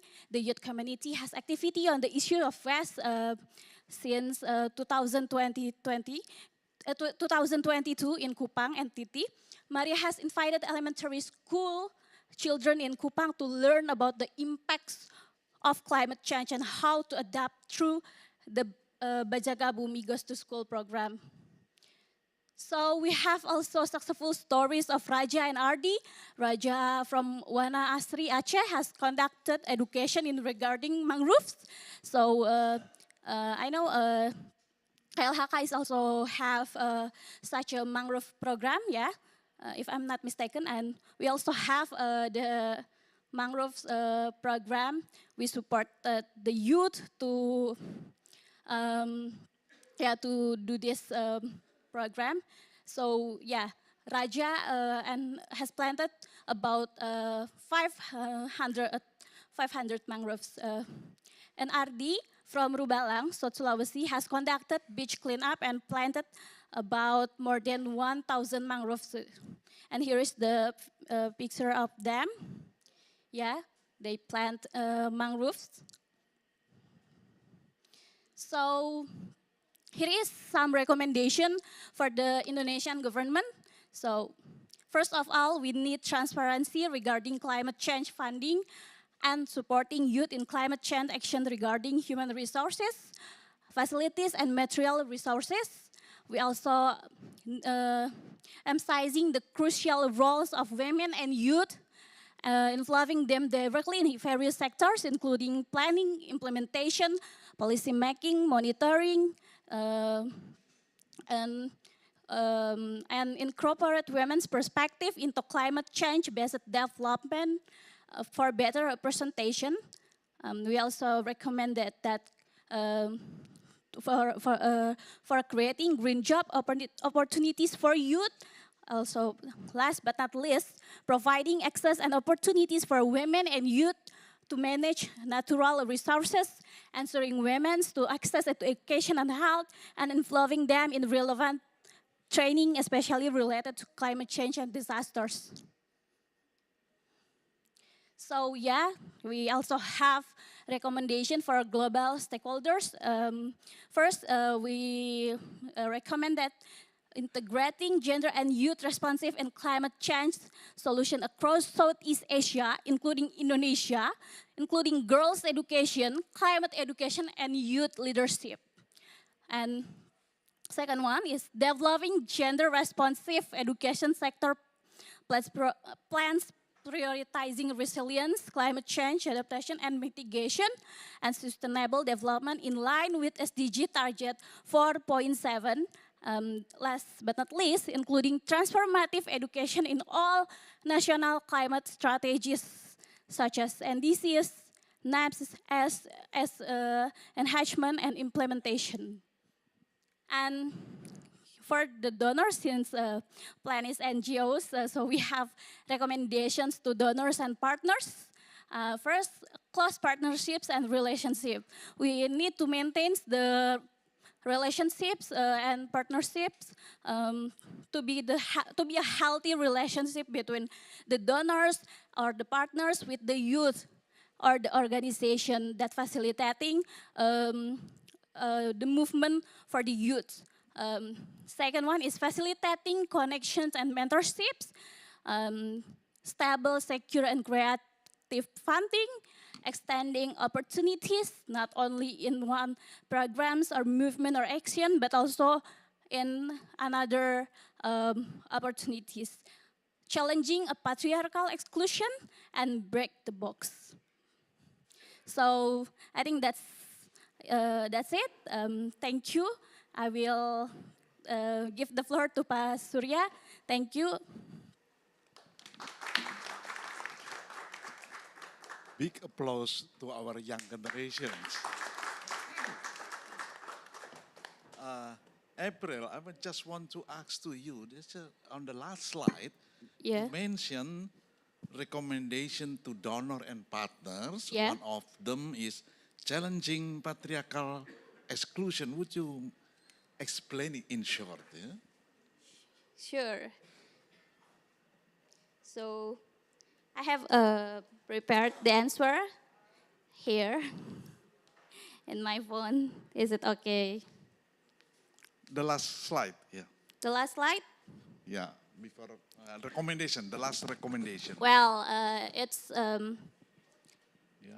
where is the slide? Okay. Okay. Yeah, you can. Yes. Oh yeah. Which one? The challenging patriarch. Okay. The self-active participation of girls, young women, and trans youth in civil society is crucial for intersectional and activism. Donors can advance this by specifically supporting youth groups that promote gender equality, advancing policies and actions that tackle patriarchal exclusion with governments, and sharing best practice through horizontal interaction with young girls. Yeah. So you, on the Yayasan plan, you, what you call it, provoking or challenging or didn't accept the patriarchal approach. I mean, patriarchal approach is more vertical, more male approach, yeah, not taking into account the woman. I mean, Yeah. That's okay. So I what know, I I try know. to say. Yes. So a patriarchal exclusion is not mean that the man should be outside, but the character of the man, which is sometimes characterized by the patriarchal approach. Man is always identified with power, with high power, and so they didn't want. I think I agree with this kind of approach. Yeah. Okay, thank you. Thank you, April. Thank you. And I will go to the next presenters, speakers, I mean. I will let what you want to prefer because both of you are, collaborate each other. We prefer from the Astra Company Limited or from the local community? Okay, yes. So I invite Mr. Bondan to explain how the Astra private company to endorse and to strengthen the the pro-climate community, the program of climate community in Indonesia that strengthened and endorsed by the Astra company. Please, Pak.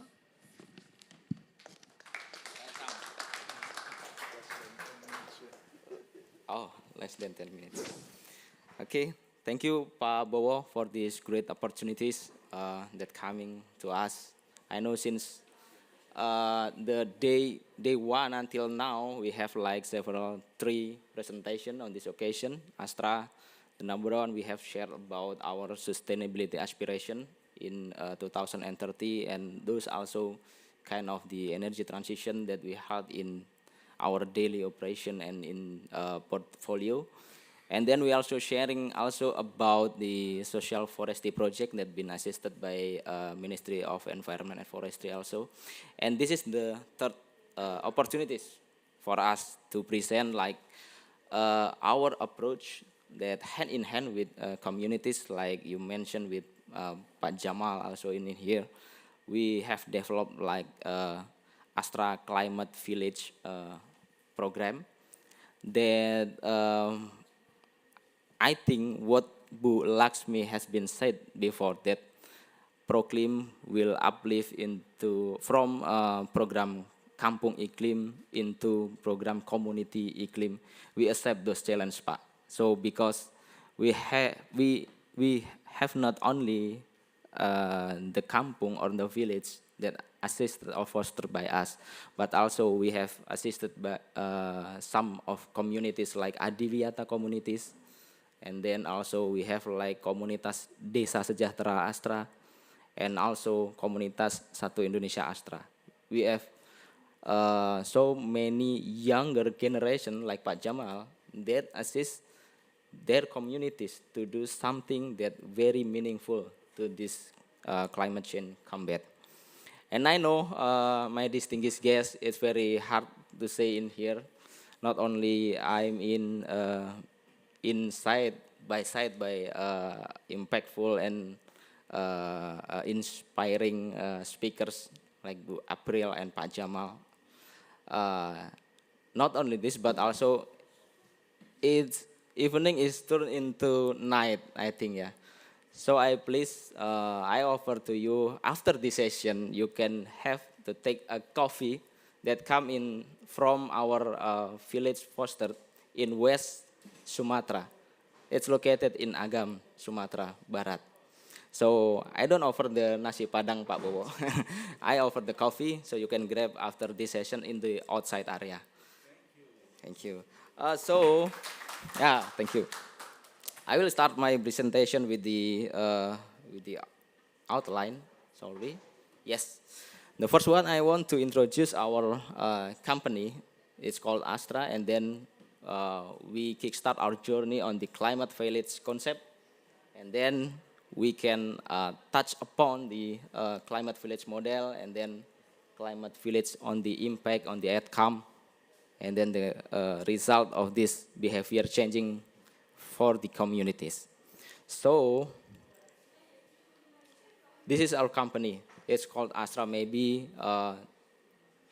from your perspective, Astra is just a company that we sell like automotive in Indonesia. But we have also 7 businesses line.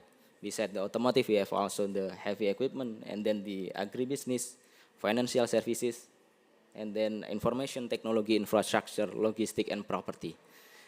And we have like sustainability framework from 2021 until 2030. The sustainability framework and aspiration is our foundation in planning and implementing sustainability initiative. One of them is the public contribution. Like if you see on the right bottom, we have 4 topics of the public contribution.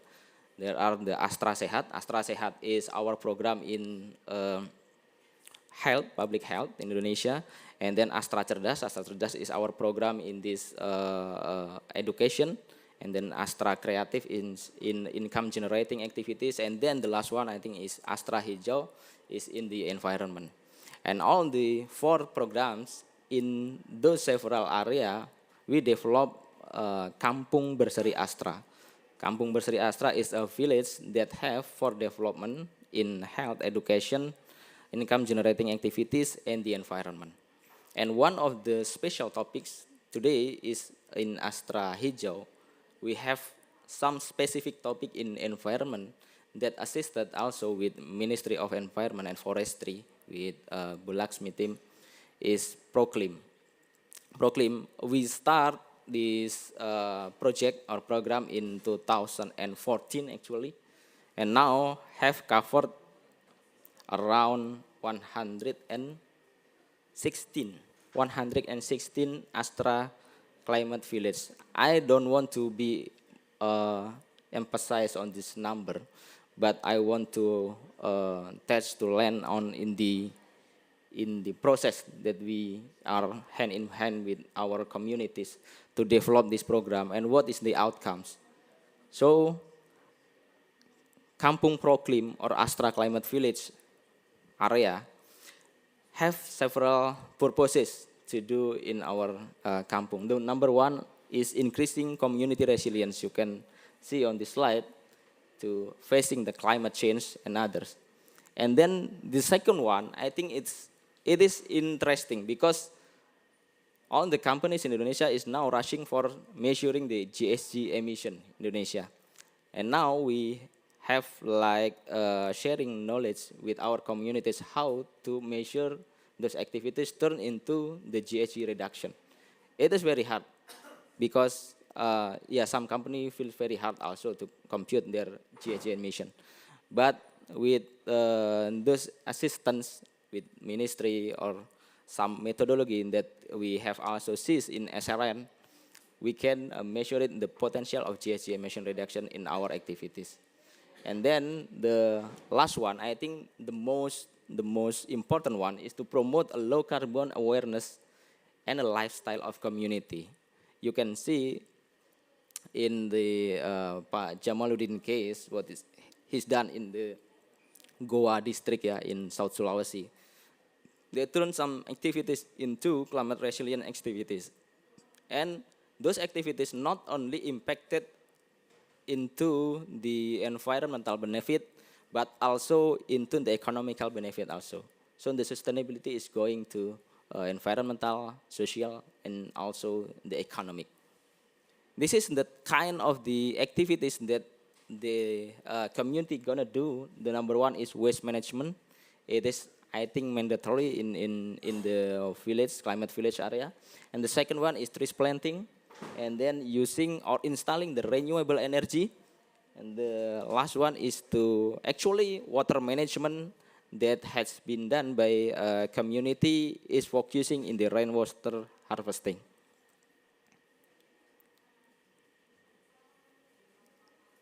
In this slide, I will focusing on the cycle that we develop with communities. I know this is look very simple, but I think those journey, those cycle, we formulating in year by year, because it is very hard to be facilitator, to be like kind of the synergize with the community to develop one single methodology to achieve the success. The number one and number two is actually the core of the communities. They have to build their own commitment, and then we develop the local organization or the climate champions like Pak Jamaluddin. And then after that, number 3 and the 4, we increase the awareness of the skill and then to monitor program implementation. And if they need some facilities to support, we support that. And then we create the ecosystem by connecting into the other communities. And we have also like a special program to them to reward and standardize what their innovation could done. So if you see the portion of Astra on this journey or this cycle is one is we have like some capabilities inside our operation. We have the competencies to manage our water management. We have the competency about this GHG reduction, about energy management, and we share to the communities how to develop their GHG emission reduction strategy. And we also share how to reduce water intensity on the energy management. So the competencies, the sharing is more important than the others one, like the facilities. The facilities is just to turn around their goals into the objective. So in this, I say once again, I will not to emphasize our number on this outcome, just because it's the strategic management approach. We have also highlighted the waste management achievement, like plastic waste reduction to 147 ton per year reduction in all the climate village area. And we also use the renewable energy in 83 solar panel in 75 villages. And the good one, we have also led in trees planting with 414,000 trees planted in all areas. So all these programs is led into the number of the ton CO2 emission reduction around the 2,786 ton CO2. I know that is not tally or not hand in hand with our company's emission reduction, but this is a good news for us because from the community itself, they can generate an activities that contribute to this reduction. This is not only in the direct impact, but also we have also gathered the indirect impact of this climate village program. The number 1 is in the ecological impact. The second one, I think, is in the social cultural impact. But if you see, the ecological impact, moreover, is in the water quality and then the air quality and the ecosystem service that they will bring into the community. And then the social cultural, they increase the ability of the communities and the local level to adopt low carbon technology. So it was very challenging effort because from our experience side by side with Pak Jamaluddin and also others, they have the number 1 is, I think, in the capacity and the knowledge in the local champion. We have to increase this capacity. We have to increase and also to monitor what is the progress, what is the achievement. And I know, just 2 minutes, these 2 slides, I think, is the pre-slide to open the Daeng Jamaluddin cases with the what is the changes, not only in the outcome, but the changes, I think, the important changes in the community behavior. Like if you see the island, one of the island is in Pramuka Island in North Jakarta.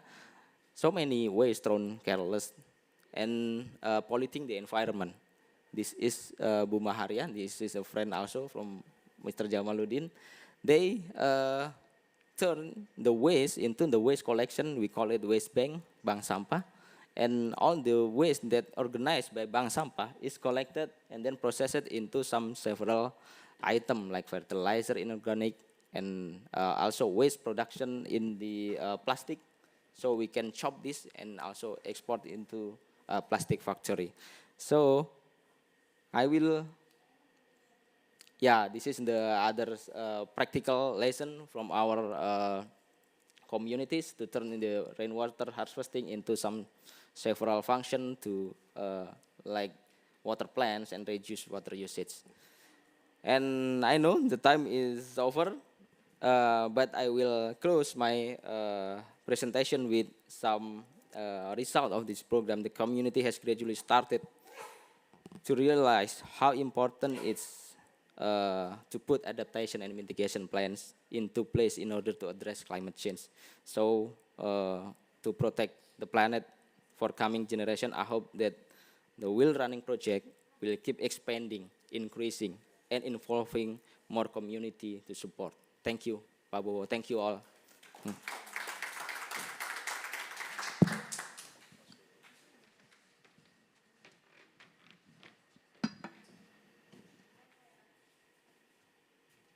Thank you, Mr. Bondan.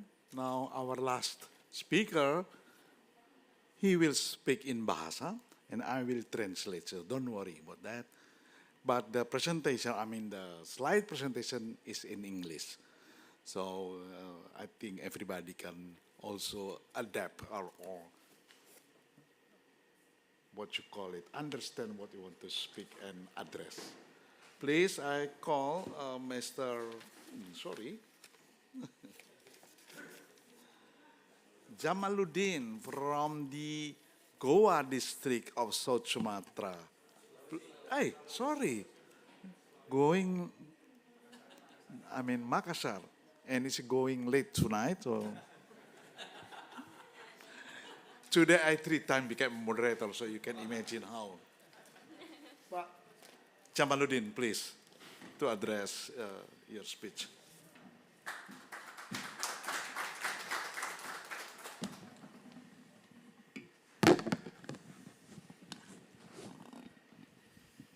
Thank you very much for time to me.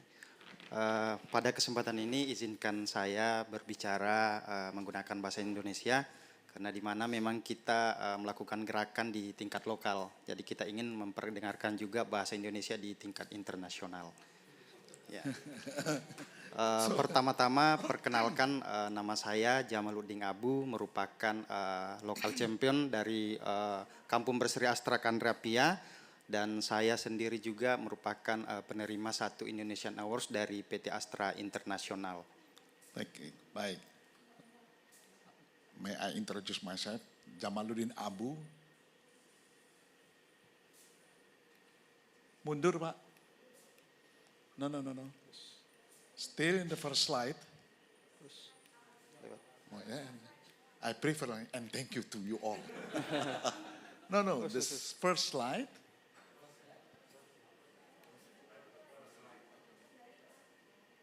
Yes. So, can I call you Pak Jamal or Pak Abu? Jamal. Jamal. So, in short, Mr. Jamal or Pak Jamal in Indonesia. Pak Jamal is a local champion of Astra Berseri Village Climate Village program. And you can see he received the 1 Indonesia Award on 2007. Okay. Ya.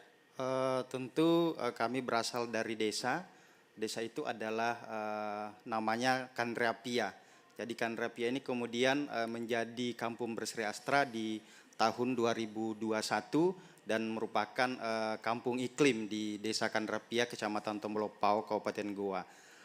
Di desa ini kemudian memiliki potensi yang sangat luar biasa, di mana iklim kita sangat bagus, misalnya pengairan, tanah kita sangat subur, iklim kita sangat cocok untuk kemudian ditanami sayur mayur yang ada di Desa Kandrapia dan desa-desa tetangga. Dalam sehari desa ini kemudian mampu menghasilkan sayur mayur itu sekitar 20 ton per hari dari jenis sayuran yang kemudian berbeda-beda. Kemudian selanjutnya di desa ini juga kemudian menerapkan embung pertanian yang kemudian pada hari ini sudah lebih 100 embung pertanian yang ada di tingkat desa, di Desa Kandrapia yang kemudian mampu menghijaukan sayur mayur di tengah El Nino di tahun 2023 ini. Dan kami kemudian juga melakukan gerakan-gerakan literasi melalui rumah baca. So Mr. Jamaluddin addressed his village That's a very fertile soil and very rich with natural resources. So every day, there are about 20 tons of vegetable produced from the village. This is quite big amount of volume of horticulture product. And also supported by a surrounding by 100 reservoir. And therefore they established natural school, or in bahasa Indonesia, sekolah alam, natural school. Yes, please. Ya, bagaimana kemudian gerakan-gerakan itu dilakukan melalui pola dan pelaksanaan pembinaan yang ada di tingkat pedesaan atau di tingkat tapak atau tingkat lokal. Kemudian kami mencoba mendirikan satu wadah yang kemudian korang-korang bekas itu ditempel di satu rumah baca. Korang ini pada dasarnya kan sebenarnya sudah jadi sampah. Dan kemudian kami mengumpulkan, ditempel di dinding-dinding itu dan kemudian menjadi rumah baca untuk anak-anak petani, pemuda tani, dan petani tua. Kemudian dari gerakan-gerakan itu, kemudian dari rumah baca kita ada sekolah alam yang kemudian kita senantiasa bersama-sama dengan anak-anak petani, pemuda tani ke sungai, bersih-bersih sungai, baca buku di sungai dan lain sebagainya. Dan kita juga bagaimana sejak dini bagaimana mengajak anak-anak petani untuk kemudian melakukan penanaman, bersih-bersih sungai, dan tentunya adalah mencintai lingkungan sejak dini. Okay, this is the activity that conducted by the local people, but in particular the young generation. They developed the nature school, planting trees, cleaning the river, and literacy camp. So I think it's quite interesting. But they also carry out a program that reuse, and recycle the newspaper that used as a source of information. This is the way they use the newspaper for their activity and for their I think this is a room for gathering, something like that. Yeah? Tempat berkumpul. Yeah. Yeah, this is the gathering home or gathering house for local people to meet in this place, and they use or recycle the the newspaper, old newspaper that are not already or not used anymore. Yes, please, Pak. Kemudian bagaimana dari tingkat tapak ini, dari sebuah komunitas kemudian memiliki inisiatif melakukan aksi adaptasi mitigasi perubahan iklim adalah salah satunya bagaimana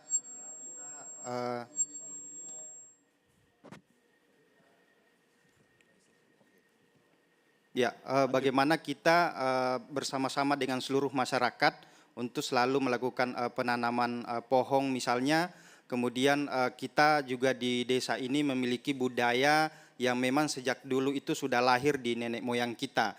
Nah, budaya gotong royong itu kemudian sudah lahir yang kemudian kami sebut nama akamisi. Jadi setiap hari Kamis di tingkat lokal atau di tingkat pedesaan itu mereka berkumpul untuk kemudian melakukan kerja bakti, entah dia melakukan kegiatan misalnya perbaikan jalan, perbaikan irigasi, menjaga mata air, melakukan penghijauan dan lain sebagainya. Itulah yang kemudian dilakukan di tingkat pedesaan, bagaimana mereka bersatu untuk kemudian menjaga alamnya, dan itu sudah dilakukan dari nenek moyang kita dan dilakukan hingga hari ini.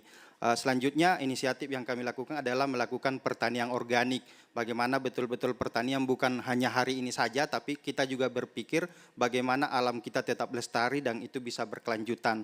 Dan selanjutnya kami juga melakukan kegiatan-kegiatan yang sifatnya hemat air. Kita melakukan gerakan-gerakan yang menggunakan alat, misalnya pipanisasi yang lebih hemat air ketika melakukan penyiraman, menggunakan sprinkler ketika melakukan penyiraman. Jadi dia sudah hemat dan kita juga sudah bisa melakukan penyiraman dan mengerjakan hal-hal yang lain. Itu yang menjadi inisiatif yang kami lakukan. This is for kind of activities in the Canreapia Astra, the reforestation and protecting the spring. I think this is quite interesting that the local people also protecting not only reforestation but also protecting the springs and building a reservoir. We know in Indonesia since the climate change, then reservoir became so scarce.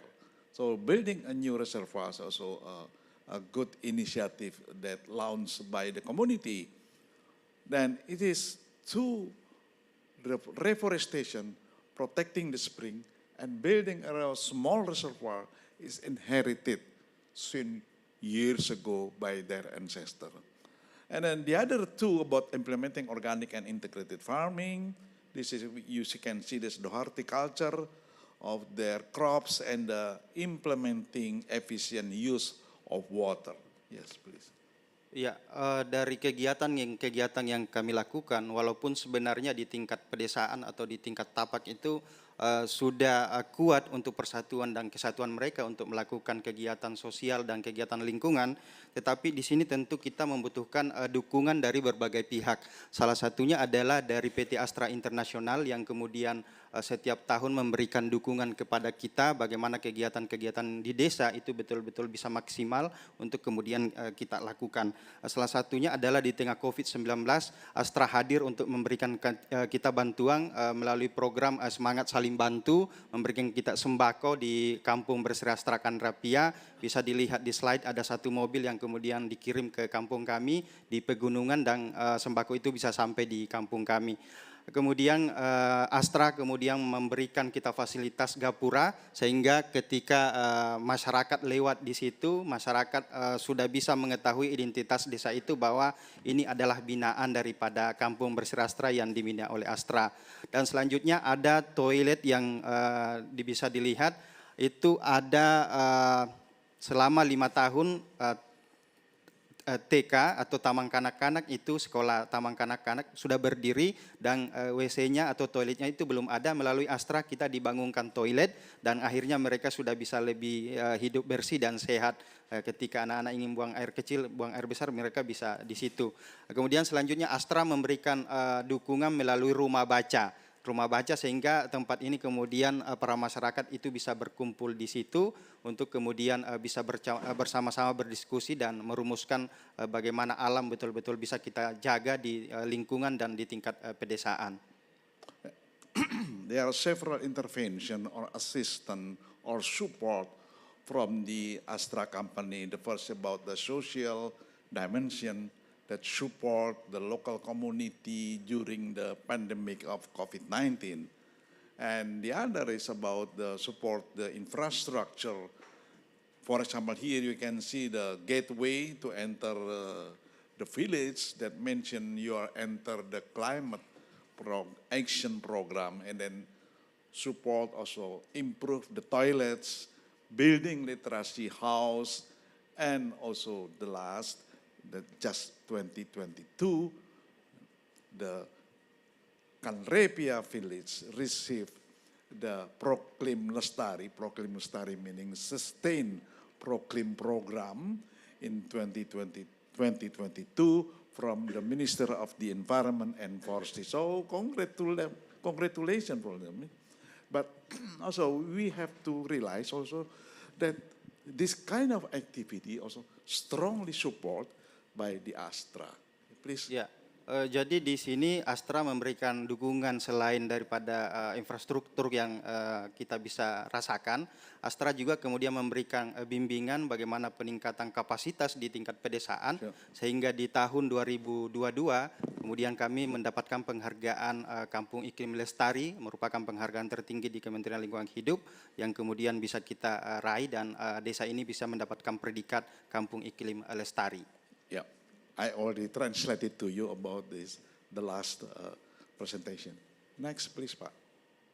Ya, kemudian dari kegiatan-kegiatan itu tentu kita telah merasakan dampak dari berbagai kegiatan-kegiatan yang kita lakukan secara gotong royong dan bersama-sama dari kegiatan-kegiatan akkamisi tadi yang kemudian kami sebutkan.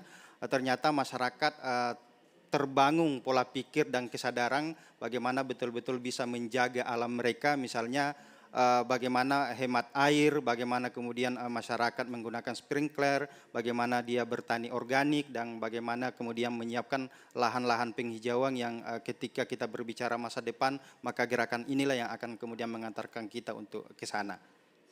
Okay, there are four kind of activity that support by Astra also. I think this is interesting to develop farmer into organic farmers. This is quite difficult because the intervention for the modern fertilizer and pesticide are kind of activity that we have to change this kind of behavior from what you call it unorganic farmer to organic farmer, and therefore they can being adapt to the climate change such as drought and weather change. But this is because of the first two, the aware the importance of protecting the environment and mutual cooperation in building the reservoir. Yes, please. Ya, selain itu gerakan-gerakan di pilar lingkungan tentu kita juga di Kampung Berseri Astra ada beberapa pilar yang kemudian menjadi gerakan-gerakan kita dan itu dirangkum dalam 4 pilar. Pertama itu adalah pilar pendidikan di mana gerakan literasi di tingkat pedesaan itu dilakukan dan disinilah kita merumuskan bagaimana gerakan lingkungan dan lain sebagainya itu didiskusikan. Kemudian yang kedua adalah di pilar kesehatan di mana memang bagaimana kita bisa hidup sehat dan bersih itu yang kemudian kita lakukan. Kemudian di pilar lingkungan tentu itu yang kemudian kami sebutkan tadi bagaimana kita telah mampu membangun embung pertanian sebanyak 100 lebih di tingkat desa ini dan itu dilakukan secara gotong royong yang kemudian kami sebut sebagai gerakan Ak-Kamisi di hari Kamis. Kemudian ada pilar kewirausahaan karena kita adalah desa penghasil sayur mayur, maka tentu melalui Astra kita terus dibimbing untuk kemudian betul-betul menjadi masyarakat yang bukan hanya sekedar bisa menanam, tetapi kita juga bisa memasarkan hasil-hasil pertanian kita. There are 4 pillars that develop the villages by the support of the Astra. So first the education, the second is about the entrepreneurship, the third environment, and health. So these 4 kind of activity that strongly support by the Astra Group. Ya, dari seluruh rangkaian kegiatan-kegiatan yang kemudian kami sebutkan tadi, telah kami rasakan dampak yang sangat luar biasa melalui dampingan dan kita bersyukur bisa menjadi Kampung Berseri Astra pada tahun 2021 dan dari gerakan-gerakan komunitas yang kemudian kita lahirkan, Astra menemukan kita sebagai lilin bangsa yang kemudian ada di pelosok desa, ada di pegunungan, tetapi Astra yang ada di Jakarta itu mampu menemukan kita dan senantiasa melakukan pembinaan tanpa henti dan tidak bosan untuk kemudian membimbing kami dan alhamdulillah kita sudah bisa mendapatkan berbagai apresiasi dari dampingan-dampingan Astra dan apresiasi pertama itu berasal dari Astra dan Astra membuka penghargaan-penghargaan yang lain untuk desa ini. So far there are 14 awards due to the achievement of the local people. I'm not at every list of here, but the first is awards for One Indonesia. The second is about the young generation, that reputable young generation in the Goa district. And also the last 3 is about the climate program, which the Utama is the highest climate program. And the second is about the sustained climate program or PROCLIM. So they already achieved the highest ranking of the PROCLIM or program Kampung Iklim. The Lestari, the sustained level is the highest level. So I hope you guys, you can sustain also the Astra. But we can have a good discussion regarding how about if the Astra enter the situation, decrease their support. Yes, continue Pak. Ya, thank you. Tentu sebagai penutup kami ingin menyampaikan bahwa apa yang kita lakukan di desa itu bisa berdampak dan ketika kita bersatu tentu kegiatan menjaga alam akan lebih keren tentunya. Terima kasih. Assalamualaikum warahmatullahi wabarakatuh. Waalaikumsalam. So the last statement from Pak Jamaluddin, I remember the late of Lieutenant General of Doni Munardo, I knew him, that he said, if we protect the nature, then the nature will protect us. So it is kind of like this situation that we found in Kanreapia village. Thank you, Pak. So no worries again about the translation. Okay, now the time for all you participants to ask some question or comments, and we only have 15 minutes for the next time. We only have 15 minutes. So will you, all the participants, give appreciation through question and comment to all our honorary speakers? Is there? Yes, please. Please mention your name and country. Hello, my name is Abd Hamid Sharif and I'm from Egypt. From Egypt, yes. Yeah, and my area is sustainable research. And I wanted to ask about the situation in Indonesia, because Indonesia, I think, negotiated a deal when it comes to rainforest protection, I think last year. Production? Indonesia negotiated a deal last year for regarding getting financing for rainforest protection.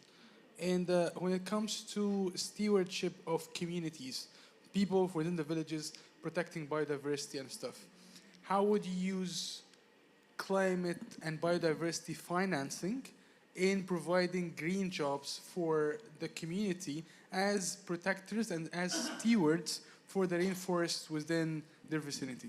Thank you. Could you explain, or me?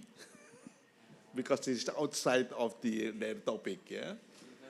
Yeah. So I think in Indonesia, we have one specialized director general, so-called the social forestry.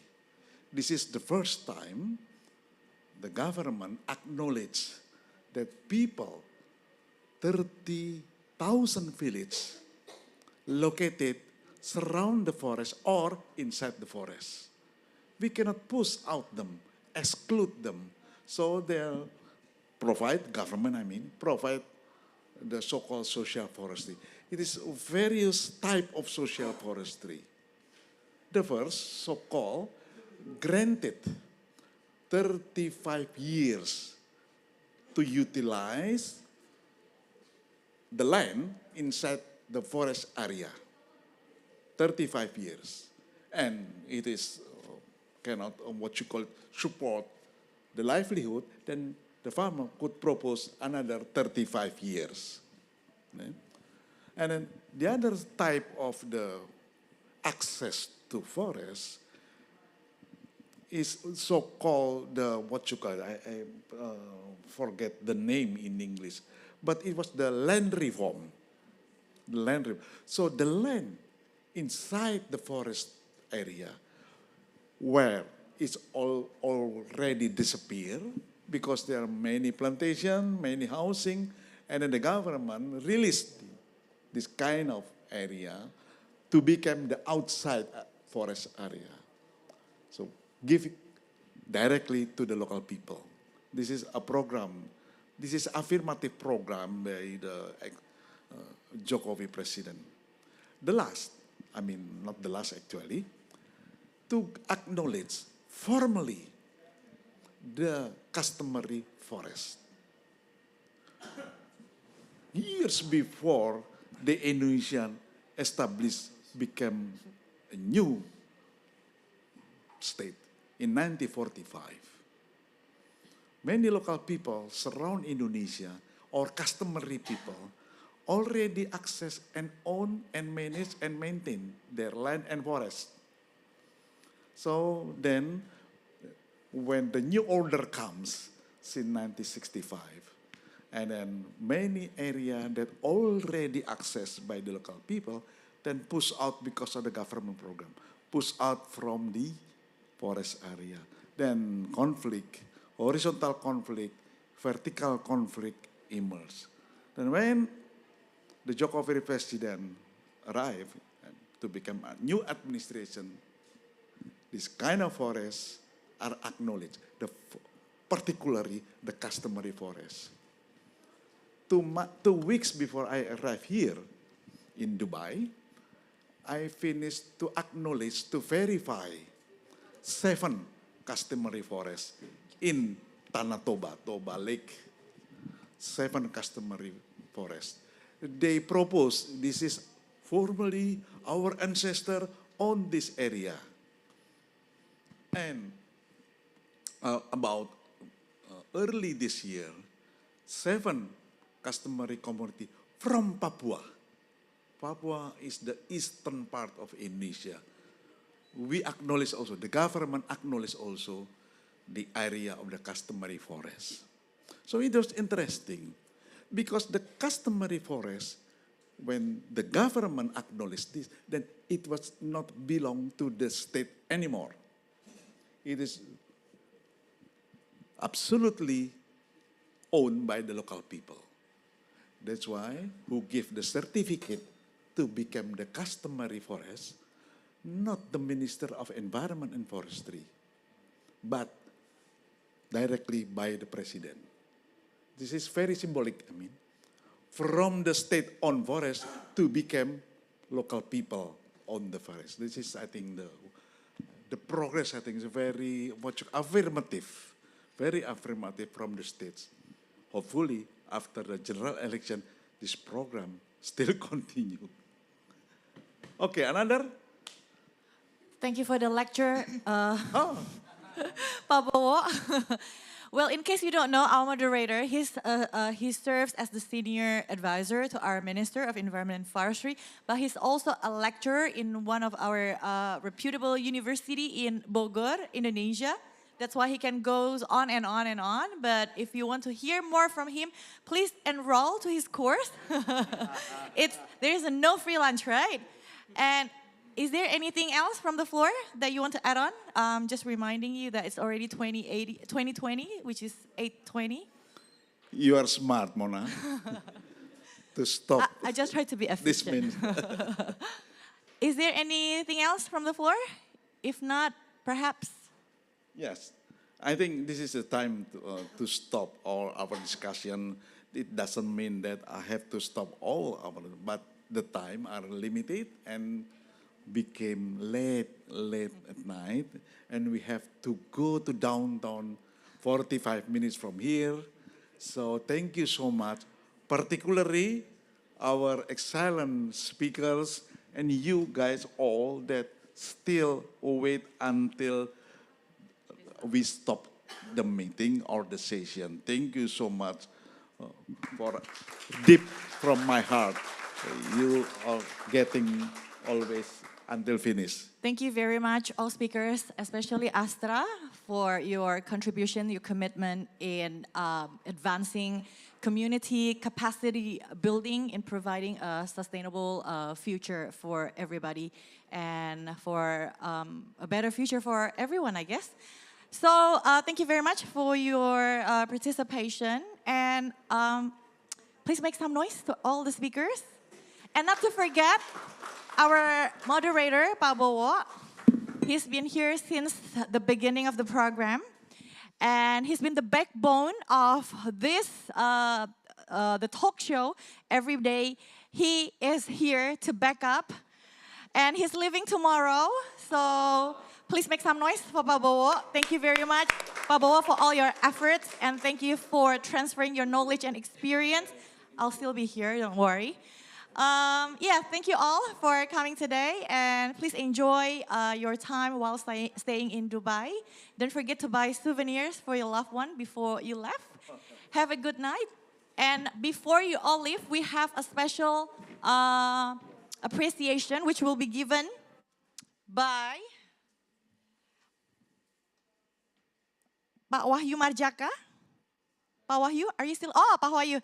He's the Director of Mobilizing Resources from Sector and Regional, representing our the Ministry of Environment and Forestry, Republic of Indonesia, to present this special merchandise to all the speakers.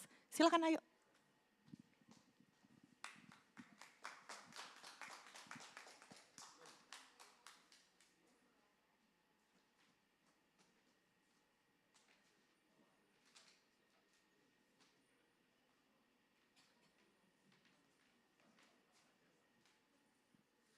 And one more for Pak Bowo in case he forgot to buy anything for family, at least he can bring home a bag. Thank you very much. And please have a group photo first, Pak Wahyu. Pak Wahyu can stand in the middle, perhaps. Okay. And Pak Bowo as well? Okay.